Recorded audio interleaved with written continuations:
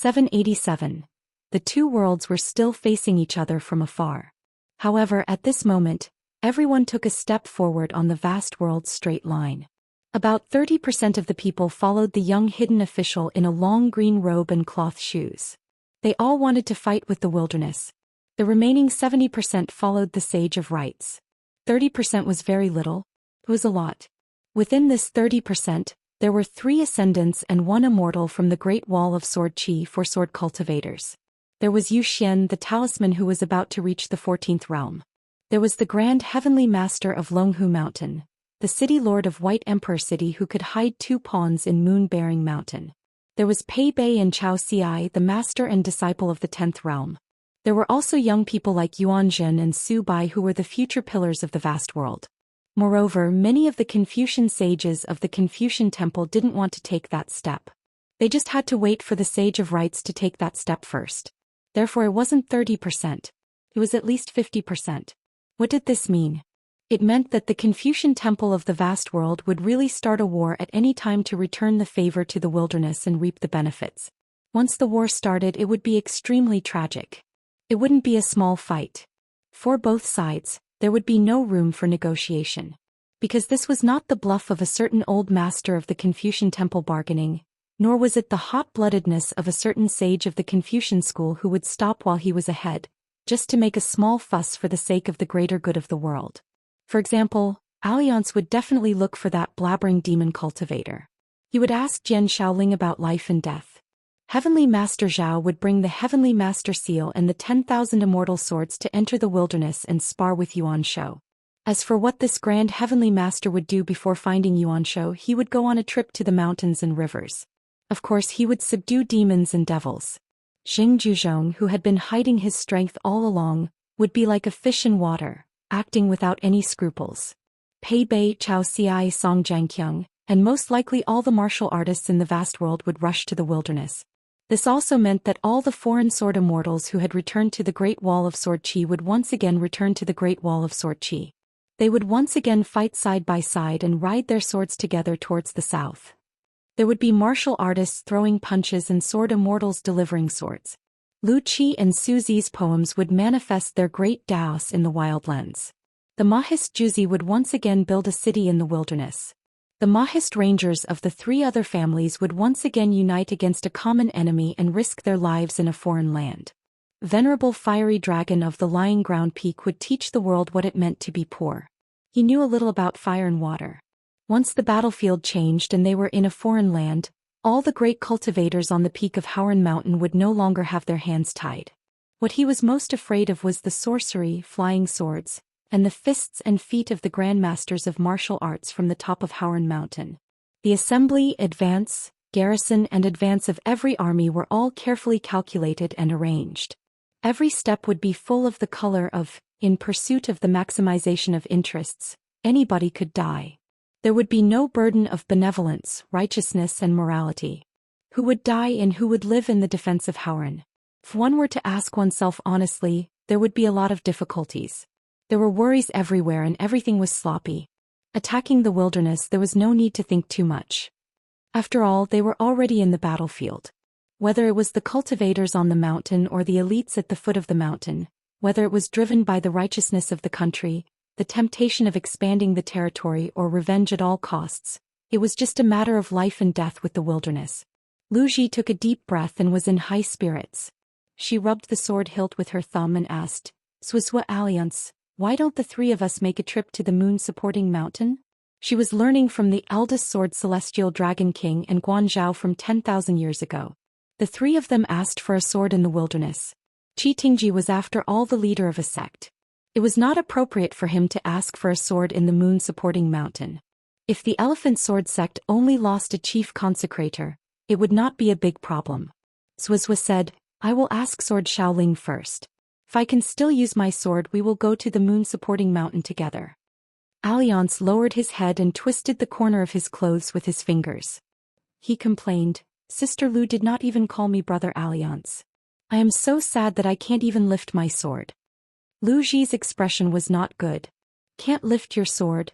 Who would think too much about it? But because of this bastard it was first widely spread at the Great Wall of Sword Qi and became a dirty joke. Then it became a joke among the male and female sword cultivator Dao companions. The atmosphere of the Great Wall of Sword Qi was stirred up by alliance. It was like a waterfall that appeared out of thin air and suddenly fell. Then came the second shopkeeper and it fell again and again. It was just that it was more subtle. Lu Ji said, "Wouldn't it be better to establish a lower sect in the wilderness than in the Fuyao continent?" Qi Tingji smiled and said, "There is no need to choose. We can have both." Lu Ji could be the first leader of the lower sect in the Fuyao continent. As for the future leader of the lower sect in the wilderness, she could just pick any south-traveling sword celestial. Alliance stared hard at the ground as if he was hesitating whether he should take the extra step to show off. He was wearing a scholarly robe, but he did not dare to speak or drink too much wine. His reputation was ruined in an instant. Alliance felt wronged. He said in his mind, "Sister Lu, why don't you take the extra step with me?"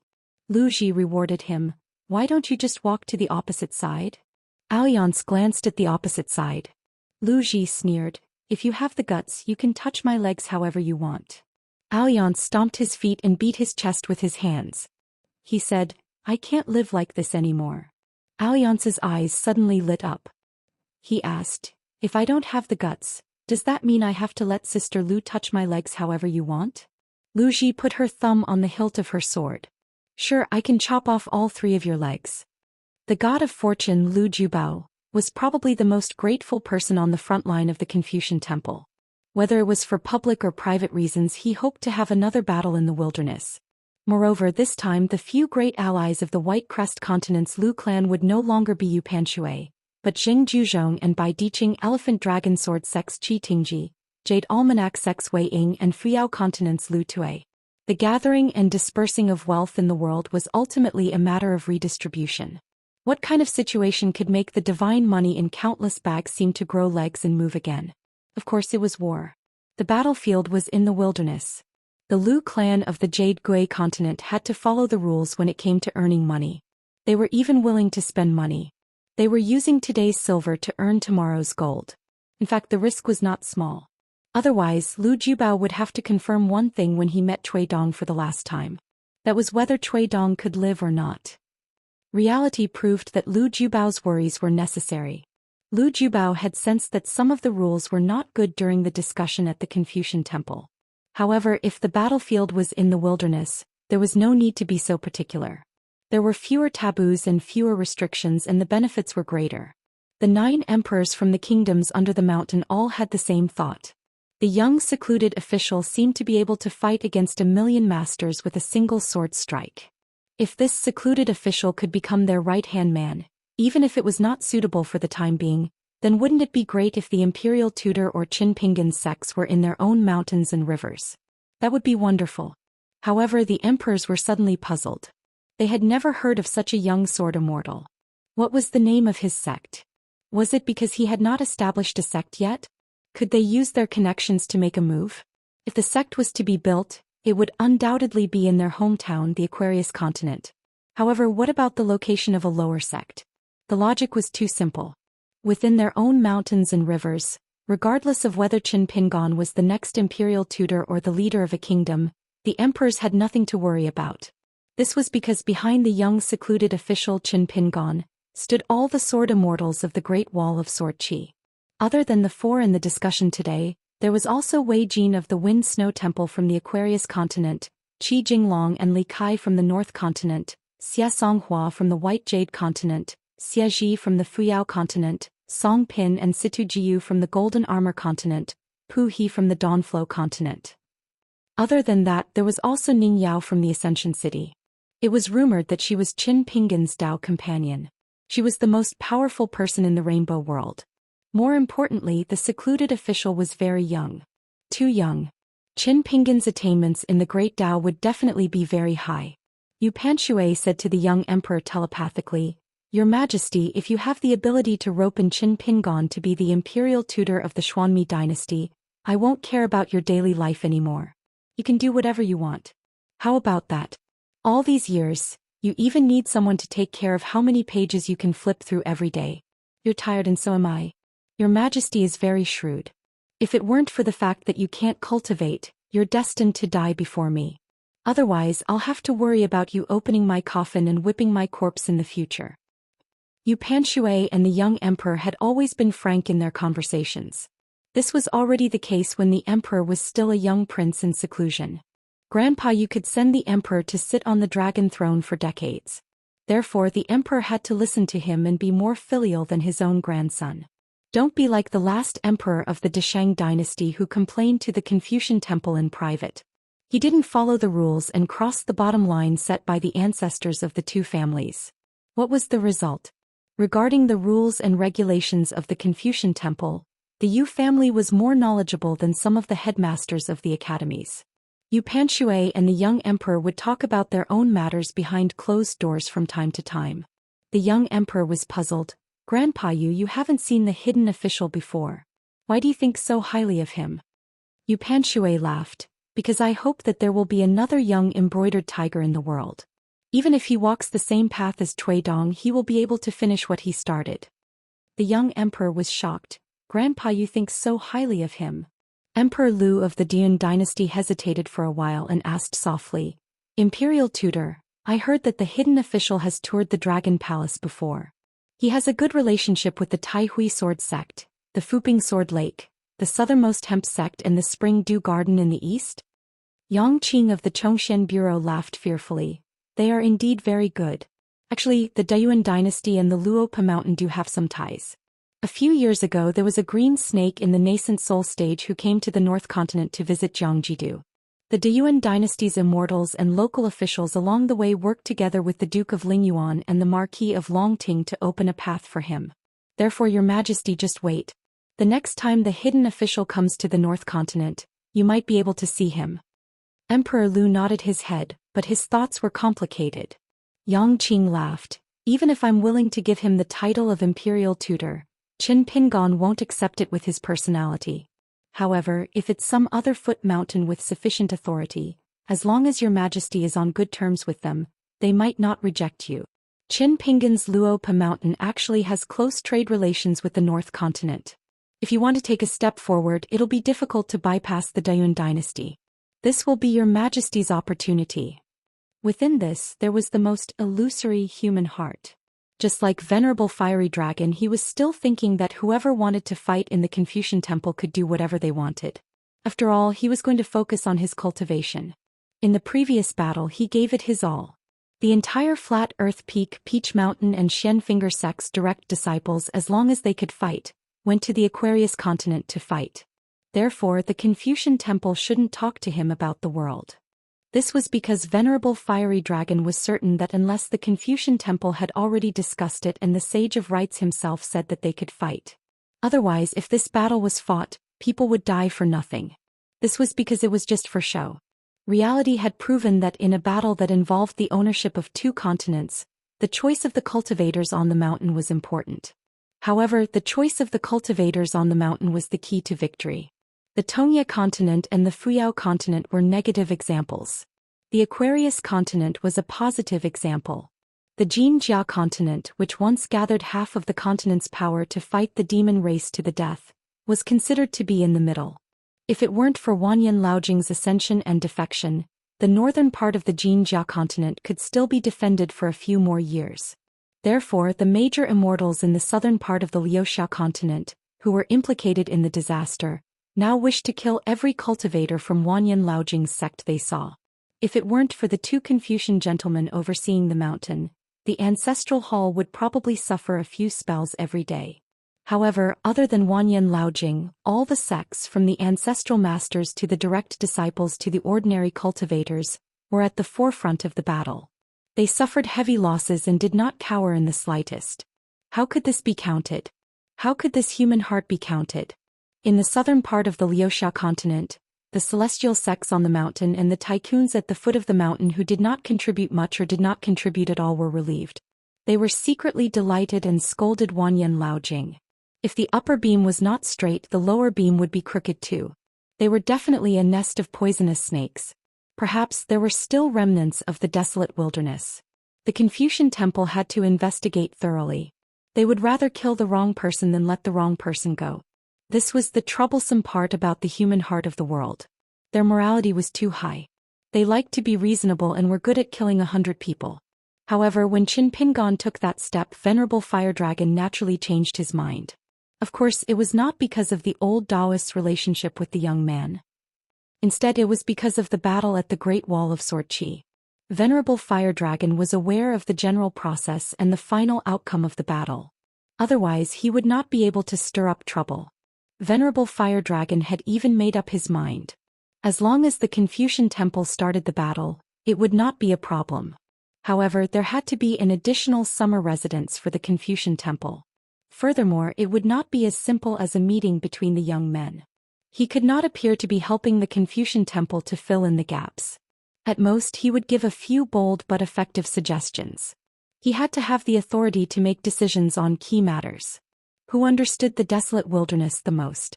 It was the young secluded official who wanted to fight. That lad was an outsider from the Great Wall of Sword Qi. However, he was treated as one of their own by the sword cultivators. Even though he was appointed as a secluded official, he remained unperturbed. Qin Pingon knew better than anyone what kind of character righteous under the heavens was. It was all right. Cui Dong's knowledge had won over the hearts of the people after the battle at the Aquarius continent.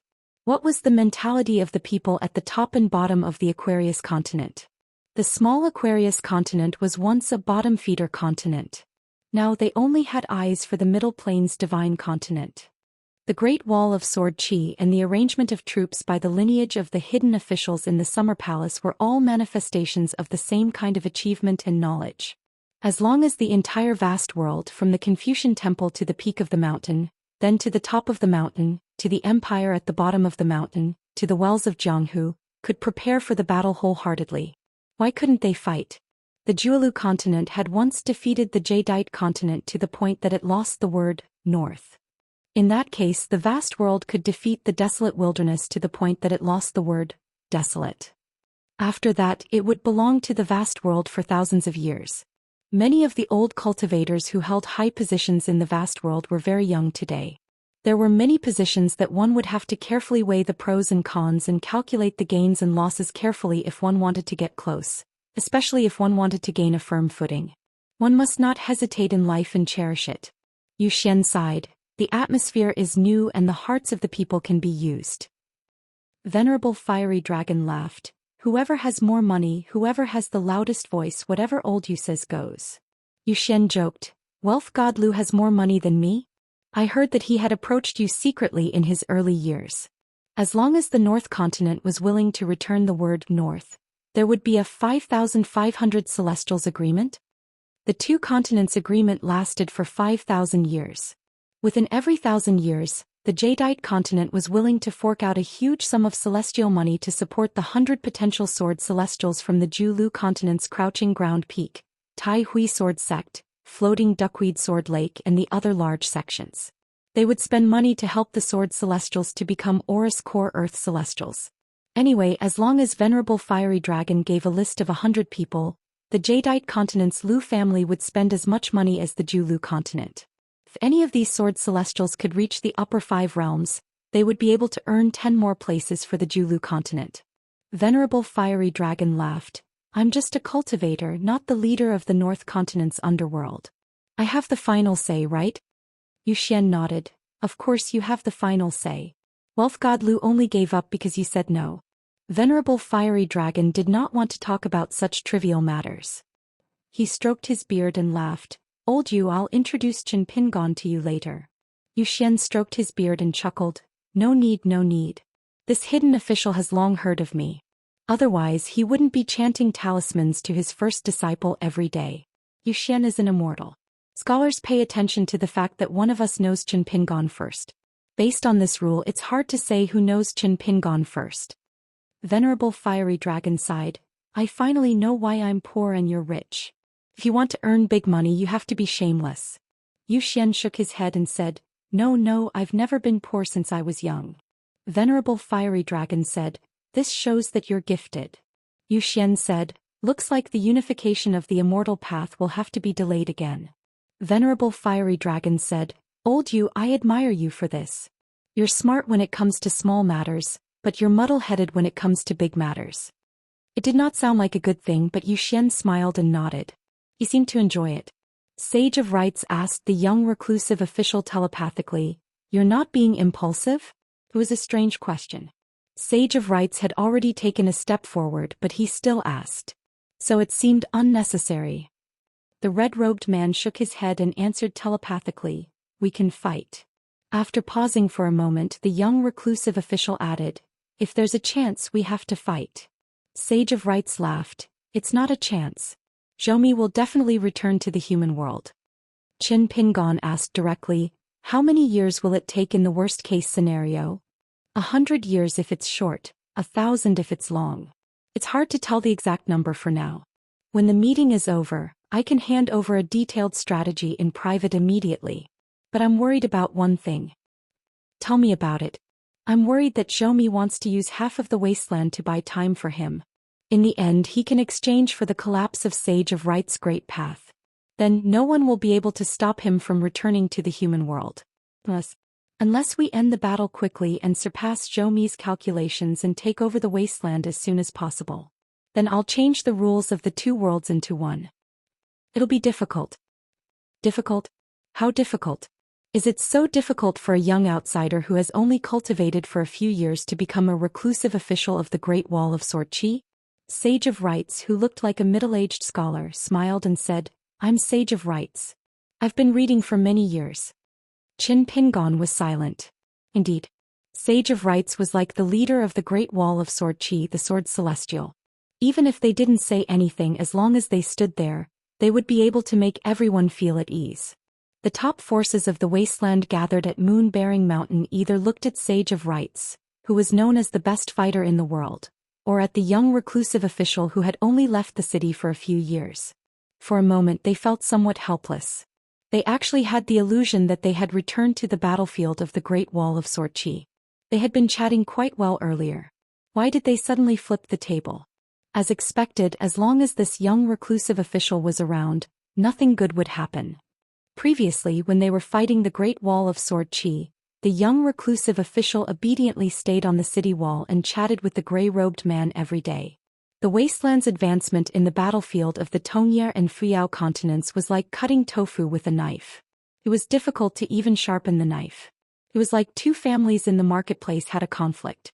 After a fierce fight, neither side was able to kill the other. Both sides had not recovered from their injuries. Then, with their own thoughts, they decided to chat for a while. They set up a table on the street and began to negotiate. The ruffian who had barged into the other party's territory was currently crossing his legs and acting like he had nothing to lose. In any case, he wasn't stingy. If he wanted to fight, he would fight. After all, he didn't have any valuable belongings. On the other hand, the other party came from a scholarly family. If it wasn't brushes, ink, paintings, and satin, would he really be willing to risk his life? Who was he trying to scare? Then, when they weren't paying attention, the scholar opposite them suddenly flipped the table and took out a knife, wanting to slash someone. The key was the scholar's family, friends, and neighbors. All of them had read a few books of the sages. Even if they weren't true disciples of the Confucian school, they still went crazy along with them. Why was it that the savage world had conquered the Tongye, Fuyao, and Jinjia continents as if it were a game? Even if there were occasional clashes, the general situation was still unstoppable. Only the Great Wall of Sorchi was so painful?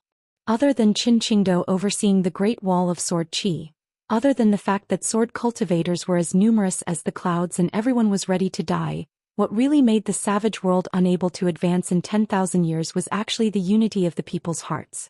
No matter what the world said or saw, the sword cultivators didn't care. If they wanted their home to be destroyed, they had to die first. Therefore, the sword cultivators only cared about standing on the front lines of the city and delivering swords to the battlefield in the south. With pure sword hearts, they didn't even care about life and death, let alone profit and loss. One side had already taken a step forward, while the other side remained in place. It was meaningless to take a step forward or even an extra step.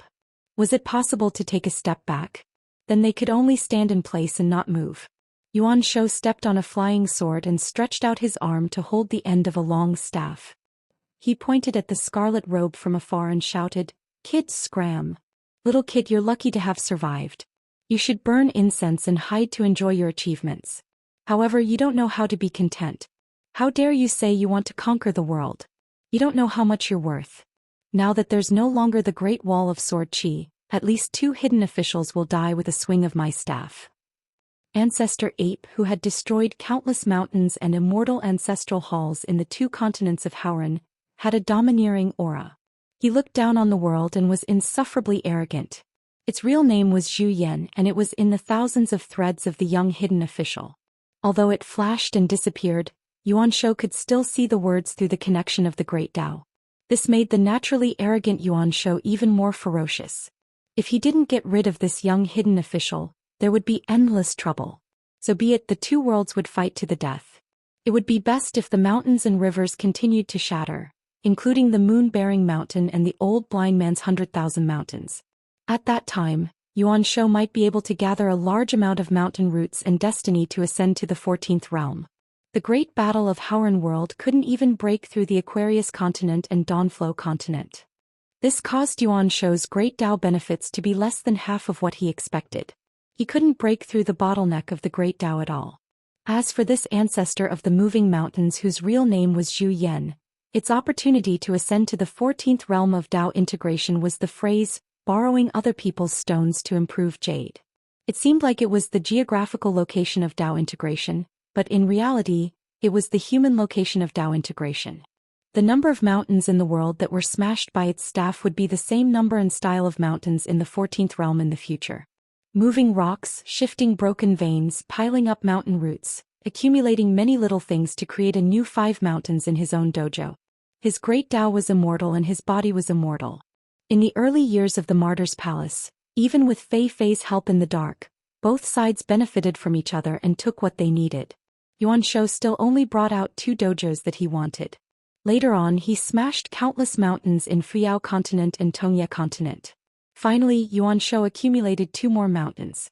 As long as the 5 mountains stood tall in his dojo and the Kunlun dojo was created after Tao integration, Yuan Shou would be able to step on the Great Tao alone and ascend to the heavens.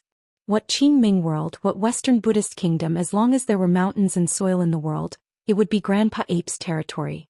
When there were no more mountains in the world, all of them would be moved into his dojo. Then he would be the newest 15th realm cultivator after the ancestors of the 3 sects. Heaven and earth would live together, stepping on the stars and shattering the sun and moon with his staff. What Sui Mountain, what Dragon Tiger Mountain, they were all just a bunch of bamboo chopsticks.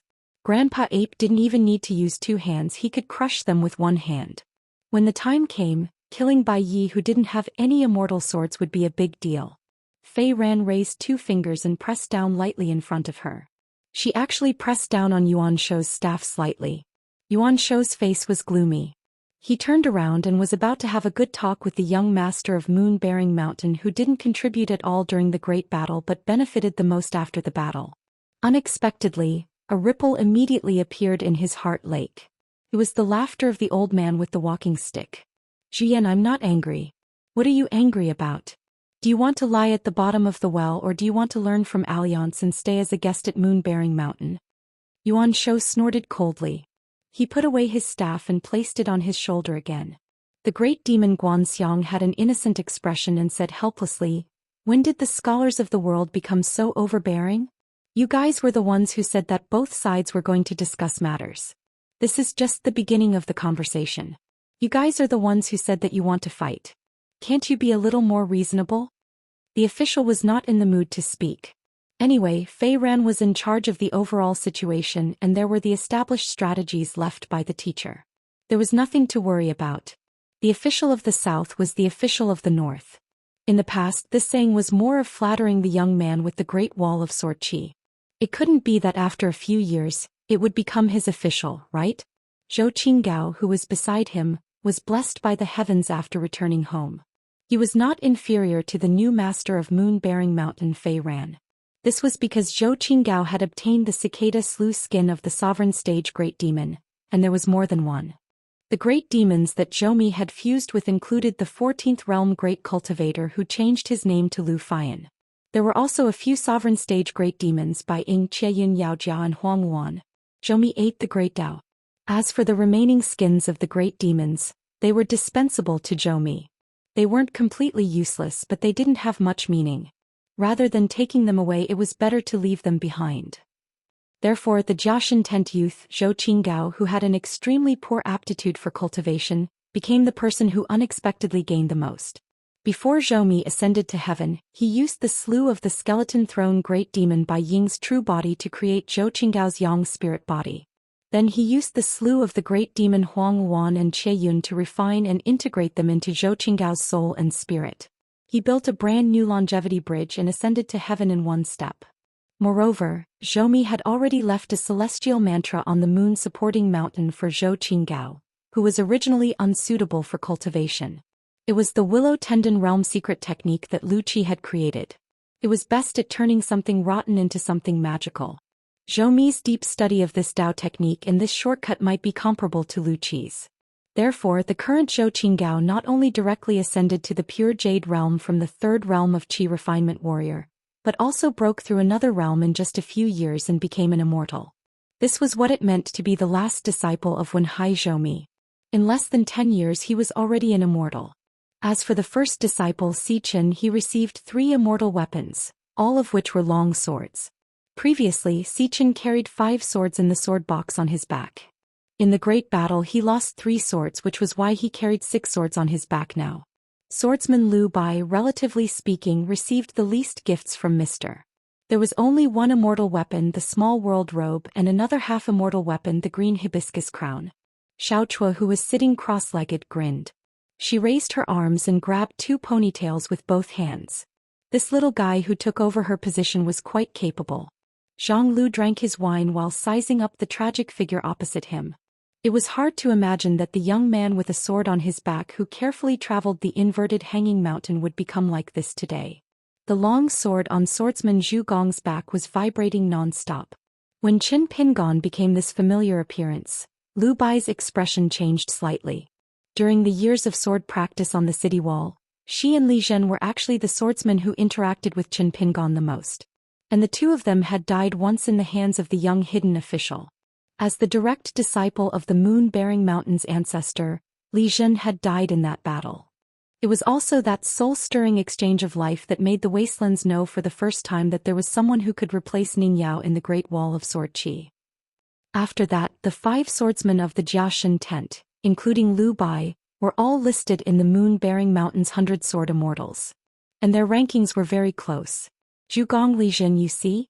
Tan Lu Bai had carefully set up an ambush, but it still failed. Lu Bai's neck was twisted by Qin Pingon in the process of that ambush. Zhou Qinggao said loudly, I can completely understand why the hidden official is so determined to fight. The Great Wall of Sword Qi suffered the most losses. The swordsmen of the Ascension City in the 5th world are indeed the most qualified to seek revenge against the wastelands. Furthermore, the literary sage's lineage, Mr. Cui of Dali Imperial Tutor and Mr. Qi of the Cliff Academy, are no longer around. As the last disciple of Mr. Wenxing, the hidden official has the same reason to reason with the wastelands. It's only right to repay grievances with justice. Zhou Qinggao smiled and said, regardless of whether it's his identity as a swordsman of the Great Wall of Sword Qi or his current identity as a scholar of the literary sage lineage, Qin Pingon is the most qualified to say fight. He has the most clear conscience. The final battle at the Great Wall of Sword Qi was not fought at the Great Wall of Sword Qi. Although it was said that the Great Wall of Sword Qi was bestowed by the hidden official's lineage of the Summer Refuge Palace, it was clear that the 60 military tents of the wastelands were bestowed by one person. It was not that Qin Pingon was so capable that he could successfully scheme against the entire wastelands with his own strength. It was that Qin Pingon had eaten all the thoughts of the hidden official's lineage of swordsmen, all the secret records of the Summer Refuge Palace, and all the battle plans of the wastelands.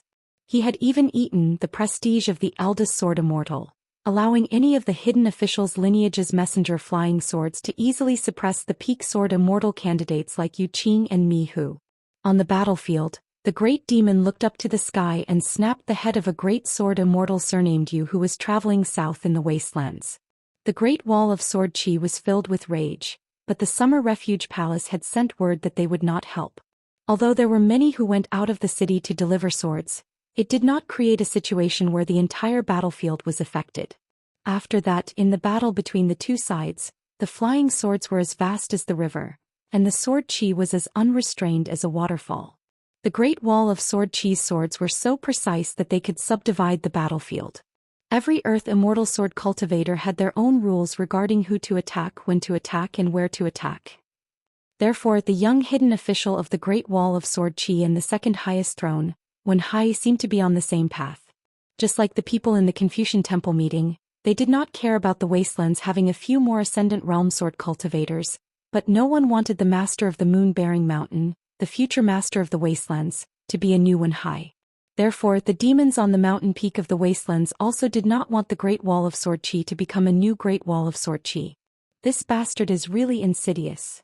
Yu Panshui clicked his tongue in wonder. Your Majesty, have you learned it? This is what you call knowing how to talk.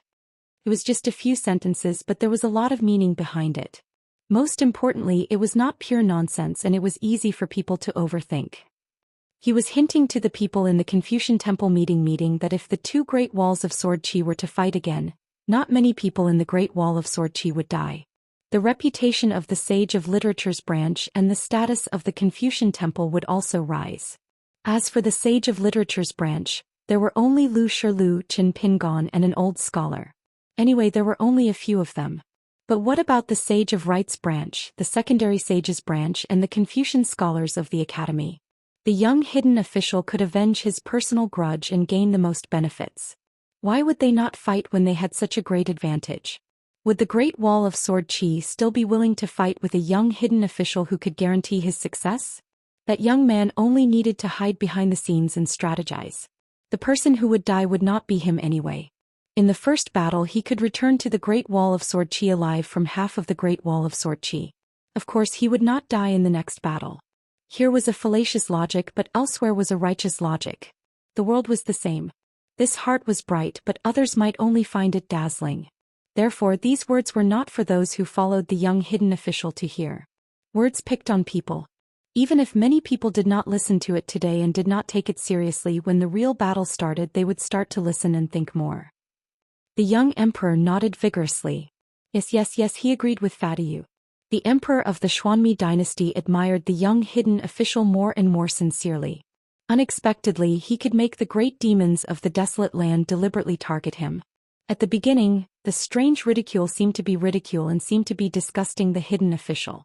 But why didn't the desolate land ridicule Huayin and the god of fortune of the Lu family? It was not worthwhile. They looked down on him. It seemed that he must find a chance to call him brother in the future. He must hug this thigh.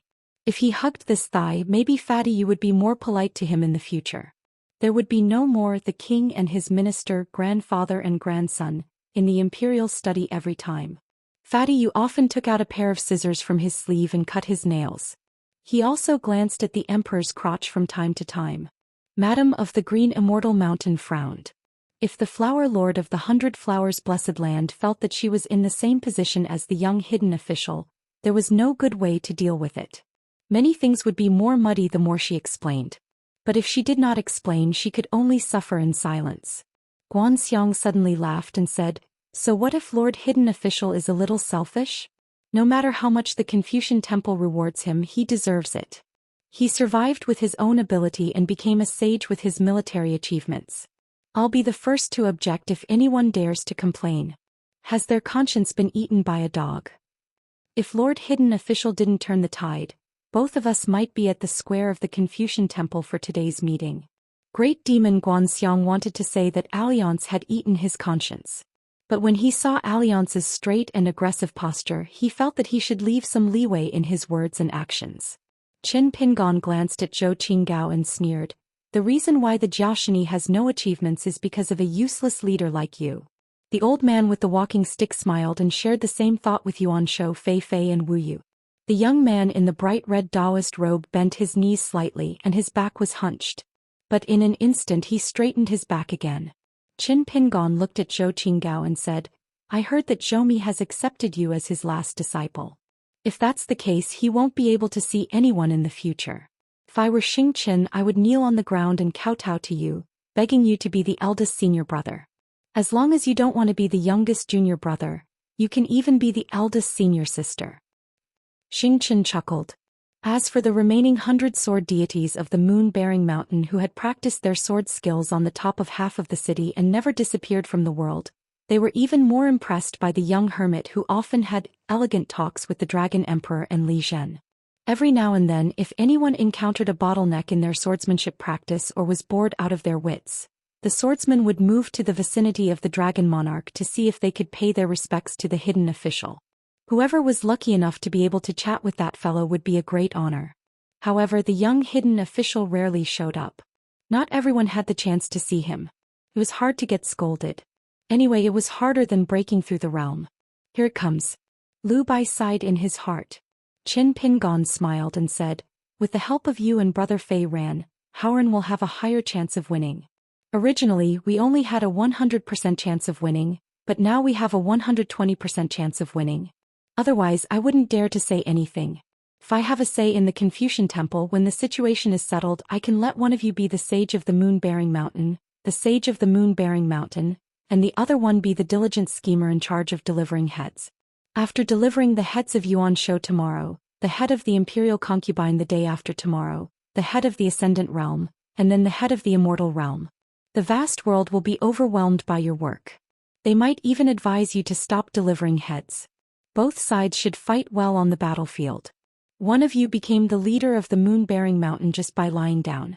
You became the greatest contributor of the Confucian Temple just by lying down. You should be the sages now. However, I still have to ask the Confucian Temple if the two of you are the men of sacrifice planted in the vast world. If you are, and you are killed because of me, I will engrave 2 seals with the words 100 deaths without regrets and heart towards Howren. Zhou Xian took a deep breath. So ruthless, so cruel. Venerable Fire Dragon was puzzled. What kind of place is the Great Wall of Sword Aura? His feng shui is not bad. He used to be such an introvert. How did he become like this after a few years in the Great Wall of Sword Aura? Zhou Qingao cupped his fist and smiled.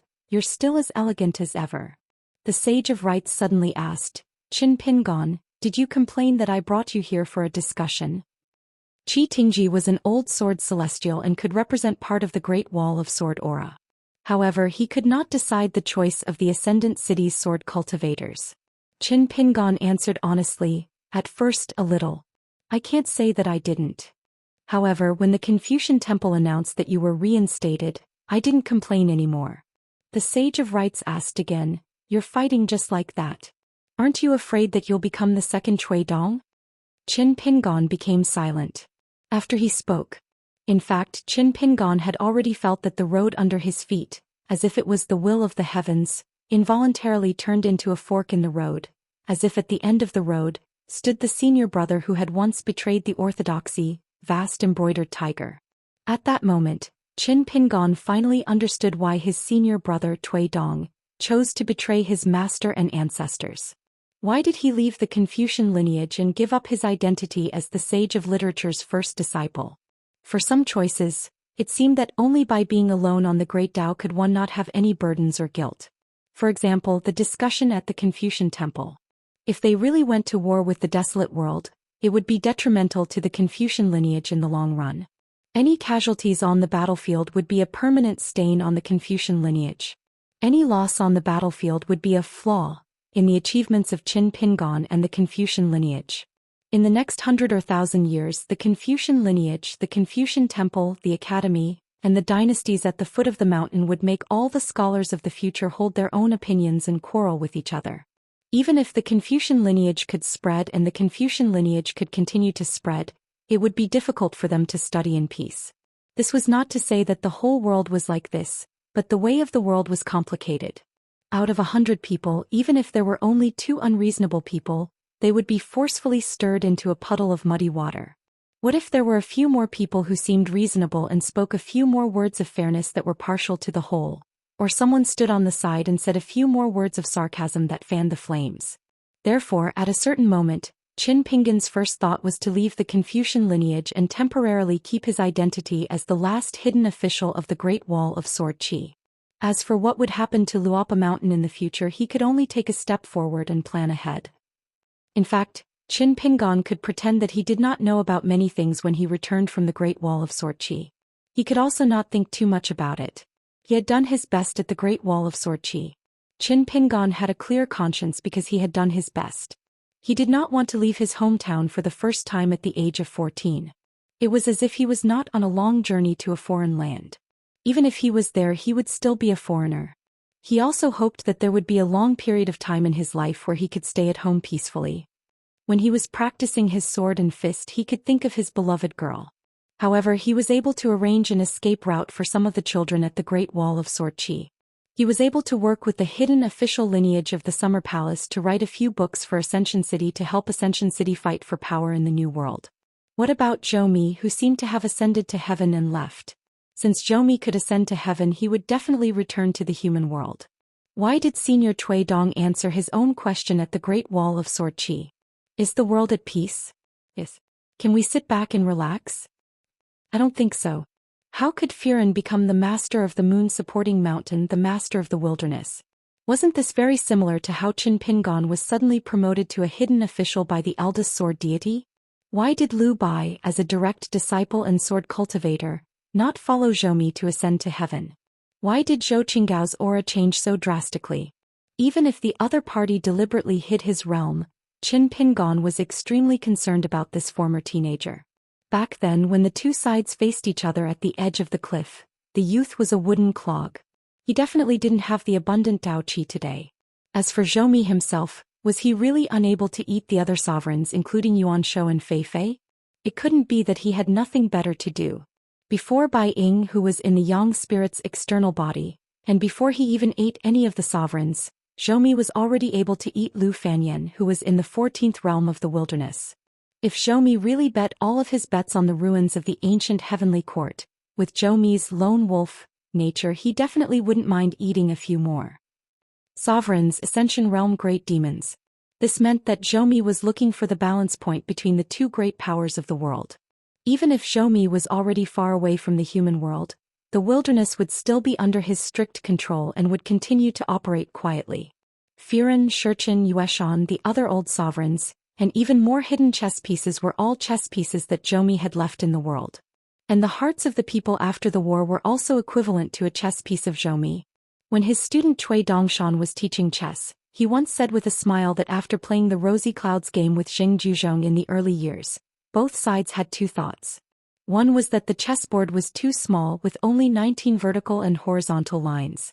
The other was that in a game of Go, the true brilliance of a chess player was to break the rules and set the rules again, but the opponent could only adhere to the rules. This was the true unreasonable hand. At that time, Qin Pingon asked curiously, for example? On the chessboard, the chess pieces of both sides are either black or white. Black eats white, white eats black. This is the old rule. If black eats white, the white piece will turn black and stay on the chessboard. It's still not wise because it's too obvious. However, if the white piece stays on the chessboard, its effect is equivalent to a black piece. Moreover, when it changes, it's up to the chess player to decide. To be able to do this, one can be considered to have reached the realm of honoring the world. In the blink of an eye, one can casually slaughter a dragon. Or in a desperate situation, one can come back from the dead. Qin Pingon naturally understood the chess theory that Cui Dongshan was talking about. But chess theory was like logic. Without experiencing it personally, it was very difficult to truly understand the profoundness, danger, and unpredictability of it. This kind of Hao Ran Jiaxing was worthy of Grand Ancestor Yu Mountain, who was willing to take out a savage world and entrust it to Zhou Mi. Zhou Mi had come up with 3 plans. Because the righteous lands had managed to defend the Aquarius continent and the South Swirling continent, Zhou Mi had joined forces with the moon-bearing mountain Grand Patriarch to preserve their reserve power. Because of that, the Wildlands plan had become Zhou Mi's plan. But this game of chess was not really over yet. Actually, it was just the ending stage. Fei Ran, Zhou Qinggao, and the others were still not chess players, and had not gotten rid of the identity of Zhou Mi's chess pieces. Next, it was Zhou Mi's turn to guard the ruins of the ancient heavenly courts, and overlook the entire human world. Yu Mountain had to fight for a certain opportunity for Zhou Mi. For example, within 100 years, Yu Mountain had to hold back Hao Ran Jiaxing and delay the Sage of Right's mending of the heavens. Yu Mountain was willing to give up a lot of territory in the savage world, and had to drag the Qi cultivators of Hao Ran Jiaxing from the peak cultivators to all the young cultivators into the mud of war.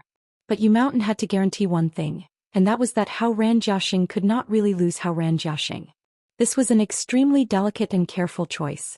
Hao Ran Jiaxing could not completely lose Hao Ran Jiaxing, or else Zhou would become a water without a source, a tree without roots, and a new heavenly quartz with a new owner could only be left alone outside the heavens.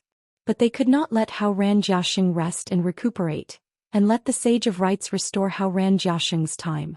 If Qin Pingon did not participate in the meeting at the Confucian Temple, he would not have to worry about these things.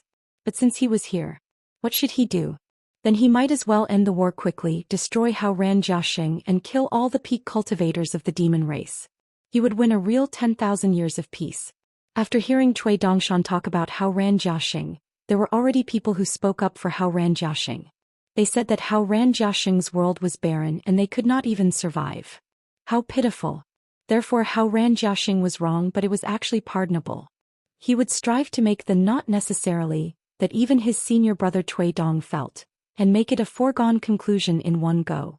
Otherwise, when Zhou successfully returned to the world, the next war was destined to be even more tragic. Because Zhou was not willing to be a mender, he wanted to rebuild everything in his hands. Not to mention the life and death of Hao Ran Jiaxing, he did not even mind rebuilding all the living beings in Hao Ran Jiaxing's world, the mountains and rivers in Hao Ran Jiaxing's world. Since that was the case, the Sage of Rites could not say anything, so let me do it. The Sage of Rites asked, "You won't regret it?" Qin Pingon said without hesitation, "No. We all want to become strong and we should do something for this world." The Sage of Rites nodded lightly. "Then I won't argue with your teacher about those repetitive words. He's really annoying, I almost want to hit him." The old scholar was easy to talk to. Only on the side of the holy sage master and him, they would really throw tantrums and roll on the ground. Especially when the old elementary scholar was really angry, he would be eccentric and unreasonable. Qin Pingon was speechless. After holding it in for a long time, he was probably used to it. He was worried about what if, so he said tentatively, "If the Sage of Rites really wants to make a move, please pick a place where there is no one around. My master cares about his face." The Sage of Rites did not comment. He looked up at the sky, then retracted his gaze and smiled. "Since the sky has fallen once, it will not fall again. Zhou problem, Cui Dong, is not a problem for a junior brother like you, but for us old people. This time I called you here for a meeting just as you thought to say those words for me. I'm old, there's no point in saying tough words. If it's a young man, it'll be more imposing.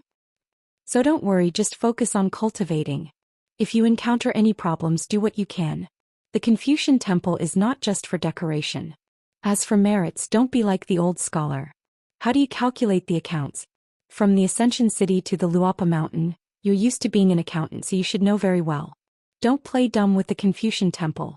Qin Pingon just listened and then he obediently remained silent. Whatever the Sage of Rites said was reasonable. The Sage of Rites shook his sleeves. The atmosphere of heaven and earth changed. Qin Pingon, who had been suppressed to the point of suffocation by the true names of several great demons, including Zhou Xian, was suddenly relieved of a burden and turned back into a green robe. The Sage of Rites reminded him one last time.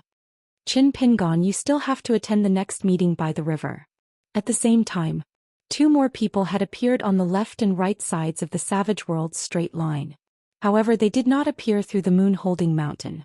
Instead, they seemed to have crossed the landscape of mountains and rivers in the wasteland from the Confucian Temple. Baizhe. The Baizhe who suppressed Baizhe in the 9 majestic towers of Haoran. The blind old man from the 100,000 mountains. The monster cultivators gathered at the moon-holding mountain were shocked at first. Then they burst into an uproar. Most of the demon clans, whether they were Ascendant Realm great demons or unpolished Jade Realm demons in a certain prominent position, were so silent and orderly for the first time. They either cupped their fists to salute or clenched their fists to show their respect to that existence. Occasionally they would open their mouths and say the same thing, respectfully addressing him as Master Baizhe. It was obvious that Baizhe was the most qualified person in the wasteland to be the ruler of the world. As for why Master Baizhe chose to betray all of his kind in the wasteland 10,000 years ago, and why he stood by and did nothing during the Great War. Resentment was resentment, but they were still convinced. The reason was simple. Baizhe had lived long enough and was strong enough. Besides, as long as Master Baizhe was willing to return home, They could even go to the vast world again. Moreover, the blind old man who had not sided with either side for 10,000 years had chosen to stand on the wasteland's side this time. However, two people had also appeared on the left and right of the vast world. One was a monk in chicken soup who had once escorted the person who had lit the lamp for the vast world. According to some Buddhist scriptures, the old monk had held the lamp and guarded it for 30 years. The other was a dragon slayer who had disappeared for 3,000 years. The White Emperor City's city lord had already turned around and cupped his fists at the old man. Even looking at the wasteland's imperial concubine from afar made him feel uncomfortable.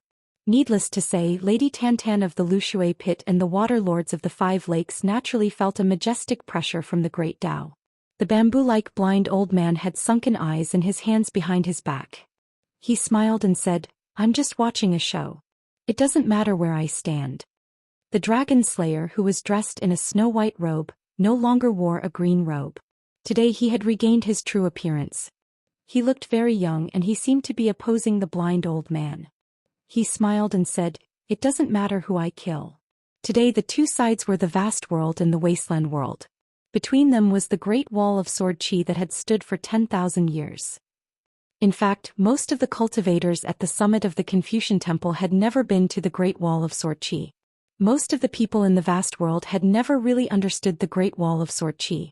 They only heard that there were many sword cultivators there, and the people there were hostile to the vast world. It was as if the people there were only sword cultivators. Only sword cultivators. They were unreasonable. They were vulgar. They only knew how to practice the sword. They were different. There were no joys and sorrows. The life and death of the people there didn't seem to have much to do with the vast world, because they had never seen it, heard of it, or knew about it. Therefore, a new long line appeared at the edge of the wasteland world landscape painting on the ground. It was the Great Wall of Sword Chi. The next scene. Even people like Qin Pingon started to blush. He felt that the Sage of Rites was too unreasonable. Because a landscape painting appeared there. It was a wine shop and a pair of couplets. The sword Immortal 3-foot sword looked around in confusion. Where is the enemy? The hero is lonely. 2 tales of wine in the cup, with you to quench the sorrows of the ages. Let's get drunk. Money is nothing. Finally, there was the horizontal scroll. Those who drink my wine can break through. The old scholar nudged the sage Fu Xing beside him. How is it? Old Master Fu could only return it to its rightful owner, and said helplessly, "It's amazing." He reached out and touched his forehead. Alliance was filled with emotion. Good calligraphy. Learn from me. Madame Green Immortal Mountain smiled knowingly. This was the wine shop in the Great Wall of Sword Chi? Qin Pingon suddenly took out a pot of wine and started drinking. That was because the next painting was a wall filled with wooden plaques. The tablets were peaceful and uneventful from the wine shop. There were many uneventful tablets that even Qin Pingon hadn't seen before. Because at that time, Qin Pingon had already gone to the prison overseen by Old Deaf. When he saw the sun again and went to the top of the city, Ascension City had already ascended and left. The flowers were beautiful and the moon was round. Sword cultivator Gao Kuei. And this person was also the last sword cultivator of the Great Wall of Sword Chi Dragon Sovereign. The last time this person used his sword was Gao Kuei, the sword-seeking Dragon Sovereign. He was the junior sword-seeking ancestor. Trapped by love, he couldn't use his sword. Wind Snow Temple Wei and Jin. Here the world knows that I Yuan Qingshu am a sword immortal. South Hassa Continent's great marsh water disciple. The wine here was cheap and excellent. It would be even better if you could buy it on credit. Tawin. The master sold wine and the disciple bought wine. The relationship between master and disciple was touching and everlasting. Disciple Guizhu wine. In the past he was romantic and had fought hundreds of battles. After drinking to his heart's content, Xing Mengqing came to pour wine for him. Then the old nascent soul sword cultivator who was illiterate still wasn't satisfied. He sneakily used an alias as his signature and wrote another uneventful tablet. In the poetry competition, if I claim to be second, no one dares to claim to be first. Except for the deputy manager. Half of the sword immortals in the world are my friends. Which woman in the world isn't shy? I use wine to wash my sword. Who doesn't say that I'm romantic? This was written by a nascent soul sword cultivator of the North Continent. He died in battle. the fourth sect master of the Taihui sword sect, Han Huizi. He had no regrets in this life. Han Huizi also died in battle. Lady Ning, you have someone you like. I'm very sad. This was a local sword cultivator of the Great Wall of Sword Qi in the Dragon Gate realm. He died in battle not long after reaching the Golden Core realm. I've seen all the uneventful tablets, and I dare say that I am a sword cultivator of the world. So what if my swordsmanship isn't as good as the Great Wall of Sword Qi? This uneventful tablet was the only one with words on both sides. In the world there are people like you who don't know how to write and people like the deputy manager who doesn't know how to sell wine. Give us another dozen of them and we'll never have too many. The front side was written by a young golden core sword cultivator of the Fuyao continent. The back side was written by a nascent soul sword cultivator of the Great Wall of Sword Qi. Later on they even became friends. The Sage of Rights gentleman Wang Zai also left behind a uneventful tablet. Treat others with leniency, treat oneself with strictness. Convince others with reason, restrict oneself with morals. The world is at peace and there is nothing to worry about. Be benevolent to oneself. If one desires benevolence, one will be benevolent. If one has such a heart, there will be nothing to worry about. There were 2 sentences on the uneventful tablet. The first sentence was written in semi-cursive, while the second was written in small regular script. On the uneventful tablet, the immortal character was erased, and then changed to cultivation. The deputy manager who never cheated others, Qin Pingon, has unparalleled alcohol tolerance. The sage of literature's lineage is not shallow and his skin is even thicker. When deputy manager comes to my Afterglow continent, I'll treat you to real wine. Afterglow continent's sword immortal, Situ Jiu. I'm at the unpolished jade realm, how can I not be a sword immortal? Lin Junbai drank this wine and broke through 3 realms in 3 years. When he came he was at nascent soul. When he left he was at nascent soul. He had not broken through and was ashamed of the wine. Northern snow-capped continent, Deng Liang. He drank wine, killed demons and wrote poems. His talent is not inferior to the deputy manager's, and his appearance is inferior to Wu Qingpei's. My life is very complete, I just lack a wife. I have money in my pocket and I drink until the wine shop collapses. My swordsmanship is passable. When I join hands with Alliance I can kill an Ascendant Realm demon. If Alliance reaches the 14th realm in the future he'll definitely have the skin of a Dao integration cultivator. Your mother's fart. In this battle of the Great Dao, the dog can't win against the deputy manager. Nalan Saihuan, I'll be back soon. Shepherd's flute, camel's bell, they're all sounds of the wind. The good Lin Quan has been given to idlers, and the good women have been taken away. I've never been drunk in my life and I complain about wine. Chun-Li, the sword Huilong, the flying sword Huilong. 100 years old sword immortal at your fingertips. There's no good wine in this world, you dog, give me back my wine money. Lu Xi is indeed beautiful. Life is short and practicing the sword is too difficult. What's the point? It doesn't exist. The second shopkeeper was the banker. He had a noble character, unquestionable integrity and was open and candid. Alliance is from the Central Divine Continent's scholarly family? I don't believe it. Is the hidden official really not the son of a noble family? I don't believe it. Old thief Nayla neither get lost or give Miss by a status. His sword arts are slightly better than mine. Miss Dakshong, if the deputy manager does anything to you, let me know and I'll tell Ning Yao. This time I came in high spirits and left in high spirits. Every time I pay for the wine. If one day I'm not at the table, deputy manager, give me some face and make an exception for those poor friends. Thank you in advance. In the vast world, where are the 9 continents? I've heard of it before but I've forgotten it. I took a look at her and the world was like dust. I remember when I was young the cicadas were very noisy in summer, and the snow on the road froze my butt in winter. I just forgot which year it was. Why am I a sword immortal and he a nascent soul sword cultivator? When I was 50 years old I was still in the Dragon Gate realm and he was in the nascent soul realm. Why did he save me? How can there be a world with only one moon? Is he a bachelor like me? Some things are always late. Some people always leave in a hurry. Drinking is so bitter. She has such a big butt, such a thin waist, what's so good about her? Yellow flowers, white clouds, green mountains and youth. She knocked down the deputy manager with one punch, laughing until my waist hurts. The lamp on the table was half dark and the moon outside the window was half bright. Some people think it's not bright enough and some think it's not dark enough. There's still half a pot of wine left. Drink it after vomiting. What are emperors, prime ministers and prime ministers? Can they be side dishes? What's an ancestral grave? Right and wrong are all in the wine bowl. My family's city wall is higher than the clouds. Is there such a thing? Sword chi on the city wall, dragons and snakes fly. I haven't come here to drink for a few days. Why are there so many no matter cards? I've already let down the beauty in the sword. I fell to the ground laughing as I left. So what if I'm not a sword cultivator? I just have to come here to drink. I've been diligently practicing the sword year after year, but I still haven't reached the upper 5 realms. But after drinking a few bowls of that mute lake wine, I really drank until I became mute. There's nothing to write today. I'll make up for it after drinking next time. Recently, the deputy manager didn't come here to drink, and the number of girls who buy wine has decreased. Drinking is tasteless. The no matter cards on the wall are shaking violently. But I'm not drunk. Let's not compare swordsmanship or alcohol tolerance. Zhou Xian and Xianxia have to call me brother. Boss Sword Immortal, you didn't accept me as your direct disciple because in all honesty, are you afraid that my swordsmanship will surpass yours? On our side, the Jade Unpolished Realm is only a sword cultivator.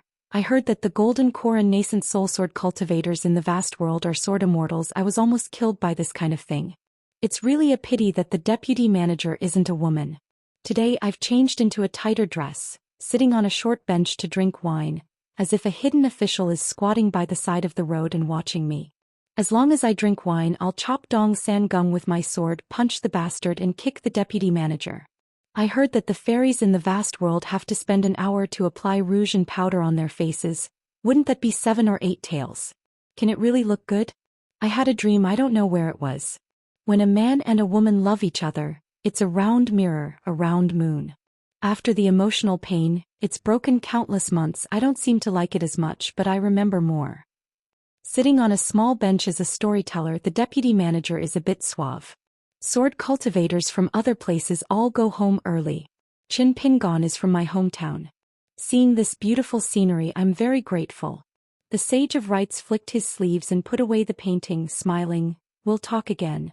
As for when and where they would talk again, the scholar didn't say. He only put away the catoptric deflection at the Confucian temple. Many plans are made, but a single decision is made. The real meeting place was still the ruins of the heavenly court. The next moment, Alliance and the people around him looked at each other, their expressions serious. Because Qin Pingon was gone. At a riverside. For some reason, the ancestors of the 3 sects didn't show up. The Sage of Rites. The Secondary Sage.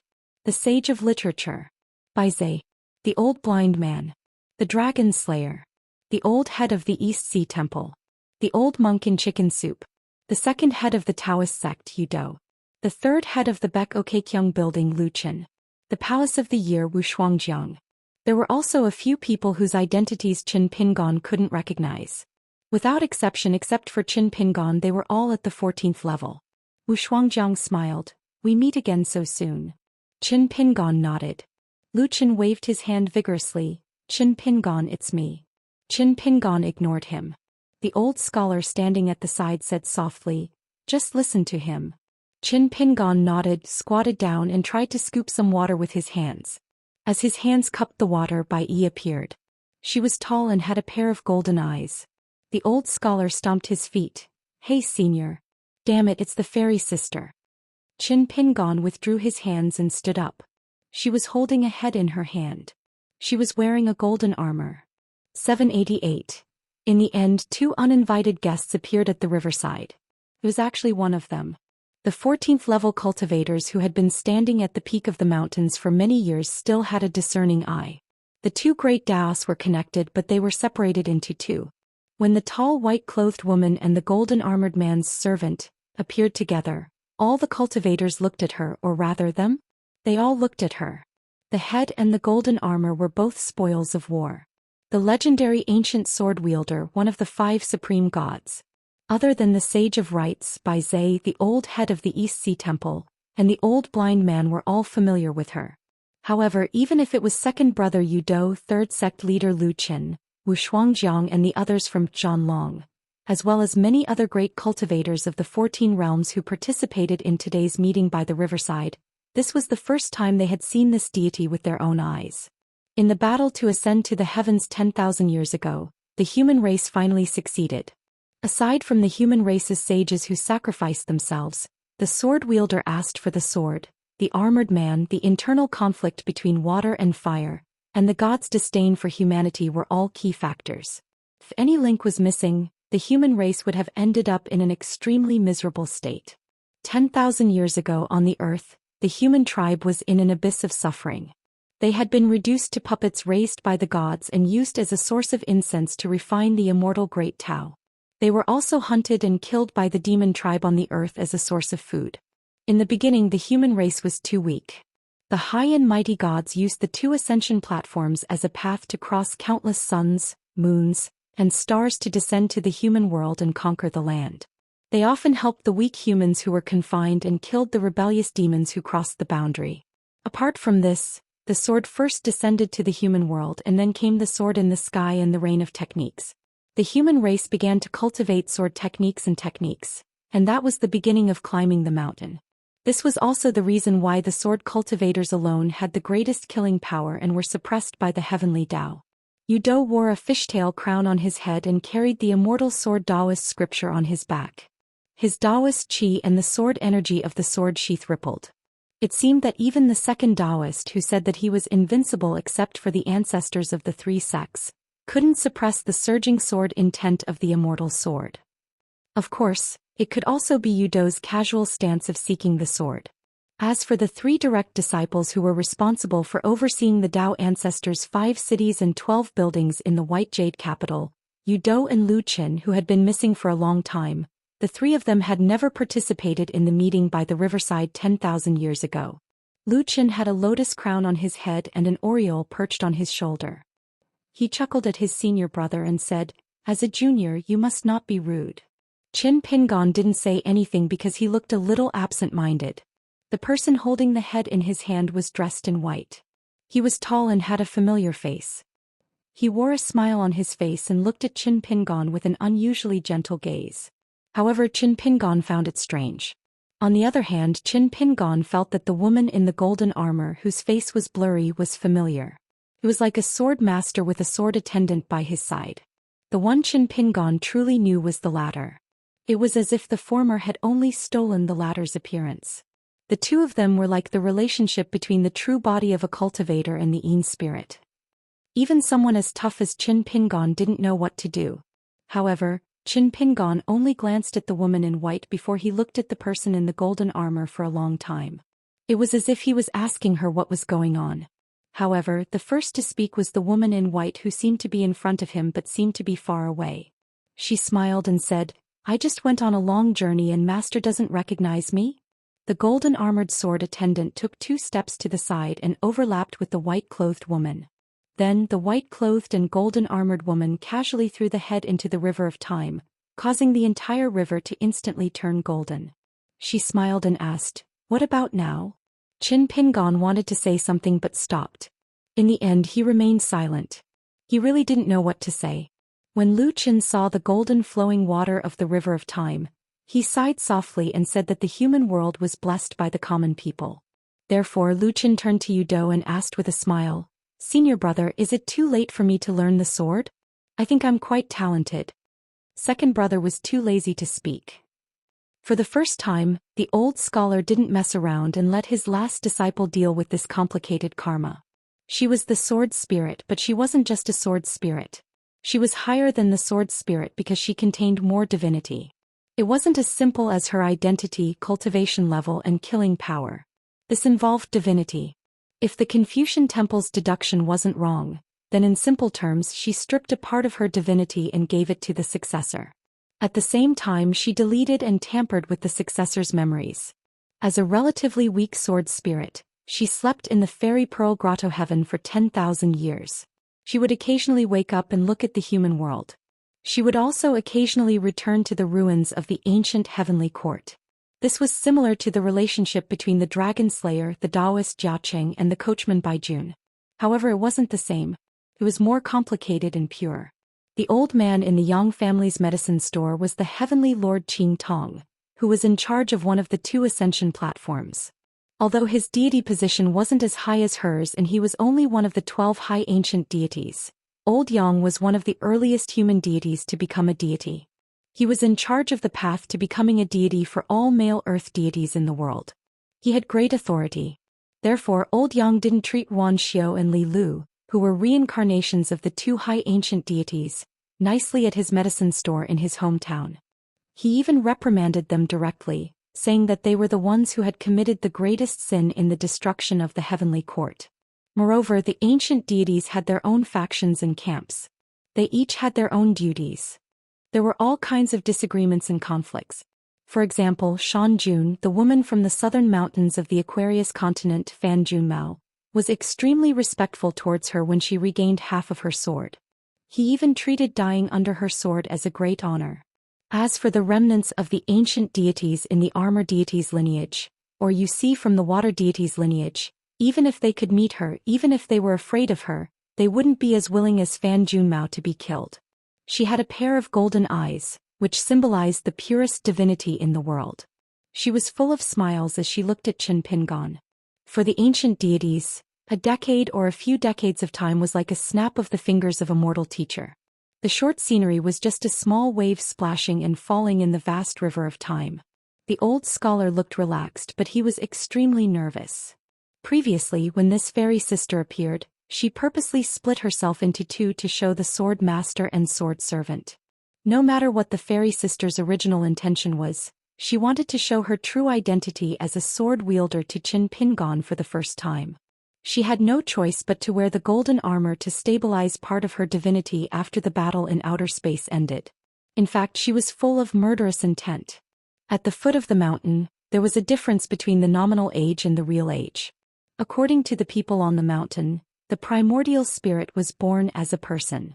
The key to the reincarnation of the cultivator at the top of the mountain was whether or not he could gather the soul and recover the memory of his previous life.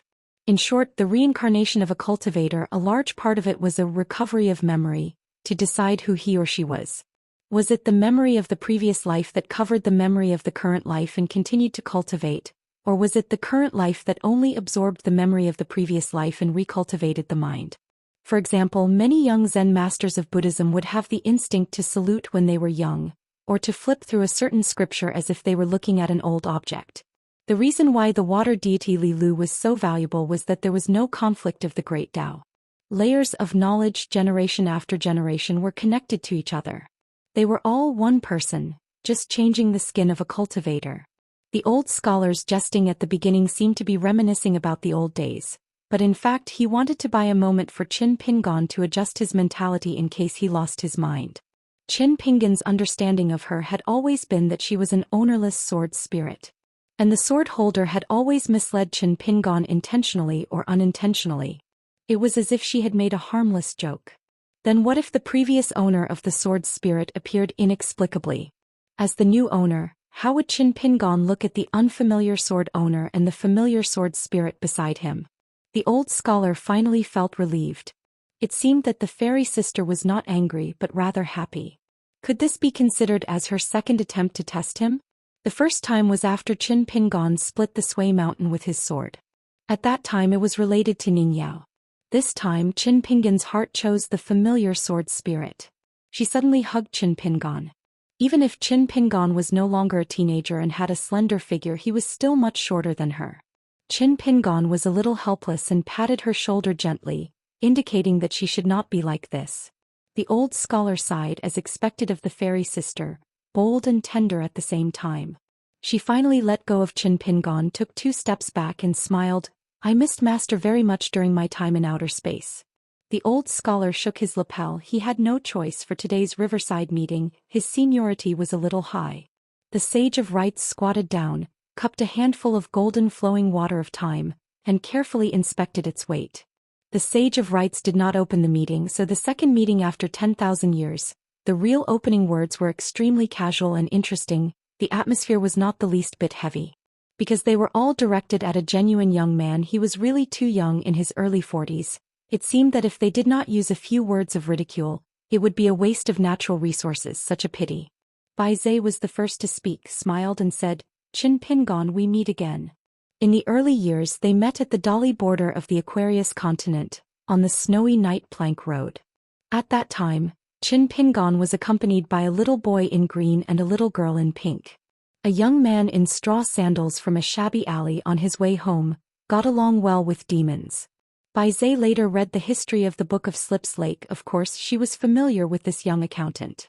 Changing social customs, people's hearts were good, that was to mend the imperfections of heaven. This was the result that Qi Jingchun wanted Bai Zhe to see when he gave her the River of Time painting. It was precisely because he tried his best that he still could not get what he wanted, but the general direction of the world was gradually changing so it could move the onlookers even more. Qin Pingon and Bai Zhe bowed with their hands folded in front. Wu Shuangjiang teased, nephew, leave after eating. Qin Pingon turned a deaf ear.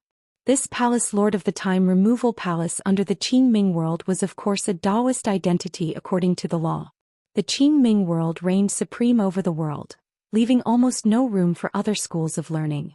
Therefore it was far purer and simpler than the Confucianism that reigned supreme over the world. There were also some Confucian academies and Buddhist temples in the Qing Ming world, but their status was low and their influence was extremely small. There was not a single sect. Compared to the vast world that did not exclude 100 schools of thought from competing, it was a completely different atmosphere. Wu Shuangjiang's identity as a Daoist official was unquestionable, but his cultivation foundation was that of a military cultivator. Wu Shuangjiang, a homophone of unparalleled generals. Surnamed Wu, he refined his Daoist companion's heart demon, and through this, reached the 14th level of Dao integration. On the night boat, when mentioning Bai Luo, the guardian of the Qing Ming world, Wu Shuangjiang used the word rise and fall, to rise. Actually, it was a pun. He exposed Bai Luo's foundation and also exposed his true identity. Of the 10 sages of the vast martial temple, there were originally 2 rises. It was only because of flaws in their achievements that their positions as sacrificial offerings rose and fell. But if one only talked about achievements and not merit, with 2 rises, one could firmly occupy a place in the top 5 famous generals of the world. As for how Wu Shuangjiang went to the Qing Ming world, how he started anew, how he joined the Qing Ming world, how he began to cultivate with the identity of a Daoist official, it was likely that it would be another old story shrouded in clouds and mist. As for why Wu Shuangjiang's path of cultivation was so smooth, it was naturally because Wu Shuangjiang's path of cultivation was like training soldiers. He smelted the strengths of 100 schools of thought, like a famous general leading an army, the more the better. The person who had once been the blind old Daoist Jia Qing, who had slain dragons, joked, "Mountain Master is truly blessed. You even managed to meet someone like this and even managed to grab hold of him. My years in the small town weren't in vain." Riding Dragon Alley. Grass Head Shop.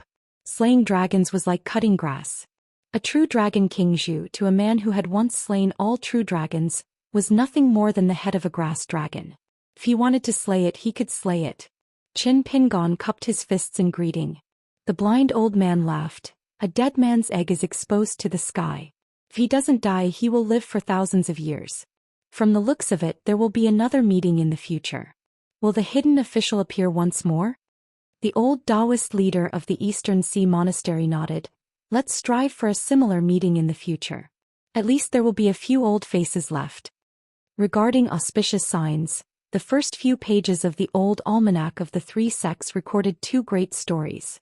One was that when the Confucian sage master was born, a Qilin visited and spat out a jade book.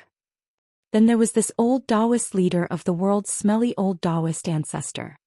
He was once called, appearing when the world was about to prosper, hiding when the world was about to decline. Other than that, there was Zhou Xian, who had a deep relationship with the Western Buddhist kingdom. She only chased dragons and snakes, not mosquitoes. The Sage of Rites didn't seem to be in a hurry to start the meeting. He allowed the 14 realms of the mountain peak to reminisce with the young man. As for Wu Shuangjiang and Yu Dou, they didn't even look at each other. Wu Shuangjiang, on the other hand, chatted with a female Taoist leader of the Qing Ming world beside him. How the 10 people of the Qing Ming world came about was actually very simple. The more times one fought with the true invincible, the higher one's ranking would be. Sun Huizhong of the Xiandu Temple was regarded as the unshakable fifth person because he had sparred with the second Taoist leader many times. The female Taoist leader beside Wu Shuangjiang was once the fourth person in the history of the Qingming world. However, she rose like a comet and disappeared like a shooting star. Very quickly, she disappeared from everyone's sight. Later generations only knew that she had a battle of the same realm with Yudo in her early years. Both sides fought to a draw. At that time, Yudo had just ascended to the upper five realms, and so had she. However, in that Dao-seeking battle, Yudo did indeed bring out the immortal sword Daoist cannon. The old Shutsai asked the secondary sage beside him softly, "How are the elders of my last disciples' fate? Good or bad?" Of course, he only picked up the good ones. Lu Chen's scheme in the small town, the danger in the lotus blossom-blessed land, the Dao-seeking battle with Wu Shuangjiang on the night boat, and the feud between his last disciple and the true invincible of the Beko Keikyang building. The secondary sage laughed it off. The sage of rites slowly stood up and said, "Yudo Shinqing and I stopped more than 10 returning deities including the one in armor. The one with the sword killed the one in armor." The sage of rites, the second leader of the Beko Keikyang building and the old monk in chicken soup. The three of them traveled far into the sky together to stop the leading deity and return to the ruins of the old heavenly court. The saints of the three sects needed to prevent this ancient supreme deity from meeting up with Zhou. In the end, the one in armor was killed by the one with the sword. Although the head in the tall woman's hand and the golden armor had already proved this. However, hearing this news from the sage of rites, even if the people in the meeting were all at the peak of the 14th realm with a pure Dao heart, they still couldn't help but feel a little shaken. The one with the sword can't continue to use the sword for the next few decades. The sage of rites said, "Besides, we have no reason to continue to trouble you. It's not appropriate for us to do so." The tall woman waved her hand, indicating that the sage of rites didn't have to be so polite. She sat by the river of time. The golden armor on her body had disappeared and she returned to her white clothes. However, a long sword and a golden scabbard appeared beside her, which she nailed into the ground beside her. She put her feet into the river, then raised her head and waved at Qin Pingon.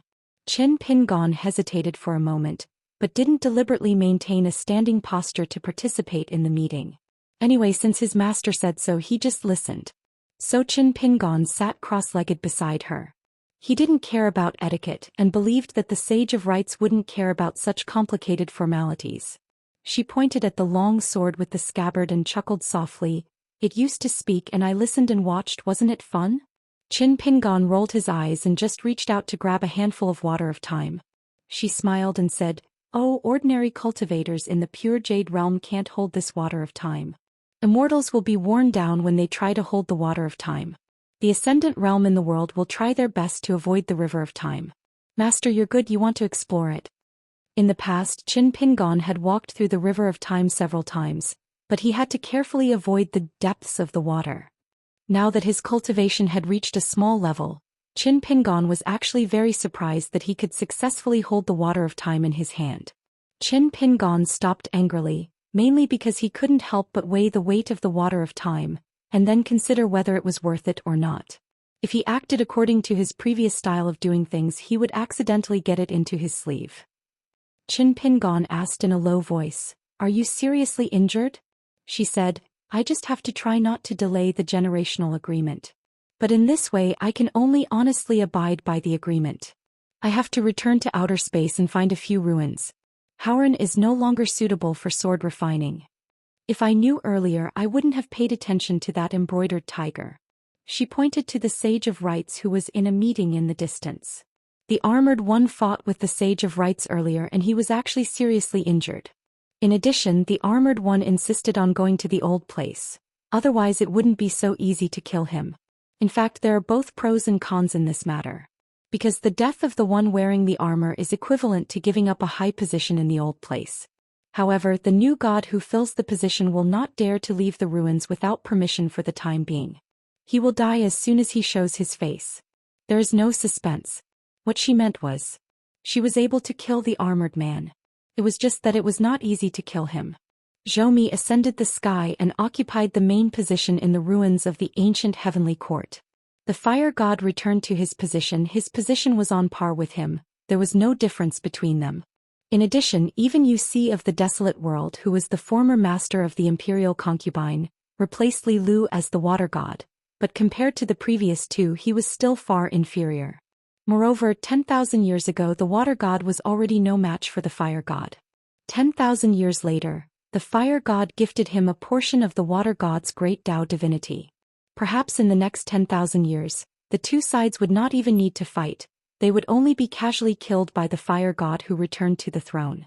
The new armored one was Li Zhen, the sword cultivator of the Great Wall of Sword Qi from 10,000 years ago.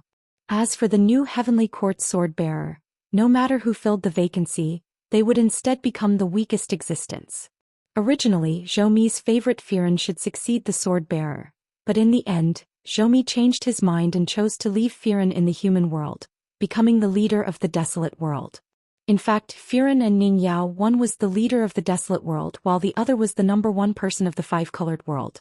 Although they had not reached the 14th realm and were still ascendant realm sword cultivators, they were still qualified to participate in the meeting. Not to mention Xiao Chua and the old man with the cane who opened the ancient well, these two were the 14th realm cultivators of the desolate world. However, today's meeting could not involve the five-colored world, let alone the desolate world. This was because this meeting by the riverside was about the ruins of the heavenly court. To be precise, it was about when Jaime who ascended to the heavens and left, and about the new heavenly court's new gods. This was the first time Chen Pingon heard the name Xianxia. Of course, he was no stranger to the chicken soup old monk. He had chatted with his student Cui Dongshan before. However, Cui Dongshan seemed to have called him the chicken soup old monk from beginning to end, and did not mention the Buddhist name Xianxia. The old scholar explained telepathically, this old monk who was given the nickname of the chicken soup old monk is actually called Xianxia. There are not many records of him in the Buddhist scriptures. Because of our vast world, most of the scriptures are passed down by the various sects of the Southern Zen sect. There are fewer records of him in the past. Actually, this old monk is very knowledgeable. The old scholar sighed, monk Xianxia is not a native of vast world. The reason why he stayed in vast world for so many years is because Xianxia once escorted a monk back to the central divine continent. They translated Buddhist scriptures together, and were responsible for correcting the text, investigating difficult problems and testifying the meaning. This Xianxia is proficient in the Nirvana Sutra Yamanaka Sutra, and is proficient in the wisdom of the 10 lands. He participated in the first debate between the three sects, which is why he has such good reputations as the enemy of 10,000 people, and the North Mountains ruler of the three sects. He is very good at quarreling. For the old scholar to say that he was good at quarreling, one could see how profound Xianxia's Buddhist teachings were. The old scholar continued, when Buddhism first came to the West, monks often lived according to fate. They traveled alone and lived like clouds and water. The monks themselves came and went unpredictably. Naturally, it was difficult for the disciples and students of Buddhism to accept. Until the Twin Peaks spread Buddhism. They chose a place to live and erected statues. They broke the tradition of not having written records and not having written words. At the same time, they established a Tao field, built a monastery and erected Buddha statues. They lived in the world and accepted the disciples of the world. During this period, monk Xianxia was secretly protecting them. After that, it was... At this point, the old scholar suddenly stopped talking. Chen Pingon knew what his teacher was supposed to say. He was talking about the East Mountain Dharma. The Twin Peaks Mountain was also known as Potu Mountain. Just a few dozen miles away from the Twin Peaks was also known as East Mountain. When Chen Pingon was young, he was a kiln worker's apprentice. He had followed Old Man Yao into the mountains to search for porcelain clay many times. After climbing Potu Mountain, he saw a tall mountain in the east. East Mountain. Cui Dongshan. Ancient Shu flood dragon skin. The 8 Buddhist sects. It was very likely that Cui Dongshan, or rather Cui Dong, had made preparations from the beginning. Once Wang Zhufu could not rise and become the only true dragon in the world, Cui Dongshan would definitely replace her. After successfully walking the path of blasphemy, could it be that he would eventually convert to Buddhism? Chen Pingon sighed. These were all unimaginable plans. As for the truth, he could ask that student in the future. Another example was Old Man Yao. Who was he? Perhaps because Old Man Yao did not speak much, every time he spoke, Chen Pingon, who could not become an official disciple no matter what, remembered very clearly. He clearly remembered one time when they entered the mountains. Old man Yao, who was walking in front, had casually said some words. The most inconspicuous soil under their feet after leaving the ground would be molded into clay bodhisattvas to eat the incense, or would be burned into porcelain and sent to the emperor's house, or become a broken bottle in the common people's house, unable to escape being baked in fire and soaked in water. They all had their roots and each had their own life, similar to humans. At that time the old man and the young man stepped on Jinju Mountain together. Old man Yao stomped his feet and said to the kiln worker's apprentice who was digging the soil that this place had the most earthy smell. It was just that the place was small, similar to a person huddling in a corner.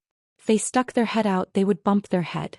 Old man Yao also said that those inconspicuous old tree stumps in the mountain could be the seat of the mountain god and should not be sat on. He said that the mountains and small mountains in the world were of the same origin, but there was a distinction between grandfather and grandson. The true Buddha only spoke ordinary words. Therefore, even if the old man was talking about supernatural things, even if Qin Pingon was just a young man in a shabby alley who had never studied before, he could understand and firmly remember it. Later on, the reason why Qin Pingon decisively bought Jinju Mountain with a gold essence copper coin was not only because of his money-grubbing nature of one coin can buy an entire mountain, but also because of what old man Yao said. The most earthy smell was actually an important reason. At that time the young man with straw sandals was naturally thinking of buying the mountain first, and then after earning more money he would buy another dragon kiln. He would be the kiln master himself, or he would ask Lu Xianyang to help him. The two of them would earn money by burning porcelain. What kind of big house could he not afford? What kind of wife could Lu Xianyang not marry? Later on, when they went out to travel crossing mountains and rivers, even if Qin Pingon did not really cultivate, he was always the most courteous. When there was no one around, he would still scrupulously abide by the rules. Soil piled up into mountains, water piled up into seas. Everywhere he carefully followed the rules. It evolved into a natural respect for heaven and earth. Later on, he even subtly influenced a little girl who left Lotus Blossom blessed land with Qin Pingon. She was Pei Qian, who was not afraid of anything but suffering. Later on, when Pei Qian traveled the world alone, she was always in awe of the Buddhist temples. The old scholar changed the topic and laughed. Later on, it was that Zen in the Central Plains that divided the North and South. Dharma is one school, people are divided into North and South. This sentence is generally fair. Ping.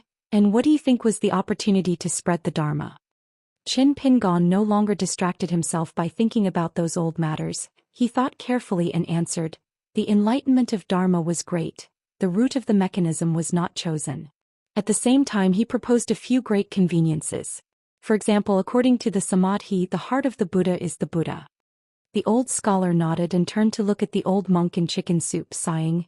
It's just that after so many years, not only did the pig slaughtering knife not let go of the famous generals and beauties, it did not even let go of such an enlightened monk. In the book, the monk with the pure and strange appearance, white and translucent, was recorded as having many wonderful things, and was definitely a handsome man. I don't know how he became a skinny old monk.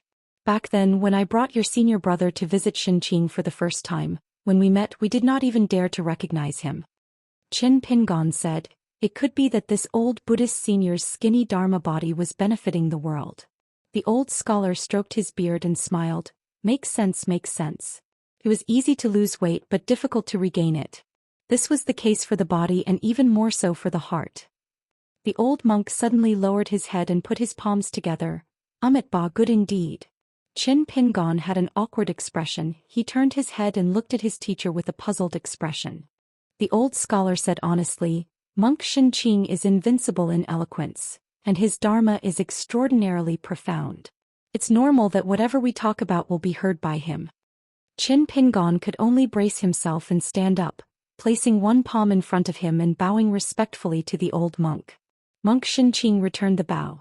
The Taoist nun suddenly asked, Sage of rites, it's been 10,000 years. Do the ancestors of the three sects have a solution to the extraterrestrial ruins? If not, she did not think that they, who were only at the 14th level, could come up with an effective solution for this meeting. If they did, what was the point of discussing by the riverside? Sage of Rites smiled. I have also asked the Holy Master, but he did not give an answer, neither did he say yes or no. The nun nodded. If that's the case, then the ancestors of the three sects will still find it difficult. It's alright, this way things will be simple. Since there's no way to avoid it, then we will face it head-on. Let's go to the extraterrestrial world together, and leave the matters of the mortal world to the humans.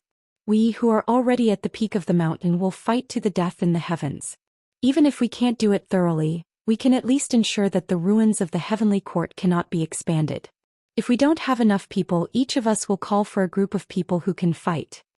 Sage of Rites smiled and shook his head. It's not that simple. The nun frowned slightly. Why are you so displeased? Wu Shuangjiang suddenly said, that moon-bearing mountain will be both a trap and an opportunity. The secondary sage nodded, obviously agreeing with this. Yu Dou said, if it's possible, I will lead the way. Monk Xinqing said, I will guard you. The person who slayed the dragon smiled. Sage of Rites, when I attack the extraterrestrial world, don't ruin my path in the mortal world. Sage of Rites smiled, of course. This was the discussion by the riverside. The woman in white smiled and asked, Master, aren't you going to attack with your sword? Qin Pingon was puzzled. Can it be done? She smiled and nodded. 1 or 2 attacks won't be a problem. Qin Pingon asked tentatively, what if the sword attacks the moon-bearing mountain? To be honest, Qin Pingon did not have much confidence in attacking the extraterrestrial world, but if it was to compete with the moon-bearing mountain, he had a lot of ideas. He had long wanted to do it. She stood up, holding the sword with both hands, and said, I'm willing to move the mountain with Master. The animated adaptation of Air Gen's A Thought of Eternity had been officially broadcasted on Tencent Video. It was released at 10 p.m. on August 12th. The first 3 episodes would be broadcasted every Wednesday. 789. The 80 or so sages and headmasters of the academy had to attend an internal meeting of the Confucian Temple. Apart from a small group of outsiders who were attending the meeting, the rest of the people were not allowed to leave yet. They had to stay in Panshui County and wait for the Confucian Temple's arrangements. Half of the people attending the meeting were missing. However, there were more than 10 new faces. Most of them were young people, such as the little celestial master from Mount Longhu and Lin Junbai from the Shaoyuan dynasty. Qin Pingon was nowhere to be found. The 4 people who attended the meeting as sword cultivators from the Great Wall of Sword Qi were all present. They were still a distance away from the Confucian Temple. Perhaps the Sage of Rites did it on purpose. After all, they had to attend 3 meetings in a row to allow them to catch their breath and chat along the way. Alliance lamented. He looked at Cui Yu and Qi Tingji with disdain. He complained, I'm different from the 2 of you. Can't you treat me as half of a 14th realm cultivator? Lu Ji sneered. I'll congratulate you when I break through. Alliance rubbed his chin and nodded. 1 on top, 1 on bottom. Seems like a fair trade. Lu Ji's expression was cold. She threw a punch at Alliance and sent him flying. When he regained his balance, the man had already taken off his Confucian robe. Without the pressure of the Great Path, it was now Brother Alliance's time. Since the sages were not around, he would have to shoulder the heavy burden without hesitation. Alliance ran back to Lu Ji and asked softly, Where's Zhou Xian? Suyu shook her head. He's absent from the second meeting. Alliance was envious. He's in the limelight now. Alliance scolded, How dare you? How shameless of you to use such a clumsy trick to gain attention. Lu Shirlu and Zhou Xian were pseudonyms before they became apprentices. Before they became disciples of the second sage, they visited the mountains with Bai for many years. Lu was a pictographic character. He was a metal character. The 16th day of every month was called Zhiwang. There was a saying at the foot of the mountain that the moon was full on the 16th day of the month. Including the quick snow calligraphy, there were many rare and precious manuscripts in history that had the 2 words Zhou Xian stamped on them. As for Lu Shirlu, he was born as a demon. As the oldest cultivator in the world, he was no stranger to Bai Zhe, the old blind man, the East Sea Abbey Dean, and the mountain-moving patriarch whose real name was Zhu Yan. Thus, in terms of seniority, Lu Shirlu rarely had to address anyone as senior, once he put aside his identity as a member of the Confucian lineage. In fact, there were many descendants of the Confucian lineage in the wilderness. Therefore, it was not suitable for Lu Shirlu to appear in the second meeting between the 2 worlds. Alliance looked around and rubbed his chin. The people that the Confucian Temple invited this time are quite interesting. The leader of the Confucian temple in the headquarters and the leader of a branch in the other continents? We're just waiting for the alliance master to command the heroes. Once he gives the order, we're going to split up and chop people down? The meeting was held in the Confucian temple. When the time came, even if they were not part of the Confucian temple, they would be part of the Confucian temple. Since they were all family, there was no need for them to act as if they were strangers. At the beginning of the meeting, the people were still unaware of the Confucian temple's true attitude. However, after the 2 meetings, even those who were slow to realize the truth should have understood. The sage of rites, the sage of literature, the sage of rites, the 3 Confucian temple leaders, Fu Sheng and the other old masters were all different. From the meeting in the plaza to the confrontation with the wilderness, everything was different. For example, apart from Song Zhangqiang of the Dali dynasty of the Aquarius continent, the other 9 emperors were not qualified to appear in this meeting. They just had to follow the Confucian temple's orders. They just had to wait for the news. Before leaving, Old Master Han had made it clear that they were not to say anything about the meeting today. They had to do their jobs properly. Old Master Dong took the lead with 8 people following him. The North Continent's Venerable Fire Dragon, the Aquarius Continent's Song Zhangqiang, the South Whirlpool Continent's Chen Chunhua, the White Jade Continent's Lu Jubao, the Fuyao Continent's Lu Tuo, the Drifting Dawn Continent's Song Go, and the Tongye Continent's Wei Ying.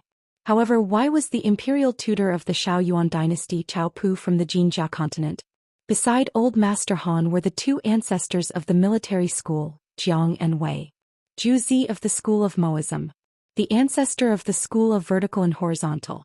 Mr. Fan of the Shang clan. The ancestor of the school of Yao.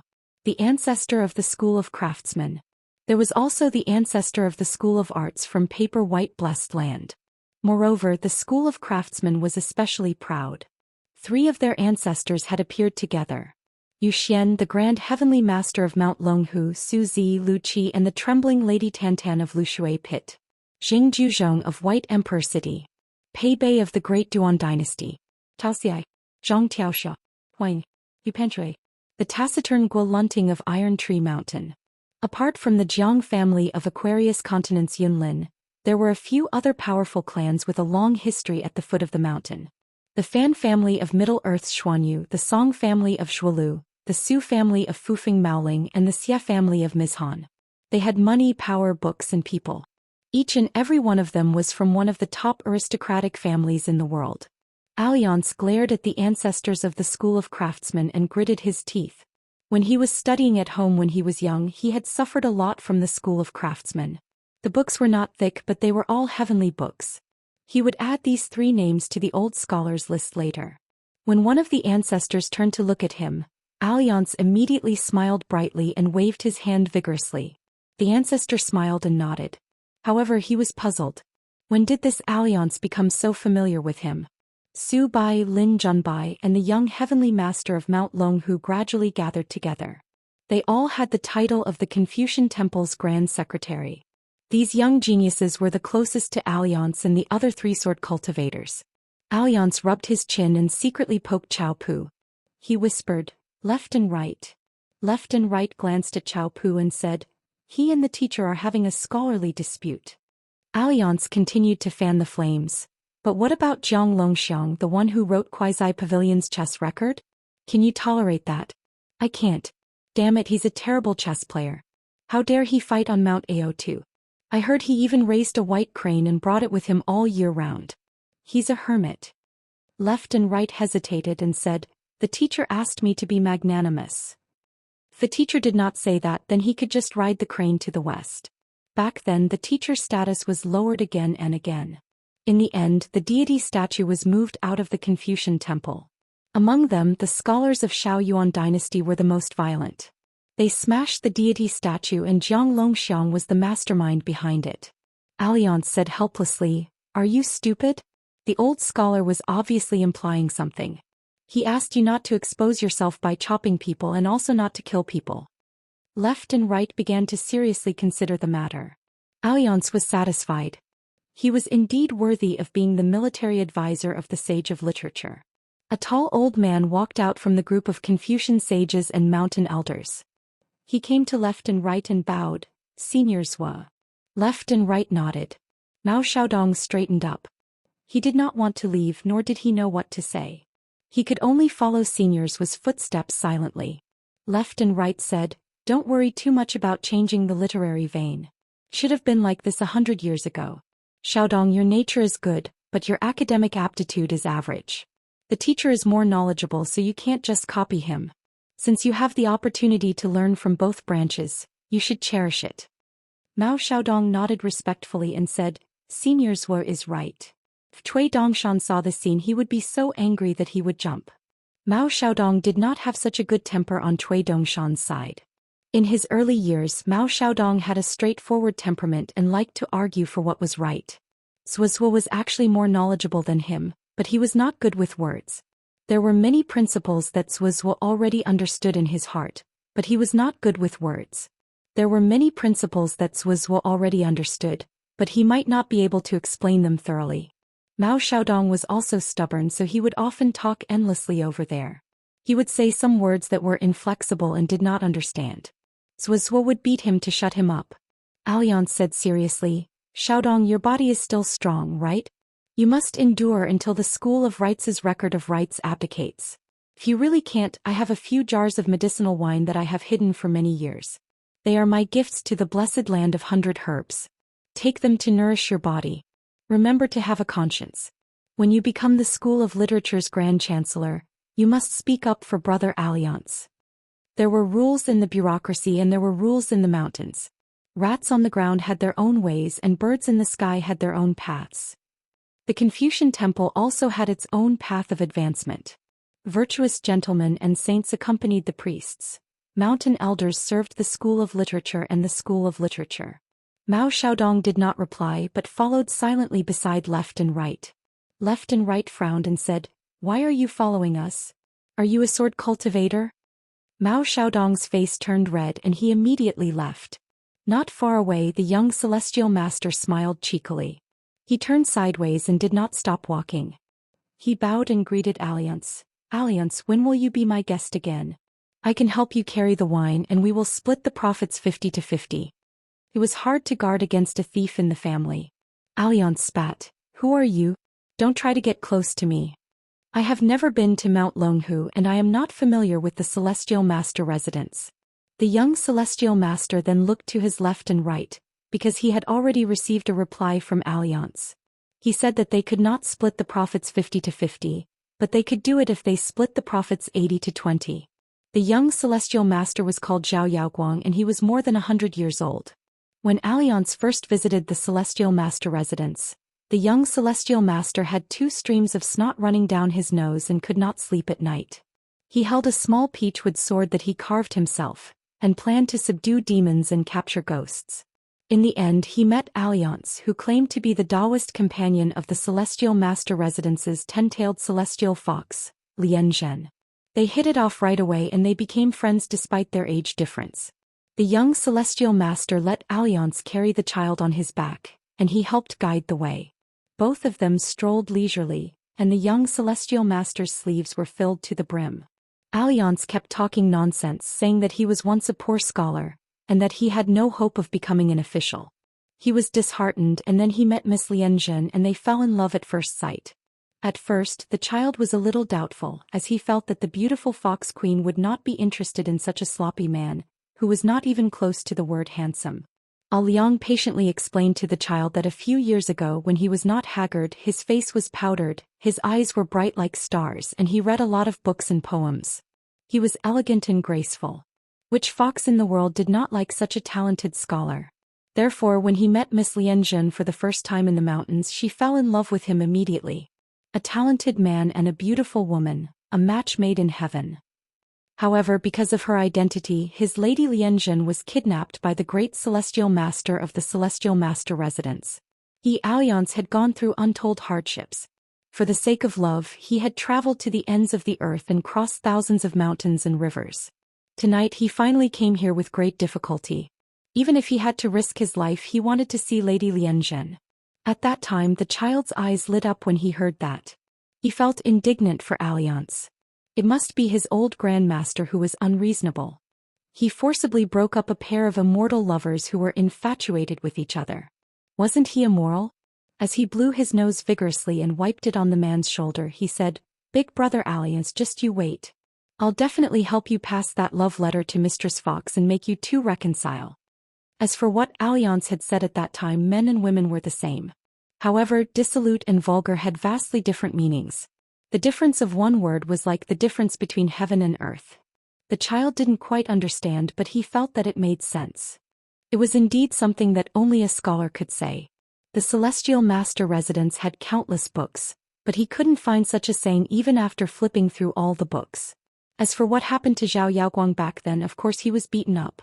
There was no suspense. The child was beaten until he cried and wailed, but he refused to admit his mistake. At that time, Heavenly Fox Lianjun was holding the love letter that the Grand Celestial Master returned to her. When she received the letter from Yaoguang, she naturally didn't dare to open it without permission. She was worried that some extraordinary person with an extremely high cultivation level would sneak into Mount Longhu and cause trouble in the Celestial Master residence. Of course, she had to immediately hand it over to the Grand Celestial Master for review. In the end, when she opened it, she didn't know whether to laugh or cry. "Miss Lianjun, our child has a simple temperament. He's a cultivation genius that only appears once in 100 years. The ancestral graves of Mount Longhu are fuming with green smoke. You must cherish him. Remember. As for that simple-minded child, when he was beaten up, he was still filled with righteous indignation. He cried and persuaded Mistress Fox to meet Alliance so that he wouldn't be sad anymore. As for the Grand Celestial Master Zhao Tianlai, he didn't stop Zhao Yaoguang's parents from beating the naughty child. In fact, the Grand Celestial Master wasn't angry at all. Instead, from that day onwards, Zhao Tianlai personally taught the child Dao. He pointed out the right path for Zhao Yaoguang several times at the bottleneck of cultivation and broke through the fog of the Great Dao. As for the left and right sword Immortal, it was actually a moderate taboo in the Celestial Master residence of Mount Longhu. The Daoists in the residence didn't talk much about it, but everyone knew. As for the reason, apart from the fact that a promising sword Immortal had died prematurely under the swords of the left and right swords, there was also an extremely senior female Taoist of the Celestial Master Mansion. The entire Celestial Master Mansion was well aware of her attitude towards the left and right swords. Zhao Yaoguang sincerely wanted to invite Mr. Zhuo to the Celestial Master residence. He looked straight ahead and said calmly, "You want to ask for swords?" The little Celestial Master, who had a lot to say, immediately shut up. With the frivolous Alliance, he could joke around without restraint. However, with the left and right swords, Mr. Zhuo, the great sword Immortals, he had to be more careful with his words. A young talent from the Fan family of the Hanging Fish of the Central Plains said to his good friend, "It's a pity that we can't meet the hidden official this time." Lin Junbai replied in his mind, "There should be another chance." The young man laughed. "Junbai, you broke through 3 realms while drinking at the Great Wall of Sword Qi. Why haven't I heard you mention it before?" Lin Junbai was surprised. He thought quickly and said with a smile, "Over there, breaking through realms is the least important thing for a sword cultivator." Lin Junbai rarely mentioned the process of traveling the Great Wall of Sword Qi to others. Even to this disciple of the Fan family, who could be considered a close friend, he only said some things that friendship has reached a point where it has to be mentioned. Furthermore, it seemed like they were chatting casually, but in reality, every word was spoken with great propriety. Lin Junbai had long since prepared a draft of his words. In fact, Lin Junbai had always been the meticulous Lin Junbai. It was probably only in that summer palace that Lin Junbai could truly show some of his youthful temperament. This was because only sword cultivators from the hidden official's lineage could be friends who didn't care about material gains. In the beginning, Lin Junbai had to be like this. When in Rome, do as the Romans do. Only then could he blend in. Later on, when the conditions were right, success came naturally. He naturally made people forget about life and death. The young man hurriedly added, "Junbai, this matter was secretly told to me by great-grandfather just now. It's fine if you've heard it." Lin Junbai nodded. "Be careful with your words and actions. Let's work together." Lin Junbai also spoke halfway. He added, neither hurriedly nor slowly, "Later on, I'll help you ask the hidden official for a jug of authentic green Immortal mountain wine." One couldn't be too reserved. When interacting with friends, one had to be relaxed. If one had to be a good friend, one had to be a bad friend. The eyes of the Fan family's talent named Qing Run lit up. "That's great. That's right, Junbai. If I'm not wrong, the hidden official is definitely an extremely talented and elegant scholar, right? Do you need me to hold a banquet at the Mandarin Duck Shoe? Otherwise, I'd be too embarrassed to visit the hidden official empty-handed. I don't dare to take out ordinary women and make a fool of myself. You've seen the talisman beauties in my study. Will the hidden official dislike them? Fan Qingrun was a famous playboy. His study was named Xing. He had a penchant for calligraphy, painting, bamboo, and stone. He called himself Flower Farmer, and was also known as Apricot Flower Spring Rain. Many of his graceful poems were widely circulated in the central divine continent. For example, Young Girl Who Keeps Playing the Zither After Drinking. There were also beautiful concubines sitting in the moon, drinking wine with flowers. He was obsessed with gold and stone, engraving no less than 1,000 square meters. He boasted that his life's work was the zither, chess, calligraphy, painting, wine, and beauties. Lin Junbai smiled. The hidden official is very easy to talk to. Don't be nervous. As for the talisman beauties, I'll pretend I didn't hear it. You know, it's all your own idea. Fan Qingrun might seem like he didn't do his job all day, but he was actually very talented. Half of the Fan family's businesses were actually managed by this young man behind the scenes. Everything was neat and tidy and he didn't stink of money. This was very impressive. Otherwise, Lin Junbai wouldn't have become good friends with him. Fan Qingrun understood. I understand. Lin Junbai patted Fan Qingrun's shoulder. His face was full of smiles and encouragement. In his heart he said, Brother Fan, you're on your own. After the meeting, Lu Jubao and Yu Panshui both received a secret letter from Jing Juzhong. It had appeared in their sleeves out of thin air. Jing Juzhong said that it was embroidered tiger's compensation, and that he would only take it out after the meeting. Yu Panshui felt like he was in hot water. He was worried that once he opened the letter he would be possessed by Jing Juzhong. This damned demonic Dao powerhouse was capable of anything. Lu Jubao smiled and asked, Does Mr. Zheng have other plans in the wilderness? Jing Juzhong smiled. Yes. Lu Jubao was determined to get to the bottom of this. When did Mr. Zheng go there? Jing Juzhong gave an answer that made Yu Panshui tremble. Within 100 years I've been there 3 times. Which time are you asking? Lu Jubao didn't ask any more questions. Yu Panshui, who liked to play chess, suddenly thought of an explanation. Suppose Jing Juzhong, Cui Dong, and Qi Jingchun were discussing something. It would probably be a scene like this. Not appropriate. How about this? Then it's settled. Just like that, the 3 of them finished talking about a matter. If there were outsiders listening, they either didn't understand or pretended to understand. In any case, they didn't understand. The imperial tutor of the Shao Yuan dynasty, who was about to step down, rushed to the Jinjia continent. This Confucian scholar of the second sage lineage didn't rise within the Confucian temple. He had never sought the position of the headmaster of the academy. He was only a sage until now. He wasn't even a Confucian gentleman. However, his Yin spirit had actually traveled out of his body for more than 100 years. He had crossed continents to manage an immortal mountain. At this moment, Wei Ying still seemed a little lonely. However, compared to when he had just arrived for the meeting, at least someone had taken the initiative to chat with him, the sect master of the Jade Grey sect, who was deserted.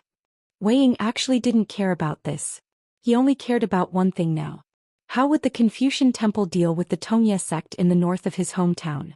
From the perspective of the sect master of the Jade Grey sect, of course he hoped that the Tongye sect would be sealed off for 1,000 years. The Tongye sect, which used to be the leader of the immortals of the continent, would have no chance of rising again. However, from the perspective of the cultivators of the Tongye continent, Wei Ying sincerely felt that the young people of the Tongye sect should all have a bright future. The Jade Grey sect wasn't big enough. You should look at the entire continent. Therefore Wei Ying planned to help the Tongye sect.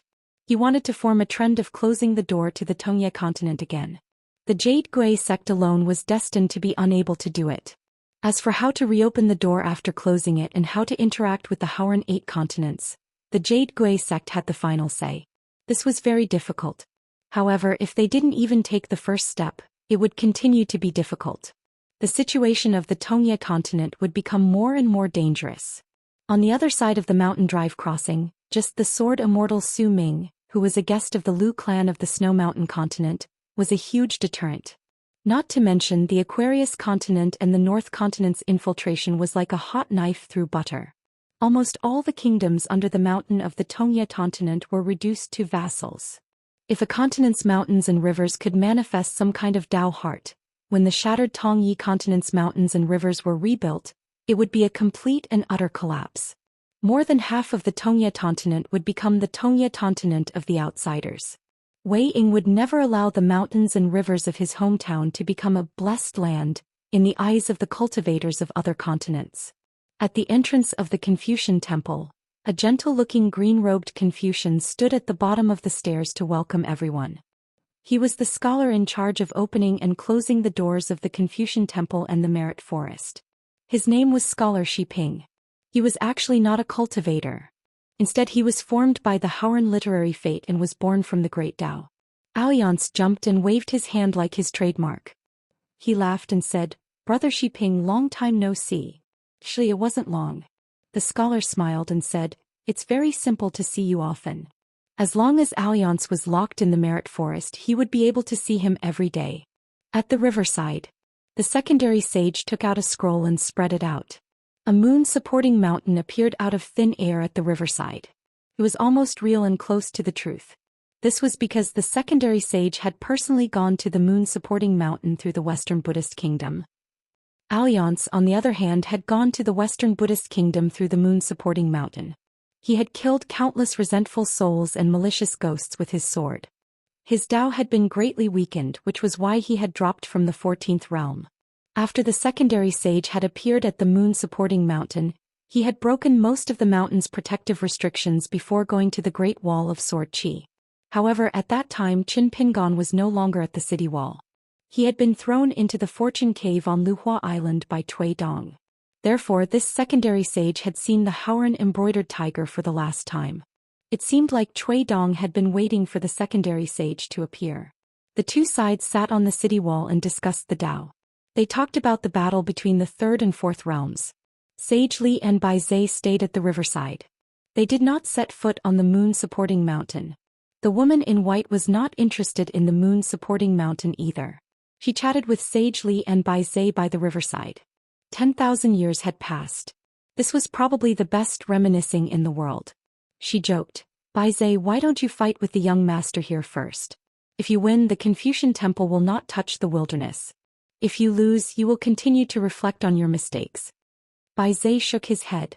The matter of the ancient heavenly quartz ruins was a matter of several realms. Therefore Bai Zhe was willing to show up here. However, if the Confucian temple attacked the wilderness, he would not stand by and do nothing. If it was really that simple and a fight could decide the ownership of the two worlds, Bai Zhe really wouldn't mind making a move. At the moon-supporting mountain, the 14th realm cultivators started to climb the mountain. Yu Dou directly reached the peak of the mountain. Lu Chen was chatting with the dragon slayer. However, the latter did not look happy. Wu Shuangjiang raised his hand. A pocket-sized mountain made of gold, silver, black and white appeared on his palm. He seemed to be dismantling the moon-supporting mountain. The old scholar walked at the back with Qin Pingon. Qin Pingon asked telepathically, "Mister, can you help me ask Sage Li why it's called the Five-Colored World? Is there anything special about it? Is it similar to the Liju Grotto Heaven in my hometown? Does this five-colored world contain 5 fated opportunities? Or 5 supreme treasures?" Qin Pingon's path of cultivation was complicated. However, he was at a loss when it came to divination. He could compete with Jiang Shangzhen. The old scholar sighed. "Back then I stabilized the heavens and earth with Bai Yi.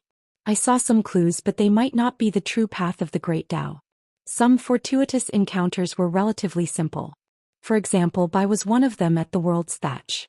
As for Sage Li, it would be difficult to ask him anything. Naming it the Five-Colored World was originally Sage Li's idea. He definitely knows the inside story. Unfortunately, Sage Li is good at everything except for his stubbornness. Once he sets his mind on something, even the heads of the 10 Taoist temples could not change his mind. The old scholar suddenly said, "Go ask Sage Li. There might be a chance. It's more reliable than Mr. Asking." Qin Pingon said helplessly, "Sage Li seemed to have predicted this. He warned me not to think too much." The old scholar said softly, Don't be afraid. Sagely is just scaring you. You are a junior and have worked hard. It would be a waste not to shout. Sagely is well-mannered and will not be angry. Besides, Fairy Sister has made a great contribution. Even the blind old man can see it. There is a scale in people's hearts. Qin Pingon nodded vigorously. Mr. is right. Sage Li's hint could be a hint, right? The old scholar hit his palm with his fist. Let's talk like this and smooth out the complicated logic, right? Qin Pingon was reassured. Whether it worked or not, when he went down the mountain he would ask Sage Li for help. If the five-colored world was really hiding 5 fated opportunities of the Great Path, waiting for various forces to fight for it, he would help Ascension City find one of them early and follow the vine to find the melon. It would be too much to take the lead, right? Moreover, the 5th world was found and opened by the Confucian Temple, and Ascension City was a member of the vast world. Not to mention 1 world, 2 worlds would not be too little and 3 worlds would not be too much. The old scholar began to talk to his last disciple about Sage Li's temper in detail. He talked about which traps should not be stepped on as it would backfire. He also talked about what could be talked about more. Even if Sage Li's face darkened, he should not feel guilty. Sage Li had many rules, but he was not inflexible. Qin Pingon listened attentively and memorized everything. He asked tentatively, Mr. Sage Li can't hear what we are talking about, right? The old scholar patted his chest and promised, don't worry. It's not Monk Shinqing. Sage Li is most particular about rules and etiquette. The old monk who was walking in front of them chanted again. On the other side of the river. Sage Li stretched out his finger and rubbed between his eyebrows. 2 thieves. Bai Zhe smiled. Senior, you have good taste in choosing people. He was talking about the series of subtle ups and downs in the young man's heart when he saw the sword master and sword servant. Some people were good at deceiving themselves. For example, they would subconsciously hope that the sword master and sword servant were one. Some people would be disappointed and greedy. They would be worried if they went from being first in the world to being second in the world. Gods could see people's hearts, which was their innate supernatural power. The small mustard seed was as big as Mount Sumeru. This sword-bearer probably did not care whether the person he chose was good or evil. However, the sword-bearer who had been silent for 10,000 years, no matter what his original intention was, would value the purity of the latter's heart when he finally chose a sword-bearer for himself. The river of time would flow and scatter. The sun, the moon, the stars, and even the great Tao would flow erratically and deviate from its trajectory. If Qin Pingon originally believed that it was a sword spirit, but because of the sudden appearance of the sword master, there would be unimaginable consequences. What she needed was a sword-bearer who could guard his heart. Back then the young man could use Ningyao to kill the sword spirit in his heart. Today's young swordsman could use the sword spirit to kill the sword master. She needed this vein that had not moved for 10,000 years to continue to climb higher, gradually to the top and finally to the sky. She said, someone else helped me choose them. I was just bored at the time. The 4 celestial swords that Wu Shuang had summoned were all imitations. In fact, the first 4 celestial swords were all imitations. 10,000 years ago she had stripped off a part of her divinity and refined it into a long sword, becoming the first sword spirit in the world. She wielded the sword in her place. Because she had already reached the pinnacle of swordsmanship, she was destined to be unable to advance any further. It was equivalent to repeatedly using the sword on the battlefield, becoming meaningless. The 4 celestial swords of the future, Daoist, Canon, Tai-Bai, 10,000 Arts and Naive, had not been greatly refined by cultivators. In other words, cultivators were cultivators and sword spirits were sword spirits. The naive sword spirit had the appearance of a little girl, and the Daoist transformation of the 10,000 Arts sword spirit was a little Daoist child. In fact, they were all manifestations of a part of the sword master's heart. At the same time, the sword spirit preserved more of its own intelligence when it was born. The terrifying thing about the divinity of deities was that it could completely cover other divinities. This process did not have any ripples. And these ripples could become the inner demons of later cultivators. And even the obsession of ordinary people would fall one by one on the side of the Buddhist kingdom in the West. Someone once said that the length of a person's memory was the length of a person's true life span. And one of the reasons why White Emperor City's Xingjuzhong was so feared was that this demonic powerhouse was the best at modifying a Qi cultivator's memory. Moreover, he did it flawlessly, passing off the false as the real. She laughed. You might think that I was testing Qin Pingon before, but actually I was not. I just thought that it was interesting and wanted to tease him. Because she believed in him. She said, the Qin Pingon of the past was actually not so boring. He was very interesting. A taciturn person did not necessarily mean that he was boring. For example, in the past, a youth carrying straw sandals with a basket on his back sneakily crept across the stone arch bridge. He was very interesting. What made the youth not so interesting seemed to be the way of the world.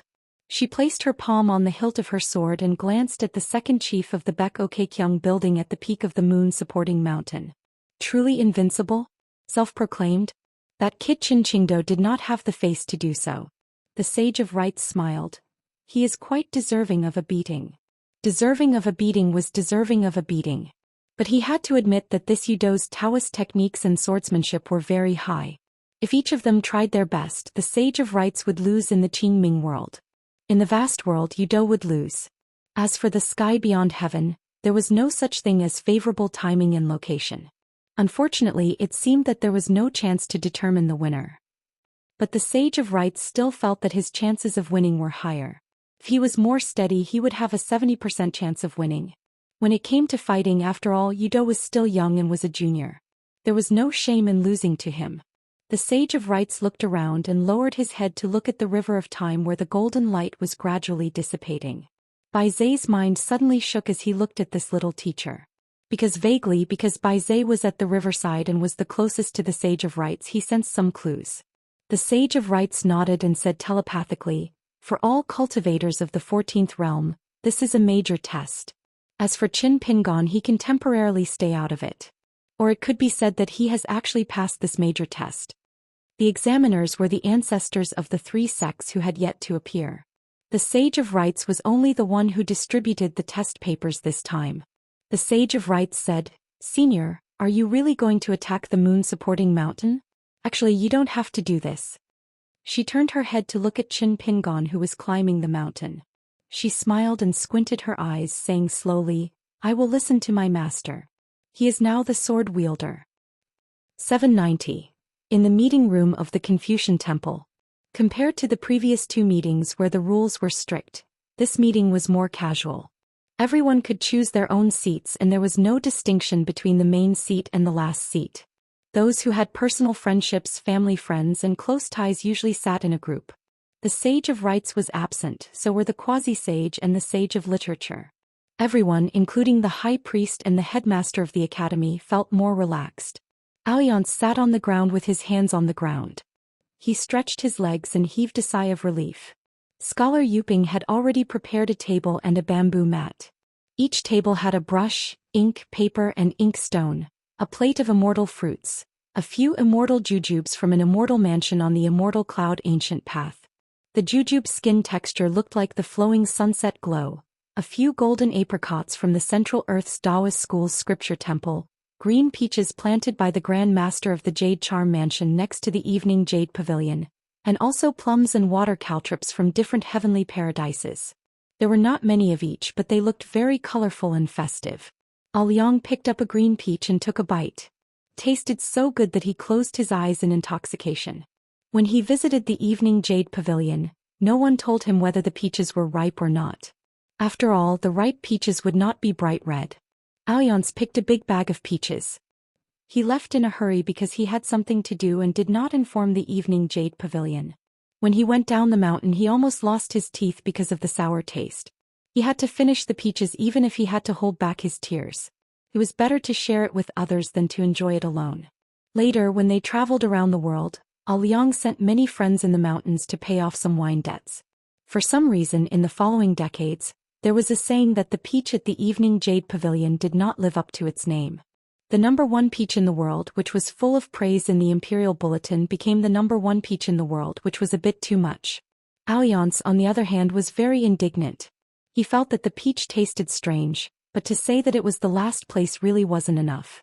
Therefore, he specially went to several familiar mountain and river newspapers to say a few words of justice for the peach at the Evening Jade Pavilion. He didn't expect that the Jade Charm Mansion couldn't distinguish between good and bad. They set up a very hurtful restriction monument at the foot of the mountain, forbidding Alliance and the dog from climbing the mountain to pick the peach. Liang repaid evil with good. He still had to put in a good word for the peach in the evening jade pavilion.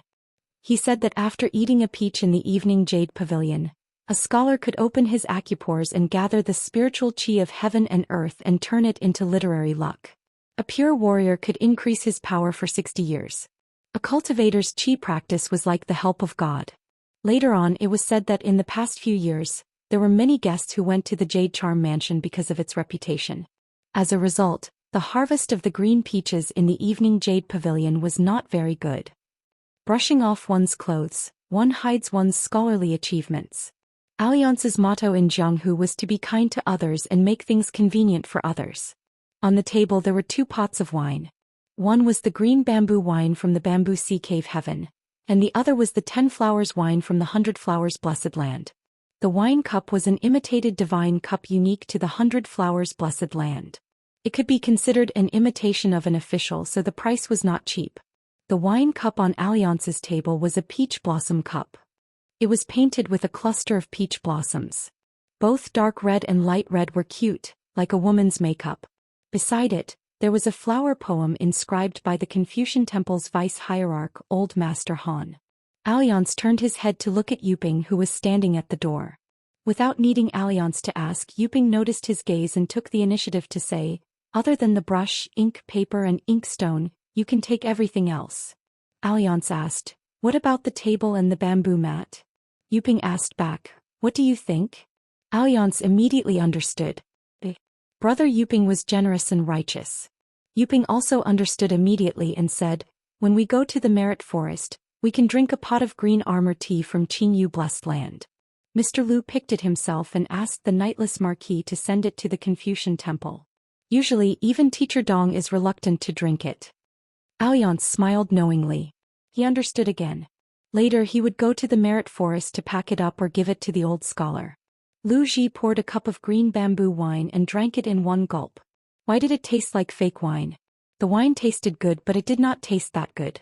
She was more used to the wine from Green Immortal Mountain at the Great Wall of Sword Aura shop. Alliance turned his head to ask Qi Tingji if he wanted to eat or drink.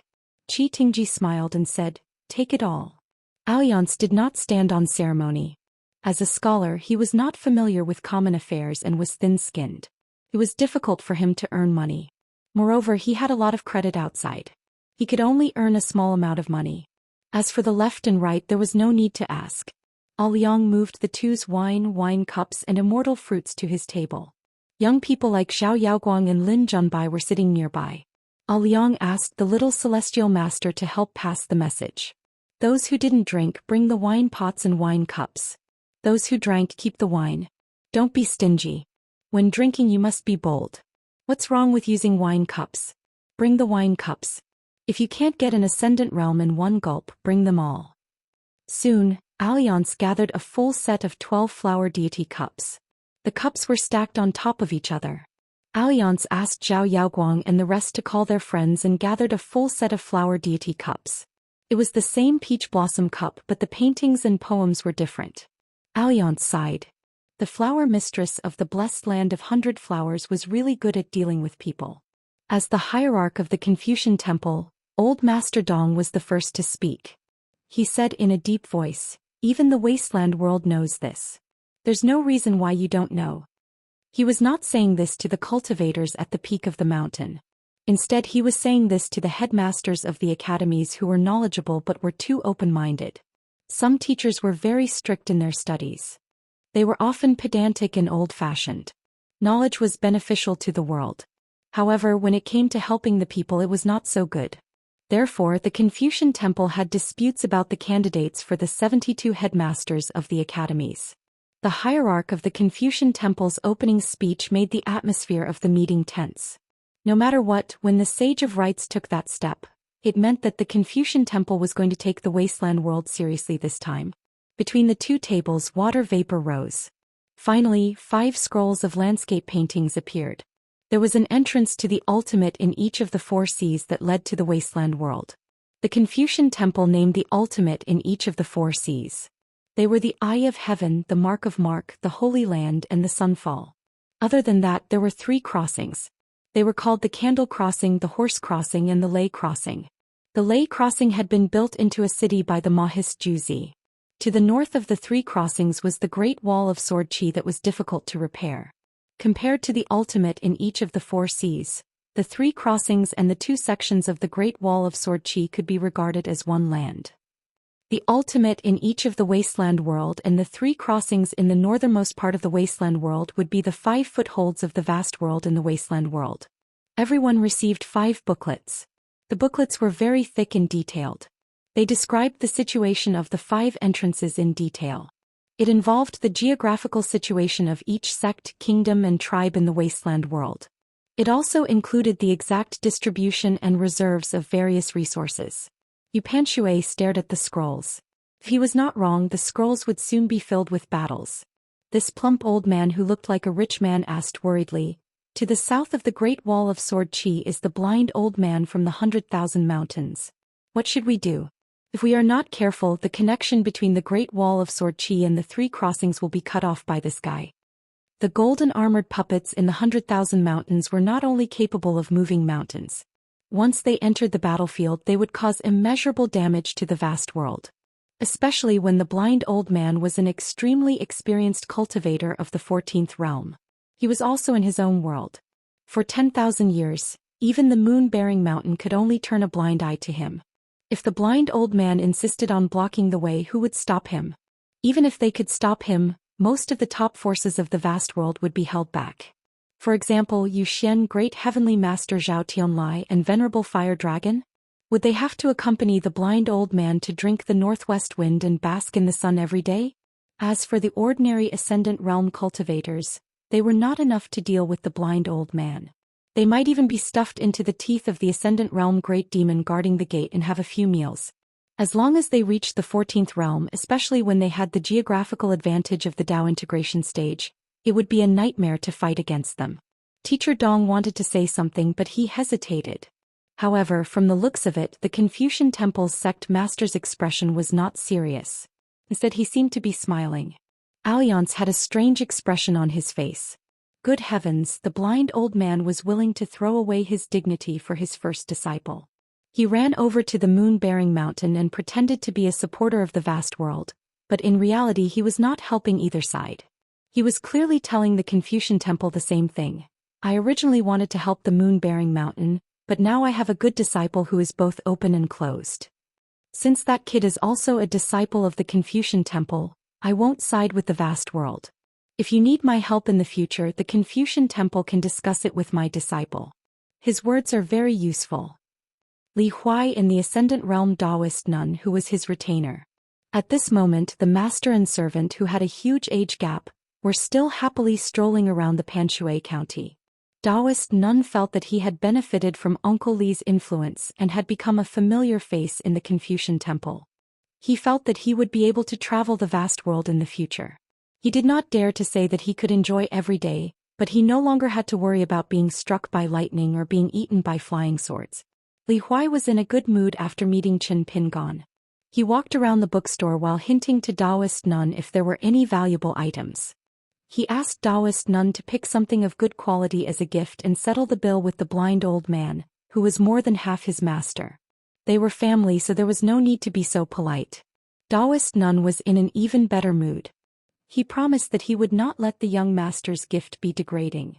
At the same time, he immersed his mind in his mini-world and quickly wandered among the items in front of him. He was dazzled. Fortunately, he did not see where the blind old man was standing. Otherwise, he would have been scared out of his wits. The blind old man, who was at the 14th realm, was not easy to kill. It was just a few steps away from the Confucian Temple. None of them knew what kind of shady business the old blind man had done in order to turn from half a master to a master, where he had stuck his old face close to the ground. Old Master Dong didn't say much. After mulling over his words for a while, he gave a vague explanation. This senior, although he was on the opposite side of the discussion earlier, he definitely won't participate in this war. Everyone can rest assured that he won't participate in this war. The 100,000 Mountains will remain neutral. Teacher Han poured a cup of 10 flowers wine and drank by himself. Compared to the 100 flowers wine, the quality of the wine was much lower. It was not that the Blessed Land's flower master did not have enough 100 flowers wine, but the Confucian temple had declined. Moreover, the Confucian temple had paid for all the wine and immortal fruits. Of course, the price was much lower than the market price. In fact, the wine and fruits on the table were almost priceless. However, the sects and immortals who were able to show their faces would not feel that they had suffered a loss. Lu Ji asked telepathically, "How long will this meeting take?" Judging from the Confucian temple's posture, it would take at least a few hours for the door to open. Sui Yu nodded and said, "If it's at the Great Wall of Sword Qi, it'll take at least 10 meetings." Qi Tingji smiled and comforted his chief consecrator. "There aren't many meetings like this. As long as we get through this, it'll be difficult to have such meetings in the future." Lu Ji was still not used to it. She took a sip of wine to drown her sorrows. Over at the Great Wall of Sword Qi, the so-called meeting of more than 10 peak-level sword immortals on the city wall was actually just a few words from the leader of the sword immortals. If there were no objections, the meeting would pass. Even if the sword workshop and clothing workshop were having their own meetings, a large number of sword immortals would find excuses to leave in less than an hour. It was rare for Lu Ji to participate in important meetings with Dong Sangying or Abbot Qinshi. The sword immortals did not have the courage to leave, so they gathered outside the meeting hall one by one. They chatted inside while they drank outside. Lu Ji's cultivation level was high. Peak reserve sword immortals like Yu Qing and Mi who could sit outside the meeting hall and drink. Some sword immortals in the Jade Realm could also take their time and drink a whole pot of wine. The poor sword immortals whose cultivation level was not high enough were usually kicked back inside after a few sips. Otherwise, they could only stand up and leave after a few glances from the great sword immortals at the side. After all, once half of the seats were empty, the meeting hall would be sparse. It would not look good. However, Dong Sangying and Qinshi would also come out to drink. In the history of the Great Wall of Sword Qi, the only exception was probably the summer palace led by Qin Pingon. Teacher Han smiled and said, "For this meeting, everyone outside the Confucian temple need not be ashamed to talk about benefits."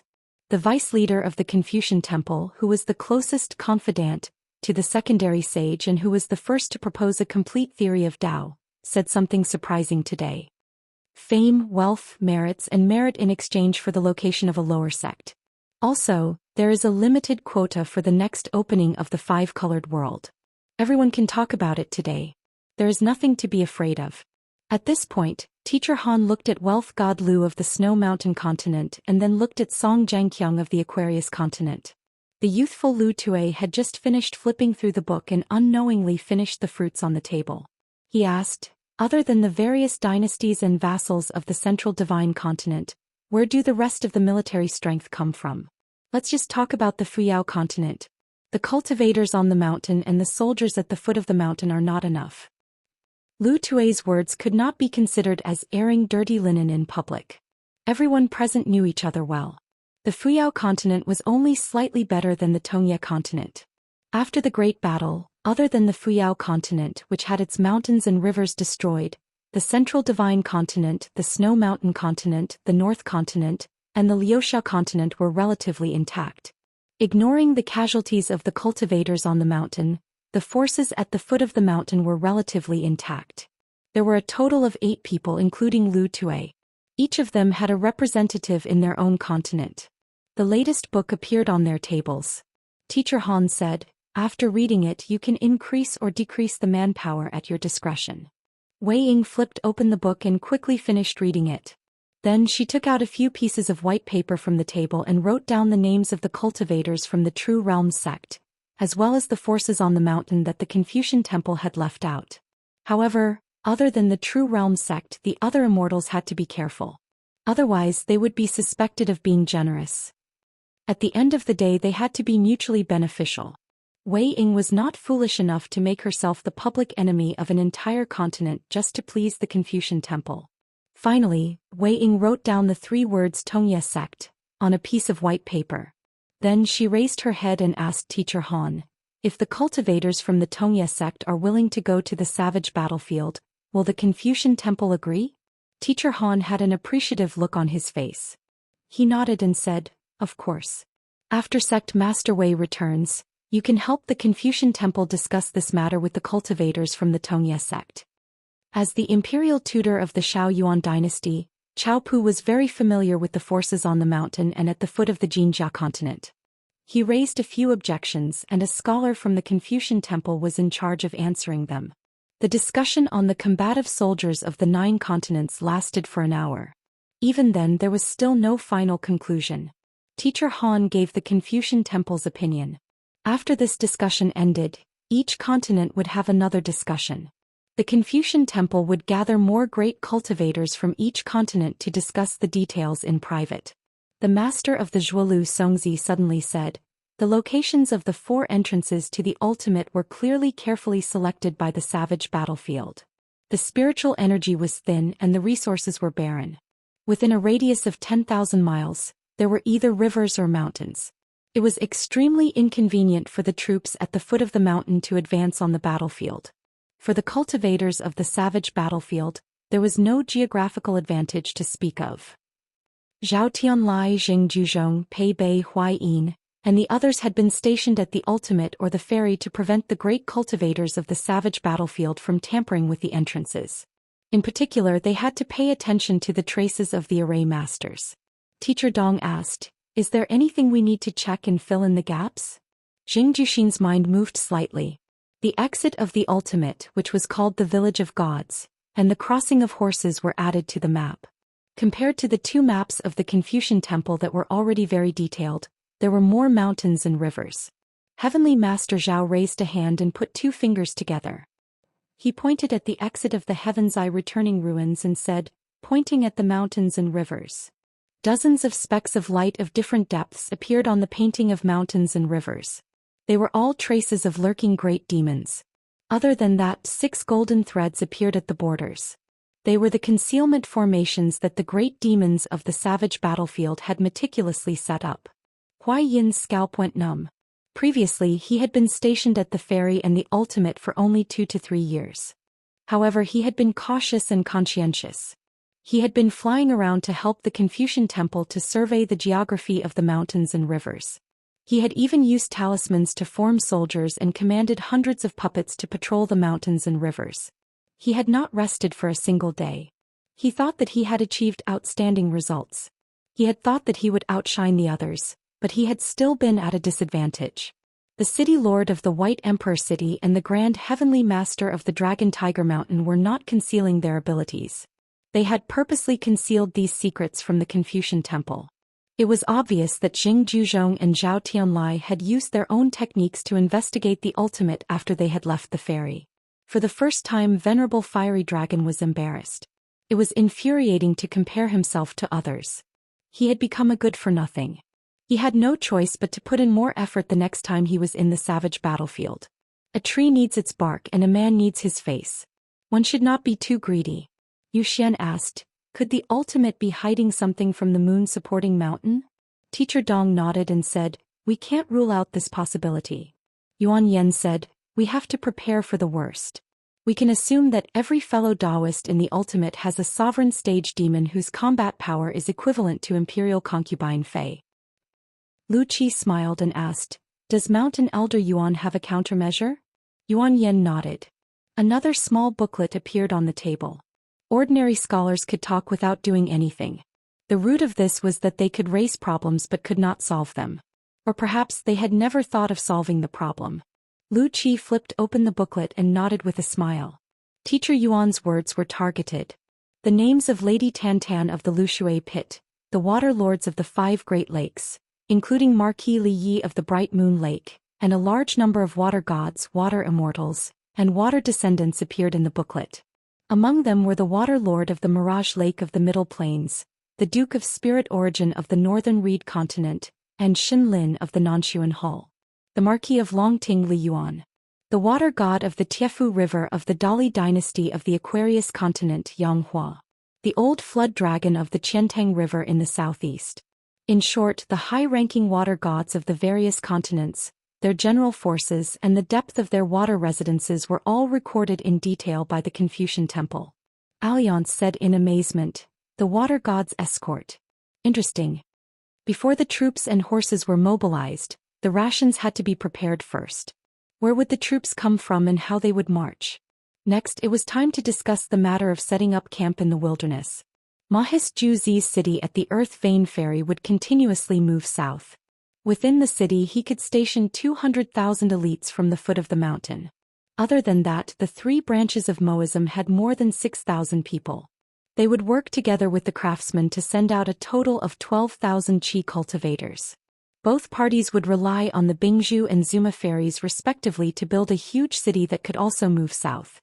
The other four ultimate ruins entrances were all set up. The Zhou Xian talisman lineage and the celestial master residence of the Dragon Tiger Mountain were at the ultimate ruins of Heaven's Eye and God's Village respectively. They would use talisman strongmen and mountain-moving puppets to open up roads, move mountains and build bridges. The military cultivators and yin-yang formation masters were at the ultimate ruins of Tattoos and Sunfall respectively. They were in charge of building large formations and gathering the spiritual energy of the mountains and rivers. The Shang clan was in charge of spending money. They would use the immortal money to create the heavenly anomalies of the four ultimate ruins. The Qi cultivators of the Nong family and the Yao family were in charge of planting immortal herbs and 5 grains. Apart from that, the Confucian Temple would mobilize all the remaining sword boats and ferries that the noble world had built previously but had not used. The Confucian Temple would be responsible for all the debts that the Song clan owed to the Moism. The Confucian Temple would also give the Song clan an additional sum of immortal money. Song Zhangqiang said, "Give the Dali dynasty at least 3 sections." Old Master Dong smiled and said, "That's feasible. Just 3, no more." Venerable Fiery Dragon said in a deep voice, "Even if the sword cultivators of the North Continent are willing to join the battlefield, the Confucian Temple will have to do something." Old Master Dong nodded and said, "Of course." The Grand Chancellor of the Li Ji Academy smiled and said, "Venerable, please come up with a plan. The Confucian Temple will wait for the sword cultivators of different realms to be compensated. The North Continent can just say the word." The Grand Chancellor said to Lin Junbai, "Junbai, you will be in charge of communicating with Venerable Fiery Dragon about this." Lin Junbai stood up and bowed to Venerable Fiery Dragon. He did not say anything. He was a sword cultivator of the hidden official lineage. Hence he was considered part of the North Continent. Hence, there was no need for formalities with Venerable Fiery Dragon. Even if he said another word it would be redundant. Venerable Fiery Dragon had a good impression of this lad. He was pleasing to the eye. It was said that he had been a sword cultivator of the hidden official lineage for a few years in the summer palace of the Great Wall of Sword Qi. He had even joined the battlefield many times. As for breaking through 3 realms in 3 years, that was not the most important thing. Old Master Han suddenly said, "Venerable, you can tell all the sword cultivators of the North Continent that even if you are going to travel on your sword in the wilderness, you don't have to use your sword. The Confucian Temple will still pay you regardless of your realm. You don't have to feel embarrassed." Venerable Fiery Dragon smiled and asked, "What if it's a young sword cultivator who is going to the Great Wall of Sword Qi for the first time? Will the Confucian Temple still pay you?" Old Master Dong said seriously, "Of course we will. Even if the Confucian Temple needs to borrow money from others, we won't even frown." The god of wealth of the Lu family from the Snow Mountain continent smiled and said, "For the next 100 years, we won't take the 10% of the Lu family's income from spending money on snow." Old Master Dong smiled and asked, "Isn't such a deal inappropriate?" Lu Jubao smiled and did not say anything. Old Master Han nodded and said, "Since God of Wealth Lu has said so, the Confucian Temple can't reject it. Otherwise it will seem pretentious." Lu Jubao nodded slightly. It was an eye-opener for Venerable Fiery Dragon. Did Old Master Dong say that the Confucian Temple should not feel embarrassed when talking about money? Venerable Fiery Dragon glanced at the fat woman. Madame Tantan was a little confused. Zhou Xian smiled and comforted her telepathically. "That's how a poor person looks at a rich person. Madame Tantan, you don't have to care about this jealousy." Madame Tantan was reminded, and immediately said with a trembling voice, "Lu Shui Pit is willing to give up all its assets and let the Confucian Temple take care of it. People could not go beyond the sky. People who saw gods would like to visit mountains. People who saw ghosts would be afraid of the dark." She was really afraid that Venerable Fiery Dragon would be in trouble. He was a great celestial master of Dragon Tiger Mountain, a bandit leader of the North Continent. It took him more than a few days to block the entrance of Wuxia pit. The two gigantic fire dragons that were 10,000 feet long swam rapidly in the water and circled around Wuxia pit every day. That was nothing. Most importantly, Venerable Fiery Dragon dared to say anything and was shameless enough to say anything. He had to help Madame Tantan calculate the days outside the gate every day. This was because Venerable Fiery Dragon said that Brother Zhao of Dragon Tiger Mountain was his sworn brother. After receiving the message from his flying sword, Brother Zhao immediately left the mountain with his seal and sword and would soon visit Wuxia pit. Madame Tantan naturally felt that every day was like a year. She could only brace herself and endure till the end. As for the group of aquatic demons hiding in Wuxia pit, they trembled every day as if they were mourning the death of their parents. Day after day they felt that they could see the Celestial Master's face every day. Then the Celestial Master's sword would slash open the seal of Wuxia pit, and the Celestial Master's seal would slap them. Wouldn't they all die then? Madame Tantan's words at least left some leeway. She said to take care of them, but she did not say that they would be given away for free. However, if the Confucian Temple was ruthless, they would all be blackmailed. At most she would just treat it as a loss of wealth. Disregarding the fishing immortal who was guarding Dragon Rest Stone and the lone rider of the South Sea, the Wuxia pit had tens of thousands of prawn soldiers and crab generals. Other than a rare guest like Venerable Fire Dragon, the Wuxia pit was a true overlord in the sea. Moreover, every world was originally one of the ancient ruins. There were many relics of the ancient battlefield left behind in the Hauran Sea. There were also many opportunities for immortals. The sea was vast and Wuxia pit had many underlings. Over thousands of years they had plundered many treasures. They were all heavenly and earthly treasures of good quality. Otherwise, ordinary items would not be able to catch the eye of Madame Tantan. She only said that the piles of dragon pearls were not allowed to be stored in the treasure vault. Gradually turning yellow? There was once a great cultivator who took the initiative to look for her, hoping to trade the dragon pearls. In the end, the Wuxia pit, which was clearly a profitable business, did not even open its doors. Earning such a small amount of money? She was flustered. Then the Confucian Temple gave her a list of cultivators who were stationed in various places. They were responsible for the initial safety of the 5 wildlands. When the battle lines were fully spread out, they did not need to be retainers anymore. The people on the list were required to be present. Other than that, the Confucian Temple would continue to add people to the list. None of the top forces in the Hauran Sea would be left out. No one could stay out of it. At the heavenly eye of the ruins of Sinkhole, the 2 vice leaders of the Confucian Temple, the 3 chancellors of the Confucian Temple, the heavenly home, Zhou Xian Zhao Tianlai the Venerable Fire Dragon, Baisheng, Ni, Jing Juzhong, Pei Wan, Huang, Wahuding, Lu Tuesday Xingxiang, Sunset, Suzy Luqi, Song Zhangqiang, Wing, the Great Wall of Sword Aura, Qitingji Luji, Alliance left and right. Teacher Dong said, "At the moment we can only talk about strategies on paper. Let's make a few simulations of the battlefield." A group of strategists from the Confucian Temple, including Yuan Yen, chose the wildlands to fight against Hauran on the 5 battlefields. Jing Juzhong glanced at the soldiers on both sides who were advancing on the battlefields and did not say anything. The most basic and fundamental method of calculation was the most important thing. The city master of White Emperor City did not say anything. However, the Confucian Temple did not plan to let go of this chess player who was regarded as the first of the world. The 3 ancestral masters of the Confucian school were especially eager to hear Jing Juzhong's words. The simulation of the battlefield was like the construction of a building. The so-called general rules were the key. Only when the basic structure of the building was stable could the upper level be added or subtracted at will. The mortise and tenon style, the rotation system where the curve came from, the tilt rules of the side feet and the rise, the rules of the big woodwork and the cutting. Take the simplest example. How could 2 cultivators of the Earth Immortal tribe with different cultivation paths accurately determine their combat strength on the battlefield? It would not be 2 rigid numbers. There must be fluctuations. Otherwise, the simulation would be child's play.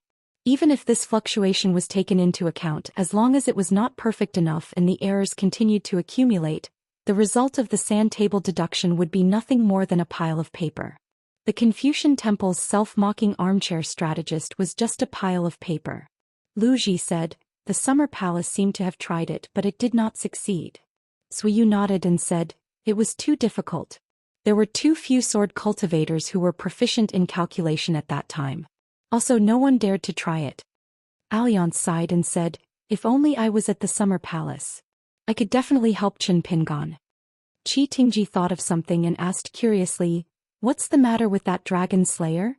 Alliance lifted his chin and pointed at Zhou Xian, who was dressed in white and looked as elegant as himself. "You can ask him." The dragon slayer from 3,000 years ago was indeed strange. Not only did he act unreasonably, but his unification of the Wei and his realm drop were also unpredictable. Even a Liang had to say that killing the flood dragon was like chopping melons and vegetables.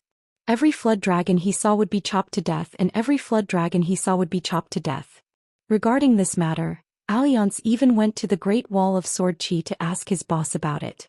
It did not make sense for him to be so fierce. No matter how good his swordsmanship was, he could not be better than Qin Qingdao. No matter how broad his swordsmanship was, Alliance did not think that the dragon slayer was stronger than him. However, even if a Liang were to face those horde of flood dragons, he wouldn't dare to say that he would be able to kill them as easily as the green-robed man did. His sword fell like rain. However, his boss replied that he could not be stronger than him. Why should he waste his time thinking about it? Go figure it out yourself. Alliance was so angry that he almost brought his 2 children to the thatched hut to water it secretly at night. Now it was even stranger. The dragon slayer might have dropped in realm back then, which was why he disappeared for 3,000 years. Then he merged with the Wei and broke through, returning to the 14th realm. Therefore Alliance asked Jing Juzhong telepathically, "Brother Zhou Xian? There's something that I'm confused about, and I hope that elder brother can help me." Jing Juzhong smiled. "I can't help."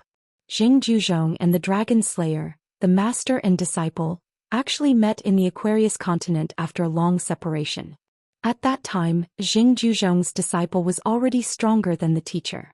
At that time, the blind old Taoist Jia Qing admitted that his cultivation was not as good as Jing Juzhong's. As for now, it was hard to say.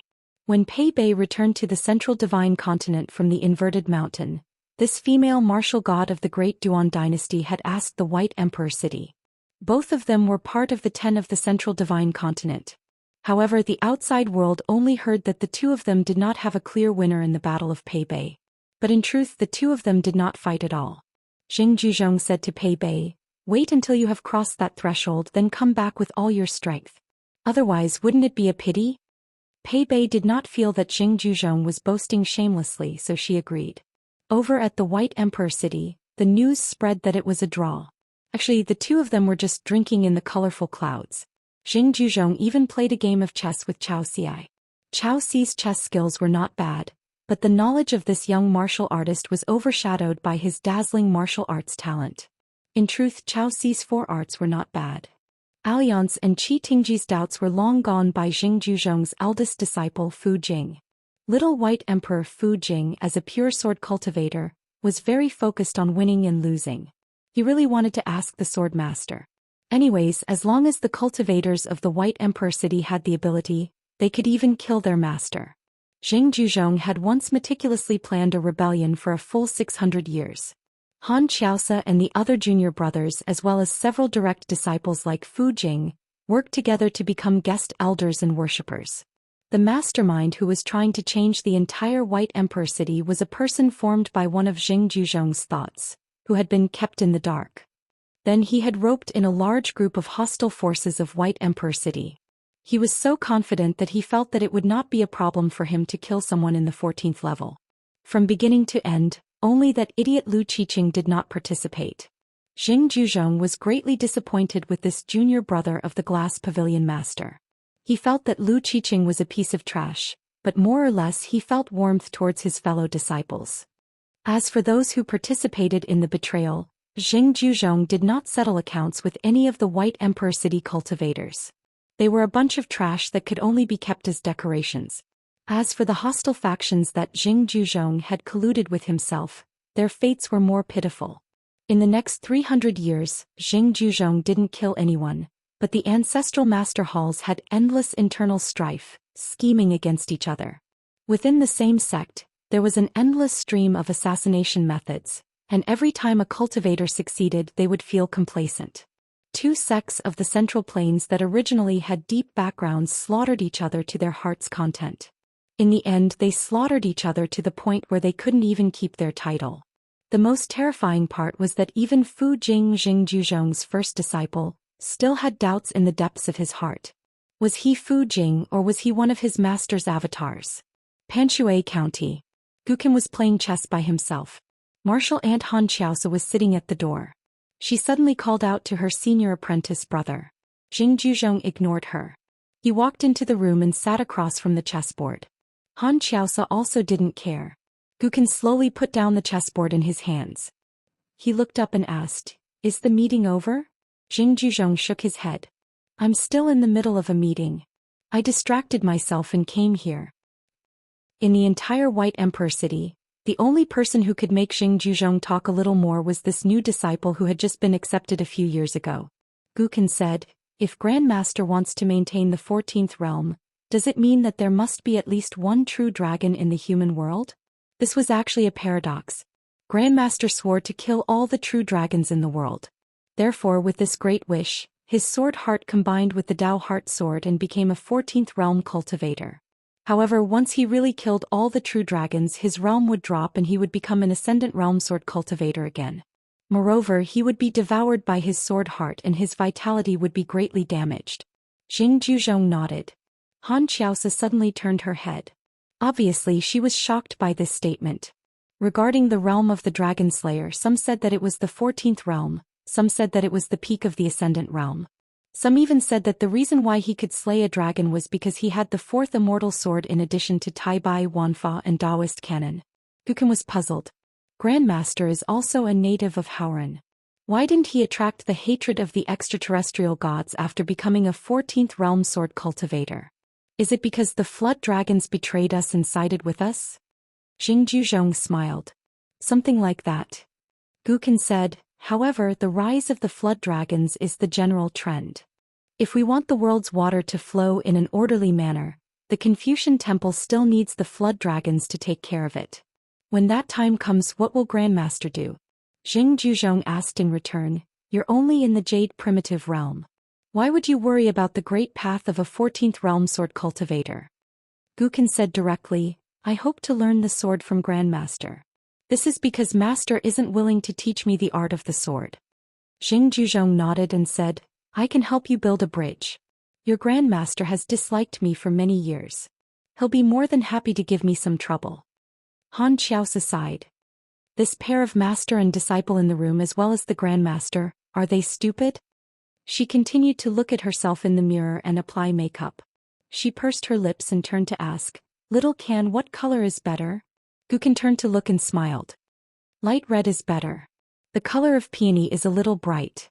Why don't you use the fragrance of plum blossom nunnery?" Han Xiaosa smiled and wiped the corners of her lips clean. She changed to the lipstick that Gukin mentioned. There were many anglers at the Mandarin Duck Shoe. When Qin Pingon was participating in the meeting at the riverside, another Qin Pingon was sent to the vicinity of the Mandarin Duck Shoe by the Sage of Rites. It was probably to prevent those who were participating in the meeting in the Confucian temple from speculating. Otherwise, with his identity as a hidden official, he should have appeared in the Confucian temple no matter what. The meeting and the angling did not affect either of them. He did not need to speak much, so he was happy to be free. Qin Pingon chose a secluded spot and sat there to fish. He made 2 nests and was ready to take turns fishing. Qin Pingon was very familiar with things like fishing. He had specially prepared fishing rods and bait in the near-hand shop. However, since Zhang Tiexia and the other martial arts masters gathered here, it seemed to have become a scenic spot. Soon there were 2 groups of anglers around Qin Pingon. They were both young men and women. Obviously they were not interested in fishing. It was a pity that the nests that Qin Pingon made earlier were useless. These immortals on the mountain did not even know how to pull the rod and spread the bait. After casting the rod once, they stood still and waited foolishly for the fish to take the bait. Could it be that they were the silly fishes? Madame Huanyan and a young flower goddess from the blessed land of 100 flowers happened to pass by. When they saw the green robe from afar, they were so scared that they ran away. Qin Pingon suddenly stood up and waved in the distance. On the road, There was a young woman in red leading a horse slowly. She quickly hid the wine pot and let go of the horse's reins. She ran all the way and jumped to her feet. She shouted, "Young Masters Jr." 791. The two of them reunited in the green mountains and clear waters. They were no longer a young man and a young girl. Hearing Li Baoping's loud greeting, Qin Pingan smiled and nodded. He joked, "You can drink now. You don't have to hide it. Little martial uncle is also a drunkard." Li Baoping smiled brightly and said, "I'm an old girl." Qin Pingan was speechless. Normally Li Baoping would say, "You're an adult now, you can drink." It was not until this moment that Qin Pingan remembered that Li Baoping and Li Huai were not young anymore. However, he had no choice.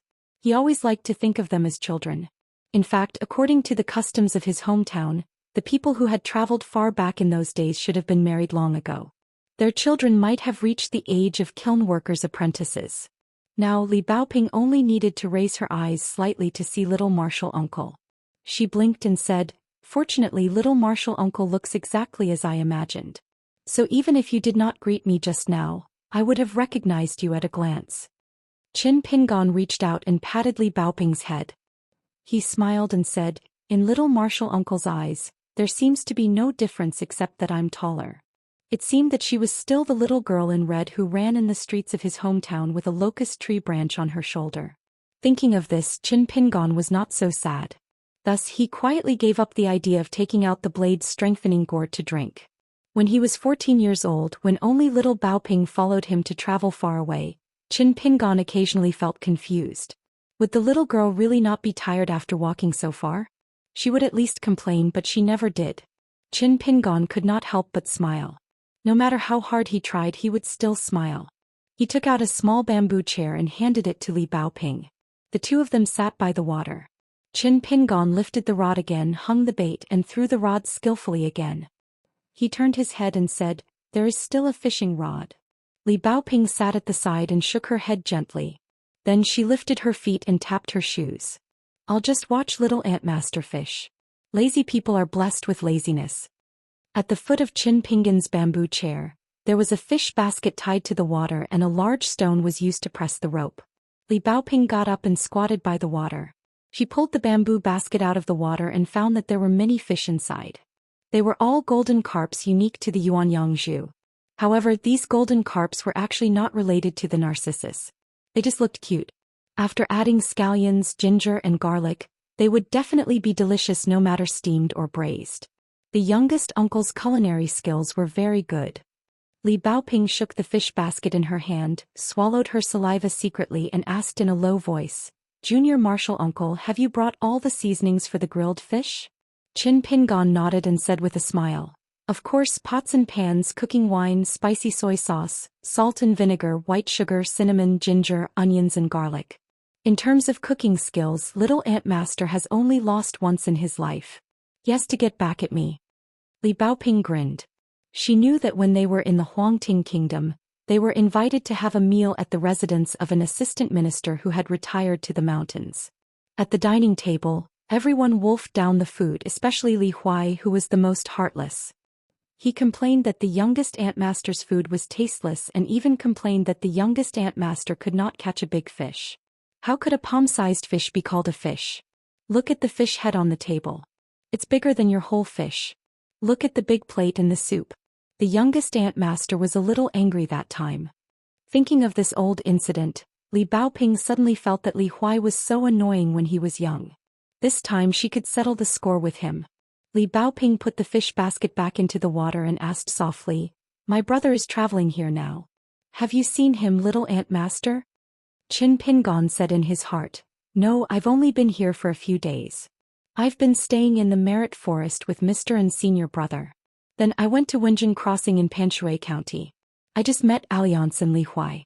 Then I was caught off guard and was brought to attend the meeting. During the meeting I secretly asked Senior Brother Mao. I heard that you were at Ao2 Mountain. I just came here to fish not long ago. I originally planned to fish for a few more hours before going to look for you."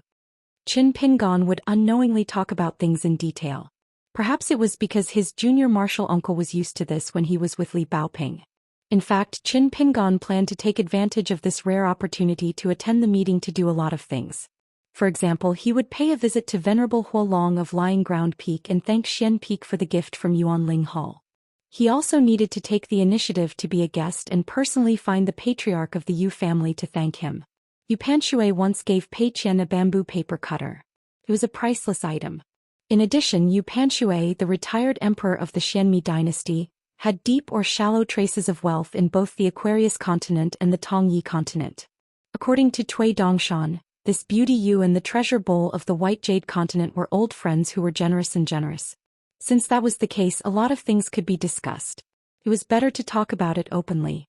Compared to hugging Buddha's feet at the last minute, it could save a lot of trouble. Old Man Yao once said that it was better to travel a few more times on the 1st and 15th day of the year. It was easier to spend the year by traveling long distances.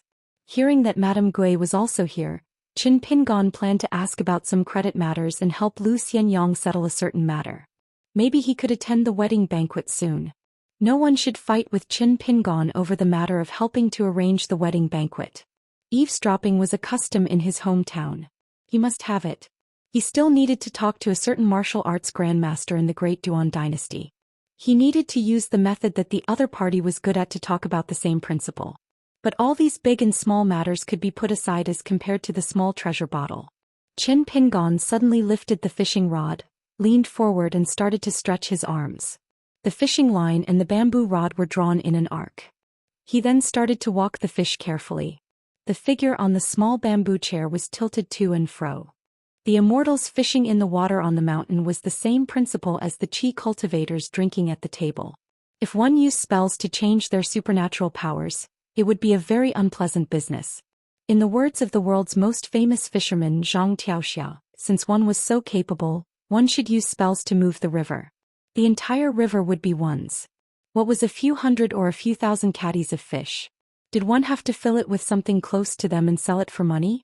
Did his family run a restaurant or a fish market? Li Baoping watched the tug-of-war without blinking. She said casually, "I came all the way here from the Great Wall of Sword Qi with Mr. Mao. Previously I was by Sister Yu's side, but she has more and more things to do. She has to busy herself with receiving people every day. I bid farewell and left." Qin Pingon nodded and suddenly asked with a smile, "How's the chess skills of Shao Yuan dynasty's Jiang Qi? Can he win against the city lord of Baidi City?" Qin Pingon had heard of Jiang Longxiang's name for a long time. Back in the Summer Palace, he had asked Lin Junbai about this person's legendary deeds. Qin Pingon knew that when he was young he was recognized as a child prodigy. Moreover, he was already famous for his chess skills. When he went to the capital he won one chess game a year. 7 years later he was known as the second Shao Yuan dynasty, second only to the imperial tutor Chao Pu. Later, a young man named Zhou Dongjiang appeared in a vassal state of the Shao Yuan dynasty. According to age he was 2 generations lower than Jiang Longxiang. Zhou Dongjiang was proud and arrogant. Before he reached the age of 20, he thought that he had reached the level of second hand. That meant that Jiang Longxiang would at most let him play 2 chess pieces. It would be hard to predict who would win or lose. However, Jiang Longxiang insisted that this junior's chess skills were still third hand for the time being. Both sides eventually agreed to a battle at the Fast Pavilion. That was how the Fast Pavilion chess record was created. Although it was just a game of chess, both sides had exhausted their minds and thoughts. This famous Jiang Qi saint probably still didn't know that the young recluse of the Great Wall of Sword Qi had actually admired him for a long time.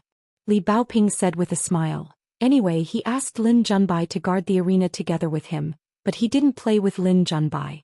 Later, when Fu Jing really climbed the mountain, he quickly let Yu Qingqing sit down. He disappeared and didn't even watch the game. Later, when Fu Jing left, he showed up and helped Yu Qingqing to review the game. It was wonderful here and there, and it was inappropriate there. It seems that, not to mention Little Emperor, even if Castellan Jing went up the mountain personally, he could tie with Lin Junbai. Qin Pingon said with a smile, "What do you think? Our chess saint, Jiang Qixing, has only won 1 chess player a year in the capital city of Shaoyuan in his hometown. For 7 years he hasn't lost a single time.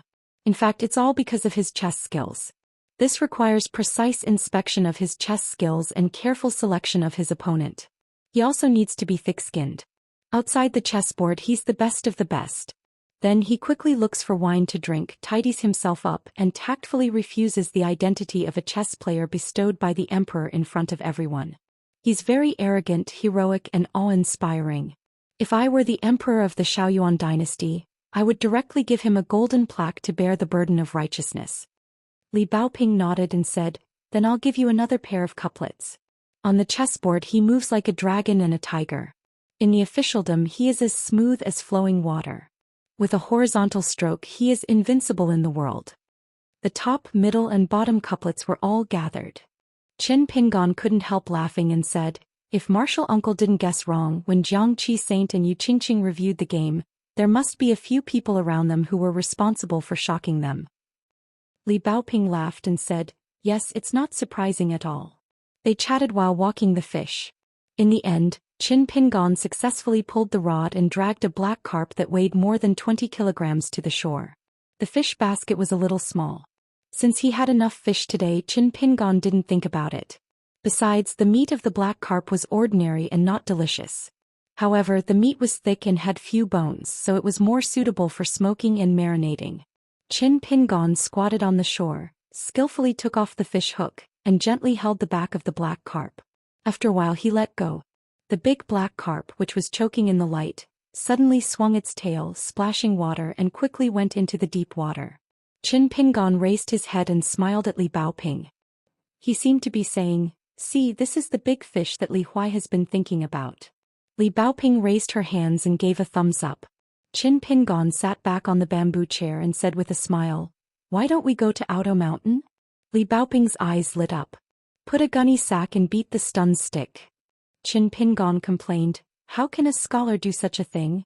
It's not easy to walk on the mountain road at night. If someone bumps into something we can't help them. Good intentions do bad things." Li Baoping said seriously, "Yes, yes." Then she hit her palm with her fist and said, "Then I have to change my clothes and do good deeds without leaving my name." In fact, when she met her brother Li Shixing, he said that she didn't have to pay attention to the family rule of wearing red clothes. However, Li Baoping didn't want to change later. Some habits would be hard to get used to once they were changed. The children born and raised in Lizhu Cave were the least emotional about leaving their hometown. After all, they would spend the rest of their lives in that place, so there was no need to talk about whether they were resigned to their fate or not. That had been the case for generations.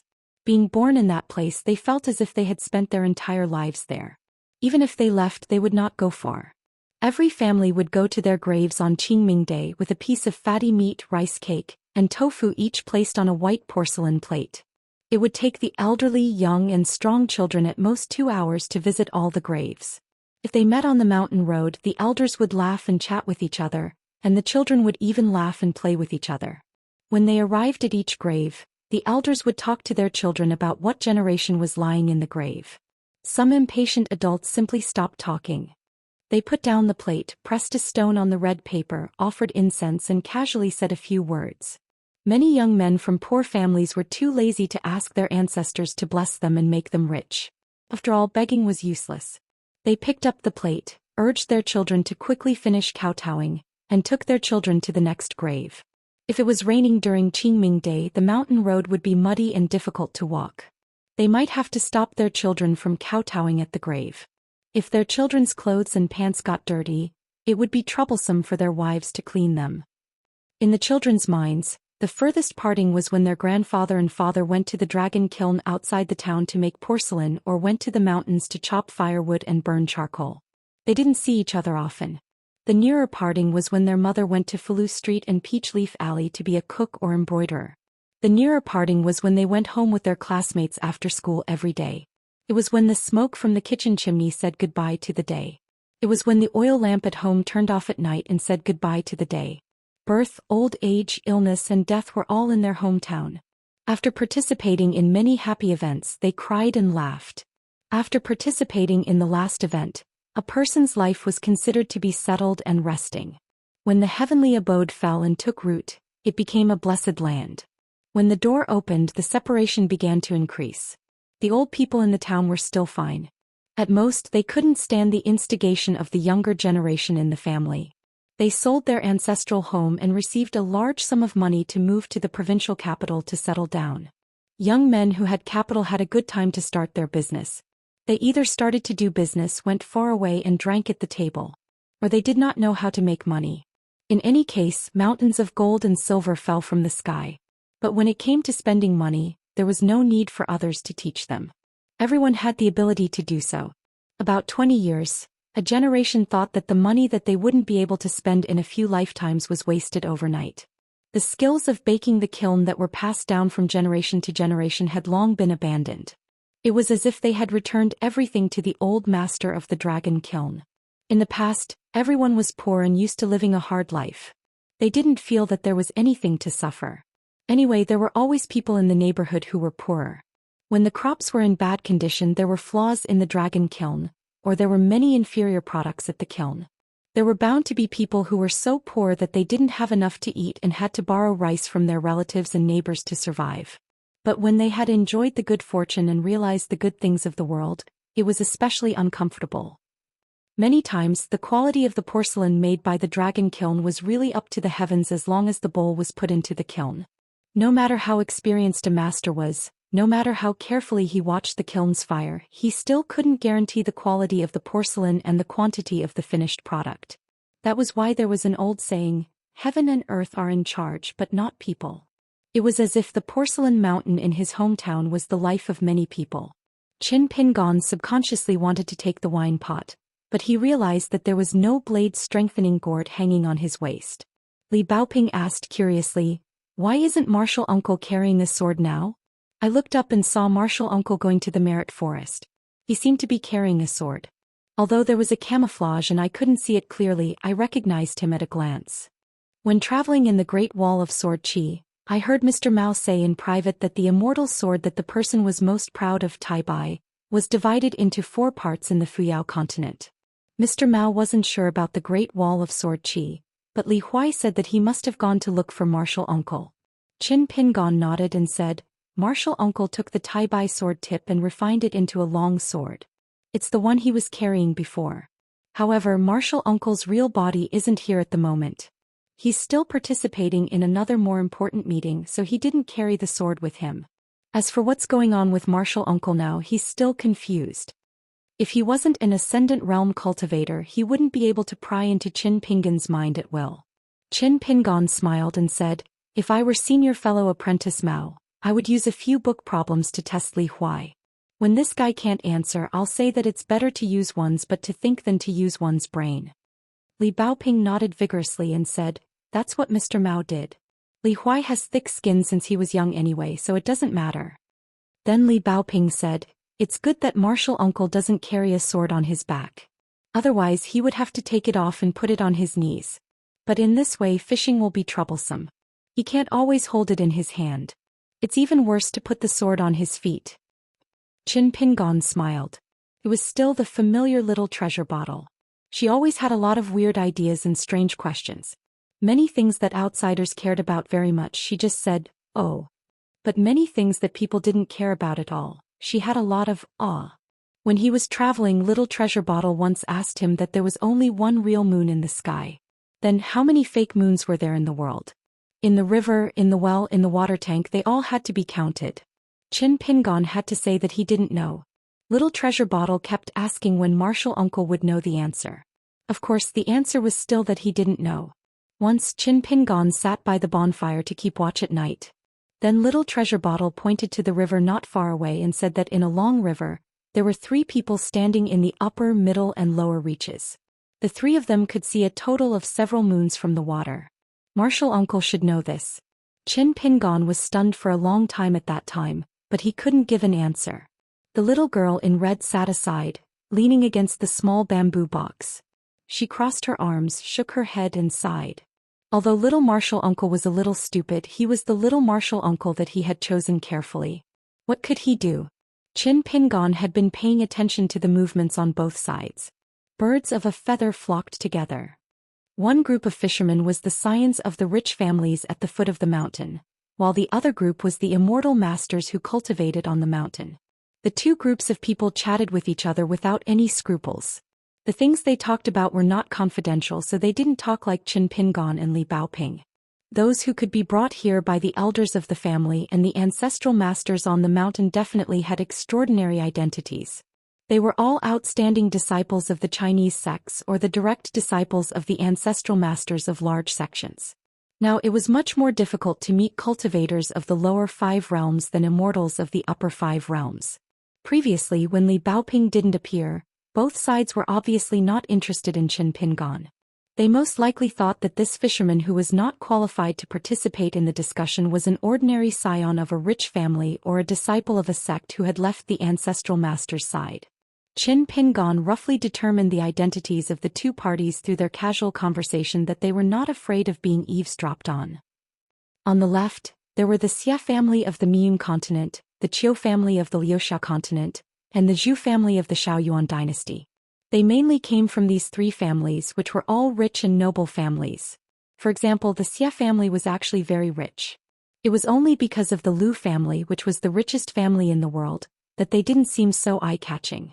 He remembered that one of the regrets in his life was that he had never been to Yuzhou in the Liuxia continent because he heard that the hot pot there was the best in the world.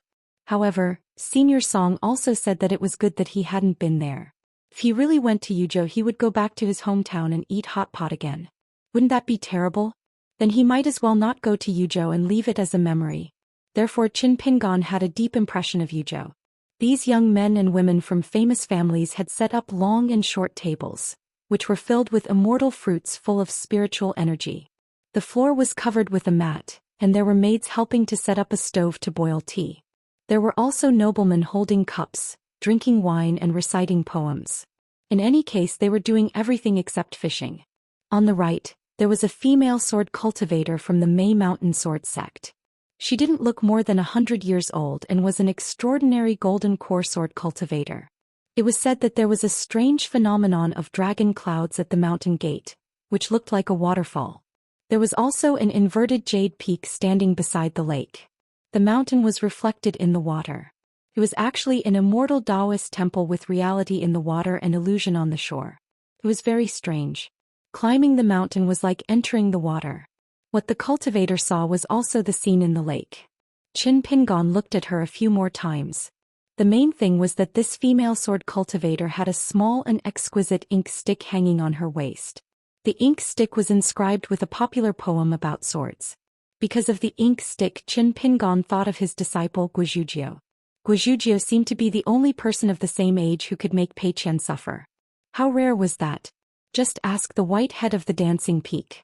There was also a fairy from the Plum Blossom Nunnery with a treasure-spitting marten on her shoulder.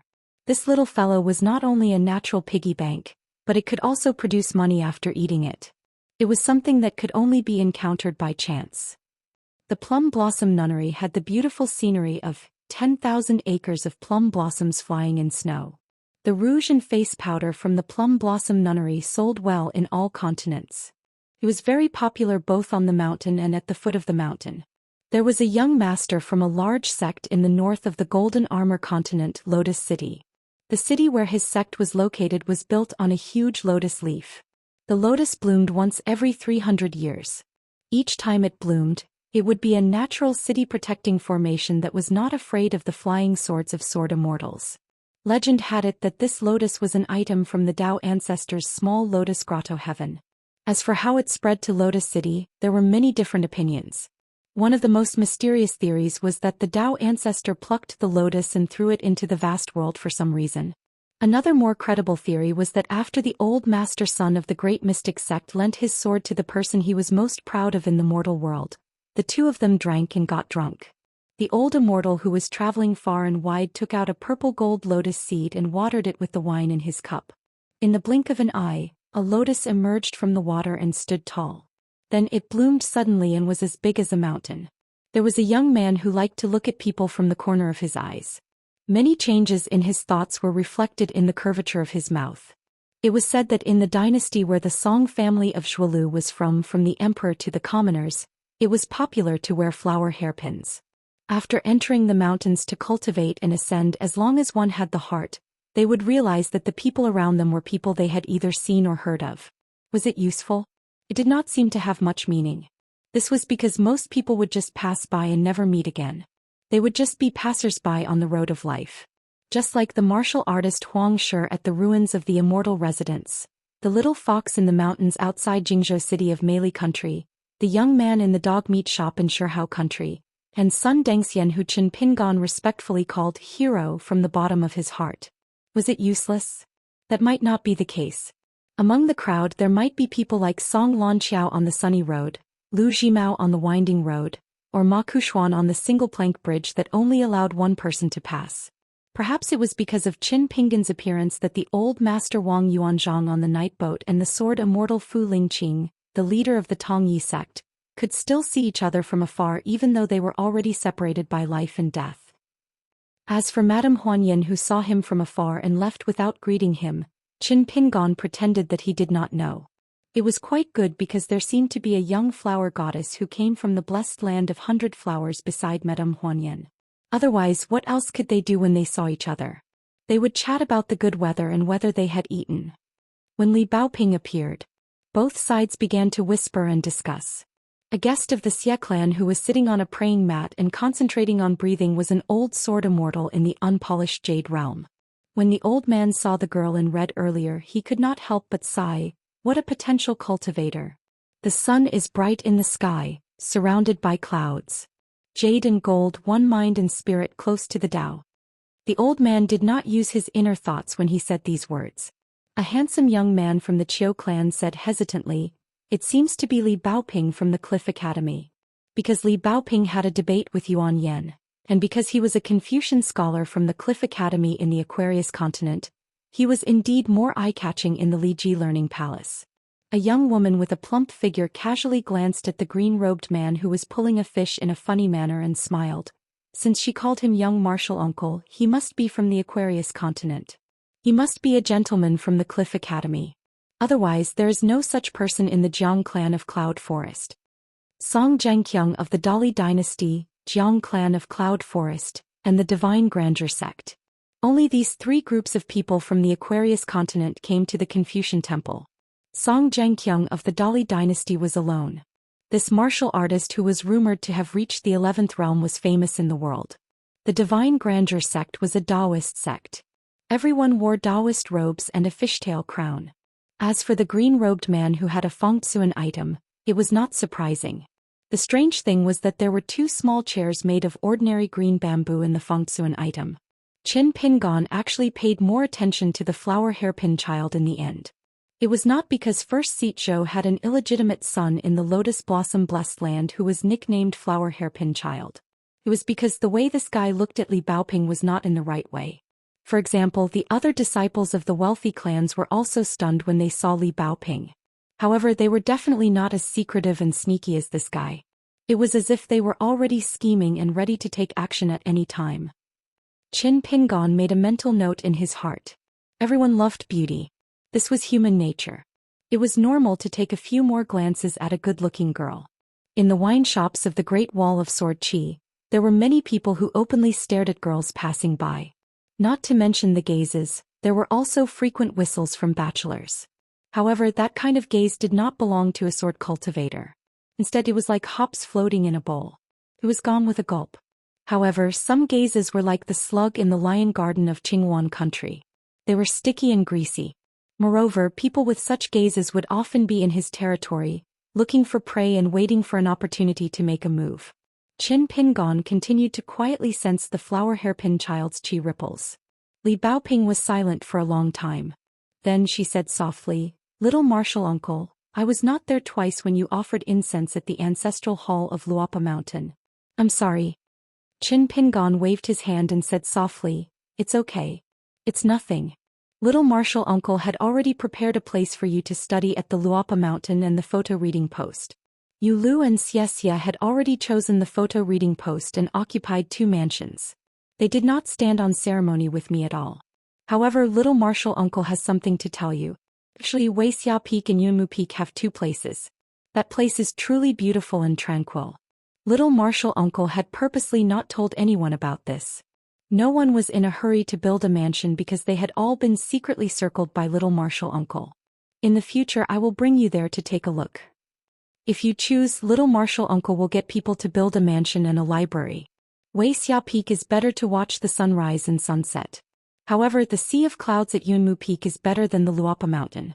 When the weather is clear, you can see the lake near the Yellow Lake Mountain. The scenery is beautiful. Therefore, Little Marshal Uncle suggested that you choose Yunmu Peak.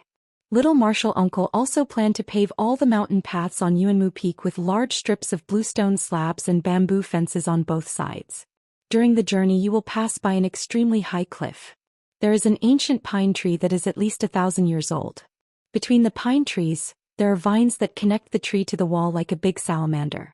When the time comes, I will ask an expert to help engrave a notice on the cliff. If I can ask Suzy and Lu Qi to engrave the notice, that would be the best. However, it will be difficult. After all, it is not as simple as asking for a copybook. The two seniors have to go to the Luapa Mountain as guests. If it is not possible, Little Marshal Uncle will have to ask your two marshal uncles to do it. In short, Yunmu Peak was a good place for studying.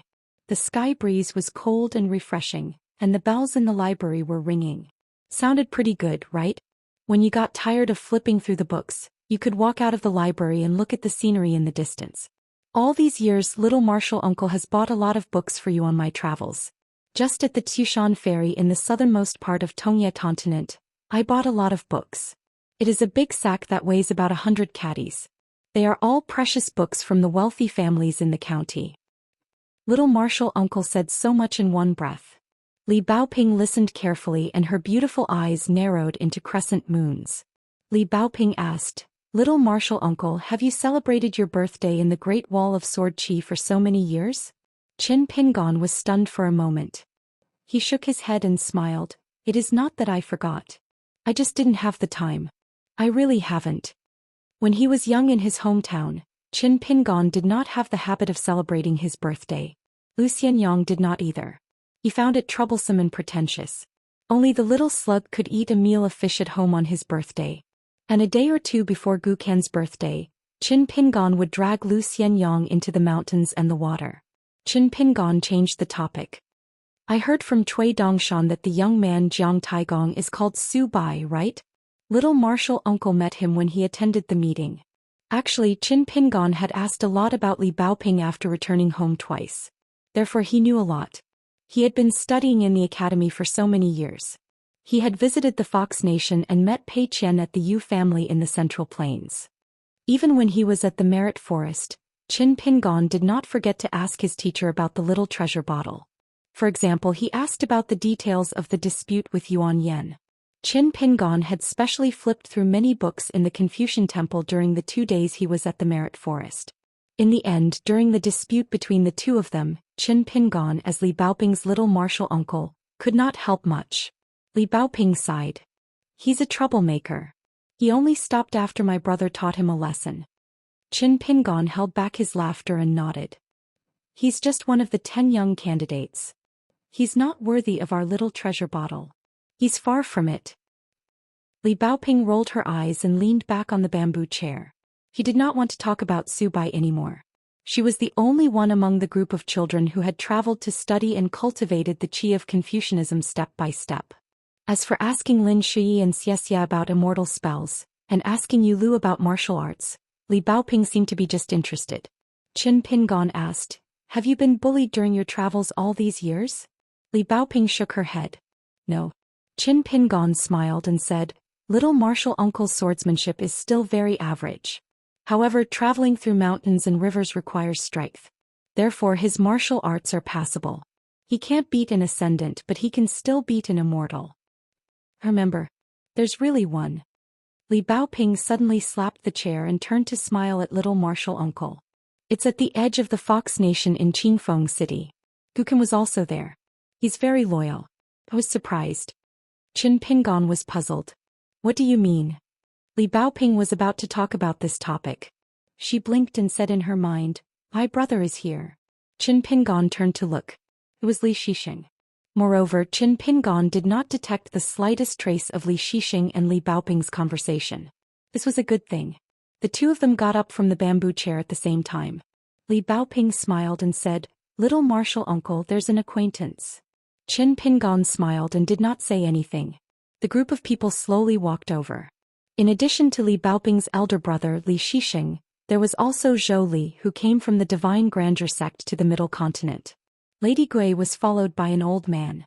He was called an old man because of his age. In fact, he was just a middle-aged man with a dull expression. He Xiaoyang, the sect master of the Cooling sect, and Gao Jinfu, the nascent soul cultivator of the Divine Grandeur sect. They were once the Golden Boy and Jade Girl of the Divine Grandeur sect. The two of them appeared together in the Lizhu Grotto heaven. Except for Zhou Li, Qin Pingon indeed knew them. As they approached, Qin Pingon and Li Shixing bowed and greeted Lady Gui with a smile. Lady Gui smiled and nodded. Qin Pingon gave a fist salute to Zhou Li. "Greetings, Mr. Zhou." It was said that this person would be the next sect master of the Xianxia sect. The reputation and foundation of the Xianxia sect in the Middle Continent was only slightly inferior to the mountain where the talisman Zhou Xian was and the celestial master residence of the Longhu mountain. The main reason was that the current sect master of the Xianxia sect had been in closed-door training for 600 years. As for the Xianxia sect of the Middle Earth, which was an upper sect of the Divine Grandeur sect, its orthodox lineage was the lineage of the White Jade Capital's chief. This was yet another unresolved Daoist case that left outsiders puzzled. For some reason, Zhou Li did not participate in any of the meetings held in the Confucian Temple. Qin Pingon hesitated for a while before addressing him as Mr. Zhou. Zhou Li smiled and returned a Daoist bow to Qin Pingon. He said in his mind, "I've heard of your name for a long time. It's my honor to meet you today." He Xiaoyang smiled and said, "Qin Pingon." She only said his name when she opened her mouth. However, as she spoke, He Xiaoyang used a celestial spell to isolate a small world. Did she accidentally expose herself or did she do it on purpose? Qin Pingon said, "Congratulations, sect master." He only replied with his identity. Old Josie nodded and said to himself, "Kid, you're quite promising. I didn't misjudge you in the past. Otherwise, I would have scolded you today." Madame Gui turned her head. Old Josie immediately shut up. Gu Qingsong or Xianxia had not shown up in the Middle Continent for a long time. He did not expect to reappear in the Jianghu. He did not disappoint at all. At Panshui County he made a name for himself in a single battle. With a few words he scolded Jing Juzhong, Han Qiaosa, Lu Qiqing and Fu Jing. Putting aside the sparring of Daoist spells, it was as if the entire White Emperor city had been wiped out by him. Most importantly, Gu Qingsong could still leave alive and well. Even when Han Qiaosa and Lu Qiqing appeared at the gate, Old Josie was still able to escape unscathed. Qin Pingon and Old Josie had not only met but also chatted on Osmanthus Island. At that time Qin Pingon, who was still in his youth, had almost imparted some knowledge to Old Josie. Even though Qin Pingon knew Old Josie's identity and that he was Lu Chen's eldest disciple, Qin Pingon did not feel any ill will towards him. One could distinguish right from wrong and wrong from kindness. Li Shixing smiled and said, "Let's continue our stroll. We won't disturb your fishing." Intentionally or otherwise, Li Shixing was speaking to Little Treasure Bottle telepathically. The group left. Qin Pingon and Li Baoping returned to their chairs. Li Shixing walked far away and shook his head. "Great, now that you have Little Master, you've forgotten about me." Little Treasure Bottle did not even turn around. He Xiaoyang turned around and looked at the green-robed man sitting on the bamboo chair. There was an indescribable smile in her eyes. Beside him, Gao Jinfu was dejected. He wanted to drink, but it seemed like he had already drunk. Looking at the blue sky and white clouds, the sad man woke up drunk. Gu Qingsong carefully called out a nickname. Madame Gui, who had always been graceful, replied with one word, "Get lost." Gu Qingsong was actually a little flattered that he could finally talk to her. He rubbed his hands and replied with a smile, "Okay." Gu Qingsong had said a few nice words for the first time, not only because Madame Gui was beside him, but also because he regretted it. He should not have said something like, "Don't ruin my path," to that young man back then. He should have been sincere and humbly asked that young man about the ways of love. Otherwise, an average-looking bumpkin would have been able to abduct Ning Yao at such a young age. Therefore, Gu Qingsong's previous words were to pave the way. He would look for Qin Pingon in private later and treat him to a drink. He could even call him Brother Qin. Li Shixing asked with a smile, "How is it?" Zhou Li replied with a smile, "Don't get angry if you don't talk. You can live forever if you cultivate in peace. Besides, the good thing is that when you interact with people, you don't care about the pleasure of making friends and you don't get tired of being together for a long time. Further away from the Mandarin Duckshu, the girl nicknamed Ruifeng could not help but ask again, Sister Huanyan, who is that person? Why do you seem to be afraid of him? You clearly know him, so why are you avoiding him? When they were a little further away from the green-robed man, Madame Huanyan smiled and said, I'm afraid that he's joking. The girl suddenly realized. Sister Huanyan, could it be that you like him? Madame Huanyan was stunned. She quickly reached out and covered the silly girl's mouth. Don't talk nonsense. If that guy heard it, she would have to compensate him with a plum blossom garden at the very least. Liking him was equivalent to having a sword fight with that black-hearted and merciless hidden official, wasn't it? If she was not careful, she would really be beaten to death by him. By the river, Qin Pingon caught another golden carp and put it into the fish basket. Both sides looked at each other. Of course, it was not because they coveted that carp. Instead, both groups of people used this opportunity to size up the young man in green again. He took the initiative to call Madame Gui, Aunt Gui. He was even praised by the famous Gu Qing song. Kid, you're promising. You didn't pick the wrong person. I won't scold you anymore. Obviously, it was the wording of an elder on the mountain and half of their own junior.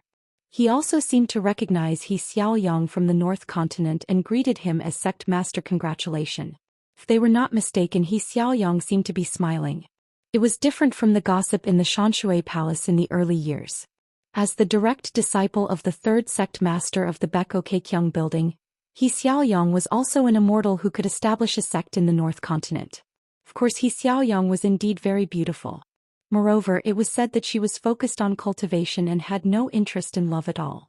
Even the only disciple of the great sword Immortal by Shang of the North Continent, Zhou Xian, was infatuated with her. However, because He Xiaoyang was annoyed by this person, she directly attacked him and seriously injured him. She did not give Bai Shang any face at all.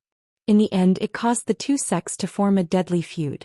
Bai Shang also seemed to have said that He Xiaoyang could forget about reaching the Ascendant Realm in this lifetime. Both men and women would look at He Xiaoyang a few more times. The more the man looked at her, the more he felt that her temperament was otherworldly, and she had a sense of independence. If he became a Dao companion with such a woman on the mountain, he would not envy them anymore. The woman looked at her a few more times, probably because she wanted to take a look at He Xiaoyang, and her beauty would be reduced by a little. No matter what, the two groups of people inevitably thought highly of the young angler. After all, he could know so many great cultivators. Li Baoping said, Little martial uncle, sister, he seems to be the same as when we first met. She may be even prettier. Qin Pingon shook his head and said, I don't care. He just couldn't help but think of the women on Luopa Mountain, such as the diligent Sun Yuanji and the sharp-tongued Yuan Bao. In fact, these two women were martial artists. They were not young anymore and had not married yet. Women, after all, did not have to worry about marriage. Even if there were one or two more crow's feet at the corner of their eyes, it would not hinder them from being liked by men. Moreover, what kind of feng shui on his mountain, no matter men or women, none of them were ugly. Zhu Jiang Shangzhen Miyu Tui Dongshan Chao Qinglang, and Yuan Lai had not even pulled in Wei Shanjun and those guests. Swordsmanship, boxing, zither, chess, calligraphy, painting, grooming, there was nothing they couldn't talk about, and there was nothing they weren't good at. He, the mountain master, was the most shameless when it came to making money. Otherwise, the immortal money of the Aquarius continent would flood into Luopa Mountain like a flood. As for female martial artists, as long as they reached the Qi refinement realm, they could not only temper their body but also nourish their soul. Although it was not as good as the Qi refinement warrior reaching the middle 5 realms, the effect was still very obvious. When they reached the golden body realm, there would be an additional benefit. The Pushen Huang Yiyun of the Tongye continent was not young, but she still looked young now. However, on his own mountain, Yuan Lai had long liked Sun Yuanji, Yuan Bao secretly admired Chao Qinglang, and Qin Pingon had already heard about it when he returned home this time. In fact, even Xiaomi had found out. She secretly told the good mountain master that every time Chao Qinglang was present, Yuan Bao would speak especially fiercely and with a very loud voice. He even deliberately did not look at Chao Qinglang. Who was he trying to fool? He did not look at her, but his heart was full of Chao Qinglang. So now, was Yuan Bao the only one who mistakenly thought that he liked her? Only she knew. Li Baoping smiled and asked, Little Uncle Master, are you thinking about happy things? Qin Pingon nodded and said, I'm thinking about helping the mountain earn money. Li Baoping remembered something. I heard that there is a very big bag shop above the Yuanyangzhu. Seems that business is quite good. If little Uncle Master is free, you can go there and take a look. Qin Pingon smiled and said, I'll go there when I'm free. Yes, it's best if we bring Li Huai along. Qin Pingon immediately took out a yellow paper talisman from his sleeve. He reached out and touched the talisman. With a flash of spiritual light, Qin Pingon silently chanted a sentence in his heart. The talisman turned into a yellow paper crane and flew away. It went to Panshui City to find Li Huai and asked him to come to the Yuanyangzhu to meet him.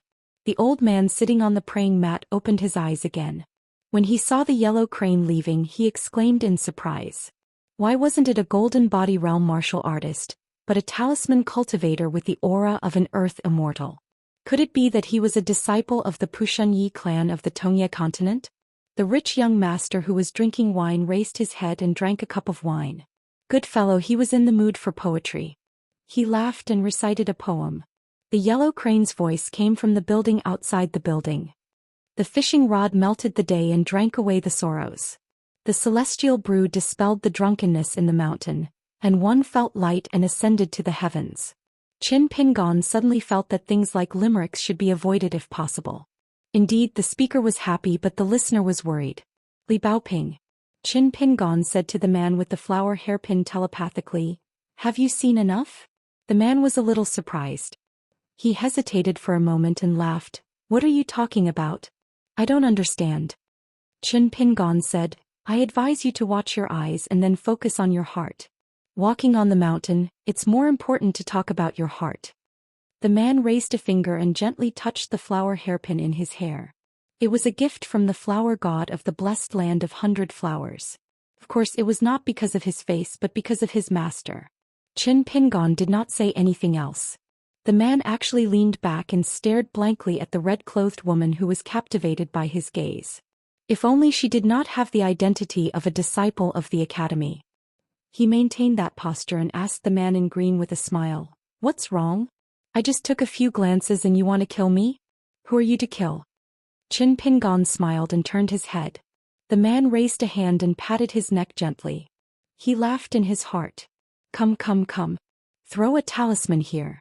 Take it that I'm sincerely begging you. How about that? This outsider who did not know the immensity of heaven and earth only knew Lady Gui and Gu Qingsong. At most he could barely say a few words in front of Zhou Li and He Xiaoyang. Did he really think that he could do whatever he wanted in the central divine continent? Li Baoping asked, Little Uncle Master, what's wrong? Qin Pingon put down the fishing rod in his hand and smiled. Someone begged me to hit him. I was almost scared to death by him. He was not killed by Wen Hai's careful plot and was not killed by the sword cultivator dragon god. He did not expect to meet a peerless expert here. Li Baoping blinked. He grew up eating arsenic. Qin Pingon smiled and did not say anything. He did not have any thoughts about what he said to Li Baoping. Therefore both groups of people heard it. The man with the flower hairpin sneered and stretched. Then a flying sword that was used to save people was caught by the hands of the man in green and thrown into the water. The man in green reached out and grabbed a blocking spell, and the creation in his palm gathered into a ball. As for the man with the flower hairpin, the man in green who appeared behind him reached out and grabbed him by the neck. He lifted him up and threw him with all his strength. The latter ran as fast as lightning and directly went to the other side of the river, rolling and skipping along the way. His green robe was even more elusive. He appeared on the other side of the river in an instant and stepped on the neck of the flower hairpin man. With another kick he bounced back to his original position. He was not the slightest bit behind. 792. The old sword cultivator was confused and asked, Master Hidden Official, what are you doing? It was because the handsome hidden official in front of him had secretly cast a high-level sword spell and drew a circle of golden sword energy around them. It was obvious that he had isolated the small world to prevent others from eavesdropping on their conversation. The old sword cultivator didn't believe that the hidden official wasn't an immortal with such proficiency in swordsmanship. Was it because the master hidden official didn't want to reveal his identity? Was it necessary? However, the old sword cultivator didn't want to criticize the master hidden official. Qin Pingon said, Thank you for your kindness, but I'll settle this myself. He turned around and looked at the sleeping flower hairpin man. He was in the state of bamboo strips and had a body as thin as paper. He wasn't an ordinary embroidered pillow. He was most likely a young talent who relied on his sect's reputation. If he beat up the young one, the old one would come. If the old one came to question him, he would talk nicely. If not, he would just throw a few more punches. If it was the ascendant state cultivator, he would greet his senior martial brother. After all, the Confucian temple wasn't far away. However, if nothing went wrong, Li Huai and his ascendant state retainer would arrive at the Mandarin Duckshu soon. The old sword cultivator felt uncomfortable when he heard the title of Master Hidden Official. It was even more awkward than when old bastard Pooh called him old trash. The hidden official's words were too polite and distant. That was treating him as an outsider and not treating him as one of his own. How could this be allowed? This was a once-in-a-lifetime opportunity and he could not let it slip by. Otherwise, when he returned to his hometown Wuxia continent, how could he win back some ground from bastard Pooh? The old sword cultivator had already thought of how to brag to Pooh He when he returned to Liuxia continent. The old sword cultivator misunderstood that the young master hidden official didn't want him to get involved. He smiled and said, "No matter what this kid's name is, he must have some background to be able to come here. Don't worry, I will only secretly stab him with my sword. I won't really cut off his head." Qin Pingon felt a little helpless. "Senior, you don't know the name and background of this flower hairpin customer either?" Of course, Qin Pingon didn't want this old sword cultivator who had a close relationship with the Xia family of Miun to get involved in this mess. When the old sword cultivator saw that the young secluded official did not speak, he felt that he had guessed the other party's thoughts. The other party was most likely worried that he would be careless and leave a mess behind due to his lack of discipline and immaturity. The old man cast a sidelong glance at the gaudy young man on the ground. It was strange. The more he looked at him, the more he was asking for a beating. The old sword cultivator's train of thought became increasingly clear. His sword heart had never been so clear before. He tirelessly told the young secluded official the plan in his heart. "As long as I poke him with my sword, the sword aura will linger in this little bastard's natal acupuncture points. If I delay it for a little while longer, I guarantee that even immortals will not be able to save him. I'll immediately withdraw from the Confucian temple's territory and return to the Liuxia continent to hide for a few years. Before I leave on the ferry, I'll find a friend on the mountain to pass a message to him. Tell him that I've been displeased with that kid for a long time." That's why the secluded official took action. It wasn't to hurt him but to save him. Especially that kick, it was to help him disperse the sword aura and save his life. In short, I guarantee that I won't let Lord Secluded Official be stained with feces or urine. We're sword cultivators after all. If we don't have grudges on the mountain and go out to drink with friends, we'll be embarrassed to call ourselves sword cultivators. Among the 4 troublesome ghosts on the mountain, sword cultivators were undoubtedly the first. It was not without reason. The world was vast and sword cultivators could survive anywhere. If there was no place for them to stay, there would naturally be a place for them to stay. Even if there was no place for them to stay as a sword cultivator, they could stand tall in the world with just a sword.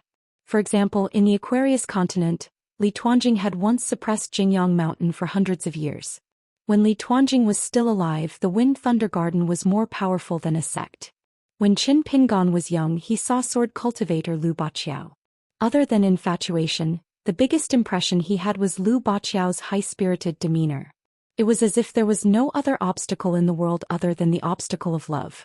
There was also the Wind Snow Temple's Wei Jin and the North Continent's heavenly monarch Xianxia. They took the initiative to challenge each other twice. In the second round, they traveled across continents with their swords. Back then, in the inverted Xian Mountain's Spring Banner House, Fuyao Continent's Xieji, Jinjia Continent's Song Pin, Liuxia Continent's Pu He and Snowy Mountain Continent's Xie Songhua, were all instructed by the Summer Palace to appear and talk to their fellow countrymen. Without exception, they were all swift and decisive. Especially that Pu He. He was not a rogue cultivator, but his methods were even wilder than rogue cultivators. Not only did he directly throw a nascent soul cultivator on the secret ferry out of the house, but when he returned home he still wanted to continue. He even went to find Patriarch Li Sun of the Cloud Forest secret mansion where the ferry was located. As a guest of the sect, Sword Immortal Ling Ran naturally did not want to challenge Pu He. Due to his duty, he wanted to smooth things over. In the end, Li Sun received a message from Pu He on his flying sword. In the end, even though Li Sun had the advantage in numbers, he could only apologize to the nascent soul sword cultivator Pu He. These were the actions of a sword cultivator. One side asked the sword, the other side asked the sword. Both sides felt that this was a matter of course. Qin Pingon became a sword cultivator at the Great Wall of Sword Qi. In fact, subconsciously, it seemed that the sword cultivator Qin Pingon was still there and had not returned for a long time. It was only when he met the old sword cultivator Yu Yu that Qin Pingon remembered that the overwhelming sword cultivators, especially after they became sword immortals, were actually very reasonable. However, their reasons were often unusual. Just like Yu Yu today. Regardless of the situation, one could not ask about the opponent's background and just kill them first. Be it Yu Yu or his good friend Pu He, regardless of their mortal identities, they had to put aside the words sword cultivator. In Qin Pingon's mind, there were no more than 3 types of sword cultivators in the world. The Great Wall of Sword Qi, the North Continent, and other sword cultivators. If one were to talk about the overwhelming sword cultivators in the world, there were only 2 types. Those who had been to the Great Wall of Sword Qi and those who had not. Qin Pingon smiled as he shook his head. There's really no need. The old sword cultivator did not have the chance to kill and was clearly disappointed. Then I'll listen to Hidden Official. This little bastard is burning incense. This old sword cultivator from the Flowing Dawn continent who had followed the Xianxia clan on this trip was named Yu Yu. He was a true jade unpolished realm cultivator and was an old jade unpolished. Yu Yu had 2 intrinsic flying swords named Startling Bird and 100 Flowers. He had once fought with an old immortal from the White Peak continent. When the 2 flying swords were used together, it was extremely powerful. It had the reputation of a bird flies like lightning, 100 flowers fill the river, and sword chi rushes to level the southern dipper. The flying sword that he had used previously was the Startling Bird flying sword that was known for its lightning-fast speed on the 2 continents. For the past 200 years, Yu Yu had been a guest elder of the White Peak continent's Xianxia clan. He was also the leader. In the vast world, other than sword cultivator sects, the immortal abodes of the sects on the mountain and the tycoons of the dynasties below the mountain all took pride in having 1 or 2 sword immortals as guest elders. This was especially so for the White Peak continent that lacked sword immortals. The best example was the Lu clan's attempt to invite Xie Songhua to be a guest elder a few years ago. The White Peak continent's Lu clan naturally did not lack top-notch battle power. They had a bunch of guest elders. Even Pei Aoxiang's ranking was not high. Moreover, Lu Jubao's own cultivation was unfathomable. He was like Venerable Fire Dragon and Qin Chunan, one of the few great cultivators from other continents that the Central Divine Continent would take notice of. Qin Pingon kept the sword formation that he had learned from Cui Dongshan. The 2 groups of fishermen did not have high cultivation realms. Therefore, the conversation between Qin Pingon and the old sword cultivator was not heard. Moreover, the 2 were inside the sword formation, so the scene was blurry and outsiders could not see clearly. Yu Yu praised from the bottom of his heart. Hidden Official's swordsmanship is really beautiful. I have nothing to say about it. Qin Pingon was too embarrassed to reply. He had learned it. A so-called nothing to say seemed to be the best way to leave empty space. In the Summer Palace, there were various detailed records of sword cultivators from other continents. Yu Yu was a very young old sword cultivator. In the records of the Great Wall of Sword Qi, he belonged to the very rough type. It was the scribbled handwriting of the previous generation's sword immortal Luo Shan. Liuxia continent's Yu Yu Jindan realm cultivator. 2 flying swords. Flowers, birds and whatnot. Their quality is acceptable. Their battle achievements are negligible. Other than the old sword cultivator Yu Yu, to the outsiders on both sides, this unforeseen event was indeed unexpected. To happen so suddenly. From the green-robed man attacking without warning, to the guest elder of the Xianxia clan, sword immortal Yu Pu, retracting his flying sword after failing to save the man. In just a few blinks of an eye, the handsome young master from the Central Divine Continent was already lying on the ground on his last breath. Fortunately, the plum flower on his head that came from the 100 Flowers blessed land was still tender and beautiful. It was not damaged at all. And for some reason, Yu Yu seemed to be chatting with the young but bad-tempered expert. Although it was unknown what they were talking about, seeing that Yu Yu cupped his fists and smiled, did he meet a playful senior on the mountain, The noble young master of the Xie clan who liked to drink wine and recite poetry was frightened and sat up straight. He slapped his knees hard and shouted loudly, "Sudden rise, Immortal? Immortal." Whether a cultivator's realm was high or not was one matter. Whether a fight was good or not was another matter. Spells and supernatural powers were natural and smooth. One's posture was ethereal, freehand and divine. That was true ability. In other words, this Gong son of the Miun Xie clan liked to fight beautifully. Being good-looking was the most important thing. One had to have the bearing of an immortal and be outstanding. For example, the sword immortal Yu Yu, the head guest elder, was very popular when he fought with all his strength. Yu Yu looked embarrassed and continued to speak to the young guest elder telepathically. "Guest elder, don't pay attention to this kid. It's true that he's simple-minded, but his heart isn't bad." Qin Pingon smiled and said, "I can see that." After all, they were kindred spirits who liked limericks. On Yu Yu's side, mainly the three noble clans were relatively quiet. Their intention of choosing to be a bystander was more obvious. Only the young lady from the immortal Cloud Zhu clan of the Shao Yuan dynasty, whose relationship with Zhu Mei was unknown, was more carefree. She did not choose to speak telepathically and directly asked the young master of the Xie clan with a smile, "Can you see what realm he is at?" The man laughed and said, "I can see that he's not a Qi refinement warrior of the lower 5 realms." The lady rolled her eyes charmingly and then turned to look at the man in green. She was a little curious. The poor guy from the Jiuzhen Immortal School was a golden core cultivator with excellent survival skills. He was also the direct disciple of the Abbey Dean and the beloved disciple. How did he end up like a little chick being bullied by others? In the Central Divine Continent there were many geniuses. Each of the young people was more ambitious than the next. As for the old masters of the various clans on the mountain, they actually did not mind fights between people of the same age. However, if there was a huge age gap and some people relied on their accumulated realm to bully the younger generation, it was a taboo. No matter how she looked at it, she felt that the man in green who looked young and ruthless couldn't be young. As for how old he was, it was hard to guess. A fellow who could flirt with the old Yu Yu, a young nascent soul sword immortal of 200 to 300 years old? Or an old sword immortal Yu Pu who was at least 500 years old and just looked young? The young cultivator from the Lotus City who could follow Yu Yu to rescue him had a particularly grave expression. Casually stepping into the muddy waters on the mountain would cause endless trouble.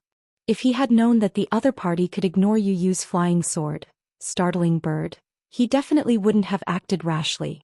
However, the Lotus City of the Jinjia continent and the Jiuzhen Immortal School of the Great Yong dynasty of the Central Divine Continent had been on good terms for generations. They had frequent business dealings. It was reasonable for them to act. In the past, the two sides were on equal footing. However, during the Battle of the Jinjia continent, although the Lotus City managed to protect the mountain with great difficulty, its vitality was greatly damaged and its losses were disastrous. The city lord had no choice but to break her oath and leave the Lotus City for the first time. She traveled across continents to the Central Divine Continent and took the initiative to find Zhuolu Songzi, whom she had originally vowed to never meet again. The young female sword cultivator from the Mei Mountain Sword Sect clutched the inkstone at her waist with one hand and formed a sword seal with the other. She said telepathically to her friends, "It's a sword cultivator who hides his strength." Just now, the other party's technique of isolating heaven and earth is very likely the lightning pool sword formation that banished Immortal Mountain Sword Immortal Lu is most adept at. That talisman technique from before was a smokescreen. The fairy from the Plum Blossom Nunnery, who had a small sable lying on her shoulder, paled. She couldn't help but say in a trembling voice, "Should I activate the mirrors flower, water and moon to prevent this person from acting recklessly and casually killing people?" The man from the Lotus City sighed, "Don't add fuel to the fire. We can only wait and see. Have you forgotten? When sword immortals kill people, they don't care about any rules or taboos." The golden core sword cultivator from the Mei Mountain Sword Sect nodded and said, "It's indeed very similar to Immortal Lu Zhou's sword formation." Lu Zhou was adept at using his flying sword to draw the lightning pool forbidden area. When Qi refinement warriors were inside, they would be suppressed by the sword Qi of heaven and earth. It was already extremely difficult for Qi refinement warriors to fight against sword cultivators of the same realm. With the addition of the array formations restriction, it was one disaster after another. Could it be that this young sword immortal was from the same sect as immortal Lu Zhou, who loved to play chess? Or was it a certain old ancestor of the banished immortal mountain who didn't like to show his face? If that was the case, then everything made sense. Everyone's expressions changed subtly. Qin Pingon noted them down one by one. Most of the time, in a person's eyes and face, the unspoken words were closer to the truth than the words spoken. Qin Pingon glanced at a thin old man in the distance. He seemed to be a guest of the Qiu family from the Liuxia continent's Yuzhou. He was sitting beside two young people and had been admiring the scenery of the Mandarin Duckshu. There was an open wooden box beside his hand that was filled with carving knives of different styles. He was not fishing and had been carving jade. After Qin Pingon used his sword qi to create a small golden lightning pool world, the other cultivators, be it their spells or wills, were all defeated upon contact with the sword qi. All of them retreated in the face of difficulties. Only this old man could touch the lightning pool sword formation without retreating. With a twist of his wrist, the carving knife moved slightly, showing signs of unraveling. However, under the premise that the old man still had energy to spare, he quickly gave up on this sword-seeking action.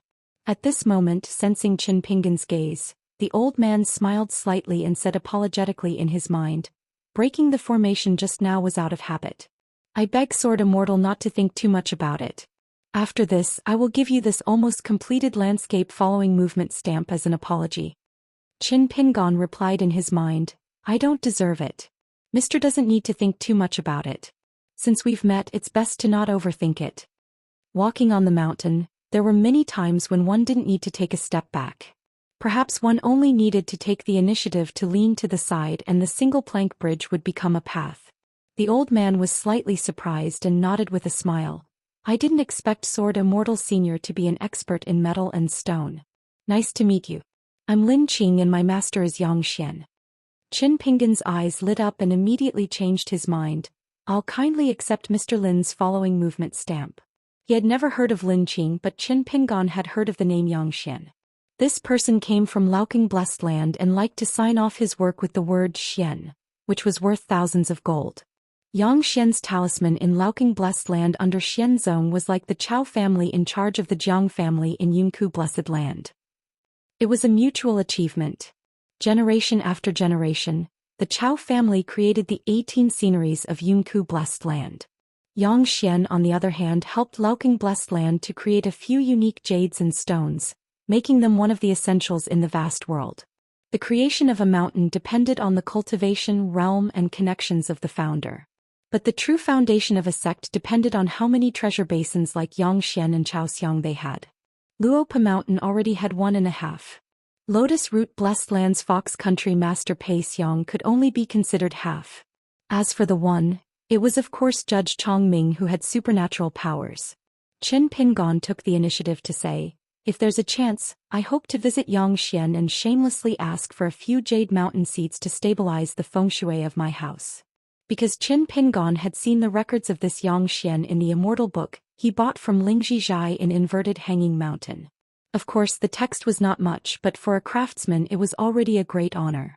In the Annals of Mountains and Seas, which described the general situation of the vast world, there was a sentence: Zhou Xian carved a fox button, slightly purple on the neck, supreme divine quality, which made people fascinated.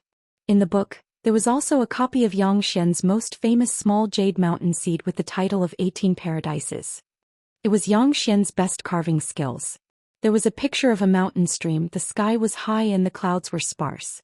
A hermit rode on a donkey followed by a porter. High up in the mountain there was a pavilion hidden in the green. If one looked closely, the inscription of a horse under the eaves could be seen. In the pavilion, there was a beauty leaning against the railing holding a silk fan. The fan was painted with court ladies and the court ladies were grooming in front of the mirror. In the mirror there was the moon was the Guanghan Palace, and in the Guanghan Palace, there was a goddess practicing. Layer by layer there was another world, and it could be said that it was the best work. To be honest, as long as it was an authentic product of Zhou Xian, it would be a big profit no matter how high the price was. Therefore, what the cultivators on the mountain lacked was not money, but the mountain connections to negotiate with Zhou Xian face to face.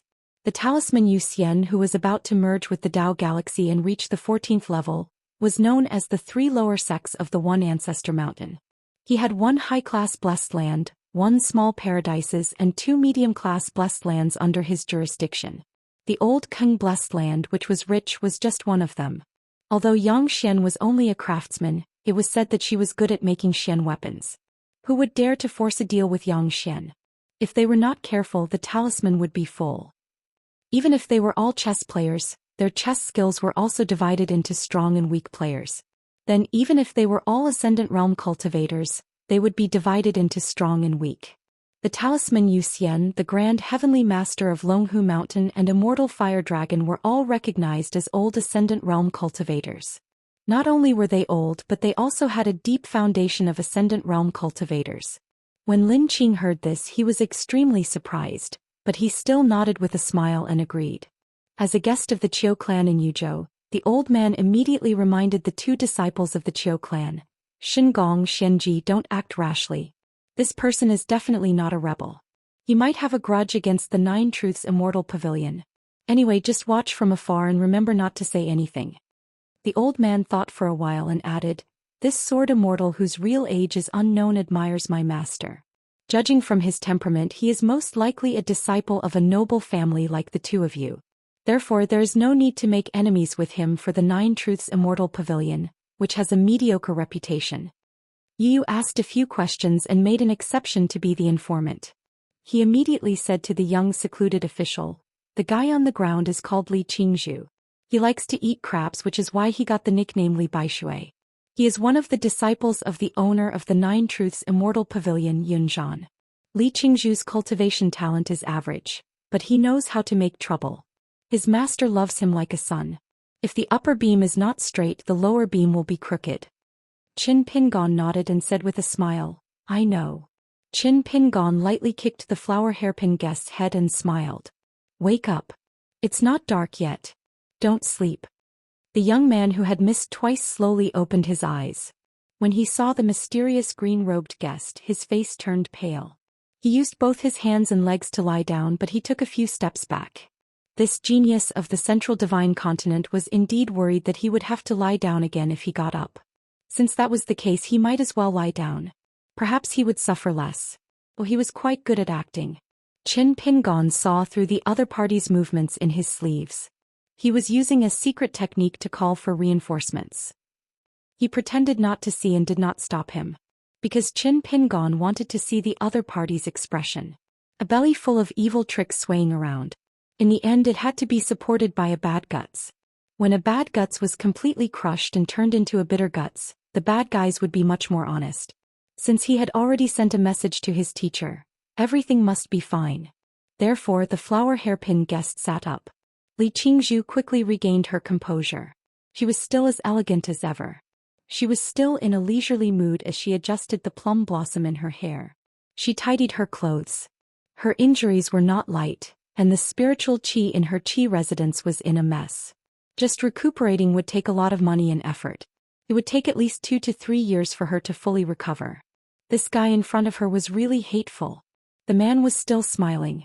Today's humiliation will be repaid generously. Qin Pingon stretched out his hand and smiled. Hand it over. The disciple from the 9 True Immortal Gymnasium was a little confused. Qin Pingon smiled. Talking about money will hurt our relationship. We don't have anything to hurt. Hurry up and hand over the money. If you know what's good for you, hand over the money. Most of the time it's money to buy your life. The man's eyes burned as he laughed. Money to buy my life. Then do you know that my master is in Mandarin Duckshu right now? I'm afraid that you won't have the life to spend it. He was full of courage. After he slowly got up, he patted the dust off his body with one hand and stretched out his other hand. Hand it over. It's your turn. Qin Pingon smiled. It's fine to wear a flower hairpin, but it's a little inappropriate to wear a plum blossom. It's easy to be unlucky. Li Qingzhu smiled. Very good. You're right. I'll definitely help you pass the message to the flower goddess. Qin Pingon nodded. It seems like you still don't learn your lesson. You can't control your mouth. Remember to do what you say. After this, pass this message to the flower goddess. Li Qingzhu was not afraid even if the heavenly king came. He was in the right. No matter what, it was this guy who wantonly hurt her. On the mountain you don't care about your actions. Who do you think you are? The Sage of Rites. You're just a child in Gu Qingsong's eyes. If you're really capable, why don't you go and get close to Venerable Fiery Dragon? Why don't you go and call the Great Sword Immortal your brother? Li Qingzhu turned to look at the woman in red. Then she retracted her gaze and grinned. Why? I took another look. Come again if you're so capable. At this moment, there must be many experts at the Mandarin Duckshu paying attention to this place. I beg you to continue to commit murder in front of everyone. Qin Pingon laughed telepathically. Do you know that Yun Mu is waiting for me to make a move on the shore of the Mandarin Duckshu? That's why he'll appear here. So, as long as I don't move and chat with you, you can only stand here and embarrass yourself? Tell me, what's the point of saying or doing anything now? Think about it carefully. Even if Yun Mu helps you get back at him, so what? Wasn't the story of Li Baixie's rampage in the Mandarin Duckshu town also a story worthy of being written about? When the ban on the Confucian Temple's landscape bulletin is lifted, will it spread throughout the central divine continent? Think so. Also, Brother Qing, have you noticed that the female sword cultivator from the Mei Mountain sword sect that you adore is drifting further and further away from you? Even the fairy from the Plum Blossom Nunnery who used to adore you looks at you differently now. Or perhaps, when your master Yun Mu returns to the Nine Truths Immortal Gymnasium in the future, every time he sees you, his favorite disciple, he'll inevitably remember the beautiful scene of the Mandarin Duckshu going down the drain? Li Qingzhu's face was livid. That person began to speak again with a smile. Take a guess. Did I say these words to you in my heart, or did everyone hear it? Brother Qingzhu, why do you think I let you go down the drain twice? Of course, it's to help you become famous in the Confucian Temple. After the battle at Panshui County, Gu Qingsong, you'll probably be the most famous one. Actually, it's fine. Fame is nothing. Cultivators don't go down the mountain for decades. It's normal. Besides, your senior brothers, sisters, and junior sisters who only know how to cultivate foolishly will definitely comfort you on the mountain. Take a look at the Nine True Immortal Gymnasium. Inside and outside the mountains, everyone from your master to your fellow disciples is there. I've thought about it for you. I've even thought of 2 nicknames for you in the Landscape Palace Bulletin. One is Li Piao and the other is Li Squinting. So you have the nerve to ask me for money? Shouldn't you give me money as a reward to thank me? Li Qingzhu's face was pale and his lips were trembling. This time he did not have the courage to look at the woman from the corner of his eyes. He did not even have the courage to speak harshly to the green-robed man in front of him. These words, it was like a sword cultivator asking for a sword for 10 or 100 years after he handed it over. This was because the real sword cultivators were the people Li Qingzhu was familiar with. Every now and then someone would help Qin Pingon pass the sword and ask for the sword. I'm just teasing you. It's really boring. Qin Pingon kicked the man again and sent him into the water. This time he used a lot of force. It was as if a chopstick was stabbed into the water and hit the bottom of the riverbed. Call your elders over. He wanted to experience the Nine Truths Immortal Gymnasium style. If one was not a real fisherman, it would be difficult for them to understand the beauty of this sentence. If the fish that came ashore was too small, they would release it after catching it. Most of them would say this sentence. It was as popular as the saying, the water level rises by 3 feet when the nest is dug. Qin Pingon rubbed his chin. His head is really hard. He can't even crack open his head. Li Baoping looked at the Mandarin Duckshu in the middle of the water in the distance and asked softly, Little Uncle Master? She sensed the abnormality over there. She meant to ask if she needed to call her brother over for help. Qin Pingon turned his head and smiled. It's a small matter. Qin Pingon's meaning was even simpler. It was a small matter. In fact, it was fine. With little Uncle Master around, it was enough. Over at the Mandarin Duckshu, someone looked displeased. After receiving a message from his direct disciple asking for help, his true immortal body stood by the river with his hands behind his back. He performed the mountain and river observation technique and looked at the man in green robes by the river. When Yun Zhan, the owner of the Nine Truths Immortal Gymnasium, saw that the man deliberately hurt another person under his nose, he shouted angrily, How dare you, thief! His words were like thunder on the river. Then the immortal manifested his Dharma idol. He wore a snow-white Daoist robe and flew out like a white rainbow piercing through the sky. With an imposing aura, he flew above the river in the blink of an eye and looked down at the people by the river. The immortal's Dharma idol looked down from above with an imposing aura. He said in a deep voice, "Who are you, kid? How dare you hurt people in the Confucian temple without any reason?" It was obvious that he did not participate in any of the discussions in the Confucian temple. Otherwise he would not have asked, "Who are you, kid?" Yu was displeased. "I'm a pure jade sword cultivator. If I don't kill an immortal, am I supposed to kill a pure jade chi refinement warrior? Isn't this bullying?" Yu did not recognize the little brat who was enjoying himself in the river, but he was familiar with this majestic Middle-earth immortal. In fact, most of the peak cultivators, Ascendant Realm cultivators, Immortals and pure Jade Realm sword immortals in the vast world were familiar with each other. If the other party did not use any concealment techniques, they would be able to recognize each other at a glance. For example, this white-robed immortal was called Xian, and his Daoist name was Wuxia. He had a Daoist companion who had just ascended to the immortal realm. They shared the same mountain, which was why the Nine Truths Immortal Gymnasium had become so popular in recent years. Qin Pingon advised Yu telepathically, "Senior, please don't use your sword." He was not used to it. If they were at the Great Wall of Sword Chi, sword cultivators would have cheered and whistled. "Help me use my sword. I don't even have time to watch the show, let alone drink." Yu immediately withdrew his sword chi. "You're in charge. I'll watch. However, if you need to use your sword later, don't hold back. Just let me know or give me a look." Qin Pingon covered his sleeves with his hands and looked up with a smile. "My surname is Wu and my name is Tai.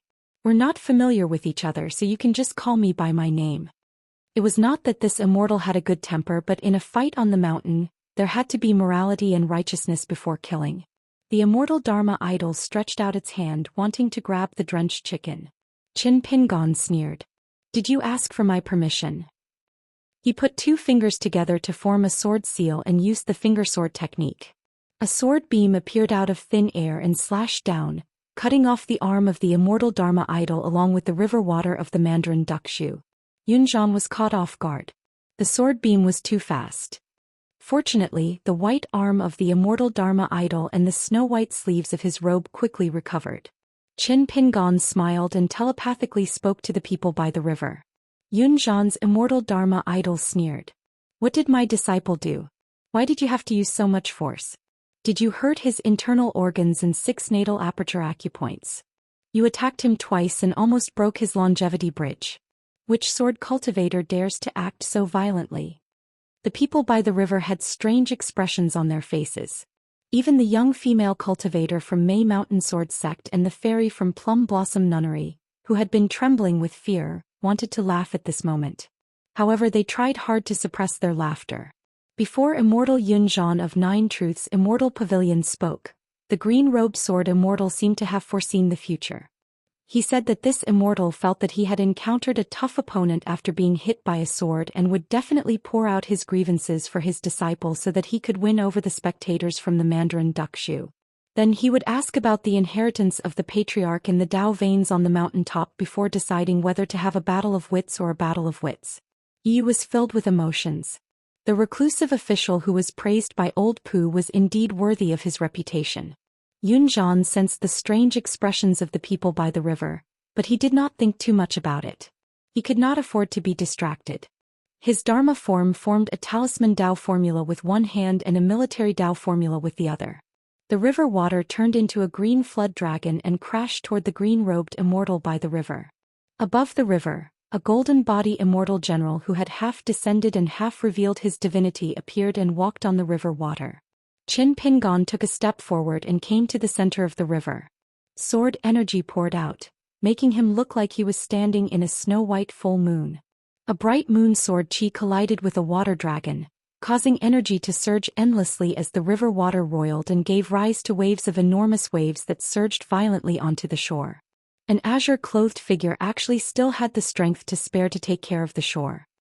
He lightly swayed his sleeve to shake out a stream of talismans, and then he lined up in a line on the shore like a formation of soldiers that completely shattered those waves. The golden body immortal general held a long spear in his hand, which left a long trail of golden light that was 70 to 80 feet long. The spear broke through the bright moon of sword energy, but the green-robed immortal raised his arm and pressed 2 fingers together, gently stopping the tip of the spear.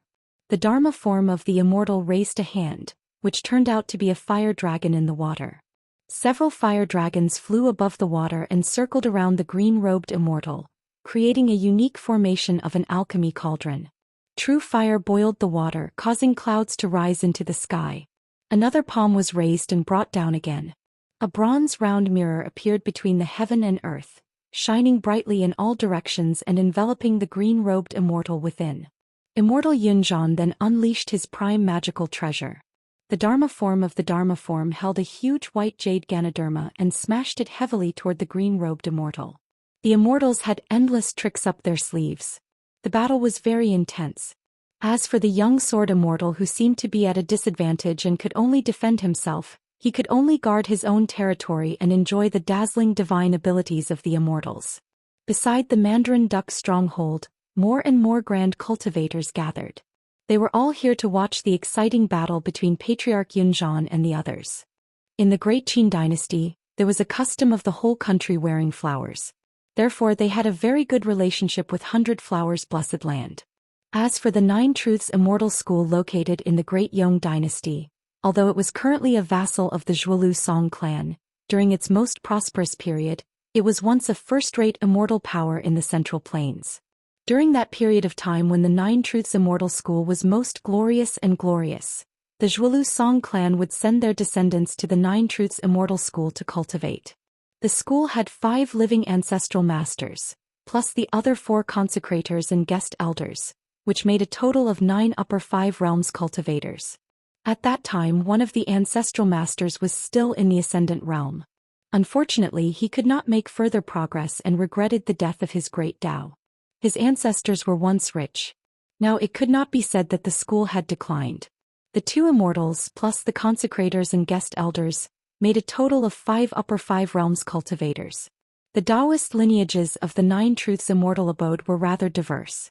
There were talisman Daoists, sword cultivators, military cultivators and martial cultivators.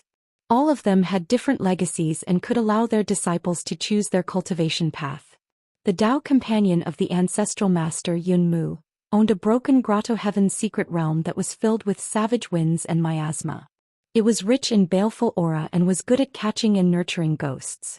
Celine Zhao, the immortal of the Liuxia continent, and his senior sister, Songo, had been participating in a meeting and had yet to return. Therefore Celine Zhao had been strolling around. Celine Zhao was puzzled. Where did this sword immortal come from? Old man Yen, do you know this person? Beside Celine Zhao was a great cultivator from the Shaoyuan dynasty Yen Gu. This person was extremely famous, not only because he was an immortal but also because of certain rumors about mountains and rivers that added fuel to the fire. They were so disgusting that they didn't have to pay for it with their lives. There were things like, if there's wine there'll be Yenji's lackey. There were also things like, ascendant realm divine ability to freeload wine. Yen Gu shook his head. He looks unfamiliar. A cultivator who was familiar with him could not help but ask, is a sword immortal's physique so tough? Yen Gu frowned. It can't be that other than a sword immortal he's also a far-roaming realm or a peak realm martial artist. Celine Zhao curled his lips. Either he's an immortal realm sword cultivator who's hidden from the world, or else it doesn't make sense. A flower deity, the destiny master of 100 Flowers Blessed Land, had a worried expression. She was somewhat resentful of the young cultivator from the Nine Truths Immortal Pavilion. This kind of grudge on the mountain should be settled by one's own ability. Why did he have to involve her? Moreover, for some reason, this flower deity felt that the green-robed visitor had some connection with her. This was even more illogical. Under normal circumstances, this kind of mysterious attraction would only appear between her and the flower deity's guest elder. Could it be that the young sword immortal had a poem in his heart that was enough to leave his name in history? Celine Zhao said, "Why do I feel that something is wrong?" Yen Gu nodded. "That sword immortal seems to be," a cultivator at the side continued, "walking fish?" Yu was not worried about the young hidden official's safety at all. Was this a joke? What kind of place was the Great Wall of Sword Qi? Why would an unpolished Jade Realm sword cultivator like him be worried about a hidden official from the Great Wall of Sword Qi? This old sword cultivator from the Dawnflow continent was old friends with Pu He. Moreover, they had an extremely good relationship. Otherwise, Yu, who was an unpolished Jade Realm sword cultivator, would not be so kind as to invite him for a drink and endure a scolding without retorting. Many years ago, so long that it felt like a previous life, when Yu went to the Great Wall of Sword Qi to train, he was still a Golden Core Realm Sword cultivator. He stayed there for 3 years and participated in a great battle. He had seen many sword immortals from the Great Wall of Sword Qi on the way and on the battlefield. However, none of them touched a cup at the table because they did not have the opportunity to drink at the same table as a sword immortal. After all, the Great Wall of Sword Qi in the past had many unwritten rules. If one's realm was not high enough and did not have enough battle achievements, even if they drank with a sword immortal, they would not have the face to approach the table. A junior toasting with a senior sword cultivator? The Great Wall of Sword Qi did not have such a custom. It was especially difficult for foreign sword cultivators who had not been training for long to integrate into the Great Wall of Sword Qi. During Yu Yu's training, he was young and full of vigor. However, when he returned, he felt lonely and waning. When he returned to the Dawnflow continent, he did not like to mention that he had been to the Great Wall of Sword Qi. Since it was the same as not going there, why mention it? However, Yi's good friend Puhi was different. She went to the Great Wall of Sword Qi at the unpolished Jade Realm. Puhi was once the most famous sword immortal in the Dawnflow continent. Because of her extreme temperament, she killed people based on her emotions. She was proud and arrogant. She traveled to the Great Wall of Sword Qi because she wanted to teach the Great Wall of Sword Qi that her Howren sword arts were not weak. In the end, Yu quickly received news from the Upside Down Mountains Ape Raven residence. He did not know whether to laugh or cry. It said that Puhi had offended Great Sword Immortal Mi, who in Q-Sword was defeated. Therefore, she had to stay there to practice her sword for 100 years according to the bet and could not return. This made many Dawnflow Continent's mountain cultivators heave a sigh of relief. Yu sent a few letters over to comfort her good friend. However, Puhi did not reply to any of them. However, even many sword cultivators in the Great Wall of Sword Qi did not know the inside story. Puhi's Q-Sword's opponent was not Great Sword Immortal Mi Hu, but the one who was famous for breaking flying swords with fancy fists but impractical legs. Miyu. Otherwise, why would Puhi, a Jade unpolished realm sword cultivator, lose Q-Sword to Mi Hu, a peak immortal realm sword cultivator candidate? Why would Puhi find it hard to let go of the fact that she had practiced swordsmanship for over 100 years at the Great Wall of Sword Qi? Based on Mi Hu's style, he was one realm higher than the opponent. He would not agree to Q-Sword's terms that had no suspense. He would also not make things difficult for a small Yu Pu. Puhi grumbled in private. You mother ****, lying to me that at the Great Wall of Sword Qi Miyu, this Jade unpolished realm sword cultivator, was the most useless. Miyu said that when he went into seclusion to break through to the Jade unpolished realm from the nascent soul realm, it was too bumpy and he had wasted countless years. He was the biggest joke at the Great Wall of Sword Qi. When the Q-Sword battle ended, Puhi was almost killed by Miyu and carried to Sun Jiyuan's residence. He was lying in bed recuperating. That mother **** still had the face to come and greet him with wine. He sighed and felt sad. At that time, Puhi asked him what was going on. Didn't he say he was 90% sure? In the end, Alliance had an innocent look on his face and turned the tables on him. I said I was 90% sure, but that was because I said you would lose. I didn't say you were 90% sure. Old brother Pu, you misunderstood. The trash of the Great Wall of Sword Qi in your hometown's Jinjia continent is destined to be an invincible sword cultivator. In the end, Alliance slapped his head and remembered something. He mentioned to Puhi that Miyu, when he was in the Golden Core and Nascent Soul realms, was very fierce with his sword. He earned the nickname Miyu Waste based on his ability. He liked to slash with his sword and cut the demons in half at the waist. Relying on the bet that only those in the upper 5 realms were qualified to bet, Alliance won a lot of money for wine. This was because Alliance helped Puhi to become famous. He said that this guy's sword skills were amazing. He was the Golden Armor continent's genius of the sword Dao. He was so talented that he was invincible in the continent. He was destined to be a great sword immortal. He could even fight against Mihu. Q-Sword Miyu? It was a waste of talent. 100 years. A whole 100 years, Puhi would have to follow the bet with Miyu and leave it at the Great Wall of Sword Qi. There was one good thing about Puhi. He was willing to accept his loss and did not blame others. He only blamed his own sword skills for being too lousy. In the beginning it was quite despairing. The Great Wall of Sword Qi was not much better than the Liuxia continent. However, after using his sword more, he got used to the atmosphere of the Great Wall of Sword Qi. As time passed, many familiar old people left first, and many unfamiliar young faces at the table also left in a hurry. It was as if the Great Wall of Sword Qi had become a familiar hometown, and the distant hometown of Howren gradually became more unfamiliar. As for Miyu, he was tricked into a ditch by Cui Dongshan. Facing the Q-sword left and right, he could not fight back. Miyu did not even have the thought of using his sword to fight back. It was not that Miyu was too weak, but that the left and right were too strong. After all, even the great sword Immortal Yuqing did not want to fight with the left and right. Wasn't he also slashed out of the city by the left and right and forced to fight the Q-sword? After returning to his hometown, Yu specially looked for Pu He and asked about the Q-sword. Pu He only said that Mi's sword skills were passable. In the end, the old man who had lost his cultivation level added some nonsense. He said that Mi's younger brother was a jade unpolished realm sword cultivator called Miyu. His sword skills were actually not bad. He was not as bad as the rumors said. This guy was from the hidden official sword cultivator lineage of the Summer Palace. As for me, I am good brothers with the hidden official. So when Miyu saw me, he should be lower in seniority. If there is a chance in the future, I will introduce you two to each other. You heard of Miyu? It was not because Miyu's sword skills were not bad, but because this handsome sword Immortal had countless romantic affairs. You had some guesses. However, he was scolded by Pu He for being a good-for-nothing. He could not get a word in, so Yu did not dare to ask more. Old man Pu had accumulated quite a bit of power in the Liuxia continent. Yu was also afraid. Just as Yu could not help but use his sword. Two figures descended from the sky. One was a young monk holding a mountain walking stick. Beside him was a yellow-clothed old man's retainer.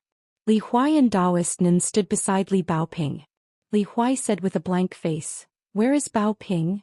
Li Baoping said in annoyance, "You are here but you did not bring your eyes." Li Huai was already used to it. He pretended not to hear and continued to ask, "What do you say now? Do you need me to go?" Li Baoping shook his head. "Young martial uncle does not need to help."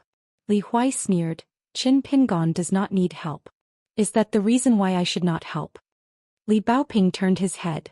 Li Huai immediately changed his words, "Of course it is. You can provoke anyone but not Li Baoping." Li Huai used telepathy to communicate with the old alliance leader. He also used telepathy to speak to Daoist Nin beside him. "If we join forces, can we beat that unknown realm and unknown name? Who is that powerful white-clothed man?"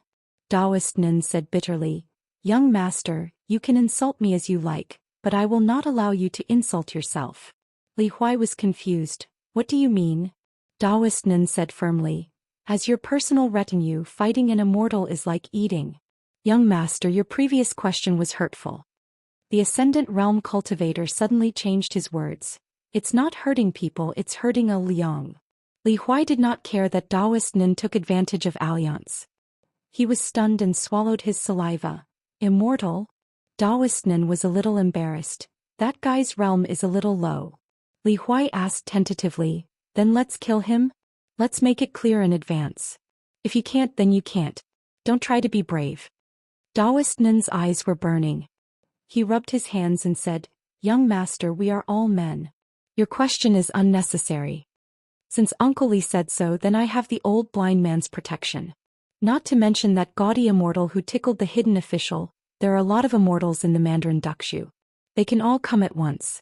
At this moment Qin Pingon's voice came and he said to the three of them with a smile, "You don't have to do anything." Daoist Nin said angrily, "Qin Pingon, who do you think you are?"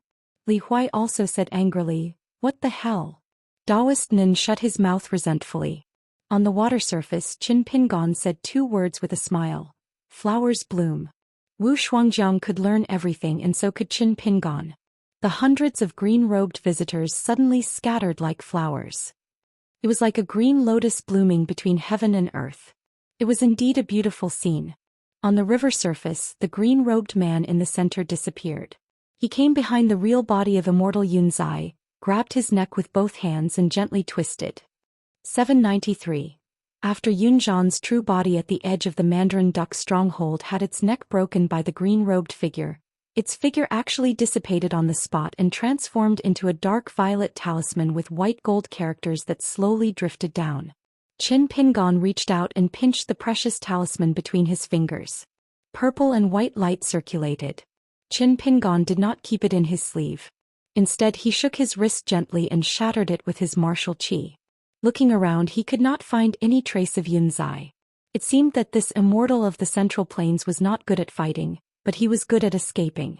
His attacking methods were weaker than Han Yushu of the 10,000 Jade sect.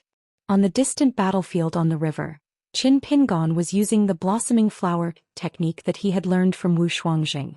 It was only similar in appearance, but it was only 30 to 40% similar in spirit. However, Qin Pingon had used the land shrinking talisman. All of the petals that bloomed like lotus flowers were actually land shrinking talismans. They were equivalent to temporary fairy ports, allowing Qin Pingon to reverse the mountains and rivers at will and change his position. Therefore 70 to 80 green-robed men stood on the surface of a large river in the Mandarin Duckshu. It was quite a spectacular sight. The young sword immortals were all in high spirits. They wore long green robes and cloth shoes. Their large sleeves fluttered in the wind and they looked elegant. As for the immortal Yunzai, who had suffered a great loss, he had already retracted his Dharma idol when he summoned his talisman substitute. No one knew where he was hiding. However, he definitely did not go far. The yellow paper talisman that Qin Pingon had taken out from one of his sleeves had been smashed by the huge waves. The talisman collapsed one by one. The talisman glowed brightly and spread everywhere. Wisps of spiritual energy seemed to have pulled out a fishing net to catch the immortal. Qin Pingon had used this method of casting a wide net with a large number of talisman to investigate the details of the battlefield many times in the Great Wall of Sword Chi battlefield. He was already quite familiar with it. Qin Pingon narrowed his eyes. Found it. With a slight thought, a sword beam shot out rapidly.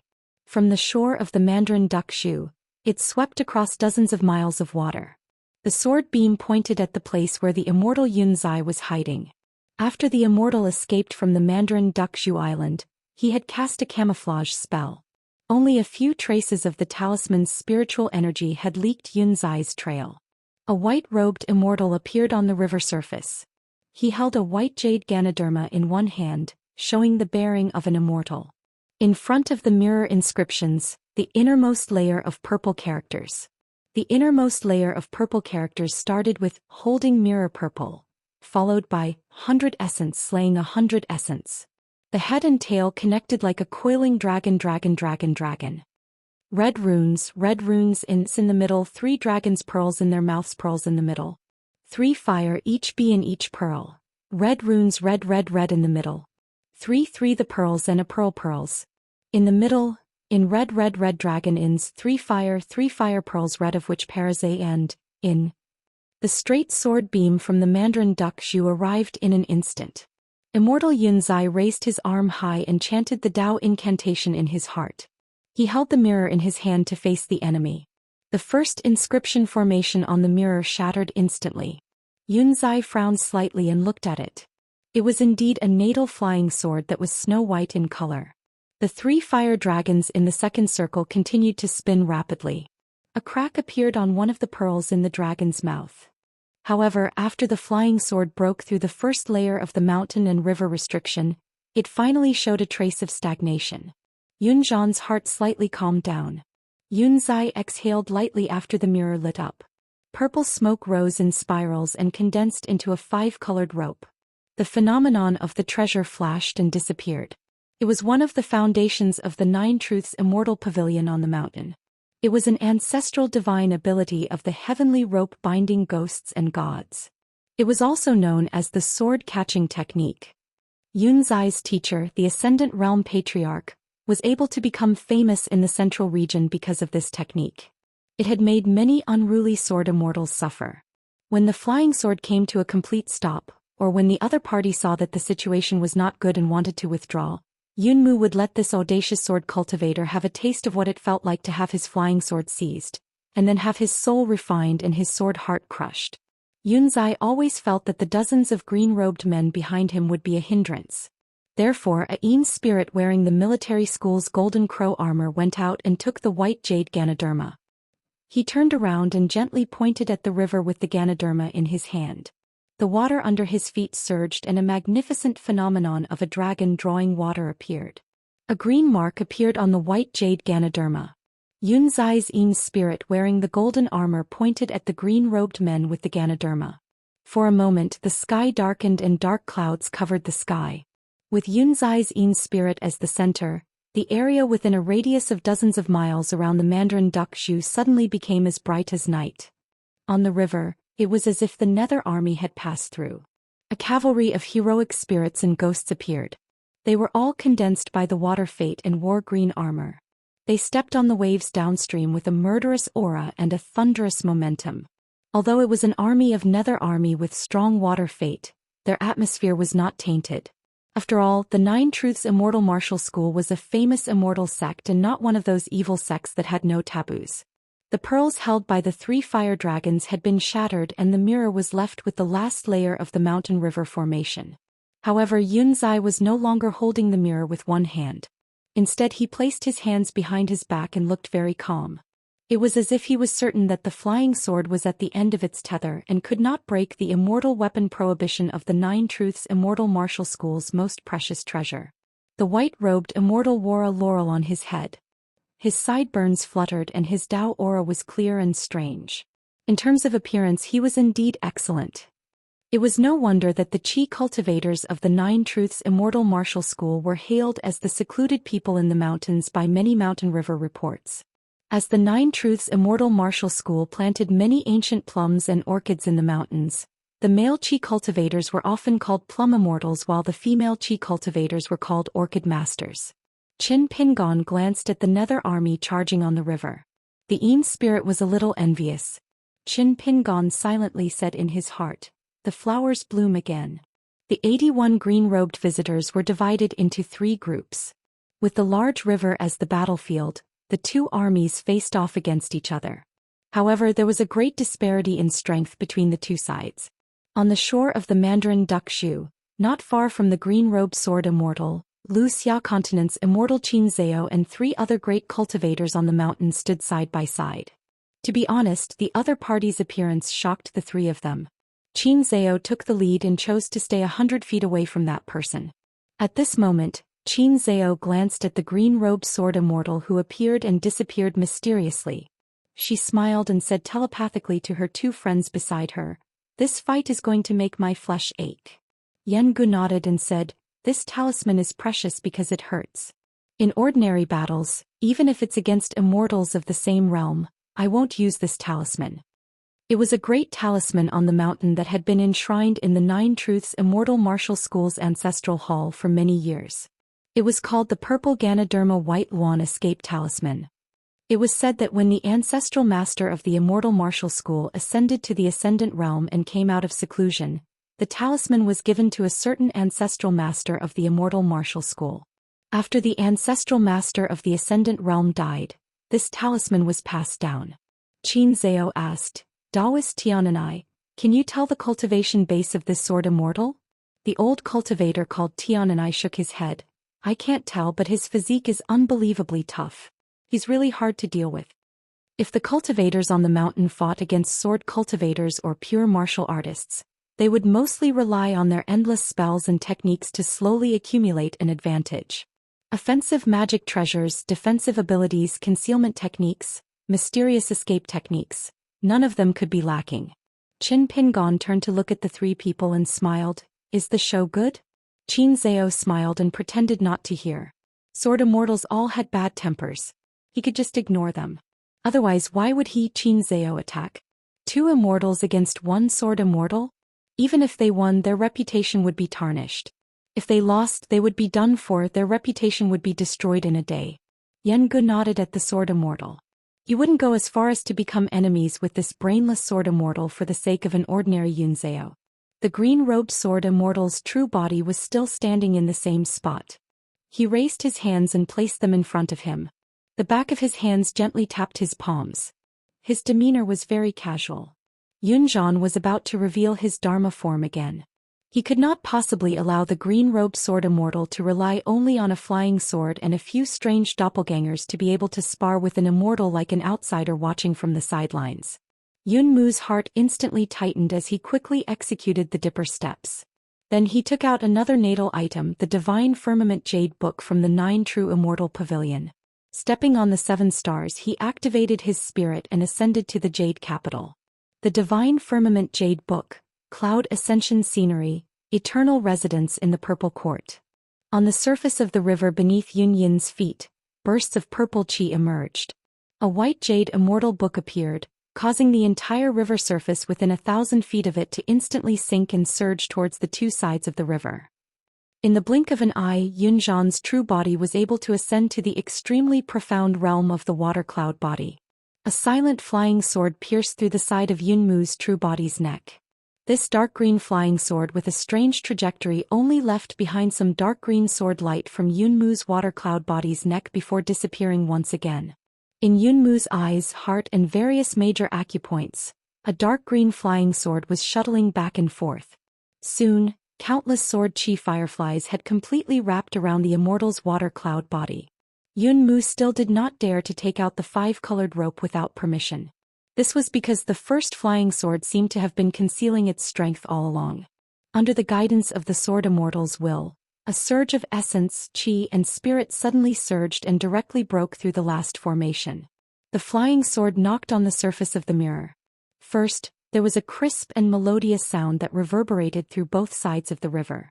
Then there was the sound of a nail slowly scratching a bluestone slab, causing one's scalp to instinctively tingle. Yun Mu raised his hand and pretended to touch the surface of the mirror. The collision of the flying sword was exceptionally heavy, to the extent that Yun Mu and the mirror actually slid back several feet on the surface of the water. Yun Mu sneered inwardly. The next time the flying sword hit the surface of the mirror, ripples appeared on the surface of the mirror and the flying sword was instantly imprisoned within the ripples on the surface of the mirror. Yun Mu finally took out the 5-colored rope.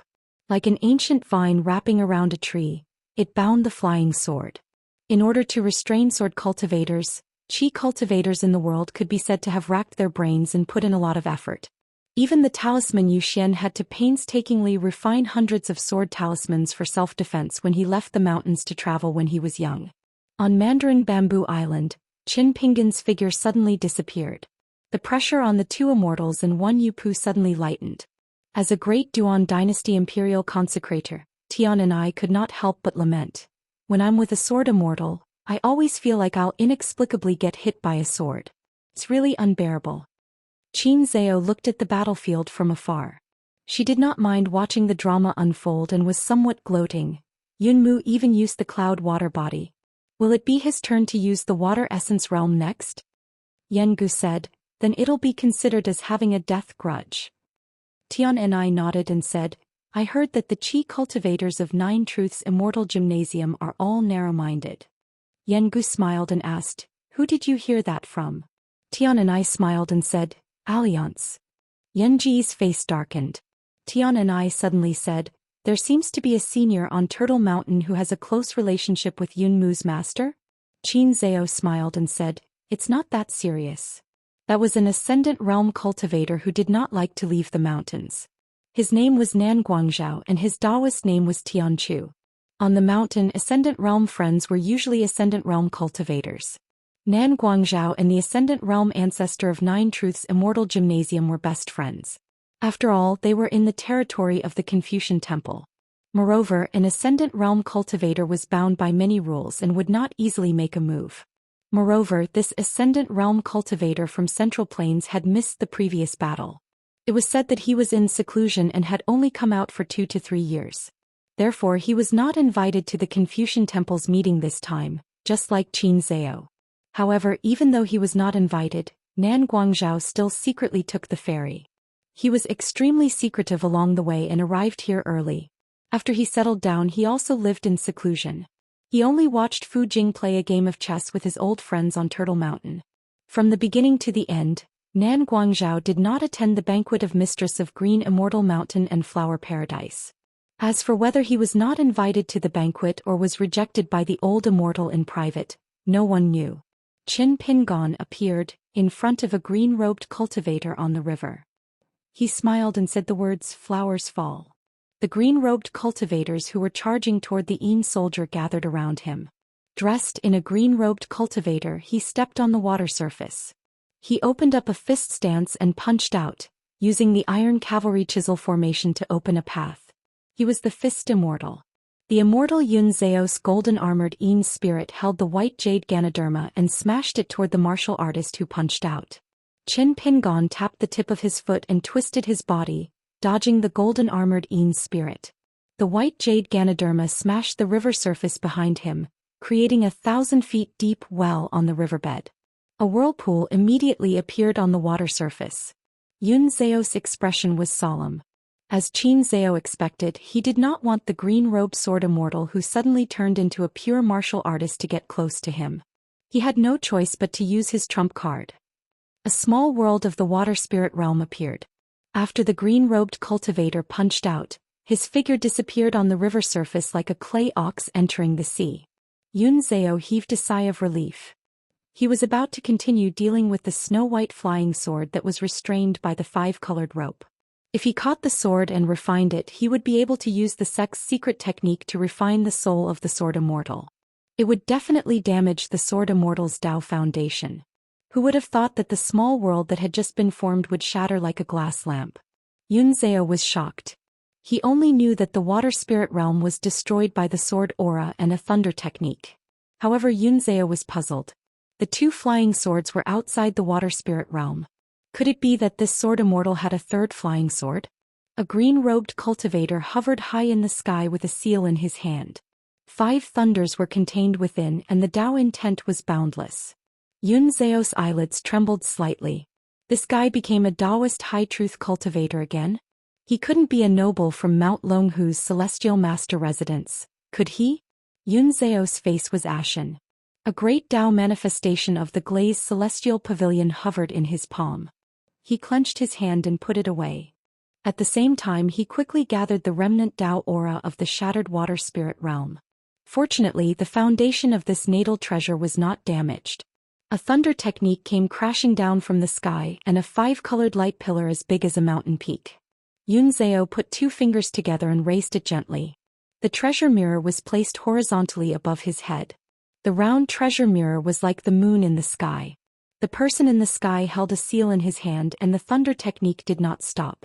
It was like rain falling on the mortal world. The immortal's treasure mirror shone brightly, and the golden-armored Een god that had traveled far away returned to his true body. Yun Zhao gently waved the white jade Ganoderma, driving the green dragons formed by the river water to rush up to the sky. The river water was filled with green dragons. They rose from the ground and flew up. They competed with the falling thunder technique in terms of the amount of spiritual energy they condensed and the level of their Dao techniques. The flying sword that was trapped by the treasure mirror and the 5-colored rope was also shaken by the flying sword and the thunder technique. It began to show signs of loosening. Yun Zhao could only trap the flying sword temporarily. He no longer had the chance to refine it and hurt the sword immortal's mind. As for the dark green flying sword that was difficult to deal with, it was tireless. It moved from east to west, up and down, dragging out countless sword lights. It stabbed a white-robed immortal until he turned into a dark green man. Qin Pingon glanced at the immortal on the ground and understood. The dense bamboo could not stop flowing water and the tall mountain could not stop Bai Yunfei. This was probably the foundation of Yun Zhao's cloud water body. Unfortunately, it was not Wu Shuangjiang who could not dispel this technique at a glance.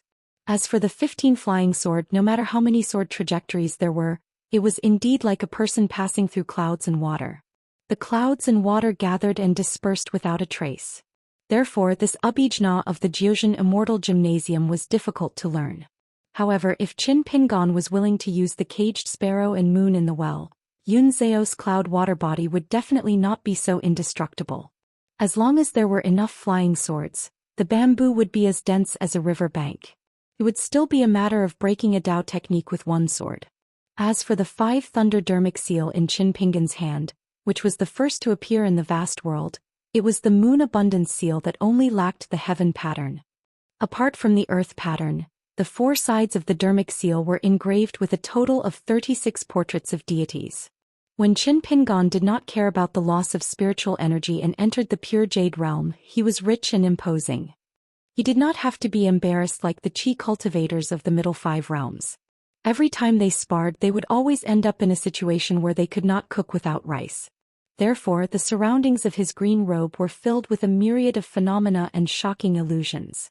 There was the thunder god beating the drum, the lightning mother flashing the lightning, the wind god blowing the clouds, the rain master dropping the rain, and even the celestial officials. Each of them had their own solemn appearances. Numerous divine abilities and Dao insights that were filled with copious amounts of lightning Dao insight had smashed all the water element WRMS that soared into the sky into pieces.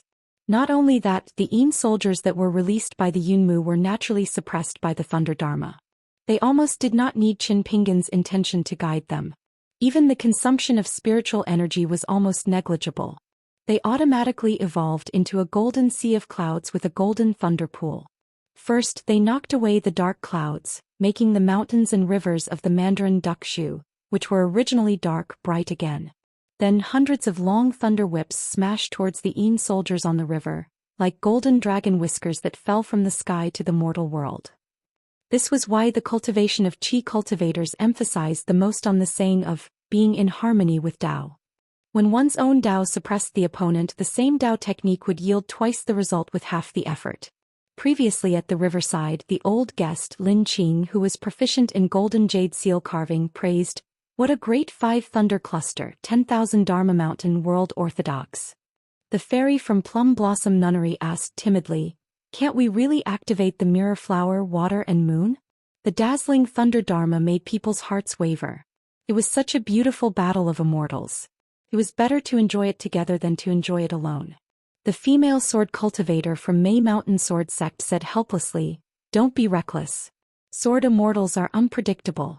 They especially hate it when bystanders watch the show." The young master from Xie clan of Miyun had already stood up. He raised his head and drank a mouthful of green bamboo wine. He murmured, "I must recite a poem." Li Huai was amazed. "Li Baoping Qin Pingan is so fierce?" Li Baoping was in high spirits.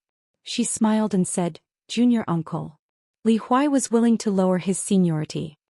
He said to the young Taoist beside him, "Qin Pingan is actually my junior uncle." The young Taoist was smiling, but he was worried. Wouldn't his seniority fall again? The old man in yellow looked around. Damn it, there should be an ascendant realm cultivator. The young secluded official was so arrogant today, but there was no hero to suppress his arrogance. If there was an ascendant realm cultivator, it would be easy to fight with him. Whether or not the name Daoist nun could become famous in the vast world would depend on whether or not the heavens would give him a chance today. On the Mandarin Duckshu, there were immortals who had a good relationship with the Taoist master mansion on Dragon Tiger Mountain. They were even more surprised. Sword cultivator Talisman Thunder Dharma. Is it the junior Taoist master Zhao Yaoguang? His friend shook his head and said, "The junior Taoist master is now in the Confucian temple. Besides, Zhao Yaoguang is not a pure martial artist. That fist stance just now was amazing. How many realms is he in? Traveling to the top of a mountain? It's hard to say. Anyway, if I stood still, I wouldn't have been able to take that punch. Don't tell me that I can really kill founder Yun Zhan?" Yun Zhan's immortal realm cultivator must have been polished for hundreds of years. He's not that weak. Let's just wait and see. I believe Yun Zhan still has some tricks up his sleeve. Otherwise, the 9 true immortal palaces' reputation will be ruined after this fight. Yun Zhan shook his sleeves and threw out a bunch of palm-sized golden lights. Hundreds of golden lights shot into the sky.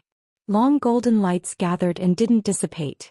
At the same time, Yun Zhan used a spell that was half Daoist and half military in the 9 true immortal palace. He turned the eyes, ears, nose, liver and spleen into the 10 inner generals of the Taoist sect into the outer generals and turned them into 10 divine generals of the Thunder sect. In order to cultivate this divine power, Yun Zhan had gone out to search for thunderclouds for hundreds of years. He ate and swallowed thunder and lightning and finally entered an ancient forbidden land of the Thunderlock by mistake. He practiced the Thunder Dharma and cultivated it for dozens of years. Yun Zhan wanted to challenge the Thunder Dharma with the Thunder Dharma. The 10 heavenly lords of the Thunder sect and the 36 generals of the Dharma Seal Thunder sect would compete. On the river in the sky, the two sides were facing each other with Thunder Dharma around them. Lightning flashed and thunder rumbled. Under the illumination of the golden lights, the entire Mandarin Duckshu appeared to be golden. It was as if a pool of golden lightning had appeared out of nowhere.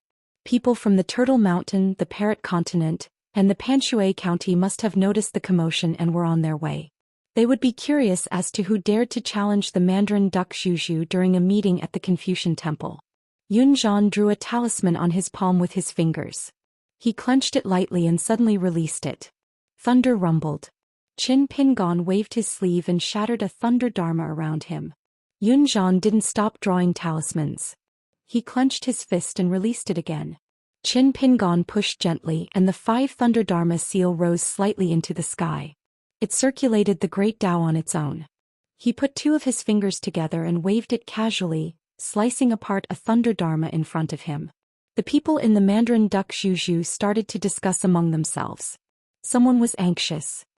Damn it! Where did this guy come from? Is he a martial arts grandmaster or a troublesome sword immortal? If they were in Yunzhan's shoes, they would have been stabbed to death by the flying sword if they didn't have the cloud water body.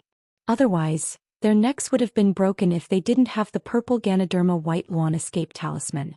By then, their golden cores, nascent souls, and Yin spirits would all be crushed by a few punches from that guy. Yun Mu seemed to be using a series of immortal spells that flowed like water and clouds. Immortal chi floated around him, but in fact he knew that he had to suffer. Fighting on the mountain would consume a lot of spiritual chi and dharma treasures. What he consumed was his own and the foundation of the mountain. Why did the chi cultivators on the mountain hate sword cultivators and pure martial artists so much? One was a sword cultivator while the other was a fist cultivator. When they fought, the one being challenged usually didn't have any great Dao training. Yunzhan used his supernatural powers again. He formed a spell with his hands and stepped on the 7 stars.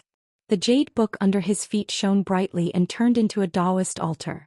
Finally, a majestic pavilion appeared behind Yunzhan. The words Rain Pavilion were written on the golden plaque. A celestial with an ethereal figure and a blurry face stood in the pavilion. Around the pavilion, the world was gloomy and heavy rain poured down. Yunzhan held a long sword in one hand and a talisman in the other. His expression was solemn as he chanted an ancient Dharma incantation in his heart. White clouds at the bottom, mist descends. First the sun and the moon are confused. Then the universe is transformed. Mountains are alive. Rivers rise. 4 seas and 5 peaks. Send the celestial order at the top of the mountain. Slay the flood dragon at the bottom of the sea. Behead the white boy of the west with a sword. Send the celestial order. The celestial didn't move at all. Only a flying sword appeared in front of him. Over at the Mandarin duck shoe, Celine twisted her wrist and a green bamboo flute appeared.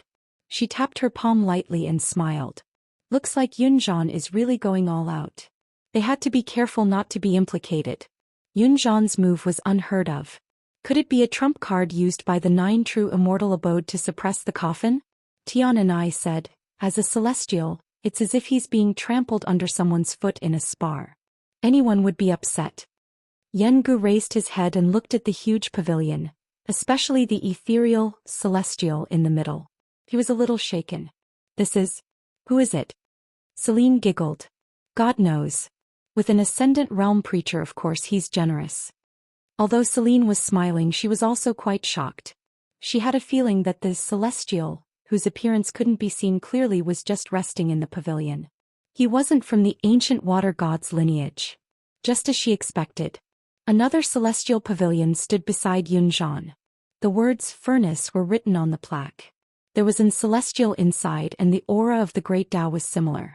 The celestials in the 2 buildings each held a sword. Qin Pingon focused his gaze. He felt that something was off. This feeling was similar to when he met the man in the Eagle Fortress in the Tonya continent. He couldn't recognize the man's face, but he felt that he was somewhat familiar. Of course, he wasn't referring to the 2 celestial beings in the pavilion. Instead, it reminded Qin Pingon of an old man whose name he didn't know. He was very close to Old Man Yao, but he wasn't a kiln worker. Instead, he was close to Lu Xianyang. When Qin Pingon was a kiln worker's apprentice, he didn't talk to the old man. He only heard from Lu Xianyang that when Old Man Yao was watching the kiln fire, the 2 old men often chatted together.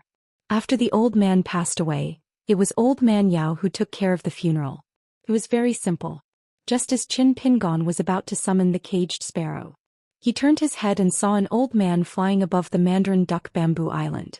After he stopped, he sneered. How dare a mere jade pudding sword cultivator cause trouble in the Confucian temple?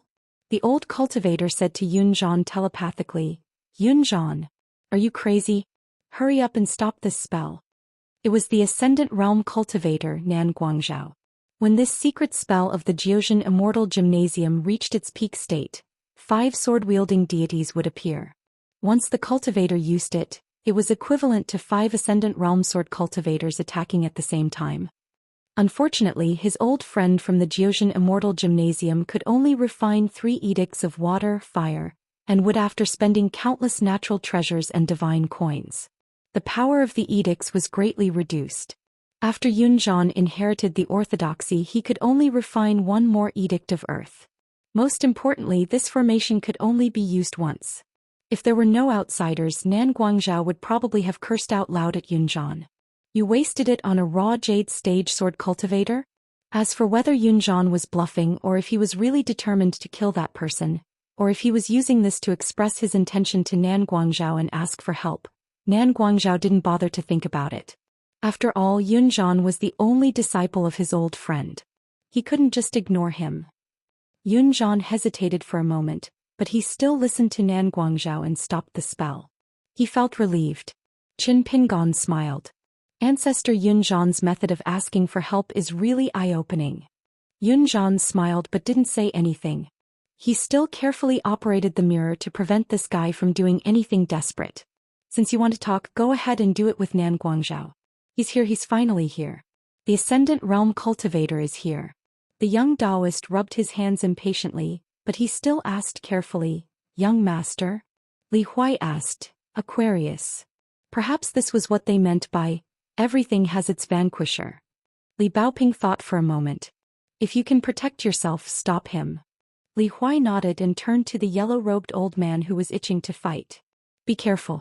If you lose, quickly admit defeat. There's nothing to be ashamed of. The young Daoist wiped his mouth. Well said, well said. Without giving Qin Pingon a chance to talk nonsense, the young Daoist laughed loudly and shouted at the top of his voice, Young Daoist is here. His figure turned into a rainbow and went straight to the Ascendant Realm cultivator in the Mandarin Duckshu. The entire Mandarin Duckshu was stirred up by strong winds, thunder rumbled in the sky and strange phenomena appeared everywhere. It was as if the eyes of heaven had opened and huge, slanted whirlpools appeared everywhere. The huge pressure that filled the world almost suffocated all the Qi cultivators below the upper 5 realms. Even Celine Zhao, an immortal, felt that it was difficult to breathe. Li Huai rubbed his chin. It turned out that this old man didn't show his true colors. How come he didn't have the slightest air of an Ascendant Realm cultivator in front of old Blindy and Alliance? Li Baoping asked, You don't know Touting's cultivation base? Li Huai said, I know, but I've never thought much about it. Otherwise, how could he be arrogant in his nest if he thought too much? Qin Pingon put away the 5 Thunder Dharma seal.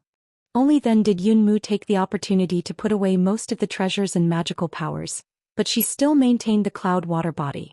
As for the flying sword that was bound by the 5-colored rope, Yun Mu felt that it was a little troublesome. Return it? Keep it. When Nan Guangzhao appeared just now, there was no such problem. At this moment, Yun Mu was anxious and felt a little uneasy. After all, Nan Guangzhao was a good friend of her master, not the founder of the 9 Truths Immortal Gym. But that Ascendant Realm cultivator who called himself Daoist Nun. Who knew if he was the elder of this Sword Immortals sect? Qin Pingon laughed in his heart. We'll continue after the fight at the Mandarin Duckshu, so you keep the flying sword first. Otherwise, if you return the flying sword to me, I'll have to give it back to you to be fair. If you use this rope again, it'll be troublesome. In the eyes of outsiders, it'll be easy to become a joke. Yun Mu's heart was full of hatred. Half of it was because of the eccentricity of this sword immortal, and the other half was because of the direct disciple, Li Qingzhu, who brought trouble to herself. What a good-for-nothing, unable to accomplish anything but spoiling everything. Qin Pingon seemed to have seen through the immortal's thoughts. He smiled and said, Don't blame Brother Qingzhu. If the upper beam is not straight, the lower beam will be crooked. If the family didn't teach you well, don't blame me for causing trouble. When you need to help clean up your mess, don't complain that shit tastes bad. Yun Mu snorted coldly. That person continued, "Don't worry, as long as your end is miserable enough, many people who are watching the show will only say that I'm wrong. They won't pay attention to the order and won't talk about the reason." And these consequences were exactly what Qin Pingon wanted the most. Qin Pingon chatted with the white-robed immortal while paying attention to the immortals fighting at the Mandarin Duckshu. It was very surprising. He was surprised that one of the Ascendant Realm cultivators didn't live up to his name. He was even more surprised that the combat strength of the Daoist nun might be almost the same as the old deaf from the Great Wall of Sword Qi. Soon the outcome of the battle was decided. In less than half an hour at the entrance of a whirlpool, a yellow-robed old man grinned. His body was slightly hunched, and he was slowly sheathing a long saber that was interwoven with lightning. After killing Nan Guangzhao's Dharma idol and true body, the Ascendant Realm cultivator whose name he didn't even know had a slanted tear on his robe, and his true body was bleeding profusely. Nan Guangzhao couldn't hide the shock on his face. Although he didn't dare to use his full strength at the beginning because he was near the Confucian temple, he didn't expect that he would be completely at a disadvantage after a moment of carelessness. Daoist nun sheathed his saber halfway and asked with a smile, "What do you say? I've already given you a way out. Either you admit defeat and save your life, or we'll make a verbal agreement of life and death." Nan Guangzhao's expression was uncertain. How should he end this? Was he really going to have a big fight? He definitely couldn't win, but he couldn't just return to Turtle Head Mountain like this, right? Daoist nun sneered. "Don't be troubled. If I don't cut off a few kilograms of your flesh, I won't have the face to see young master." For the cultivators of the Mandarin Duck Bamboo sect, the huge sun that was hanging in the sky from the beginning to the end was only a matter of an instant. The world turned dark. Hundreds of Qi cultivators were all in the yellow-robed old man's small world. It was a big deal to steal the sky and change the sun. Li Baoping suddenly said in annoyance, "I shouldn't have helped. I've made things worse for junior uncle." Li Huai's heart skipped a beat. Li Baoping said, "It's my fault. It has nothing to do with you." Li Huai said, "Oh." Qin Pingon smiled at the two of them telepathically. "It's okay." Back at the Confucian temple, Jing Xing Yuping, who was standing at the entrance, said something to Alliance. Alliance relayed the message to the few people around him. They sat upright and still, and their expressions were normal. There was no change in their expressions. Qi Tingji smiled and said, "Yun Jian? If I remember correctly, the owner of Zhou Xian Immortal Gymnasium is a celestial being. Since when can Master Hidden official fight against celestials?" He remembered that Qin Pingon was only a nascent soul sword cultivator and a peak martial artist during the selection of the top 10 young people in the world. Lu Ji said, "You fell off the cliff and picked up a martial arts manual?" Alliance was puzzled. "Sister Lu, are you serious or just joking?" Alliance turned to look at his left and right, who were resting with their eyes closed. "Are you really not going to do anything? If you think it's boring to fight against celestials, I'll do it." His left and right opened their eyes and looked at the famous Shuolu Songzi. Zhou Xian Immortal Gymnasium and the Great Yong Dynasty don't have legs. Zhou Xian Immortal Gymnasium was now a vassal of the Song clan. It was not easy to add Songzi to the surname.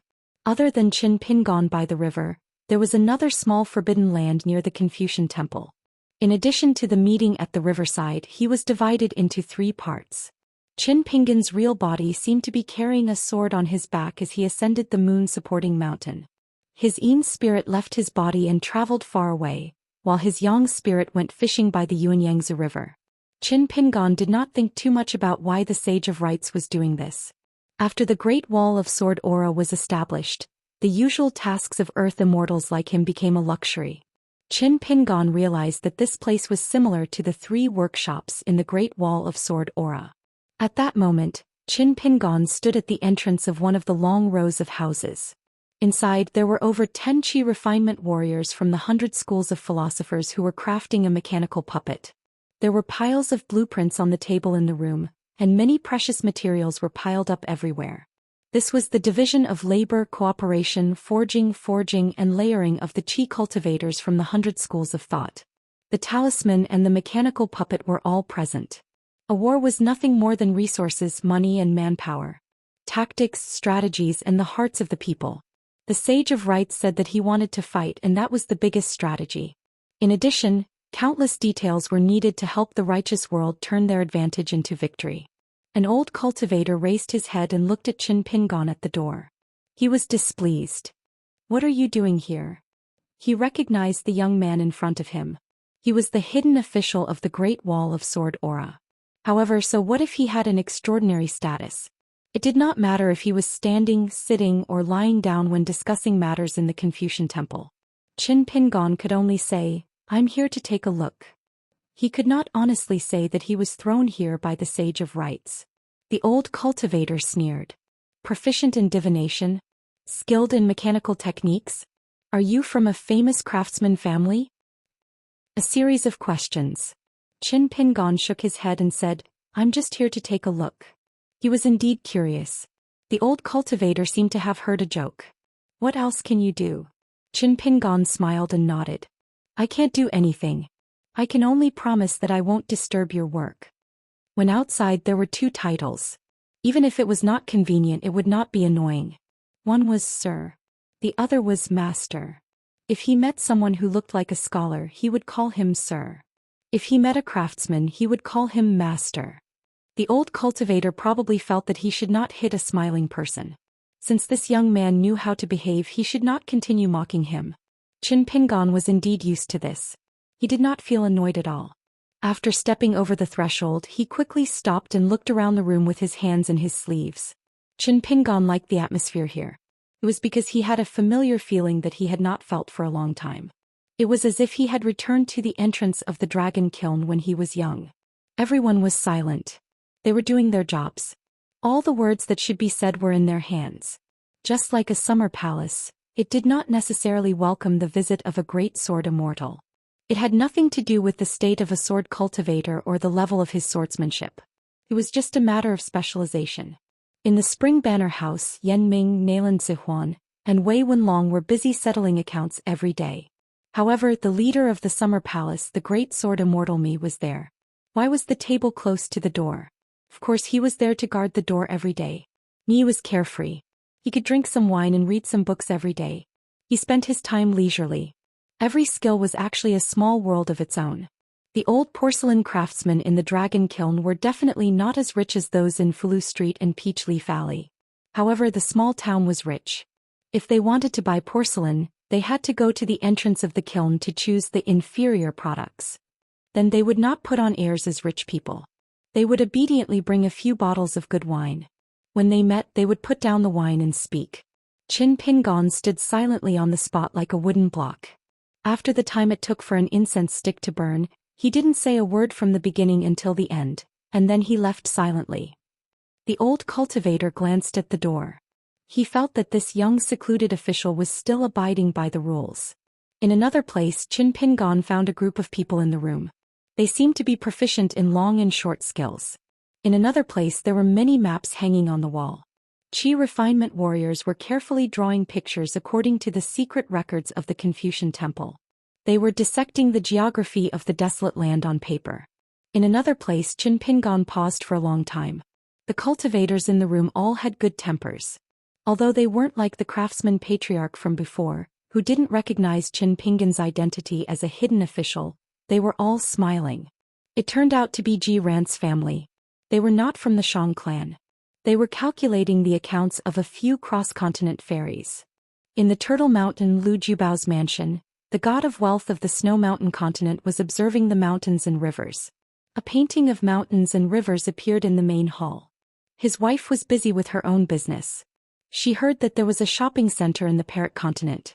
However, the woman asked her son to go with her. Lu Yuzhou was not willing to go with her. The woman was very sad. However, when she thought of the women on the mountain who were familiar with her, they would inevitably weigh the money in their pockets whenever they saw something they liked. If they could afford it, they would grit their teeth. If they liked it but could not afford it, they would pretend not to like it. When the woman thought of this, she immediately became happy.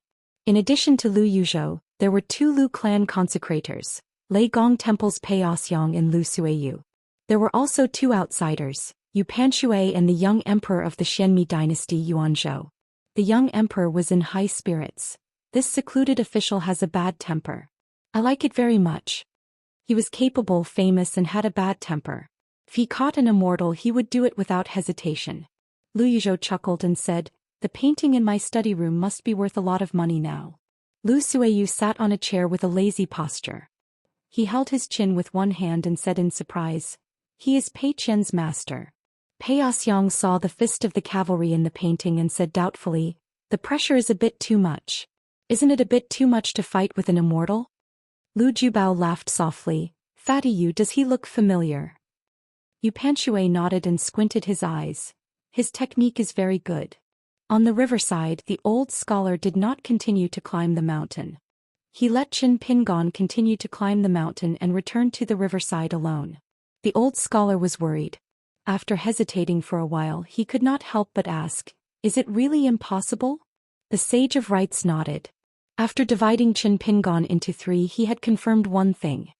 He said to the old scholar, "In the early years at the calligraphy lake, Qin Pingon's side effect of breaking the golden script gall was too great. It was not as simple as losing a natal item of the 5 elements. Besides, the great wall of sword energy of the harmonious way later made it impossible for Qin Pingon to cultivate a natal character except for the Yin spirit and the Yang spirit." The Sage of Rites paused for a moment and looked at the young man walking at the end of the group on the moon-supporting mountain, saying, "It is a pity." The old scholar held back for a long time but could not say a word. In the end he just stamped his feet. The old man could only sigh, "Alas, that little snot-nosed bug who knows his mistakes and does not change." The Sage of Rites said, "In the final analysis, it was Cui Dong's intention." The old scholar squatted down and was in a daze. After a long silence he nodded, "In fact, it is my fault." The Sage of Rites said, "It is not entirely a bad thing. As a teacher you do not need to blame yourself too much." Bai Zhe laughed, "There are many paths to follow." Panshui County. Not long after Jing Juzhong was distracted and came here, Fu Jing came to the room and played chess with Gukan. Gukan's chess skills were average, so Fu Jing used a chess piece that was on par with Gukan's. Jing Juzhong sat at the head of the table. He was not interested in the chess game, so he picked up a few books that were placed next to Gukan's hand. When Gukan was in White Emperor City in Fiao State, he would flip through the books of the various schools of thought and various collections, and he read even more miscellaneous books. For example, there were 2 books in Jing Juzhong's hands right now. One of them was a green checkered copy of the method of estimating the labor cost of building a large ship. The other was a book about cheating in the imperial examinations. The words were as small as ants, dense but not tight, sparse and clear. Not to mention the cultivators on the mountain. Even the Confucian scholars of the academy at the foot of the mountain would not touch these books. Jing Juzhong was actually rather surprised that Qin Pingon had appeared out of nowhere at the Mandarin Duckshu, so he flipped through the books while waving his sleeves to play mountain and river. Before the game had even begun, Gukan had directly thrown in a chess piece and admitted defeat. Fu Jing nodded. On the scroll, everyone's thoughts and words could be heard clearly. Gukan and Fu Jing were already used to this. The conversations between Qin Pingon, Yu Yu and Lin Qing were all heard by the people of White Emperor City. Fu Jing laughed. "This hidden official is indeed very good at talking." Jing Juzhong put down the book and laughed. "Only when one's knowledge has reached a certain level, will there be sincerity in one's affirmation of the words of others, and even your denial will have weight. Otherwise, all of your words, no matter how loud your voices are, whether it is harsh words or flattery, will be as light as a feather." Fu Jing can't learn this anymore. He's getting old. Gukan, you've learned quite well. Jing Juzhong suddenly laughed and asked, "Why are you doing this?" Fu Jing said, "This hidden official is drawing a line for himself." He purposely emphasized his identity as a sword cultivator, and slightly distanced himself from the lineage of the literary saint. Gukan lowered his head and looked at the chessboard with not many pieces on it. Jing Juzhong nodded. Someone has already begun to lay out their plans. It would probably take 3 to 5 years for the mastermind to reveal Qin Pingon's identity in vast heaven. They wanted to mold this hidden official of the last generation of the Great Wall of Sword Qi into a person with flawless achievements. He came from a poor background and was taught by Qi Jingchun of the Pearl Grotto Heaven.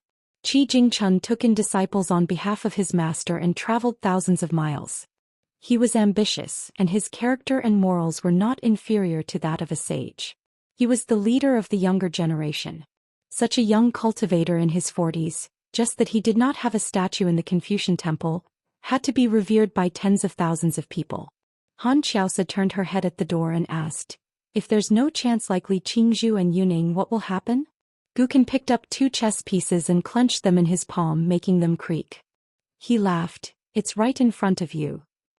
Qin Pingon would definitely look for their master, the city lord of White Emperor City, to do business with him. Whether it was Yuanyangzhu, Panshui City or Wenjin Ferry, there would definitely be a storm. Fu Jing said, "Qin Pingon only needs to give people an impression. He needs to let people know that he's actually a..." Han Xiaosa, who was sitting on the doorsill, casually said, "A person with a bad temper." Fu Jing shook his head. "He's still young. Young, frivolous and aggressive." Han Xiaosa understood. Sword cultivator, hidden official, martial artist of limitless realm, mountain lord of Luopa Mountain, Confucian disciple, Wen lineage's heir, Ning Yao's partner. All of his identities and titles were secondary. Because he was young, he did not have enough knowledge. If he did not have enough self-cultivation, he could still read a few more books. Han Xiaosa said, "There must be people who can understand this." Fu Jing said, "Anyone with a normal brain can think of it." Han Xiaosa rolled her eyes and continued to apply blush. Gukin said, "He's not trying to prevent these people from knowing. He's trying to prevent others from thinking that they know." Fu Jing laughed, "So if Yu helps to draw the sword, all of Qin Pingon's plans will be in vain." Han Xiaosa glanced at the little white emperor. When he smiled, he was indeed very handsome. Fu Jing continued, "There are indeed many people and things that help out of kindness. Because once Yu draws the sword, the hidden official's identity will suppress the impression of the young man. A young hidden official who was half a sword cultivator of the Great Wall of Sword Qi could ask a Howran sword cultivator he just met to draw the sword for him when he returned to his hometown. Of course, he would be extremely envious, hateful and picky. This was, of course, the opposite of Qin Pingon's original intention. Gukin suddenly raised his head. Xing Juzhong smiled and said, "You're finally aware of it." Li Qingzhu of the Jiuzhen Immortal Martial School was haunted by her inner demons. Her original mind was still the same, but a small mind would suddenly become bigger. The 9 True Immortal Pavilion was one of the immortal forces that had besieged White Emperor City back then. As for the death of the Ascendant Realm Cultivator, of course, it was Xing Juzhong's doing behind the scenes. He was just giving them a taste of their own medicine. Zheng Juzhong picked up a chess piece and placed it on the chessboard, saying casually, "Yun Zhan's Dao companion can be considered your senior sister. She's not famous in White Emperor City. Otherwise, with her cultivation aptitude, she can't become an immortal." Gukin asked, "Does Qin Pingon know?" Xing Juzhong smiled and said, "Otherwise? I'm just giving him a good reason to pay me a visit." Gukin said no more. Fu Jing was also silent. Xing Juzhong said to Fu Jing, "I'll continue to play chess for Gukin." Fu Jing shook his head and said, "You'll lose." "No way." Xing Juzhong didn't insist on this matter and played a game of chess by himself. The chess pieces on the chessboard flew. In fact, it was still Gukin and Fu Jing's game. For many onlookers, life was nothing more than a game of chess, a game of make-up, nothing more. Gukin suddenly said, "Actually, Qin Pingon is more suitable for White Emperor City." Xing Juzhong smiled and said, "No matter where White Emperor City is, it's suitable. When the water reaches the end of the road, the moon reaches the heart of heaven." 794. In the Mandarin Duckshu, the 2 ascended cultivators were in the midst of a fierce battle. This battle was brainless. It didn't seem like the cautious old immortals at the peak of the mountain, but more like 2 chivalrous youths who met on a narrow path. They only looked at each other, but they were irksome to each other. They wouldn't stop until one of them was defeated. The world was dark and gloomy. The huge sun hanging in the sky seemed to have been swallowed into the yellow-clothed old man's stomach. Only the vortexes were like the eyes of a god, making this small world seem even more treacherous and horrifying. The great cultivators, including Celine Zhou Xian, felt their hearts palpitating. How come they hadn't seen or heard of such a peak ascendant realm cultivator before? What young Daoist? Yan Zhou Yen could only be sure that this unruly old senior was definitely not a master from the central divine continent. The higher the realm of the cultivators who were watching the battle in the Mandarin Duckshu, the clearer they could feel the majestic aura of the great Tao. The Mandarin Duckshu was like a pond that had been drained to catch fish. Even the fish seemed to have been thrown to the shore. Every time a cultivator breathed, they had to consume the spiritual energy in their body. The immortals of the upper 5 realms did not mind this matter, but the cultivators of the lower 5 realms who accompanied their seniors to travel here had to suffer. Even if their seniors helped to protect them or used spells to isolate them from the outside world, or used treasures of their sex to protect them, those young cultivators who were distracted were still worried that the sky would collapse. Their faces were pale and their bodies were unstable. Many of them had already received orders from their masters to sit on the ground and begin to breathe. They used the secret Tao mantras of their respective ancestral master halls to resist the invisible pressure of the great way between heaven and earth. Nan Guangzhou had already taken out his life treasure. It was a rare ancient ancestral temple. It was a secret technique of refining a mountain into a temple. Nan Guangzhou's true body stood at the entrance of the ancestral temple. He was wearing an immortal weapon rank old dragon robe. Spiritual energy surged and water flowed freely. It even dragged out rainbow-colored glazed ribbons. Each ribbon was actually a great Tao manifestation of a river. Nan Guangzhou's true body hid in the ancestral temple. The temple was at the center of the Dharma idol's brows, like a red date imprint. Nan Guangzhou controlled the Dharma idol to fight with the Ascendant Realm cultivator. Although it was called a fight, it was actually one-sided. Nan Guangzhou tried his best to defend and escape. From time to time an arm would reach out from the vortexes, wielding a huge saber. With a casual slash of the saber, Nan Guangzhou's Dharma form would be smashed into countless sparks that splattered everywhere like rain. All the cultivators of the middle 5 realms who were watching the battle in Yuanyangzhu had already cast life-saving spells or summoned protective magic treasures. Tiny specks of light, the size of mustard seeds, were blown by the strong wind in this small world where the sun couldn't be seen. The light flickered unsteadily in this small world where the sun couldn't be seen. Some of the upper 5 realms cultivators also had to protect the nearby lower 5 realms cultivators who had nothing to do with them. They had to help these pitiful people so that their Tao hearts wouldn't collapse and their souls wouldn't leave their bodies, instantly turning them into wandering ghosts. And you. There was a great disparity in the outcome of the battle. As long as one had eyes, they would be able to see clearly. Yen Gu, on the other hand, saw through the roots of the 2 immortal weapons with a single glance and said, Nan Guangzhou has indeed successfully refined half of the blessed land's famed mountains and great rivers. Otherwise, that water robe wouldn't have reached the rank of an immortal weapon. The refinement of each immortal weapon on the mountain was equivalent to the cultivator possessing a relatively complete Tao. The real benefit wasn't the nourishment of the immortal weapon's owner's soul. For a cultivator who owned an immortal weapon, it wasn't a big deal. The key was the existence of the immortal weapon itself. It was compatible with the Tao and it was recognized by heaven and earth. Every immortal weapon was a kind of Tao affirmation, and it paved a shortcut for cultivators to reach the top. Celine Zhao was puzzled. Back then, to an outsider like Lu Tue, it was just a calamity that fell from the sky when he was cultivating in his home. Everyone knew that he was innocent. However, even he was held accountable by the Confucian Temple. The Confucian Temple took away a lot of his sex merit, but Nan Guangzhou was never involved. We only knew that he sold the broken blessed land. Brother Tiananai? What's the story here? Tiananai was very well informed. He was in charge of one of the most influential newspapers in the Central Plains. He quickly checked the old almanac, shook his head and said, the Confucian Temple is very strict about this. They don't allow outsiders to find out. I only know that when that unknown sword cultivator ascended from his blessed land to Hauran, his blessed land was coveted by many forces. The sword cultivator himself disappeared soon after. It seems like the Confucian Temple couldn't find him. As for whether he was killed or escaped the disaster, it's hard to say. In the early years after the blessed land in the Fuyao continent collapsed, the people in the blessed land were in a terrible situation. Corpses were everywhere, mountains and rivers were shattered and the wind was blowing. The few great cultivators behind the scenes each gained something, and they reaped the benefits of the fishermen. Some people gained treasures, some people earned money, and each of them had their own opportunities.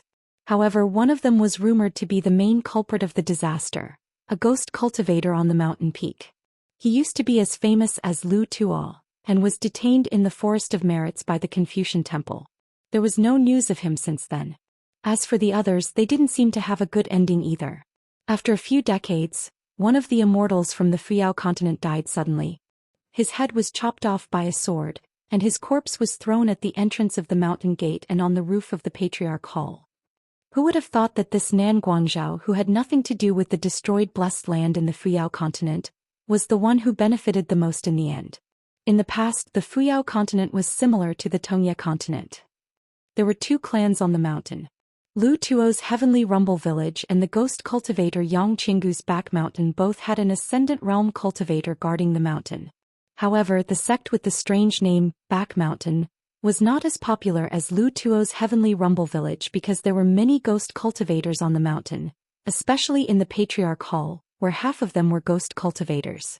When Yang Qinggu was detained in the Forest of Merits, the Back Mountain's status in the Fuyao continent plummeted.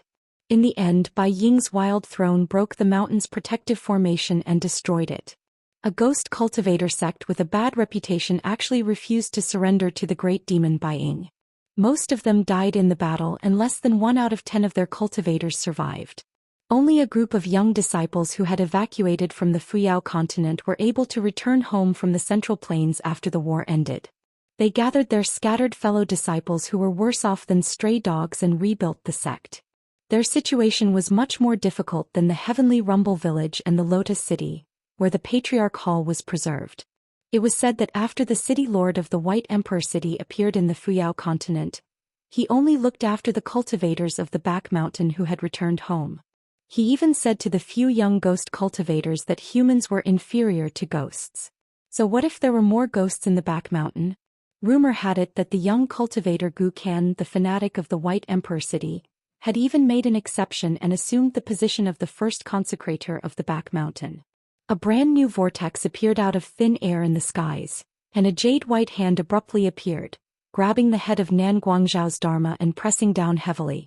In the distance, the yellow-clothed old man swung his blade horizontally, his blade light seemingly spreading a silver river over the skies, cutting Nan Guangzhou's Dharma into two. Then from the shrine between the Dharma's brows, 2 waterfall-like colored ribbons wafted out of the old ascendant cultivator's true-form mystic robe, eventually forming a belt that sewed the severed Dharma into one. Nan Guangzhou finally appeared a little flustered. If it had been an ordinary sword immortal, the remnant sword chi would not have prevented the Dharma from sewing itself back together, and he would not have had to grind his own cultivation and use Jianghe's colored ribbons to create a belt to hide his ugly face. Hence, Nan Guangzhou could only speak telepathically, "Brother, I surrender." To his surprise, the yellow-clothed old man ignored him and took a step forward, twisting his wrist and swinging his blade from the distance again, clearly intending to cut Nan Guangzhou's Dharma into two. Just as Nan Guangzhou dodged the unparalleled blade light, an arm holding a blade shot out from another whirlpool. The blade pierced through Nan Guangzhou's back and came out from his chest. With a flick of the blade, the tip of the blade was slightly tilted, directly lifting Nan Guangzhou's Dharma idol up. Another arm grabbed Nan Guangzhou's neck and forcefully pulled him back. More than half of the blade had pierced through Nan Guangzhou's Dharma idol. Crisscrossing black and gold threads appeared on the chest of the avatar of Nan Guangzhou. They spread out like a spider web and quickly devoured the spirit chi of the avatar of Nan Guangzhou. Even the true meaning of the Dao technique contained in the avatar of Nan Guangzhou was being absorbed by those strange threads. The owner of the mystic blade strode out of the vortex. His massive body was pitch black like ink and only his snow-white eyes were flickering with lightning. Releasing the hilt, he reached out and grabbed one side of Nan Guangzhou's Dharma's head with his hook-like fingers, viciously tearing off a chunk of snow-white flesh and throwing it into his mouth, munching heartily.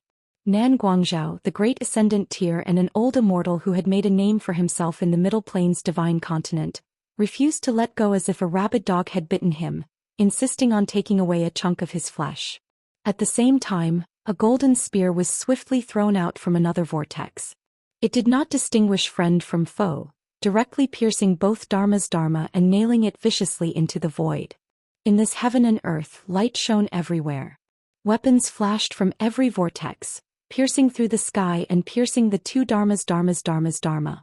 It was like a flower bush. The yellow-robed old man casually swung his blade. That was the answer. The two Dharma's Dharma were cut open from the shoulder to the ribs. Nan Guangzhou had no choice but to continue controlling his watercolored robe and painstakingly sewing the holes in the Dharma's Dharma. This scene caused the hearts of all the spectating cultivators to tremble. This young Daoist who popped out of nowhere was really ruthless enough to even chop himself up. The yellow-robed old man propped his scabbard on the ground with one hand, and circles of golden ripples appeared where the bottom of the scabbard touched the void. Golden flowers that had never been recorded in books seemed to have suddenly sprouted from the water, swaying gracefully and gracefully. This young Daoist's face was ferocious. Admit defeat? In my hometown I've killed countless heroes with my own hands. None of the demon cultivators in my stomach admitted defeat verbally. With thousands of years of cultivation, I've encountered ascendant realm demons that I can't handle. If I can't defeat them, I'll run away directly. If I can't escape, I'll die. Besides, which one of them isn't 100 times more difficult to deal with than this guy whose name I don't know? It's not easy to catch a good opponent who has a high enough realm but is trash. If I don't cherish this opportunity today, I'll be struck by lightning. If Old Blind were to hear this, with that petty and narrow-minded Old Blind, wouldn't he peel off his skin and pull out his tendons? In the sky of the small heaven and earth, a golden sea of clouds slowly condensed. Thunder rumbled and it was soul-stirring. Even Celine and the other immortals felt that if the fight continued like this, they would be in a bad situation. Perhaps the entire Mandarin Duckshu, a huge island, would be swept clean by that spell. At the entrance of the ancestral temple between the Dharma form's brows, Nan Guangzhou's true body was bleeding from his 7 orifices. He was in a terrible state. His Dragon King water robe, which had just been upgraded to an immortal weapon, was stained red. Clearly, Nan Guangzhou's Dao foundation had been damaged, and he didn't have time to use spells to clean up the mess. He shouted angrily, "Young Daoist! Do you really want to die together with me?" However, Nan Guangzhou's inner voice was more tactful. He forced himself to calm down and asked tentatively, "Fellow Daoist, why don't we stop here? Not only will I not interfere in the matter of the Cloud Beast, but I'll also compensate you afterward. Anyway, everything is negotiable." The yellow-clothed old man sneered. "I've really learned something today. Since you can't admit defeat, you want to talk about money?" In the desolate world there were no such tricks. Before a fight, there was no need to pay attention to the bulsh *T incense, the portraits in the ancestral hall or the great achievements. After a fight there was no need to beg for mercy. If one's luck was bad and one's skills were inferior, one would just accept death. What if admitting defeat worked? Do I need to be a watchdog in the 100,000 mountains? The yellow-clothed old man laughed loudly and said, "We're only halfway through the fight and you still have more tricks up your sleeves. Are you planning to hide them in your coffin? Why don't you show them off? Are you looking down on Daoist none?" He raised the snow-white long saber that was intertwined with lightning bolts with his right hand. Then he wiped it with his left hand and a light ball condensed from lightning bolts appeared in his palm. He tossed it into his mouth and chewed it as if it was a side dish. Then Daoist Nun sneered and said, "My territory isn't for others to watch. Why don't you build your own territory? Let's fight to the death." In the Confucian temple, everyone's hands and feet were tied when they fought. During the battle between Qin Pingon and Immortal Yun Zong earlier, both of them had to hold back at all times and act extremely appropriately so as to avoid being implicated in the battle. They had to consider the safety of all the cultivators in Mandarin Duckshu. In the history of the central continent, there was a fight between 2 sword immortals. Within a radius of 100 kilometers, countless sword lights flashed, and more than 100 cultivators couldn't escape in time. In the end, they were all skewered by the sharp sword lights from their flying swords. When the 2 sword lights dissipated, the souls of the innocent cultivators were minced. One of them originally held a high position and was the patriarch of a sect's immortal abode. In the end, his name was removed from the sect's register of mountains and rivers, and he was reduced to a wild cultivator who had no choice but to wander around. This person was the sword immortal of the gold armor continent, Situjiu. Later on, Situjiu went to the Great Wall of Sorchi. Nan Guangzhou continued to speak in his mind, "Daoist Nun, we don't have any grudges. Why do we have to fight to the death? If we continue fighting, it won't do us any good." Nan Guangzhou would never have thought that this yellow-clothed old man was used to fighting to the death back in his hometown. He would never have thought that the young Daoist would be so ferocious. It was only because he had been a coward for too long that he was filled with anger. Daoist nun sneered, "You're like a woman. I'll beat you half to death first and then I'll take care of that brat in white." Daoist nun didn't think that he could really kill this ascendant realm cultivator. He just wanted him to drop a realm. In the words of his young master, Uncle Li, it was better to leave some leeway for the future. According to Daoist nun's fighting style, he wouldn't talk nonsense. He would just kill him, eat him and be done with it. After leaving the wildlands, Li Huai had been able to eat, drink and sleep well. He often saw Li Huai flipping through a few tattered books about the Jianghu. In the books, there were famous Jianghu figures who shook the Jianghu world or righteous heroes who fought for justice. When they sparred with others they would talk a lot. In Li Huai's words, the sparring parties were worried that the spectators would be too bored. If the fight wasn't exciting enough, there would be fewer cheers. Daoist nun felt that it made sense. Nan Guangzhao's face turned gloomy. He stopped talking in his mind and said, "Daoist nun, don't be so shameless." Daoist nun was shocked. Could it be that this guy in front of him was hiding his strength? He was shocked and doubtful. But after thinking about it again he thought *CKU. How powerful can an old bastard who isn't even qualified to discuss matters in the Confucian temple be? Do you think you're Dong Sangying or Alliance? Alliance only hurt a passing sword cultivator because he was bored. He didn't even shatter the sword cultivator's natal flying sword. He was just fooling around. After all, the 100,000 mountains and the Great Wall of Sword Aura minded their own business. In the end, Alliance chased after him in the 100,000 mountains for a few thousand miles. In the end, even the old blind man couldn't stand it anymore and attacked. He was hit 18 times by Alliance. The woman from the Immortal Cloud Zhou clan glanced at the green-robed sword cultivator who was hovering in the air. Then she looked at the handsome young master of the Xianxia clan who was reading poetry quickly and asked softly, "Xie Yuan, how old do you think he is?" Xie Yuan was busy looking for inspiration from his beloved collection of poems. When it came to reciting poems, the most important thing was to use other people's help to polish the jade. Now that he was interrupted by the woman, he sighed and raised his head. He looked at the yellow-clothed old man in the distance and casually said, "No matter what, he should have lived for several thousand years." The woman laughed angrily and said, "I'm not talking about him." Xie Yuan was stunned.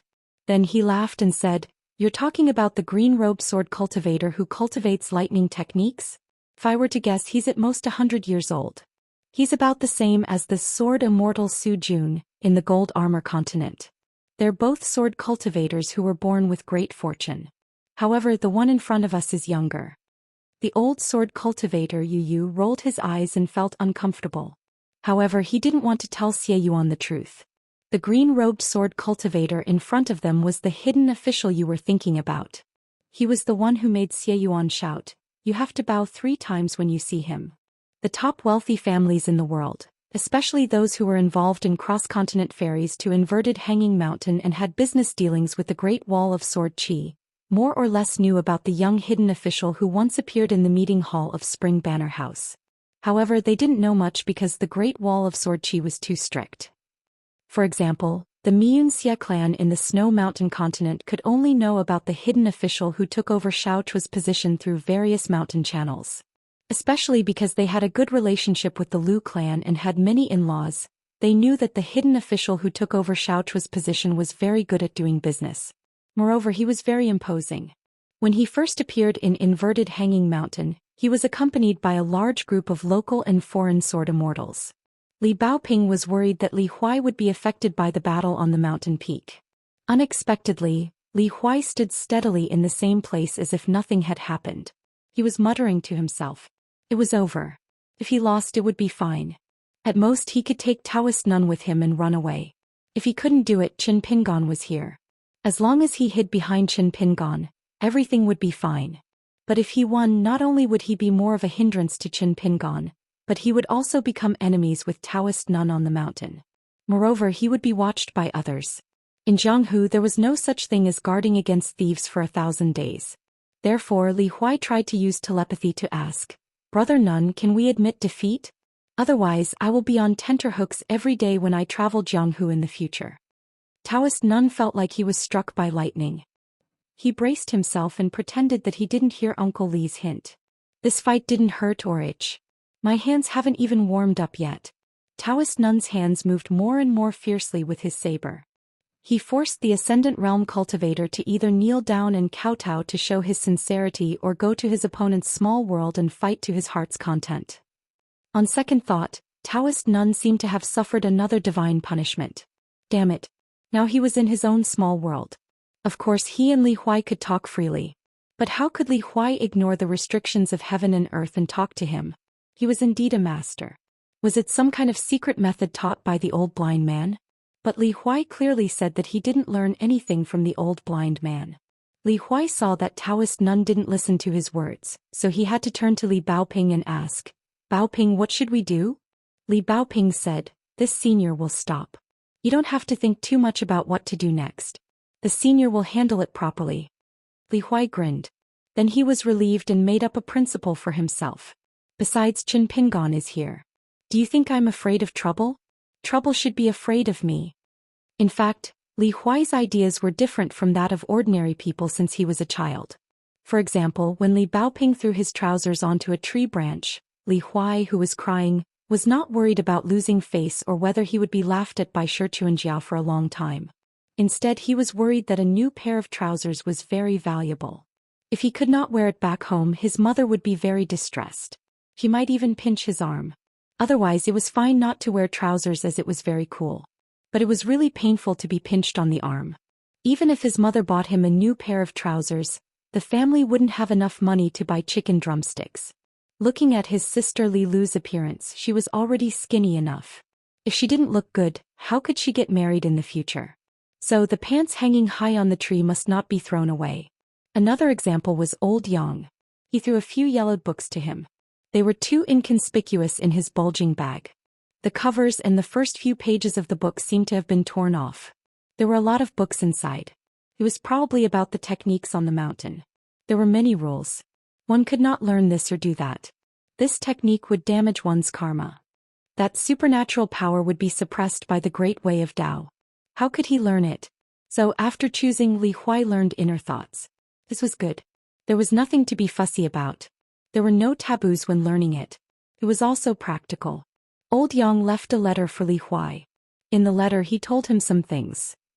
For example, he told him where to find an old man in the future and learn some talisman techniques from him. This old man had traveled to Lizhu Cave for many years.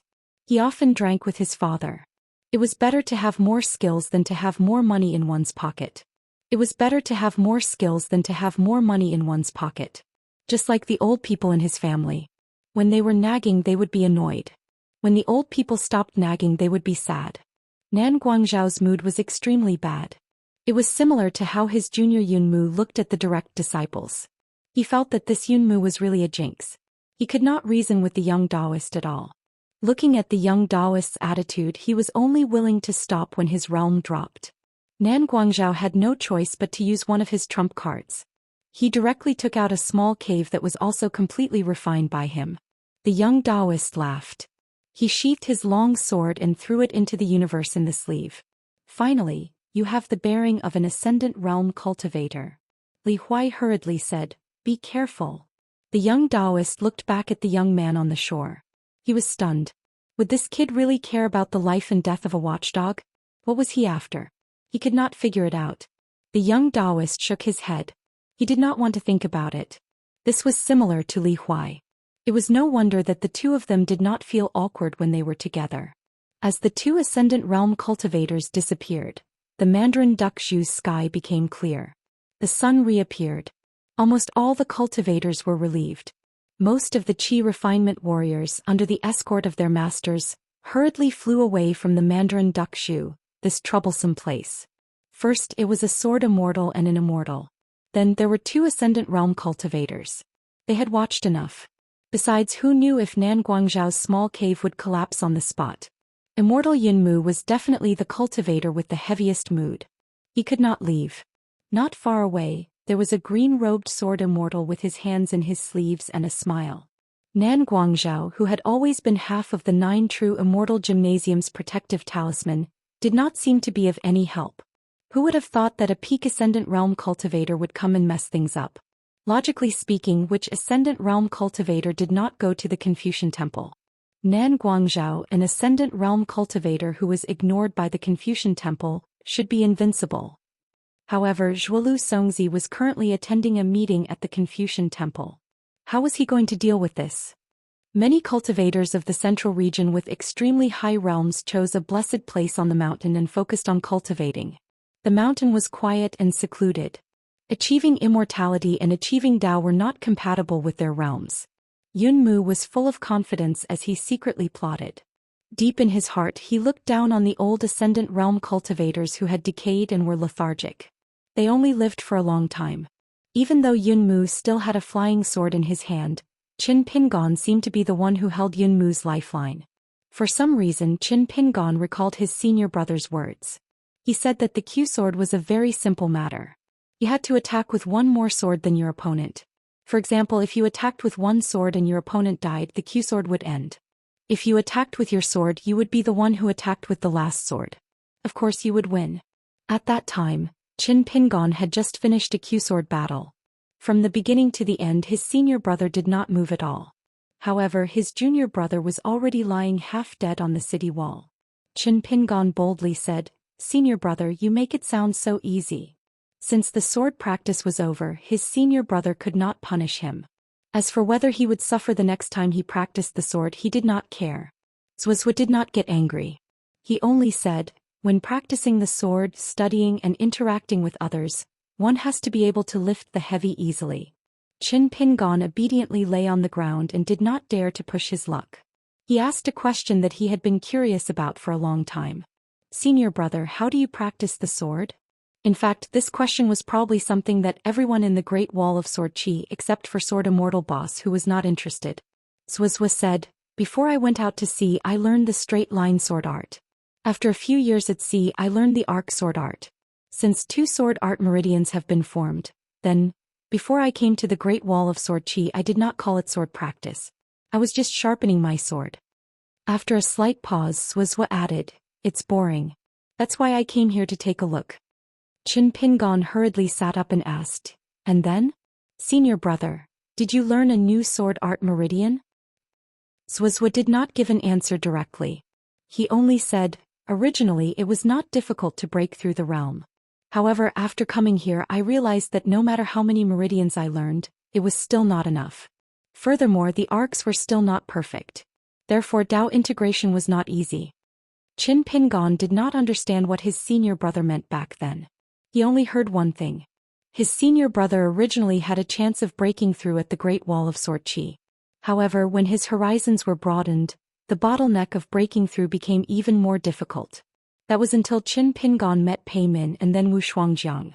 Especially today when he summoned the Rain Pavilion and Furnace at Immortal Yun Mu, the 2 swords were ready to be unleashed. When the tip of the swords pointed at him, Qin Pingon instantly felt a chill run down his spine. It was as though the tip of the sword was just inches away and could slice through his robe, skin and soul at any moment. Then Qin Pingon understood the true meaning of his senior brother's words back then. To put it simply, once Zhuozhu reached the 14th tier of Dao integration, wherever he stood, whether it was within a radius of a few miles or 100 miles, there would be a few, a dozen or even 100 of them that would present their swords at the same time as a battle of swords. This was probably the ultimate realm that all sword cultivators pursued. Everything could be solved with a single sword. Senior brother's realm could not be learned, because it required the purest heart of a sword cultivator. Qin Pingon smiled and reminded Immortal Yun Zai, "Daoist Nun and I are the so-called outsiders that Brother Green Bamboo mentioned. Patriarch Yun Zai can use this opportunity to rope in friends and attract the cultivators of the Central Plains to fight against a common enemy. Who knows, it might be able to resolve this situation." Yun Zai was very good at maintaining his composure. He ignored it. However, if this green shirt sword immortal did not point it out, Yun Zai would really find a chance to do it. Yun Zai's fear of this person increased. It was already very troublesome to provoke a sword immortal for no reason. What if this sword immortal was shrewd, good at scheming and treacherous? Would teacher Mei Lanxian and the direct disciples of the ancestral Hall of Nine Truths Immortal Gymnasium still leave the mountain to train in the future? If the cultivators of the sect took a ferry or rode the wind, they would be hit by a flying sword. Even if the sword Immortal did not kill and only wanted to injure others, wouldn't the Nine Truths Immortal Gymnasium be sealed off in the end? Yunzai's voice rang out from the lake again, giving him a headache. Earlier on the shore of the Mandarin Duckshu, I had the honor of chatting with two great cultivators, Qinzhao and Yan Gu.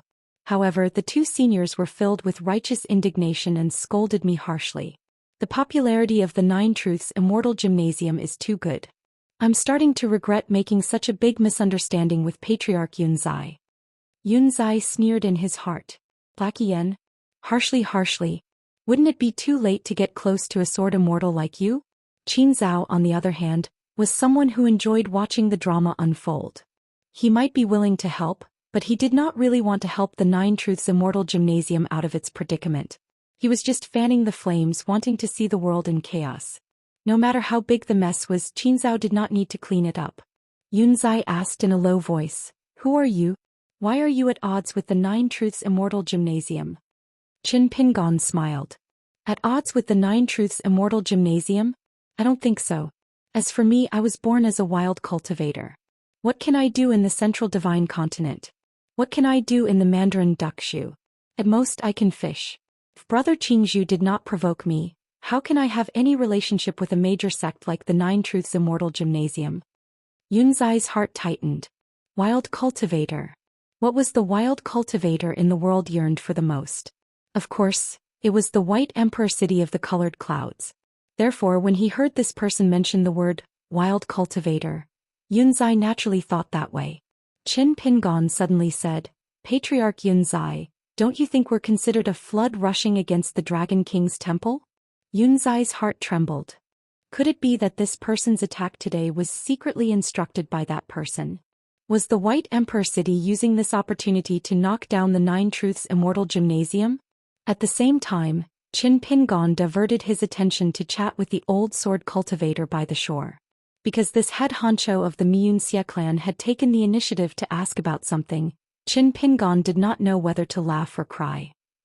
Master Hidden Official, my direct disciples are all useless. The one with the highest cultivation level is only a nascent soul stage cultivator whose soul is too old to be of much use. The rest of them are also unable to carry the burden. So, can you? Seeing that the hidden official did not answer, Yi was a little anxious.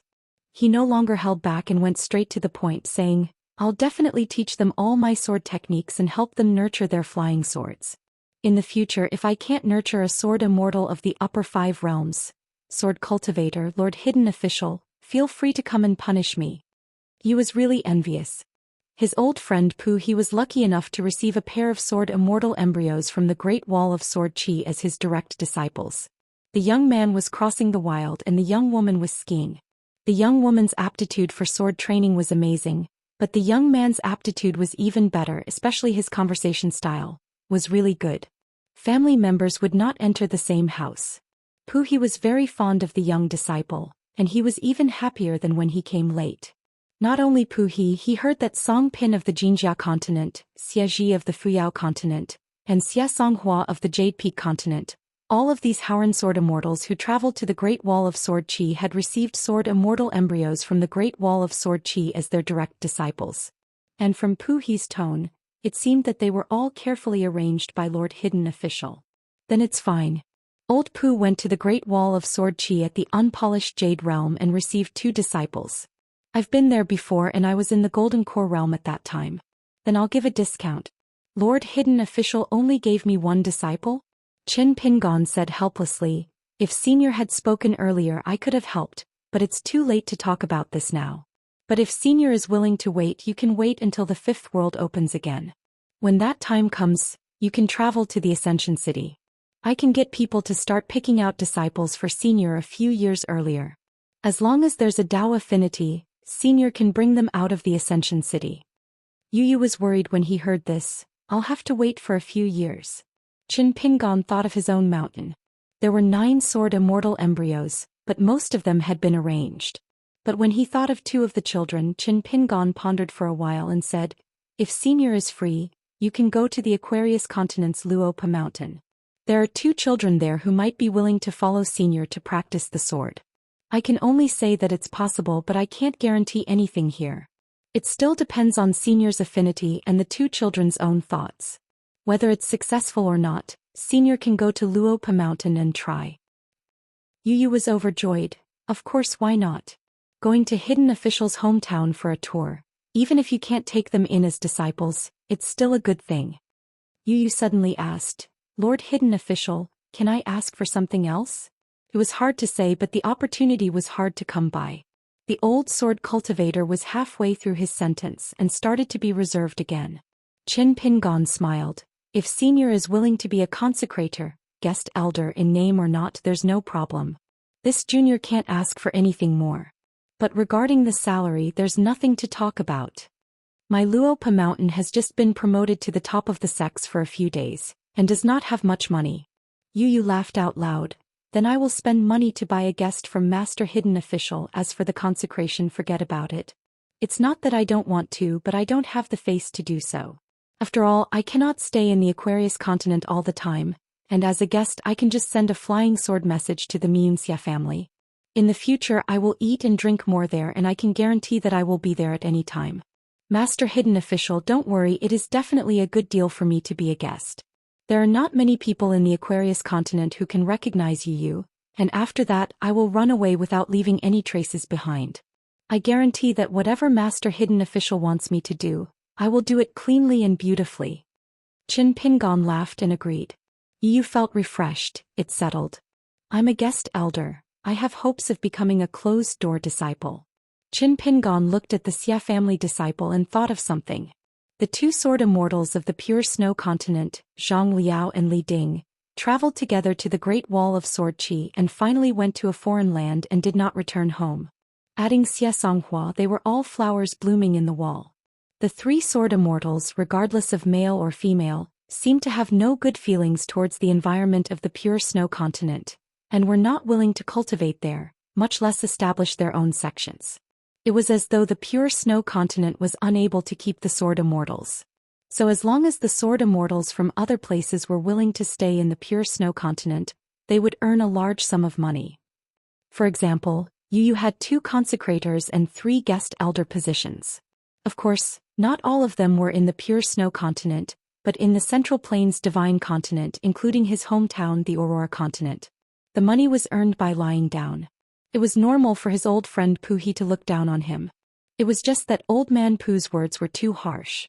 What did he mean by not eating the hot food at home and running outside to eat shit? Fortune God Lu once took the lead and helped the pure snow continent to privately discuss with Fire Dragon Venerable, hoping to spend money to buy back the word North from the North continent.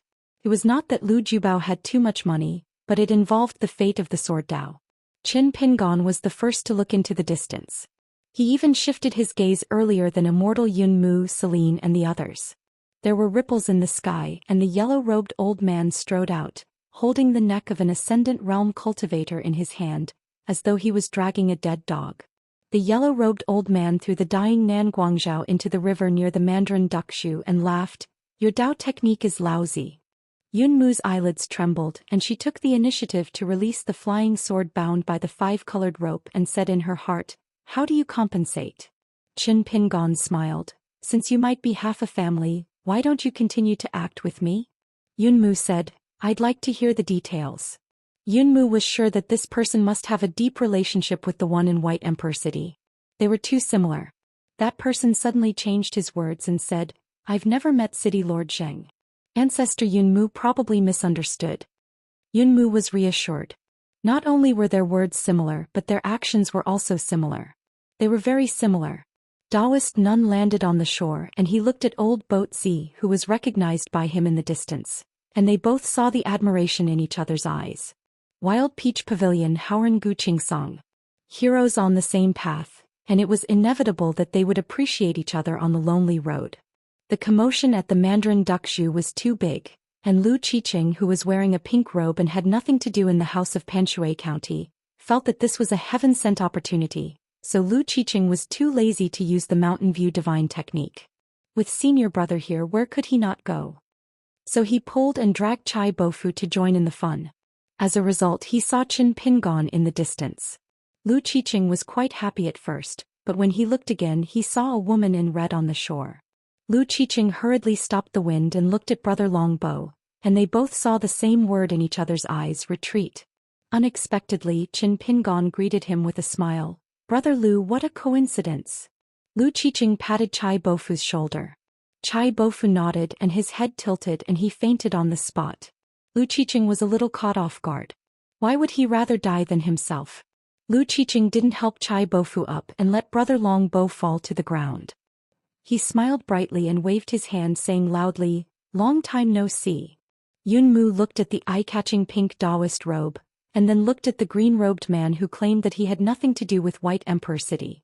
Yun Mu suddenly had an idea and said to the sword Immortal respectfully, "Greetings, Mr. Zheng." Qin Pingon said, "What are you talking about?" No matter how bold he was, he wouldn't pretend to be the city lord of White Emperor City under Jing Juzhong's nose. Yun Mu said in a trembling voice, "I understand." 795. Daoist nun became famous after the battle at Mandarin Duckshu. He beat Nan Guangzhao half to death. Nan Guangzhao was thrown into the river by Daoist nun. For a while no one dared to save him. A famous Ascendant Realm cultivator was just floating in the water with his tattered water robe. Daoist nun stood on the shore. In the eyes of the spectators he was naturally arrogant and undefeatable. Over at Mandarin Duckshu Island, Celine asked the young Daoist nun telepathically, "Senior, can I save Nan Guangzhao first?" Daoist nun sneered, "Sure, why not? Save him as you wish. After you save him, someone will save you later." Celine was helpless. This Ascendant Realm cultivator's temperament couldn't be judged with common sense. She must avoid him as much as possible in the future. Li Huai felt uncomfortable. He was used to being the most inconspicuous person in a group of people. He couldn't get used to being the center of attention at all. He was extremely nervous, as if ants were crawling all over his body.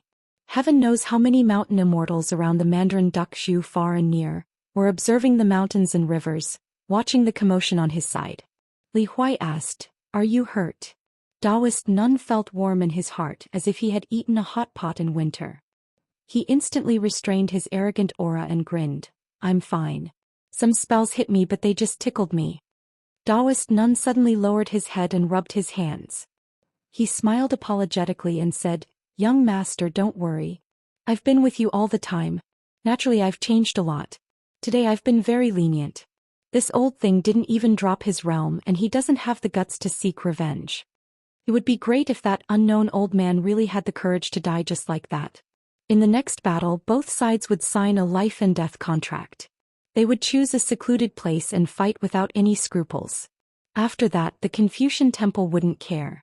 Previously, he didn't listen to Li Huai's instructions and stopped early. He couldn't let the old blind man hear about it. It was difficult to go from extravagance to frugality. Following Li Huai, he enjoyed every day.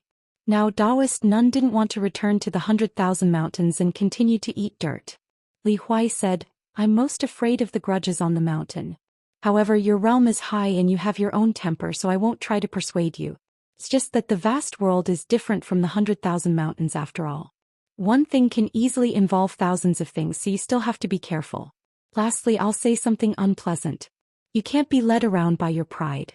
As long as you have your pride, you don't need too much of it."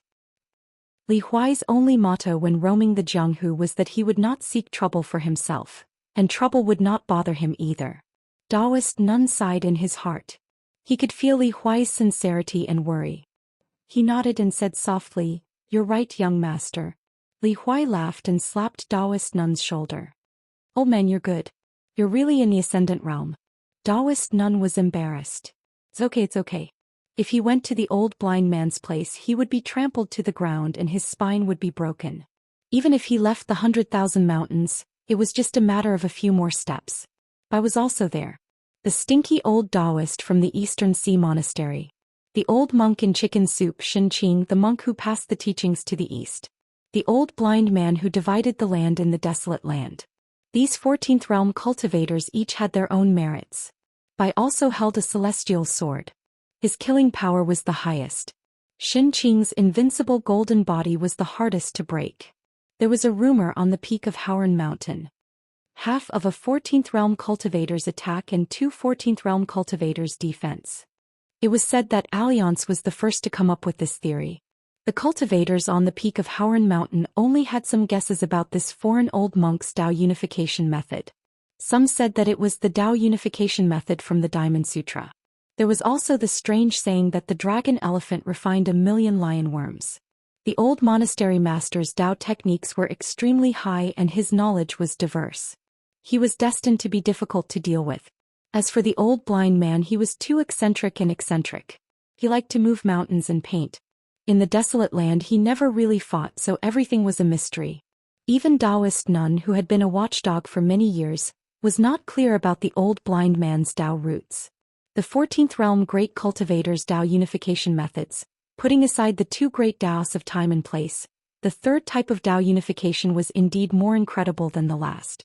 Bai Ye's heart poem, Wu Shuang's Dao companion's inner demon, Dragon Slayer's true dragon in the world, and Lu Chen's 5 dreams and 7 hearts. Daoist nun glanced at the extremely eye-catching pink and resisted the urge to attack. Otherwise, in the 100,000 mountains, as long as it was not a sword cultivator from the Great Wall of Sword Qi, who would dare to dress so flamboyantly? Daoist nun could not stand it. In the desolate land's peach pavilion, Howren Gu Qingsong, the pavilion master of White Emperor City's colored glass pavilion. In the small Mandarin duck Zhu, 3 great heroes had gathered at the same time today. The pavilion master of White Emperor City's colored glass pavilion, Lu Daochun, wore a pink Daoist robe. Lu Qiqing was just borrowing the name of a scholar from the White River Nation. On the White Emperor City's landscape register, it was actually Lu Daochun. Yunmu held the white jade Ganoderma and turned around to bow to Lu Qiqing. Yunmu greets Master Lu.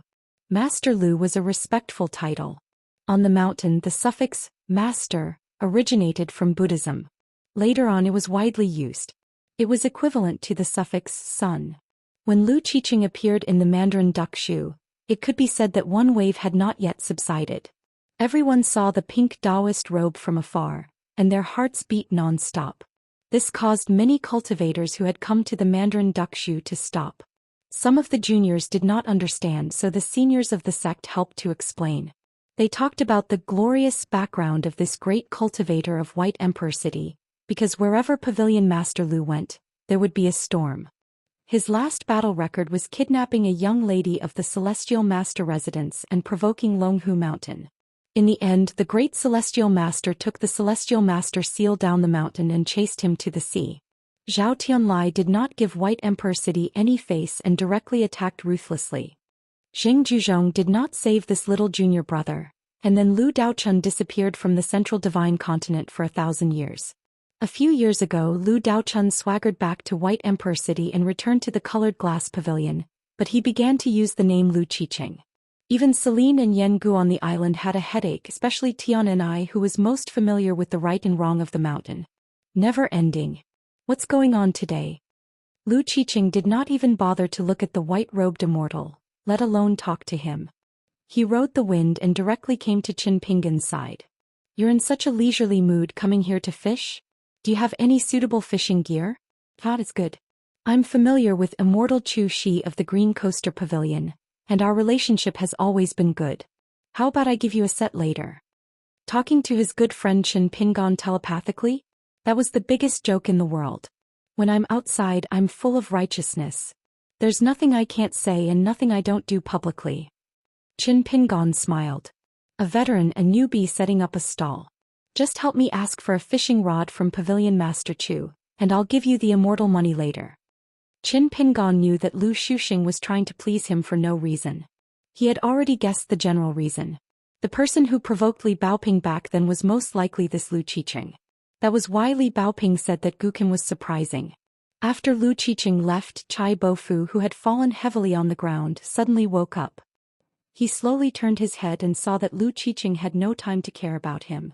He jumped up like a carp and jumped into the water like a fish jumping into the water. He used his natal water technique and crazily fled downstream along the Mandarin duck Shu. He was indeed a wild cultivator who once competed with Lu Jimao for a copy of the River Severing Sutra. Although Chai Bofu's current realm was not high, it had gone up and down. A few years ago he had fallen from the nascent soul realm back to the Dragon Gate realm with great difficulty. Then he returned to the Golden Core realm through the Dragon Gate. However, his water-dispelling divine power was quite good. In fact, it was not inferior to a nascent soul realm cultivator. Chai Bofu was very afraid of Gukan. Moreover, he knew that Gukan was fearless for some reason. It seemed that he was not even afraid of Jing Juzhong. He was only afraid of Qin Pingon. Chai Bofu had always felt that the unreasonable White Emperor city was simply a place of cultivation tailor-made for Gukan. Gukan was like a fish in water there. It was as if this kid had the help of a god on his path of cultivation. He broke through all the realms with irresistible force. There were new scenes every year. Until now, Chai Bofu still did not know Gukan's true realm, whether he was a sword cultivator, or what Dao techniques he had learned. Anyway, Chai Bofu was sure of one thing. If Gukan wanted to deal with him, he never needed to reach a higher realm. Lu Qiqing looked solemn and pretended that he did not know that Brother Longbow had run away. When that bastard ran away, Lu Qiqing carefully weighed the matter and made an exception. He said telepathically, "Qin Pingon, did you see that guy who was slapped by me and was lying on the ground obediently? He is a notorious villain. His name is Chai Bofu and his Taoist name is Longbow. He was once a nascent soul realm cultivator in your hometown." When Lu Qiqing turned his head and looked at the shore, Qin Pingon had already spoken up for him. "Hey, why did he run away?" Lu Qiqing, who had been interrupted, suddenly looked embarrassed. He cursed in his heart. Motherf *cur. Qin Pingon was indeed worthy of being the master of simple folk customs in this small town. His words were too disgusting. Qin Pingon asked with a smile, "Do you believe in your own lies?"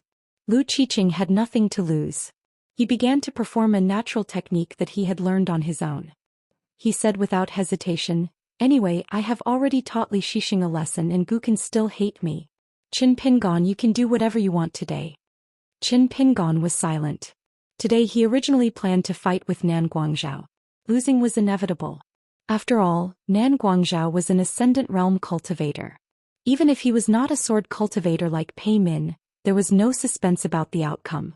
However, the person he wanted was a young man who did not know the severity of the matter and had a bad temper. He dared to challenge an ascendant realm cultivator. Unfortunately, he was disturbed by that young Daoist and missed a great opportunity. When Lu Qiqing came, Qin Pingon didn't even have the mood to act with Yunmu again. It didn't matter.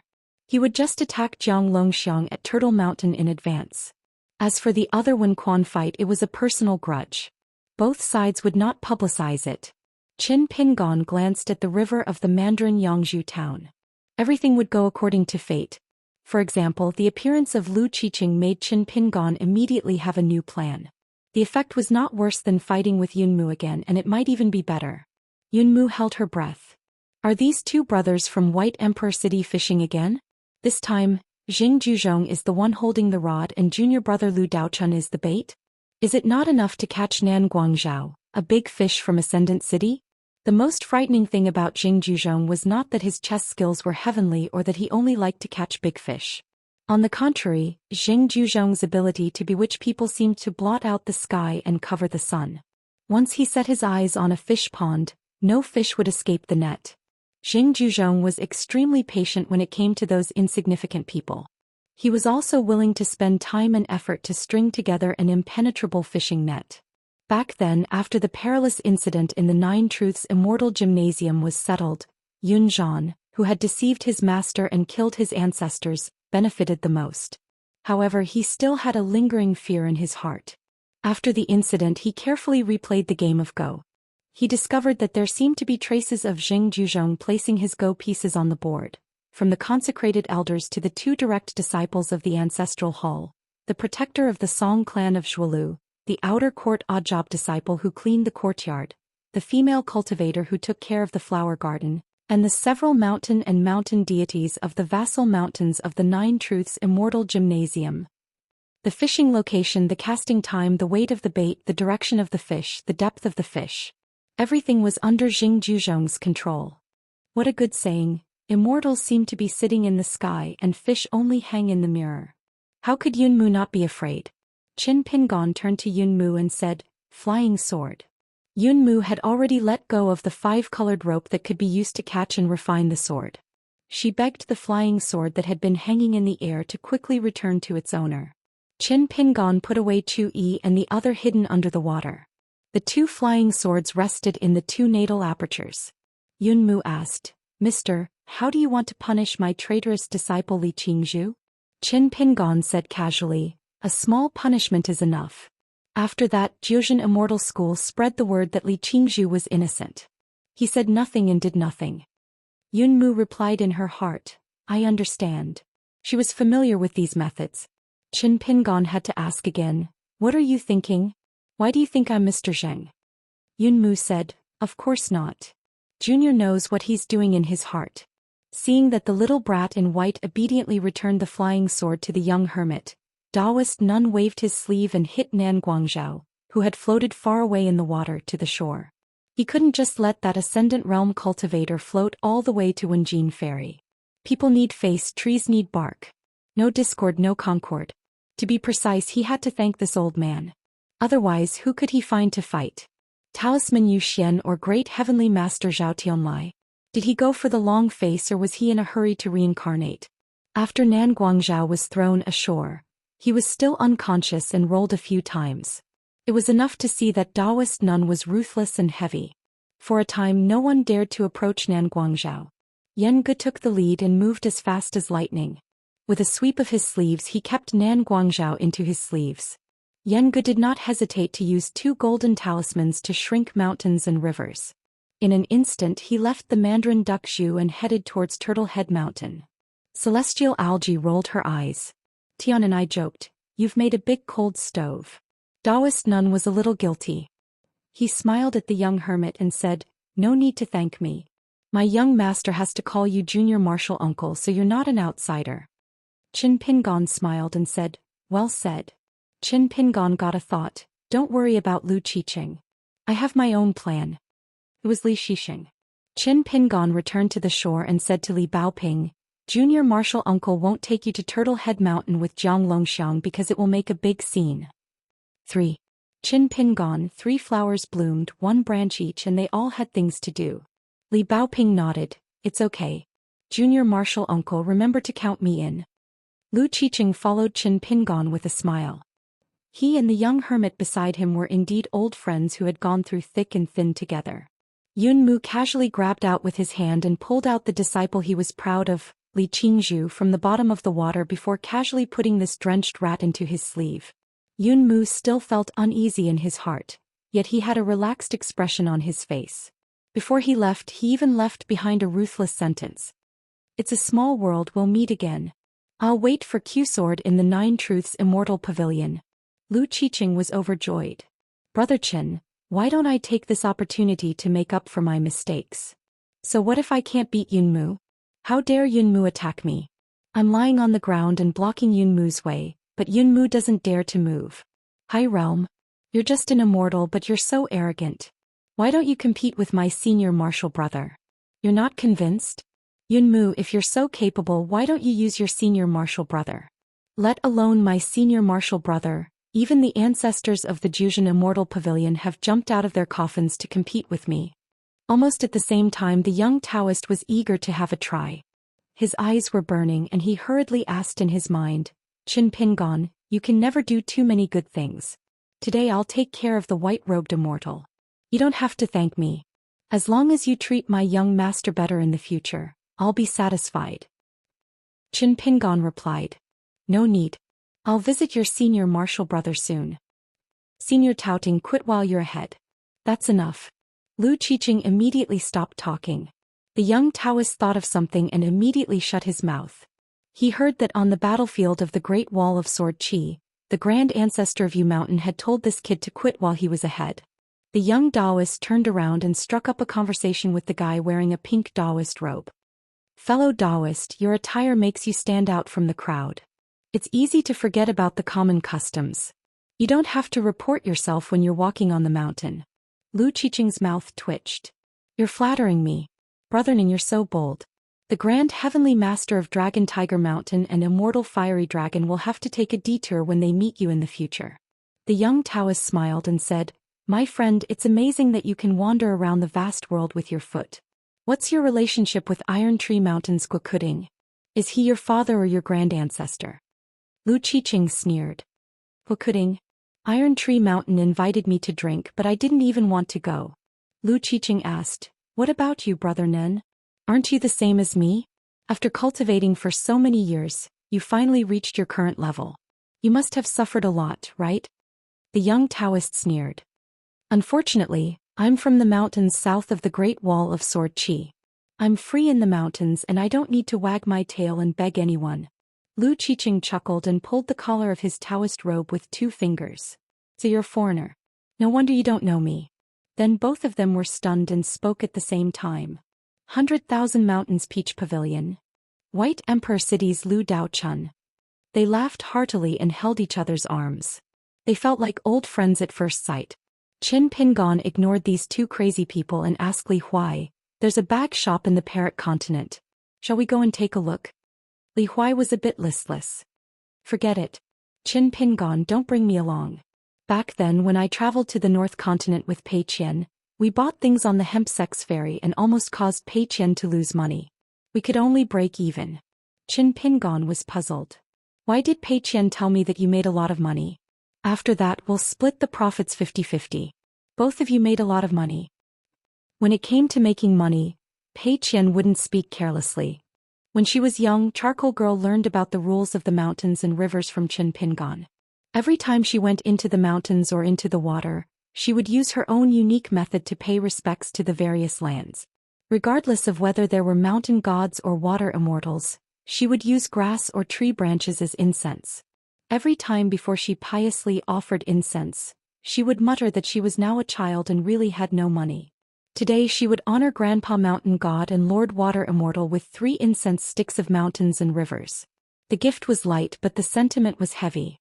Li Huai's eyes widened. What? It wasn't that he felt that Pei Qian was cheating him. Li Huai definitely wouldn't think of Pei Qian that way. The sun and moon could bear witness to their friendship. It was just that Li Huai couldn't understand. Since both of them had made money, why would she take out an item from time to time and sigh as if she had lost money? She would also look at him from the corner of her eyes. This caused Li Huai's conscience to feel uneasy the whole way. Every day he felt like he owed Pei Qian a huge sum of money. Li Huai was deeply moved. No wonder Pei Qian could succeed as the alliance leader. He was still a small branch leader with no contributions and only hard work. Indeed, it wasn't without reason. Li Huai was immediately energized and full of fighting spirit. He waved his hand and said, "Let's go to Parrot Continent to take a look." Qin Pingon turned his head and suddenly said, "Wait a moment. Someone seems to be looking for me." That Madame Huayan, who had watched the commotion from afar, was a little hesitant. She retracted her mountain river observation abijna and turned to the young flower goddess. "Reifeng, aren't you worried about the selection of 100 Flowers' blessed land? I might be able to help, it's just that." Madame Huayan raised her hand and twirled 2 of her fingers. She smiled and said, "I might need a sum of divine money because the one who will really help is not me but that person. And this guy only has money in his eyes. He has never cared about whether women are pretty or not, only money, money, money." This Madame Huayan had her own thoughts. Not only could she help Rui Feng, preserve the fate of the flower deity, she could also earn some incense from this phoenix deity flower deity. She might even be able to help the hidden official earn some divine money. Was she loyal? In the future, Qin Pingon. The young girl was overjoyed. She took down an embroidered pouch from her waist and said in high spirits, "As long as that green shirt sword immortal can help, I'll give him all of my family's assets. It doesn't matter. Other than some valley rain money, there's also a small pouch of phoenix fairy flower seeds. The flowers bloom with 7 colors and are very beautiful. Many immortal teachers who have visited the blessed lands have asked me for them. I pretended that I didn't have them and would tell them when I have them in the future." This phoenix fairy flower goddess immediately became sickly. "Sister Huayan, I don't have much money in my pocket. In the blessed land of 100 flowers, I'm the poorest." Firstly, it had not been long since she became the deity of 100 flowers. She could not accumulate much wealth. Moreover, she wasn't proficient in the ways of merchants. Many of the transactions that her flower goddess sister could earn a small sum of money, she might only be able to earn a few pieces of snow. She was secretly happy that she didn't lose any money today. Moreover, she had secretly spent money to buy many flower-singing poems from scholars and poets. However, they were all wasted like that young immortal teacher from the Zhou Xian Immortal Martial School. Lastly, the young flower goddess was actually a little afraid of that green shirt sword immortal. She knew that she was not good with words and would not say the polite words of those immortals on the mountain. Would she not only fail to make a deal but also have her pouch snatched away by him? That sword immortal who did not seem to have a good temper even dared to provoke founding master Yun Zhan, who had an immortal Daoist companion in the Jiuzhen Immortal Martial School. In the Confucian temple both of them fought fiercely. Snatching her pouch was nothing. Madame Huayan brought Phoenix Fairy Flower Goddess along to find the hidden official. Qin Pingon looked at the opposite bank of the river. There was a vague figure in a Confucian robe. When he realized that Qin Pingon had noticed him, he was not surprised and smiled slightly. Qin Pingon nodded in greeting and did not say anything. It was Shi Ping, the scholar of the Confucian temple. This scholar who was in charge of guarding the gate of the Confucian temple endowed forest was actually manifested from the Shi Ping stone scriptures. He had a vast literary fate and was similar to a person who had no realm. According to his master, Brother Shi Ping might look like he was only doing some trivial things on the surface. In fact, he could be regarded as a 14th realm cultivator just because he was near the Confucian temple. He had both the right time and the right place. Dealing with an ascendant realm cultivator was a piece of cake for him. There were all kinds of strange things in the boundless world. Madame Huayan led the young flower goddess who was slowing down to the green shirt immortal martial school. It was a smooth journey. Rui Feng regretted halfway and told Madame Huayan that she did not have enough money in her pouch. She had to borrow some money from the flower mistress. She also said that a sword immortal senior should not be involved in the selection of the 100 Flowers Blessed Land and should not waste Sister Huayan's incense. Of course, those were all excuses. The young flower goddess did not dare to meet the hot-tempered sword immortal. Madame Huayan was furious. She reached out and grabbed the young girl to stop her from running away. "You're scared, but I'm not? That guy is waiting for me by the river. We can either stay here or meet him. What's the point of regretting at the last minute?"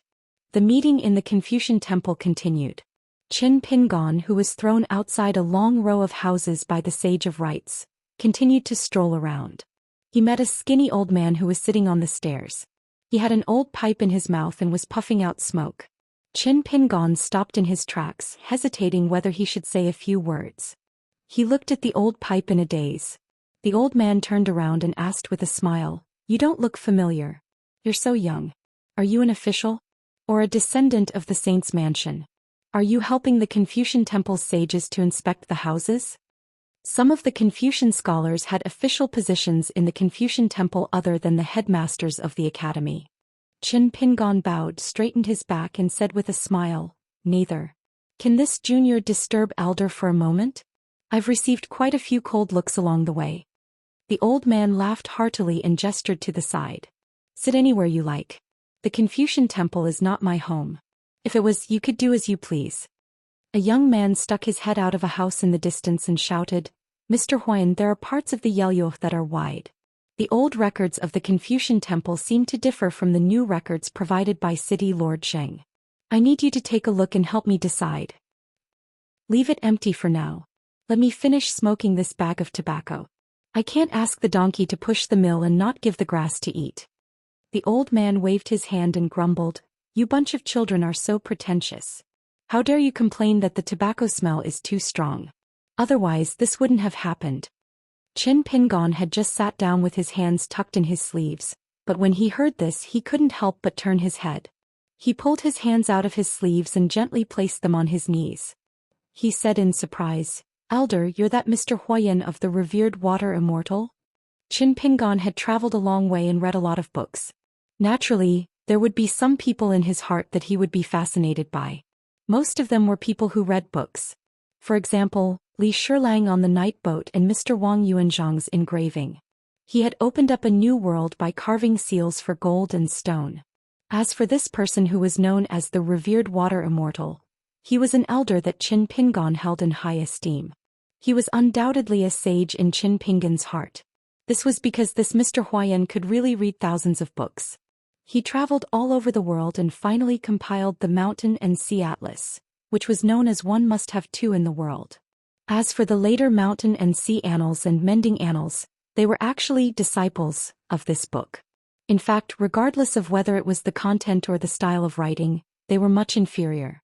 As for the founder of the North Continent's water classic mountain, it was obvious that he was a Qi refinement warrior who held Mr. Huayan in high esteem. In fact, the owner of the night boat had once commented on the matter of the ancients' records of mountains and rivers. There was a saying that revered water immortal, followed by Lu, followed by Yuan. 3 surnames, 3 scholars who were renowned throughout the world.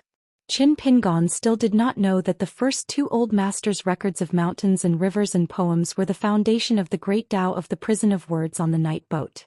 They had been used by the owner of the boat. The second old master was the deputy governor of the city of entries. He was the white-haired old scholar who stood beside Li Shilang. He was a Confucian scholar who could say that he could be a teacher of the heart and be a reincarnation of the ancients. The reason why the sage of rites threw Qin Pingon here was not only to let Qin Pingon better understand the Confucian temple's plan, but also to let him try his luck. There was no harm in missing it. It was better to seize it. The old man mocked himself. What revered water immortal? Sounds like a curse. I'm just a coward and lucky person who was lucky enough to survive the war. He was lucky because he was not in a place like the Tongye continent or the Fuyao continent. He was cowardly because he did not have the courage to rush to the battlefield and learn from Zhou Xian and Zhou Xian. That was why he was not affected by the war's war and was lucky enough to avoid it. At the end of the day, to this old man, escaping was still a form of escape. Qin Pingon smiled and said, "Everyone has their own fate. I don't envy others and I have a clear conscience." The old man clicked his tongue and said, "Oh, you're right. You sound like a scholar." Qin Pingon also felt that the old man was scolding him. However, as a junior who had met someone he admired, he just had to accept it. It was a rare opportunity to talk to such a fascinating scholar. It was a good thing to have a casual conversation with him. The old man fell silent for a moment and asked with a smile, "Why? Have you flipped through a few pages of the Mountain and Sea Atlas?" Qin Pingon nodded and said, "I've read it carefully." The old man chuckled and said, "Read? Not flipping through books." Qin Pingon scratched his head and looked shy for the first time. Both. The old man exhaled a mouthful of smoke and thought for a moment. He seemed to be talking to himself and said, "There are more than 100 fish in the pond." Qin Pingon waited for a moment. Seeing that Master Chu did not continue, he thought, "Is this a test?" Then he continued, "It's like swimming in the air with nothing to rely on. A mountain is like a river and the river flows in a zigzag way. The river god is like a giant spirit and it splits into 2. The waterway is deep and it looks back as one. Today the traces of palm and foot still exist." The old man nodded and said, "It's not strange that cultivators have good memories. You can just flip through my book casually." He thought that this young man was a smart person who was trying to get close to him. It was not good for young people to be too sophisticated and tactful. The old man was someone who liked to take things seriously. If that was the case, he would definitely embarrass this young man today. "I'm a casual person who loves mountains and rivers. I don't care which sage you're from in the Confucian temple or which family you're from." However, he didn't expect this young man to be so familiar with his book. Moreover, he didn't just casually glance at it or flip through it once. Cultivators naturally had good memories. However, if they did not read the book carefully, they would not be able to remember everything. It was not that they could not, but they were unwilling, lazy, or disdainful. Qin Pingon sat sideways and faced the old man. "My senior said that Master Chu's words seem simple and plain, but they're actually very skillful. Your words are sharp, but they don't leave any marks. It's very clever." The old man smiled and said, "Why didn't you say that earlier? You're using it as an opening remark." Qin Pingon grinned. "I said earlier that I'm too suspicious of flattery. I'm afraid that Master Chu will chase me away." The old man touched his head and laughed. "Good boy, you flatter me again? This young man is good. He's a young man who knows how to talk. He's also polite. He didn't even bother to ask who that brat's senior martial brother was. This kind of praise and boasting both in and out of books, when had he not heard or seen enough of it in his life?" Qin Pingon smiled and asked, "Can I ask Master Chu about the book?" The old man waved his hand. "It's better not. I came here to find some peace and quiet. The work of documents is the most exhausting." Qin Pingon nodded and said no more. He turned sideways again and took out a pot of wine. He continued to pay attention to the matters at the Mandarin Duck Shoe. Although he was divided into 3, his mind was connected. What he saw and heard was not hindered. The old man glanced at the young man drinking. The more he looked, the stranger he felt. "Young man, have you been on a night boat?" Qin Pingon turned around and nodded. "Why does Master Chu ask this?" The old man smiled. "It's easy to get on a boat but hard to get off. Are you a sword cultivator?" Qin Pingon nodded again. The old man's eyes suddenly widened. He choked on his cigarette and coughed. Then with a strange expression he asked, "Have you heard of the shattering word token?" Qin Pingon replied, "I've heard of it." The old man knocked on the stairs with his pipe. He didn't know whether to laugh or cry. "It's not about that. It's about using the shattering word token of Confucianism to break the mountain and river word cage of the night boat. That night boat is all about knowledge. The foundation of knowledge is still words. That's why I'm most afraid of this." Qin Pingon said awkwardly, "I've never cultivated Confucianism." However, he had a plan in mind. He would ask Master about the shattering word token later. The old man saw that the young man's words didn't seem to be fake. He was even more confused. How could a sword cultivator who wasn't even a Confucian disciple make the sage of rites talk to him? The old man suddenly understood. Was it that young hidden official of the Great Wall of Sword Qi? He thought again. Then wasn't this kid's senior brother's Wuxia? In short, it couldn't be that embroidered tiger. That bastard was publicly known for finding fault with the mountain and sea map. In the end, he scolded him and even asked if other books were worth Cui Dong's reading and annotation. The old man pretended not to recognize the identity of this hidden official. Qin Pingon stood up and bowed. He had to go to Panshui County first and then to Turtle Mountain. There was a meeting in the Confucian temple. Yu Ping, who was standing at the door, suddenly said, "The 5 headmasters of Yunzhu Academy, Lantai Academy, Hualyan Academy, Chunso Academy and Tongli Academy are no longer headmasters of their academies. They are removed from the Confucian temple." Everyone was stunned. It was so quiet that one could hear a pin drop. Out of the 5 hill elders of the academies, 3 of them were old hill elders of their respective academies. They had been in the position of hill elder for many years, and their students were all over the mountains and rivers of the continent. One of the deputy hill elders was promoted to hill elder, and the last one was the hill elder of the Spring Search Academy, who had been transferred from a gentleman of the academy. The headmaster of Tongli Academy stood up slowly and bowed to Yu Ping. Then he asked loudly, "Why?" Yuan Yen looked up with a serious expression. The 5 headmasters of the academies who lost their positions for no reason were from all branches of the Confucian temple. They were from the Sage of Rites branch, the Quasi-Sage's branch, and 2 of them were disciples of the hierarch and vice-hierarch of the Confucian temple. Fire Dragon Immortal was also shocked. He asked, "Elder Yu, what's going on?" Zhou Xian shook his head and said, "I'm not familiar with the Confucian temple. I don't know what's going on." The headmaster of the academies was not angry. He repeated, "Why?" It was as if he could remain calm even after losing his position as headmaster. He just wanted a righteous reason. Yu Ping said calmly, "It's the Sage of Rites idea." The headmaster smiled sadly and did not say anything else. He straightened his clothes and bowed towards the few portraits of the saints. Then he planned to leave the Confucian temple and stop the discussion. He was no longer a headmaster of the academies. He was even stripped of his status as a gentleman. What else was there to discuss? He did not need to study or learn in the future. He would just focus on the mountains and rivers. Lu Ji asked curiously, "Why?" Yu Ping said, "The quasi-sage's philosophy is that besides human nature, there's also the 4 hearts theory.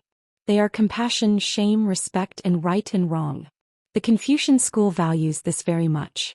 These headmasters have been reading too much, but they usually hide it well. They are good at teaching and dispelling doubts in the study room. They must have seen the Sword Aura Great Wall's placards on the front line. These scholars did not think much of it."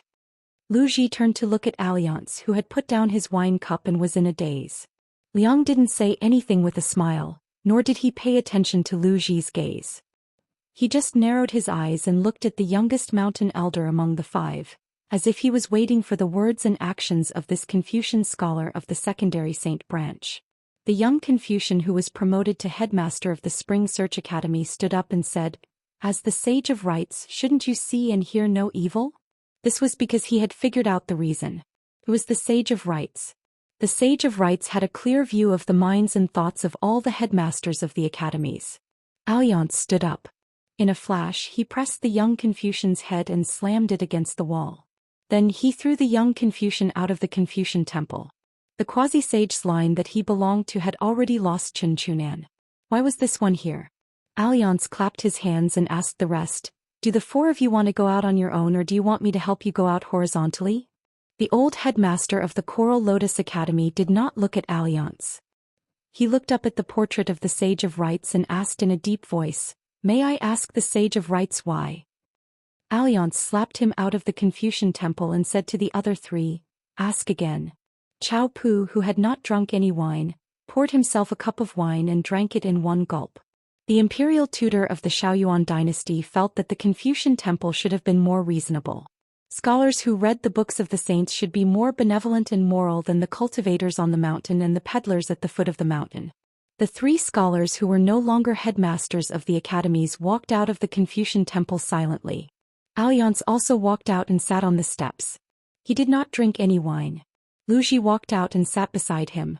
She took out 2 pots of wine and threw one to Alliance. Lu Ji smiled and said, "It's late glory." Alliance took the wine pot and smiled bitterly. "It's not glory at all. It's boring." The discussion in the Confucian temple continued. Jingxing Yuping, he stood beside the two and hesitated for a while before sitting down. Alliance looked up and glanced at the dejected back of the headmaster of the Tongli Academy. He smiled and said, "You can't beat someone like him. He has been in charge of the literary circles of several countries for decades.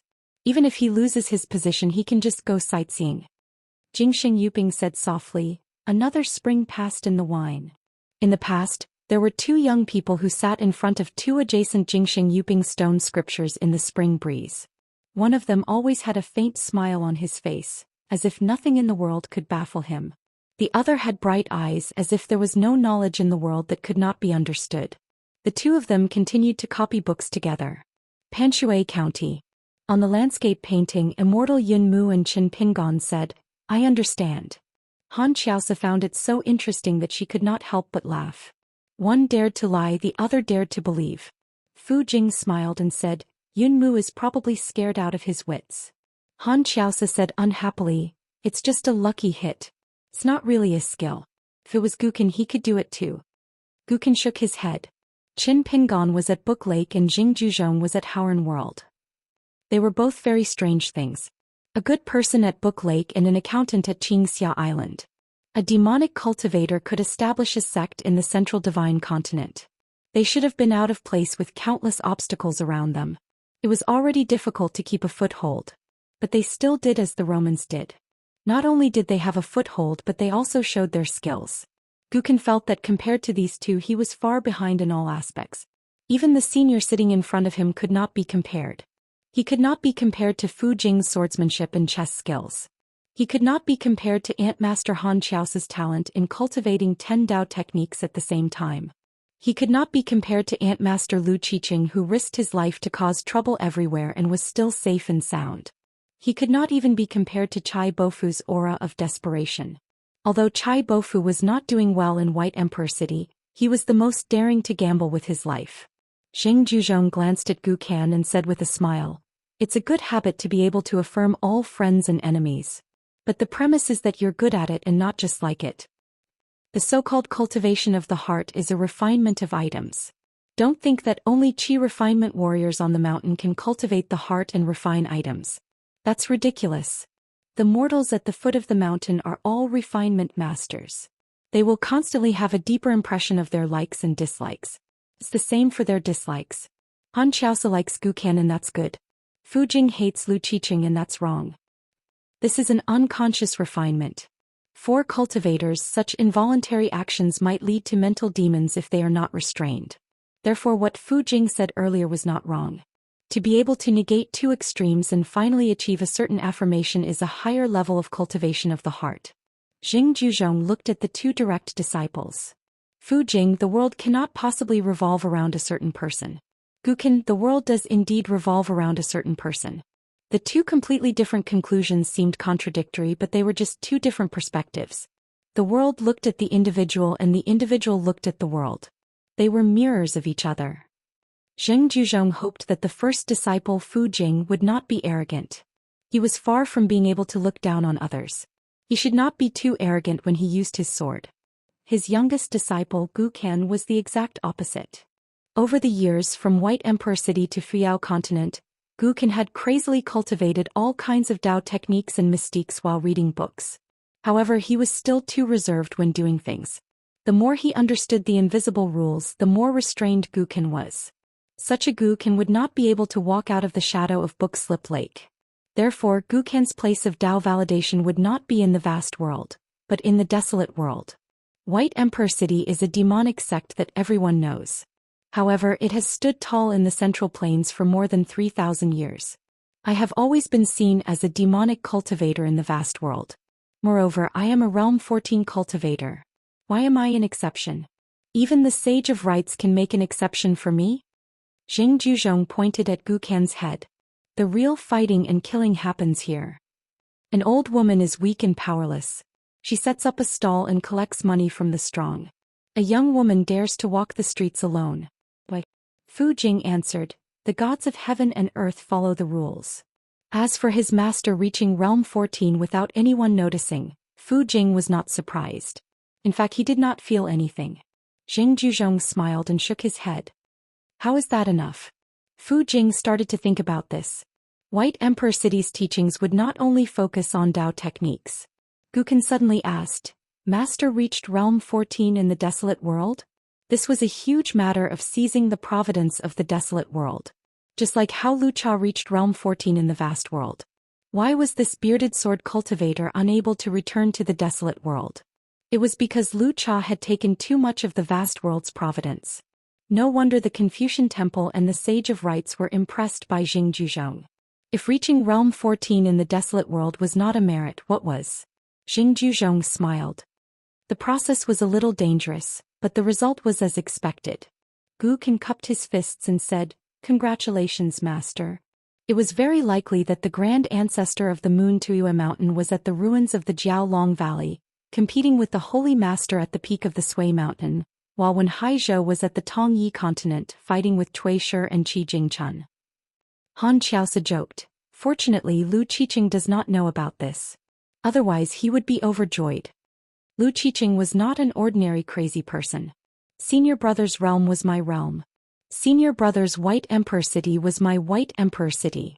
Whoever dared to block it would die. Zheng Juzhong continued the previous topic. You should have read the book written by Mr. Li Min. Han Qiaosa sat on the other side of the door and raised a hand. I have not. I have never heard of it. Zheng Juzhong looked at his junior sister's back. Was it because he had not taught for a long time that he had lost his sense of propriety? Or did he think that he could win some favor from Gu Qian by speaking without scruples to his senior brother? Han Qiaosa was nervous. She immediately said, I will go and eat that book later. Of course she would eat it. Literally. Back then, senior martial brother had nothing to do.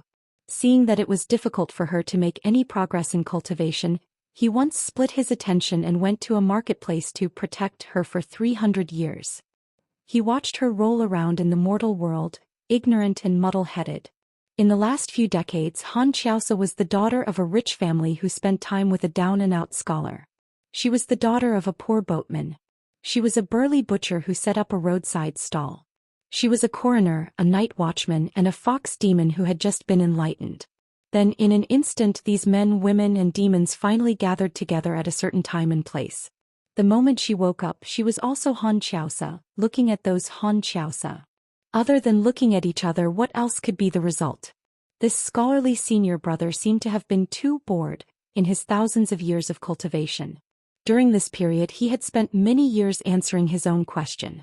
That was a question that no one would think about. How to prove that Zheng Juzhong was not the Tao ancestor. The two senior brothers who had read that book each had an answer, but they did not dare to be sure. Fu Jing said, You are lacking in knowledge. No matter what you do, it will be a wild fox then an evil demon. Gu Qian said, Zhu Zi's explanation of the scriptures is naturally a saying. Whether the descendants are good or bad has nothing to do with Zhu Zi. Zheng Juzhong shook his head and reminded the two disciples, the 48th chapter. The two senior brothers were suddenly enlightened. There was no need to say any more. Someone in the book said that 3 books were to be compiled. One was a book of etiquette, one was a book of words, and one was a book of village rules. Fu Jing thought for a moment and nodded. Indeed, there are many scholars in the world, but there are even more people who are illiterate. In many places in the world, the principles were not the sage's principles in books, but village rules and family rules. Han Xiaosa, who was on the doorstep, had a headache. She continued to dip her hairpin into her rouge and lightly touch her red lips. It contrasted beautifully with her dimples. Gukin reminded her, "You can imitate Zhou Xian's Pong Lian painting, and draw a waterdrop-shaped flower ornament between the eyebrows. It is better than the heart word and plum blossom falling on the forehead. It will be the finishing touch of this makeup." Han Xiaosa smiled and nodded gently. She believed in Gukin's judgment. On the scroll, the fights that should be fought and the fights that should not be fought were all over. Xing Juzhong glanced at Madame Huanyan and Phoenix Fairy Flower Goddess, asking, "If you were Qin Pingon and were willing to help, how would you help? How would you help so that Phoenix Fairy Flower Goddess would not fall to 9th grade 1 life while maximizing Qin Pingon's benefits?" This was the 100-year evaluation of the blessed land of 100 flowers. Previously, Zhang Wenqian, one of the 4 scholars under Su Zi's tutelage, despised the Fengxian flower. He didn't like her gaudy appearance, so he demoted her to a servant. Zhang Wenqian was an honest official. Before he ascended the mountain to cultivate, he had been a minor official for dozens of years. He had a good reputation and was very talented. Therefore, the evaluation of the fat deity was a fatal accident for the Fengxian flower deity. Madame Huanyan, who came from the plum blossom garden in the inverted hanging mountain, was willing to act as a go-between for the young flower goddess and seek help from the young hidden official. Han Xiaosa, who was standing at the door, planned to get back what she had lost from the books. She spoke first and said tentatively, "Spend some money to buy some poems to help the flower goddess become famous." Nowadays, the Confucian temple did not lack scholars who had a full stomach. Qin Pingon is the last disciple of the sage of literature. It shouldn't be difficult for him to ask for a few poems from the headmasters of the academy. He doesn't even need to spend money. Even if the poems are not of high standard, as long as there are enough of them and they are spread from the Confucian temple, the effect will be immediate. If there's no other way, Qin Pingon can go to the fat deity and persuade him nicely. "Don't you want to be a young man? You can even use your sword and pretend to fight for the flower goddess. You have all the reasons." The selection of the flower goddess in the Blessed Land is managed by Mr. Bai Shan, Zhang Yi and Zhou Fucking. Zhang Yi seems to be at the Ao2 mountain now. Even if Qin Pingon is rejected by Zhang Wenqian, he won't ask for the sword. Then he will go to Zhang Yi. After all, he admires the old scholar's knowledge. Or we can just go to Suzy. Didn't we say that Qin Pingon has the small summer coin? Suzy is generous. If he sees the small summer coin, he will probably put in a good word for him. Maybe when he is drunk, he will give the flower goddess a poem to suppress his student's opinion. Gukin shook her head slightly. The loss outweighed the gain. Han Kaios knew that she had said something wrong again. Xing Juzhong said, "It's better to be willing to use your brain than not to use it at all." Han Kaios exhaled deeply. Fu Jing said, "In this case we might not succeed. Even if we succeed, this deal with Qin Pingon will be a huge loss. Zhang Wenqian is a stubborn scholar. He will have some opinions about Qin Pingon and even the sage of literature." Gukin said, "So we can't avoid Zhang Wenqian, especially not Suzy. Whoever started the trouble should untie it." Xing Juzhong narrowed his eyes. "If you want to deny others, you have to have the ability." Fu Jing already had a draft in mind. He said, "Zhang Wenqian admires the Great Wall of Sword Qi very much. He is a close friend of Yuan Qingshu. Qin Pingon will use the indifferent plate in the wine shop and only take the one left by Yuan Qingshu. Just take it as asking Zhang Wenqian to help bring back the big barbarian water in the South Pasua continent." Xing Juzhong shook his head. "It's just a bad plan. There will still be traces of deliberate carving." As for what Han Kaios said, it was a mess and a foul atmosphere. It was not a good plan. Gukin quickly flipped through all of Zhang Wenqian's articles and poems in his mind, as well as the works of Fei Xian and teacher Su Zi and many of his friends. He had a flash of inspiration and said, "Su Zi's literary talent is unparalleled. His greatest merit in the path of learning is to break the distinction between poetry and poetry." He allowed poetry to break free from the shackles of poetry. Then, can the impatience flower of the blessed land of 100 flowers be regarded as the poetry of the world? Zhou Xian, didn't you see the impatience flower as gaudy and chrysanthemum? Isn't this similar to the situation of the poetry in the ancestral temple back then? Can Qin Pingan start from this? Jing Juzhong smiled and said, a good plan. As expected, Qin Pingan will do this. He will not choose the best plan because it will make him seem too smart. Some people with ulterior motives will be afraid. So this is the best plan to solve this problem, but it is also the worst plan for Qin Pingan's entire cultivation journey. Over at the Yuanyang Zhu, Qin Pingan indeed agreed to help. He only received a bag of Guyu money from the impatience flower god as a deposit. He did not accept the bag of priceless impatience flower seeds. Moreover, both parties agreed that if they could not help in the end, they would refund the money. This made the young girl a little confused. Didn't Sister Huanyan say that this person was a money grubber? Moreover, looking at this green-robed sword immortal from a close distance, his face was pleasant and his eyes were warm. He was very scholarly. Jing Juzhong said, the real good plan is still a little different from what Gukan said. Fu Jing looked at the green-robed man in the picture scroll. This was the first time this little white emperor really paid attention to this person.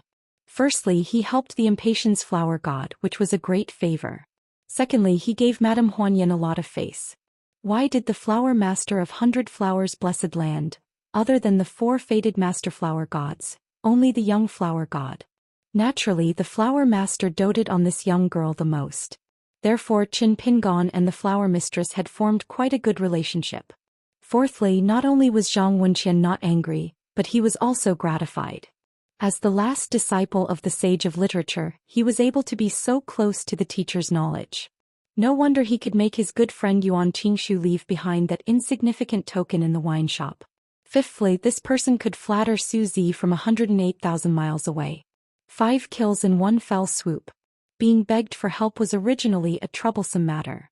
But in the end it seemed that the person who helped received a series of great benefits. Fu Jing suddenly laughed. Sure enough, Master was right. That Qin Pingan did not act according to what Gukan saw through.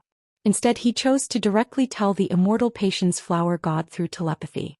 In other words, the young hidden official chose not to give up the 2 gains of Fei Xian and Su Zi. Gukan smiled knowingly. I understand.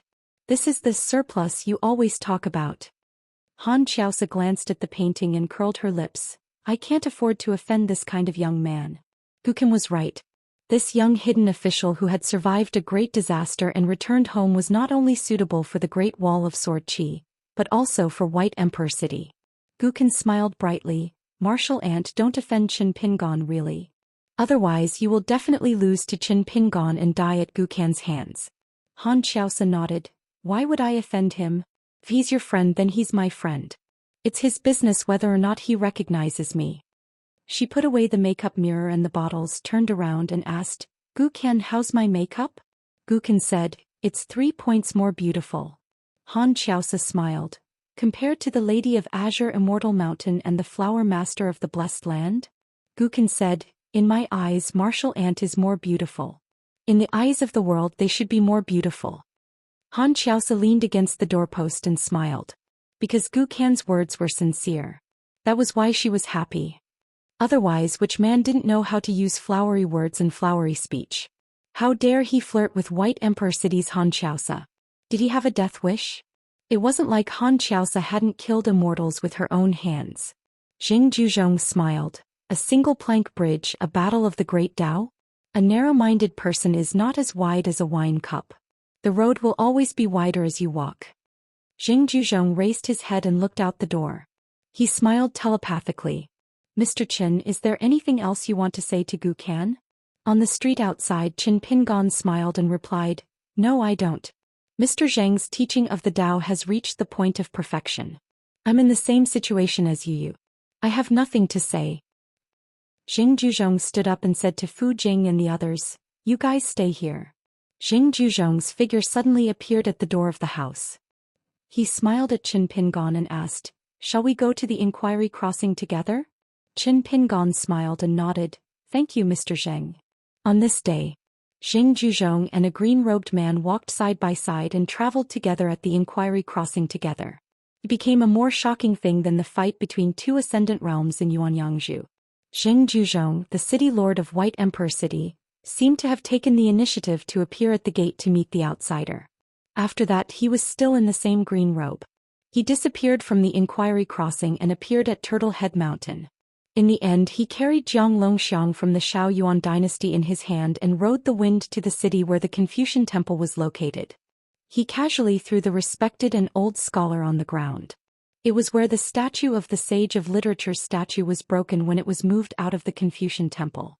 A group of scholars had once spat on it and smashed it. Among them Jiang Longxiang was the most righteous. At that time he seemed to have taken out a powerful statement. Qin Pingon stretched out his hand and said to the scholar lying on the ground, "Scold me again." 796. The group walked towards the Yuanyangzhu ferry. They wanted to visit the Baobao Temple in the Parrot Continent. Qin Pingon, Li Baoping, Li Huai, Daoist nun, and an outsider, Madame Xianyan, who was now listed in the Dragon Elephant Sword Sect's archives. There was also Lu Qiqing, who was the most outsider but did not consider himself an outsider. He was secretly discussing with Taoist nun who was worth scolding and beating up at the 4 ferry ports. When Qin Pingon and the young flower goddess were imparting the plan, they did not deliberately avoid Madame Xianyan. She heard everything clearly. Madame Xianyan was still a little worried. "Are you really okay with Rui Feng going to visit Zhang Wenqian alone? Aren't you afraid that she will say something wrong and ruin everything? That fatty deity is famous for being difficult to deal with. Why don't you do it yourself? Wouldn't it be safer? Perhaps you, the hidden official who would not wake up early if there were no benefits, would be able to build a relationship with fatty deity and Suzy." However, Madame Xianyan did not dare to say the last sentence. Zhang Wenqian, one of the 4 scholars under Suzy, was called the fatty deity because of his majestic appearance and sturdy body. Qin Pingon smiled. "It's just a few words anyway. What could Phoenix Goddess say wrong? That would be underestimating the flower goddess of the blessed land of flowers." Moreover, at the end of their conversation, Qin Pingon comforted the flower goddess with some unreasonable reasoning. He told her that she would definitely be nervous when she met Teacher Zhang. Actually, there was no need to worry because Teacher Zhang knew that she would be nervous. She was nervous because she was sincere, which was a good thing. So she was nervous. She did not even have to be afraid of trembling when she spoke. She could just relax and be nervous. When she was so nervous that she could not speak, she could continue to be nervous. When she heard the green shirt sword Immortal's words, Phoenix Goddess and Flower Goddess were obviously more relaxed. Since she was not even afraid of being nervous, what was she afraid of? Madame Xianyan asked, "Qin Pingon, why are you willing to do such a big favor?" Qin Pingon said, "Actually, I'm not helping you. What kind of person is Madame Huoyan? That's what kind of person Lu Ji is." On the contrary, Madame Huoyan felt more relaxed. Since he wasn't helping her, she didn't owe him a favor. Qin Pingon smiled and said, "To be honest, I'm surprised that you're willing to ask me for help." Madame Huoyan turned to look at the young hermit. She was actually more surprised that Qin Pingon would say such a thing. He seemed to treat her as one of his own. After thinking about it again, she immediately became nervous again. After going around in circles, why did he still help her? Qin Pingon said helplessly, "All these years, you've always been suspicious, always thinking that I have ulterior motives." Madame Huoyan smiled awkwardly and said, No such thing. How would I dare to misunderstand the hidden official?" Qin Pingon said, "Madame Huoyan, think about it. If I were to swear to you that I no longer have any thoughts about the plum blossom garden, what I did back then was my duty and I had no other choice. After we returned home, even if we weren't friends, we definitely wouldn't be enemies. Would you be willing to believe me, or would you think that I have ulterior motives?" Madame Huoyan smiled and thought about it carefully. It was really so. She nodded and said, "That's right. That's really the case." Lu Qiqing was very well behaved today. He only pretended not to know Madame Huoyan, who had a very good relationship with 100 Flowers Blessed Land. Otherwise, according to his temperament, he would have long been a butterfly fluttering around Sister Ruyan while wearing a pink Daoist robe. Because he had once concluded a solid principle in the Aquarius continent, where 1,000 gold could buy, 10,000 gold could not be sold. As long as it was someone related to the sage of literature, as well as a child from the Pearl Grotto heaven, He should not provoke any of them. First it was Qin Pingon, then Li Lu from Dragon Rock, only half of them. Then it was Li Baoping outside of Clear Breeze City, and half of his martial nephew Gu Kan? That was exactly 3. Things should not be done more than 3 times. He had to learn his lesson.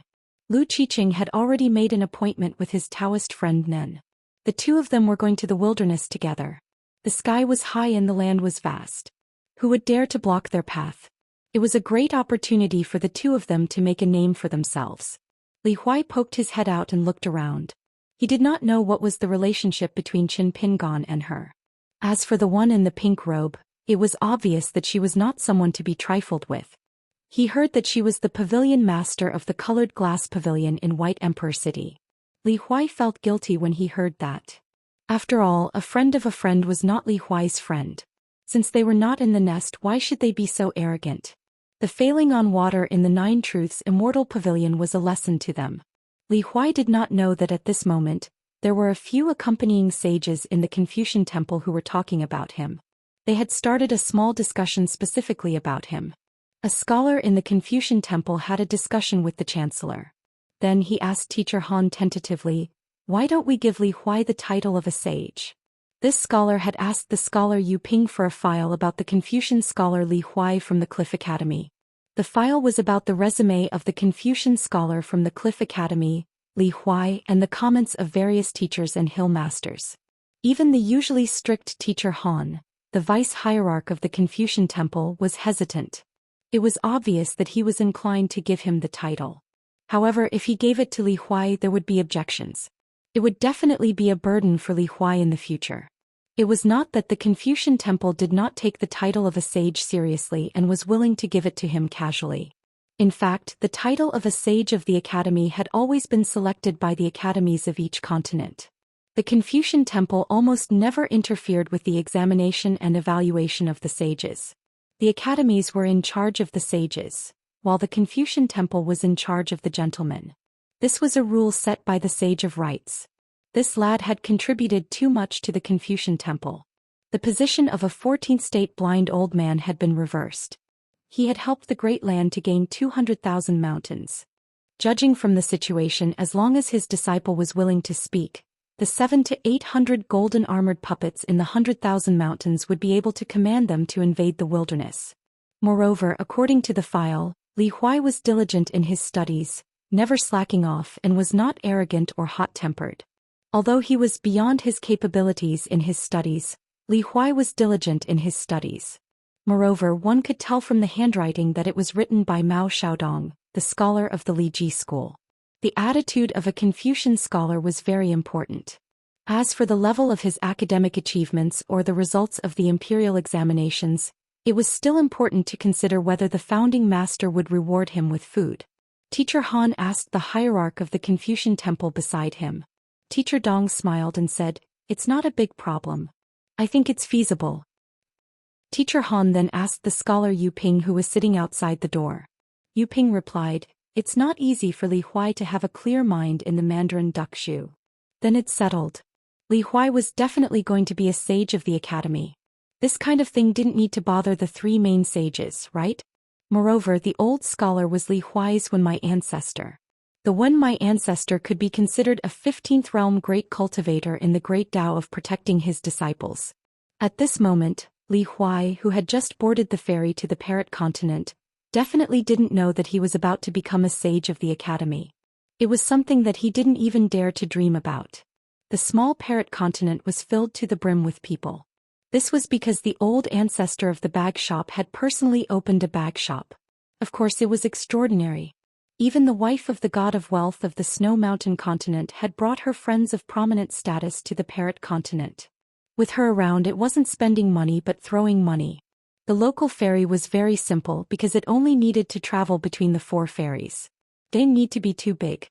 If a great cultivator wanted to visit a friend, he would either travel with the wind or have his own ferry. A group of people stood beside the railing and looked at the mountains and rivers under their feet. Only the Confucian temple was shrouded in clouds and fog. It was believed that no ascendant realm cultivator dared to use their palm to look at the mountains and rivers and peek at the mountains and rivers there. Li Baoping asked softly, "Is youngest uncle thinking about something?" Qin Pingon smiled and said, youngest uncle has already succeeded at AO2 Mountain. Now he's standing on the street ready to scold someone. In his hometown, as long as a child had a little bit of wisdom, he would be quite capable in this matter. Because in the streets and alleys, there were masters helping to feed him every day. There were too many opportunities to learn boxing. Unfortunately, on Jiang Longxiang's side, this old scholar who was known as the master of the literary world and the hidden immortal, in the Shaoyuan dynasty, was thrown to the ground by that person. His clothes were disheveled and his hair was messy. He sat on the ground and endured the severe pain all over his body. He gritted his teeth and felt hatred in his heart, but he didn't say a word. No matter how much that person asked him to scold him, Jiang Longxiang just quietly waited for the reinforcements from AO2 Mountain to arrive. Where there's life, there's hope. Scholars didn't need to argue with boorish people. Fighting with fists and feet, which was not suitable to be seen in public, would only ruin the refined culture. It was definitely not something a scholar should do.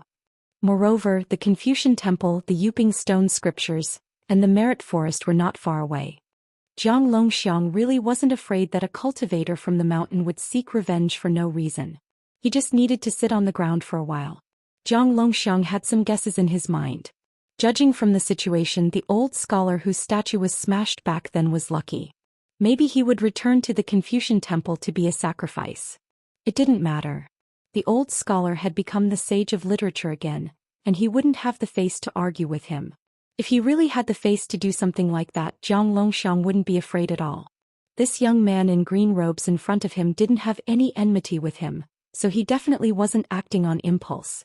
Maybe he guessed that the old scholar was about to rise in power and wanted to earn a reputation that didn't cost him money, so that he could ride on the sage of literature's coattails? The person that Jiang Longxiang was really afraid of was not the sage of literature, but the left and right who had been to the Great Wall of Sword Qi for 100 years. He was worried that this sword celestial wouldn't listen to the principles of a scholar. The left and right only knew how to practice the sword and slash people. He didn't know the principles of the sage. Qin Pingon patiently waited for a while. Seeing that Jiang Longxiang refused to open his mouth no matter what, Qin Pingon took a step forward and kicked him in the face. Jiang Longxiang slid backward and hit the wall. He felt a wave of pain and felt that his bones were falling apart. He covered his mouth and looked down. His hand was covered in blood and he even lost 2 teeth. The old scholar's eyes were dull. He was in pain and scared. He immediately wailed, "Someone is attacking, someone is going to kill me." Qin Pingon's gaze twitched. Someone from AO2 Mountain was here. It was most likely a mountain celestial who was on good terms with Xiao Yuanchao and Jiang Longxiang. They were here to say a few words of justice. It was said that at the border of Dali in the Aquarius continent, there was a saying among the cavalry at the border that whether a scholar had the strength of character or not, one could tell with a stab. The 3 Qi cultivators landed on the ground. One of the old cultivators was about to speak. The green shirt sword celestial who fought at the Mandarin Duckshu was very arrogant. He ignored the 3 of them and smiled at Jiang Longxiang. "Don't make a fuss. Many people are looking here. You might follow in Li Qingzhu's footsteps."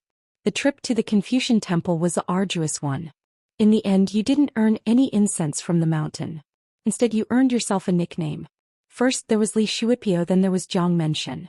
Otherwise, why did my kick, which was neither light nor heavy, just happen to knock out 2 of your front teeth? Among the 3, someone frowned and said, "Sword Celestial, if there is a grudge on the mountain, whether it is right or wrong, we are in the Confucian temple. Can you not be so aggressive? How can a mountain sword celestial bully a middle 5 Qi cultivator?" Another pure martial artist of the far travel state landed on the ground and stood between the green shirt sword celestial and Jiang Longxiang. Qin Pingon smiled and asked, "Xiao Yuanchao Grandmaster Tong Jing? Peak far travel state. Qianglin sect of the North Continent, Xiao Yuanchao of the Central Region, Lu family of the White Mountain Continent." Qin Pingon was very interested in the Summer Palace. He was interested in how the Lu matriarch made money and how she was so good at making money. She didn't even bat an eyelid when she gave an upside-down mountain to the Great Wall of Swords. As for the other 2, he did not have a good impression of them. Qin Pingon knew a lot about Jiang Longxiang. He was no stranger to him. Some of it came from Lin Junbai's chat and some of it came from the Insignificant Mountains and Rivers newspaper. One of them was Jiang Longxiang's Jianghu friend Tong Jing. The man named Tong Jing smiled and said, "Why? Sword Celestial, have you heard of my name? So, do you want to ask the sword or do I ask the fist? Anyway, no one would die here." He would make a few punches and take a few blows to save Jiang Longxiang, the leader of the literary world. It was a good deal. Qin Pingon smiled and said, "Just ask the fist. I'm afraid you can't get the answer." Tong Jing's fist intent poured out. His momentum rose and he opened the fist stance. He was not careless at all. Did he really want this green-robed sword celestial to ask the sword first? Besides, when they were watching the show on Turtle Head Mountain, this green-robed sword celestial seemed to have a lot of cultivation methods. Was he also proficient in fist techniques? As a result, when Tong Jing threw a punch, he did get close to him. Then he stopped and refused to give him a second punch. The two sides were very close. The green-robed sword celestial stood there with his hands in his sleeves. Tong Jing maintained the same posture. His fist was at least a foot away from his opponent. Tong Jing was as still as a mountain. He looked calm, but his arm was broken. What a domineering fist intent. It was like the protection of the gods. He was really at the peak of the mountain? *T. He was definitely not at the peak of the mountain. When he returned to Turtle Head Mountain, he must argue with his friend. This senior must be a martial artist at the peak of the mountain. Qin Pingon smiled and reminded him, "Ask the fist is over.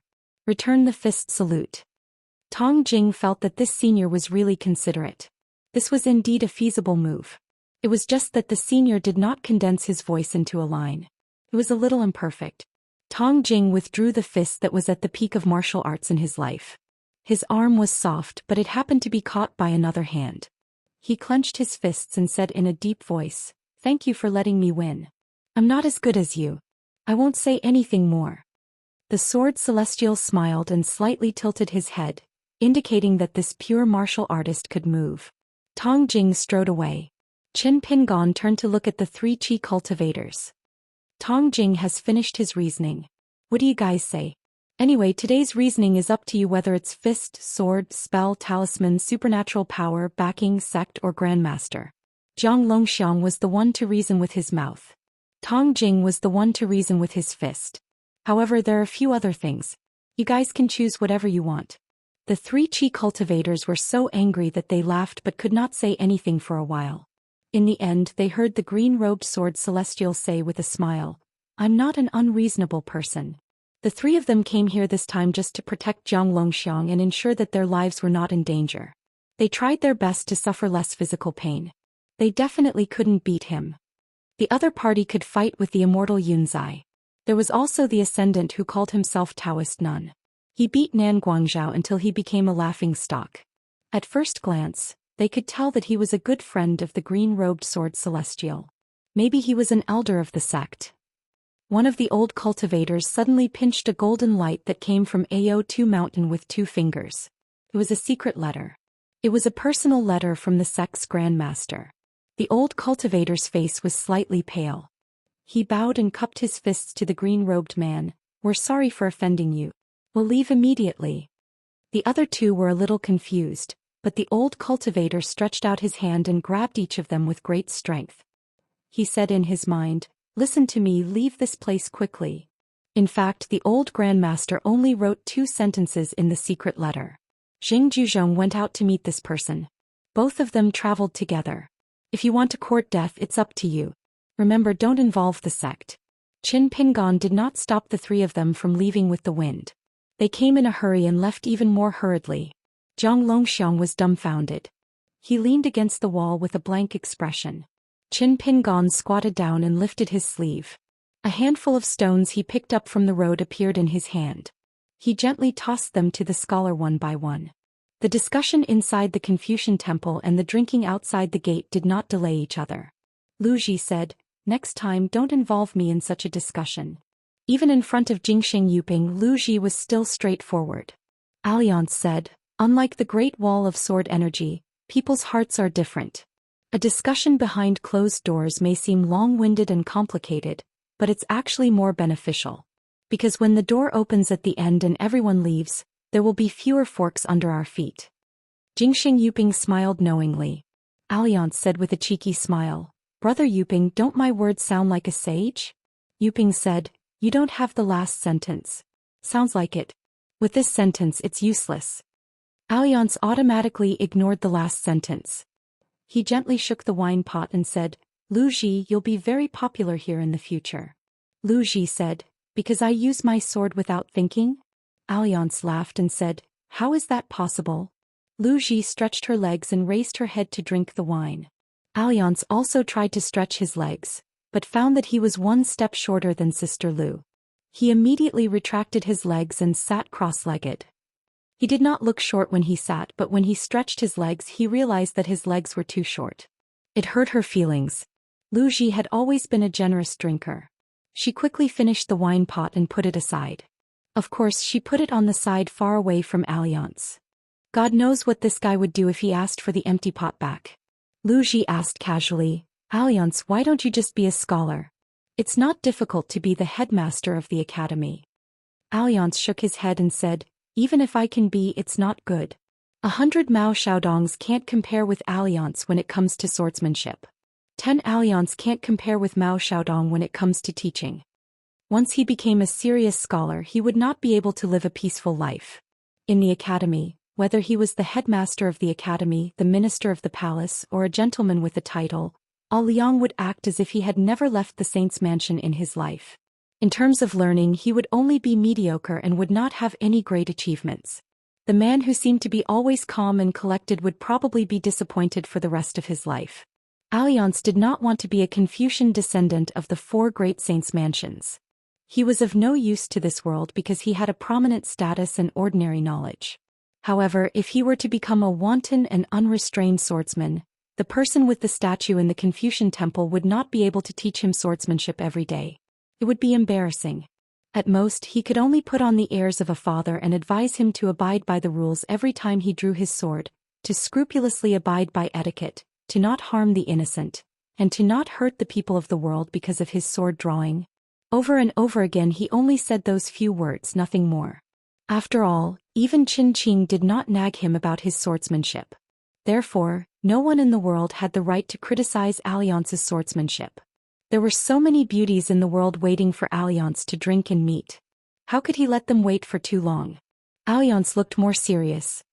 He turned his head and said, "Lu Ji, let's go back to the Great Wall of Sword Qi together. Take it easy and don't use that flying sword easily." There was a reason why he did not agree to Lu Ji's request to go to the moon-supporting Sword Mountain. This was a secret in the Great Wall of Sword Qi. Even the Summer Palace did not record it because it involved Lu Ji's second natal flying sword. Only the top sword immortals on the city wall who participated in the meeting were qualified to know about this. There was a small group of sword cultivators on the Great Wall of Sword Qi who were more unconventional. The reason why Lu Ji had not ascended to the Ascendant Realm was not only that she was young, but also the most fundamental reason. Lu Ji had spent too much effort, time and immortal money on her second flying sword. The flying sword was called Big Dipper. It was the Big Dipper in the Traveling Immortal poem. It was also the Big Dipper in the Jade Capital Group. It was also the Big Dipper that said, "The Big Dipper controls life and the Big Dipper inscribes death." However, this flying sword had never appeared on the battlefield. Alliance knew that even the Big Sword Immortal, who did not like to meddle in other people's business, had specially called Lu Ji to the city wall and asked her if water had entered her brain. In order to refine such a broken sword, was it worth it to delay her breakthrough to the Ascendant Realm? She had a big butt, so she thought with her butt, because at that time, Alliance was squatting by the side and watching the scene. The last sentence of the Big Sword Immortal was the most knowledgeable and he had used it as a reference. In the end, Lu Ji said that the Big Sword Immortal could care about how many demons she killed and how many battle achievements she had. The only thing that could not be controlled was how to practice the sword. There was no such thing as having the best of both worlds. Just like left and right, if one wanted to improve their swordsmanship and reach the peak of swordsmanship, they could only delay the breakthrough. In order to pursue the ultimate killing power of this natal flying sword, Lu Ji had to make the same choice. Lu Ji stretched out her hand and asked Alliance for another pot of wine. She drank a mouthful and wiped the corner of her mouth with the back of her hand. She said softly, "If only that battle was fought 100 years later." Alliance smiled and shook his head. He joked, "If I were Qin Pingon, I would not be willing to give Sister Lu to Qi Tingji and the Elephant Sword sect. I would give up my pride and ask you to be a consecrator. Lu Ji said, so you can't be a hidden official. Alliance nodded and said, I admit that. Lu Ji asked, Shiping, has the Mandarin Duck Zhu left? The scholar Shiping nodded and said, Qin Pingon plans to go to the Parrot Island with his friends. As for the other Qin Pingon, he had already gone to Panshui County to look for Jing Juzhong. Both of them were traveling together. He did not need to say anything. Everyone would hear about it soon. Lu Ji smiled and said, going back to my old profession. Under the watchful eyes of all the sword cultivators on the city walls and the sovereigns of the wilderness, there was once an outsider who wasn't yet a hidden official. He ran all over the place and cleaned up the battlefield with his butt sticking out. Both sides were amazed. Later on, there was a young sword cultivator who had become a hidden official. He put on the skin of a woman, dressed in red and green, and had a graceful figure. He left the city wall and rushed to the battlefield. He went everywhere to pick up the leftover battle achievements. He pretended to be more feminine than a woman. When he seemed to be in danger, he would even shout. But it was not a shout of anger. He would dodge the spells and twist his waist. His robes fluttered, and he was as beautiful as a blooming flower, so he did not reveal his identity from beginning to end. In the end, it was the straightforward Lu Ji who revealed the secret. After that, if Lu Ji wanted to buy wine, she could only ask her friends for help. This was because the wine shop had received the order from the second manager that the price of the wine Lu Ji bought had to be doubled. Lu Ji could not be calculative with the one-track-minded workers and children of the wine shop. Besides, to make Qin Pingon ashamed to walk out of the summer palace, spending a little more money was not a big deal. It was just that Lu Ji did not have much money in her pocket. She used it to fill the bottomless pit of the flying sword Big Dipper. Alliance also knew that the reason why Lu Ji refined the flying sword Big Dipper at all costs was to carve words on the city wall. It was as if she had already made up her mind to leave after carving the words. For Lu Ji, an immortal swordsman with that flying sword had a greater chance of killing an ascendant stage demon, especially a sovereign stage demon in her heart, than an ordinary, ascendant stage swordsman without that flying sword. The Qi cultivators in the world would definitely not understand Lu Ji's stubbornness. She did not want her realm. She would die just to leave her name. Alliance understood. Lu Ji hoped that on the city wall of the Great Wall of Sword Qi, there was once a female swordsman who carved words here. She did not want all the people who carved words to be men. How was this Lu Ji not good-looking? He was very good-looking. Boss Sword Immortal had instructed the Summer Palace to let Lu Ji go to the South Swirling Continent. Naturally, he hoped that Lu Ji's sword Dao, swordsmanship, realm and flying sword could improve further. Otherwise, even if Lu Ji was lucky and her flying sword shattered and did not die on the battlefield, Lu Ji's realm would fall. That meant that she would fall from an immortal to a jade. After ascending to the upper 5 realms, it was already difficult for a swordsman to break through. It was even more difficult to ascend after falling in realm. Just like Alliance and Lu Cha, who was fishing in the Merit Forest Mystic realm. They no longer had any hope of returning to the 14th realm in this life. It was not that falling in realm would cause one to be depressed, but that there was always a limit to one's strength. The good things in the world could not all fall on 1 or 2 people. Boss Sword Immortal must have hoped that the world would not only have a swordsman Lu Ji who survived the battlefield, but also a female sword immortal who could rely on 2 complete flying swords to wrestle with some 14th realm cultivators. Alliance smiled and asked, once Boss Sword Immortal left, no one could control you. Why did you change your personality? Lu Ji said, it's nothing. I just feel that it's better not to die. It seems that there are still many things I can do. For example, the 5-colored world in the Ascendant realm. Or she had not taken in any disciples. It was also possible that there were too many people who went to the Great Wall of Sword Energy and did not return. Lu Ji was worried that Howren would not remember any of them. With her sword in the Howren world, or there would be a dragon elephant sword sect. Alliance nodded and said, that's good. Lu Ji turned her head and looked at him seriously. She said, it's just that I'm a little ugly. Alliance stroked his hair. What about now? Drizzle rode a donkey wearing a bamboo hat and carrying a bamboo knife diagonally. He whistled and walked in the Jianghu. Alliance had always felt that there was no mountain or mountain. Everywhere in the world was the Jianghu. The braised mutton in Beilong, the tripe in Yuzhou hot pot, and the braised carp under the waterfall of the Yellow River were all excellent dishes to accompany wine. Alliance turned to Xi Ping and said with a smile, "Can we learn from the Great Wall of Sword energy? Let's talk about business and let people come out to take a breather." Xi Ping nodded and discussed with the three hierarch of the Confucian temple. Soon 2 groups of people walked out of the gate. Zhuo and Qi Tingji walked out together. Lin Junbai, little celestial master Zhao Yaoguang, and Fan Qingrun, the little god of wealth of the Fan family. The first 2 groups of people to walk out of the Confucian temple were sword cultivators and young people. After that, more people crossed the threshold one after another and sat on the steps in 2s and 3s high and low.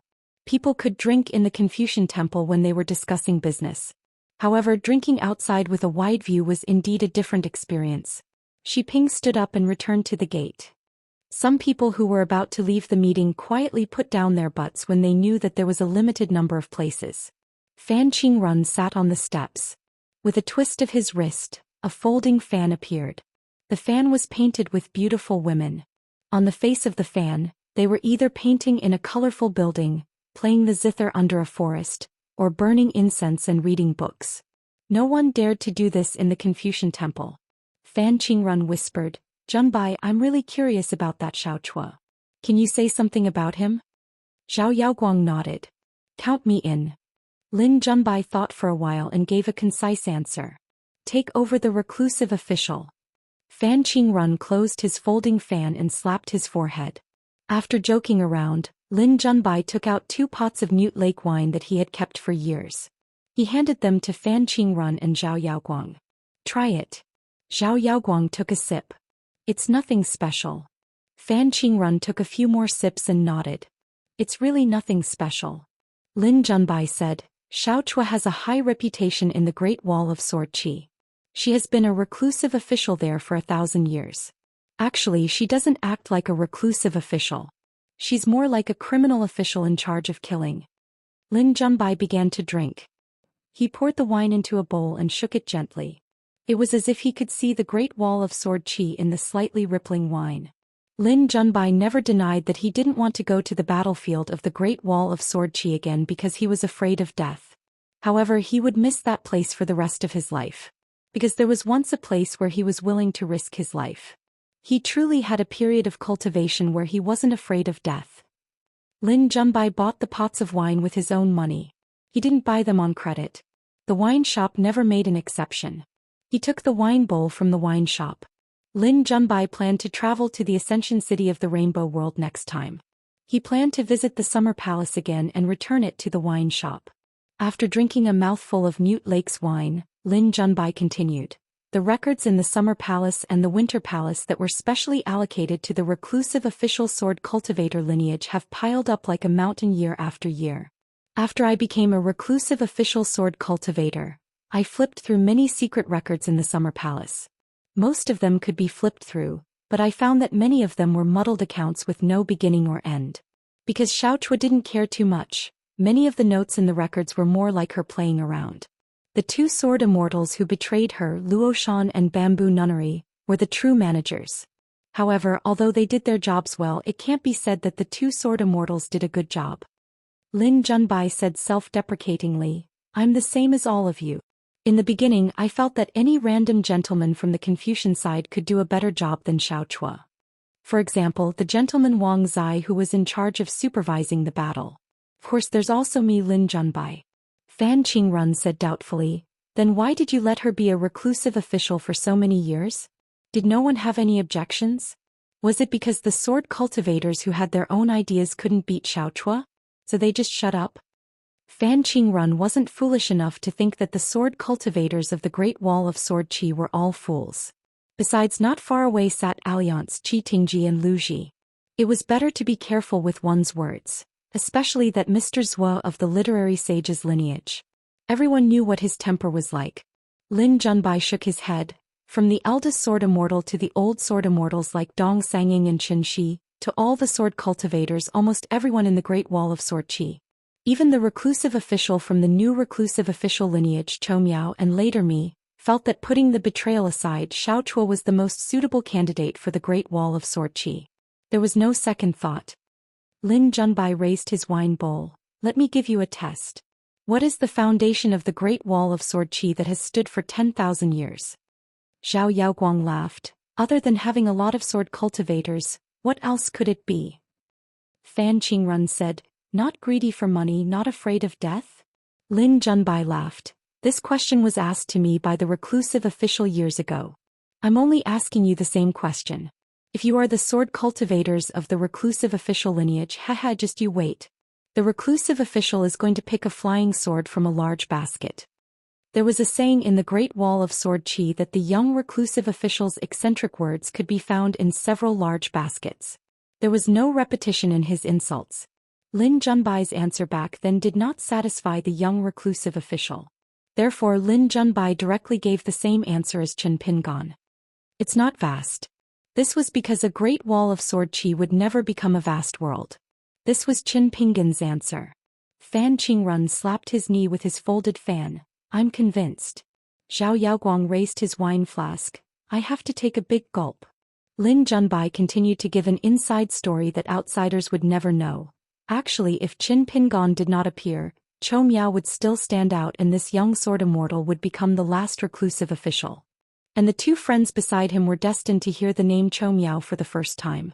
But if Chou Miao was born in the vast world, he would be the Wei Jin of the Wind Snow Temple of the Aquarius continent, and the sword immortal Su Jun of the Gold Armor continent. Chou Miao's name would shake the world. Lin Junbai continued, in my heart Chou Miao is second only to the reclusive official. He is a very powerful sword cultivator not because of his swordsmanship, but because of Chou Miao's ability to control the situation. In the past, the Summer Palace was a place that made people feel at ease. There would be quarrels, angry glares, chairs being thrown and tables being flipped. But in the end, friends became better friends and those who weren't friends at first became friends. Lin Junbai covered his sleeves with his hands and bent down slightly. He squinted his eyes and looked into the distance. In those years in the Summer Palace when we were free, the reclusive official would review the situation with us. For example, the Great Wall of Sword Qi. If we put in more cultivators from the 3 sects and the 100 schools of thought, what would happen to the Great Wall of Sword Qi within 100 years, 500 years and 1,000 years? Guess what the opening statement of this review will be? Lin Junbai asked and answered his own question. Anyway, his two friends would not be able to guess. It was a young lady who said something very rude. She said that even if they could enter, they would not be able to stay. They would be beaten half to death by us.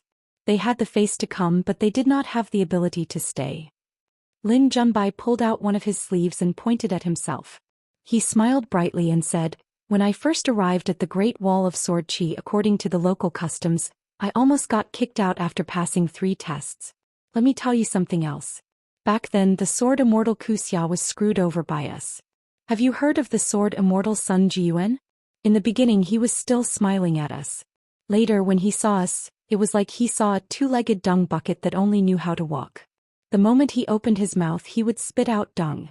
Don't blame others for having a sharp nose, but blame the dung and piss for not being fragrant.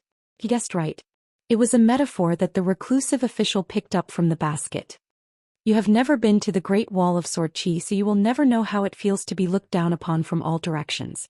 However, Lin Junbai held back and didn't say it out loud. The Great Wall of Sword Qi still existed, but the sword cultivators were no longer around. They had either died in battle or migrated. Therefore, the vast world's Qi refinement warriors no longer had the chance to tour the Great Wall of Sword Qi. Lin Junbai smiled and asked, do you understand what I'm saying? Fan Qingrun and Zhao Yaoguang looked at each other, feeling humiliated by this brat Lin Junbai. He was young, his chess skills were high, he broke through quickly, he was smart, he was handsome, he became famous at a young age and he was flawless. Did he have the right to bully others like this? Lin Junbai did not stop drinking. Although the bowl was small, he drank one bowl after another very quickly. This was already his second pot of wine.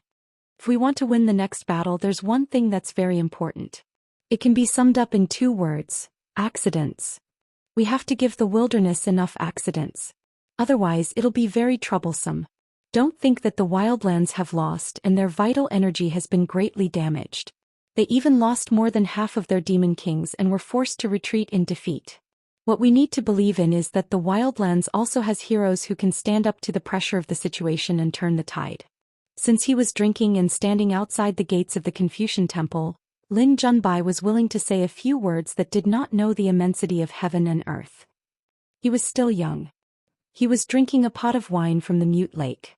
Other than being a sword cultivator, he was also a scholar. Behind him was the Confucian temple. Therefore he had to take advantage of the alcohol and the fact that he was not in a high position yet. He did not have so many rules and restrictions to weigh the pros and cons. He had to say some words that he might not be willing to say in the future. Why was the Middle Plains, Snow Peak continent and Drifting Dawn continent able to convert the resources of their countries and mountains into military strength in the later stages of the war? For the first time, they were able to fully unleash the geographical advantage of the wilderness resources. It was because of the lessons learned from the Tongye, Fuyao and Golden Armor continents. We were scared. Even a glance from afar made our hearts ache. No one dared to say that they could stay out of the war. Instead, the hearts of the people were united. If we can do it, so can the wilderness. In fact, the Qi refinement warriors on Howren's side had not experienced much of the ferocity of the big demons. There were too few battles that were in a stalemate. Other than the Aquarius continent, we can only learn from the battle in the middle of the Golden Armor continent. How can we do that? Therefore, when I enter the Confucian temple later, I will directly ask Song Zhengqiang if the Song clan has secretly collected the maps of the River of Time. If they are unwilling to give it away, I will advise the 3 cult masters of the Confucian temple that the Confucian temple must be bought. If the Song clan is unwilling to sell it and feel that the price is too low, they will demand an exorbitant price. If they dare to raise the price, I will not allow Song Zhengqiang to leave the Confucian temple. Scholar Yuping looked at Lin Junbai's back view and nodded lightly. He was indeed a young man who had stayed in the summer palace for a few years. The young man was a little drunk. Lin Junbai was in high spirits. He was no longer a teenager but was still a young sword cultivator. After drinking bowls of wine, his face was slightly red and his eyes were sparkling. He said, "I don't admire Alliancers Wu Yu. However, I admire Chen Pingon and Chou Miao. I only said this because Alliance and Zhu Yu are right beside me. Their swordsmanship is superb and their military exploits are outstanding. They can turn the world upside down. However, they may not be able or willing to mend the world bit by bit. Zhu Yu is too reclusive. Alliance is too carefree." Alliance smiled. Zhu Yu was expressionless. Alliance was suddenly in the mood to drink. On the streets of the Great Wall of Sword Aura, if a sword cultivator saw Dong sanging on the streets, he could just call him by his name. At most, he could just send him flying with a slap. In all the lands under heaven, it was impossible to say how many young people, juniors, old people, and even cultivators on the peak of the mountain would tremble in fear when they saw Talisman King Zhou Xian, Grand Heaven Master Zhao Tianxi, and other such immortals. They would be filled with admiration, reverence, flattery, and envy. Alliance suddenly remembered Lin Junbai. To be precise, he was a Confucian scholar of the line of the quasi-sage. Lin Junbai hiccuped. His face was red and he was tongue-tied. "I'm most likely not of any help. I need to lie down and sleep for a while. You guys go back inside to discuss matters. Don't worry about me. Let me sleep for a while. If I'm still not awake after an hour, one of you can come and wake me up." He raised his wine bowl again. Since he had made up his mind not to go, he could drink a few more bowls. The world was vast. A small strategist like him in the Confucian temple was not a big deal.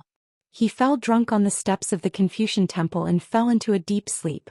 His snores were thunderous. He probably only had one chance like this in his life. He had to cherish it. Zhao Yaoguang said to Fan Qingrun telepathically, "Brother Flower Farmer, you go back inside first. I'll stay here and accompany Junbai. It's fine if you fall asleep, but don't go crazy drunk. This kid has too much to say. We can't let him say it all at once. Otherwise, when the 3 of us gather to drink in the future, we won't be able to see such a fun scene." Fan Qingrun smiled and left. Lin Junbai kept hiccuping. He lowered his head and stared at the empty wine bowl in his hand. No wonder the wine in the wine shop sold so well. Drinking so much in such a small bowl was so heroic. "I'll drink, you can drink as much as you want." Actually, drinking a bowl of wine didn't mean that one could drink much. Sword cultivators who didn't drink a lot would feel heroic after drinking a bowl of wine. Naturally, the more they drank, the more heroic they would feel. According to the rules of the wine shop, Q-Sword could lose but Q-Wine couldn't back down. If Q-Sword lost, it meant that their sword techniques weren't high enough. However, if they were still cowardly when Qwine was at the table, then there was a problem with their character. There was no other excuse. They would be single for the rest of their lives, drinking and borrowing money from others. It was said that in the end, there was an old sword cultivator who gathered the strengths of many schools and successfully compiled a small booklet. 36 tips on how to persuade people to drink without falling. Every time before they went to the wine shop to drink, everyone was confident that they would win. However, every time they would all lie under the table and call each other brothers. After all, the gamblers, drunkards, and bachelors who went there to drink were all single men, who hadn't read and flipped through a thin booklet that cost a few snowflakes. When they sat down at the table, they were invincible. When they were sober, they would be carried home by their friends, or lying under the table together, or nesting in a corner by the roadside. They would feel that they would never drink again in this lifetime. Spending money would hurt their bodies and cause them to lose face. It was really meaningless. In the end, when the effects of the alcohol passed, they only needed to exchange a glance with their friends. Let's go? Okay. It was just like the Great Wall of Sword aura. It was the same for drinking on the battlefield and in life. Lin Junbai gulped down another mouthful of wine. He tried to hold it in but still spat it out. In the end, he fell back and fell asleep.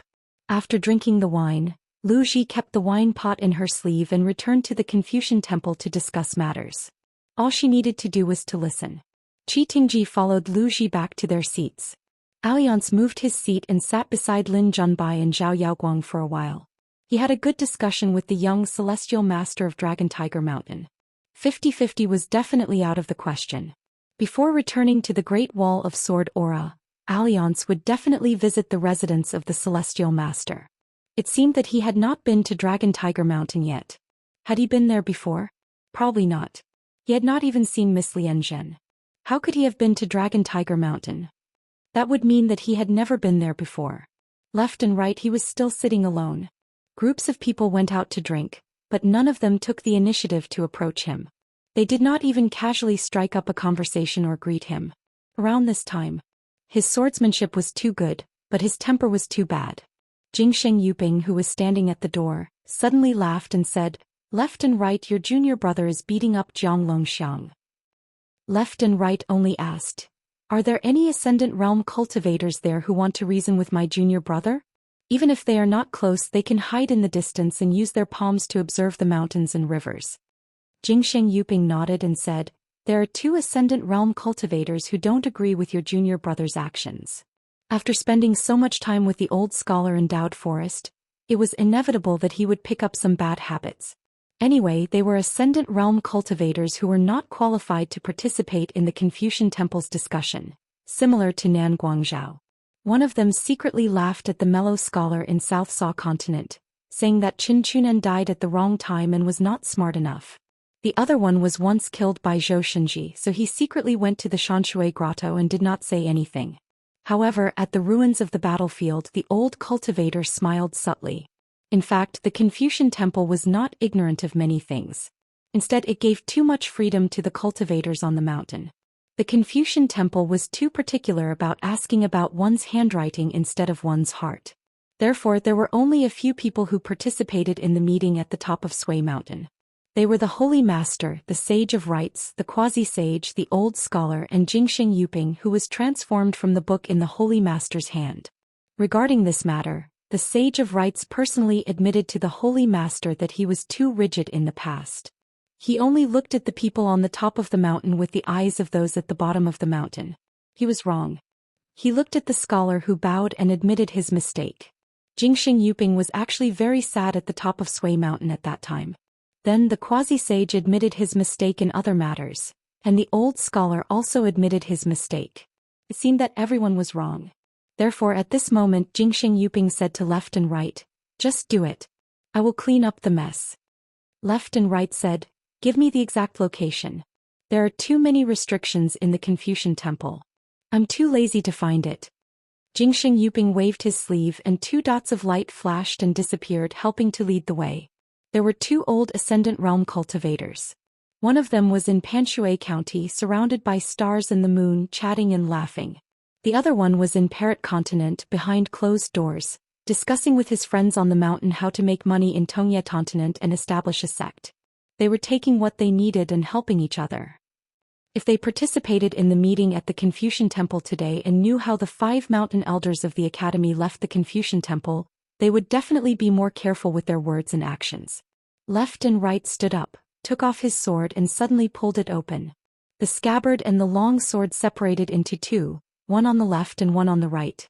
They headed to Panshui County and Parrot Continent respectively. They were in a dilemma. Which one should they cut first?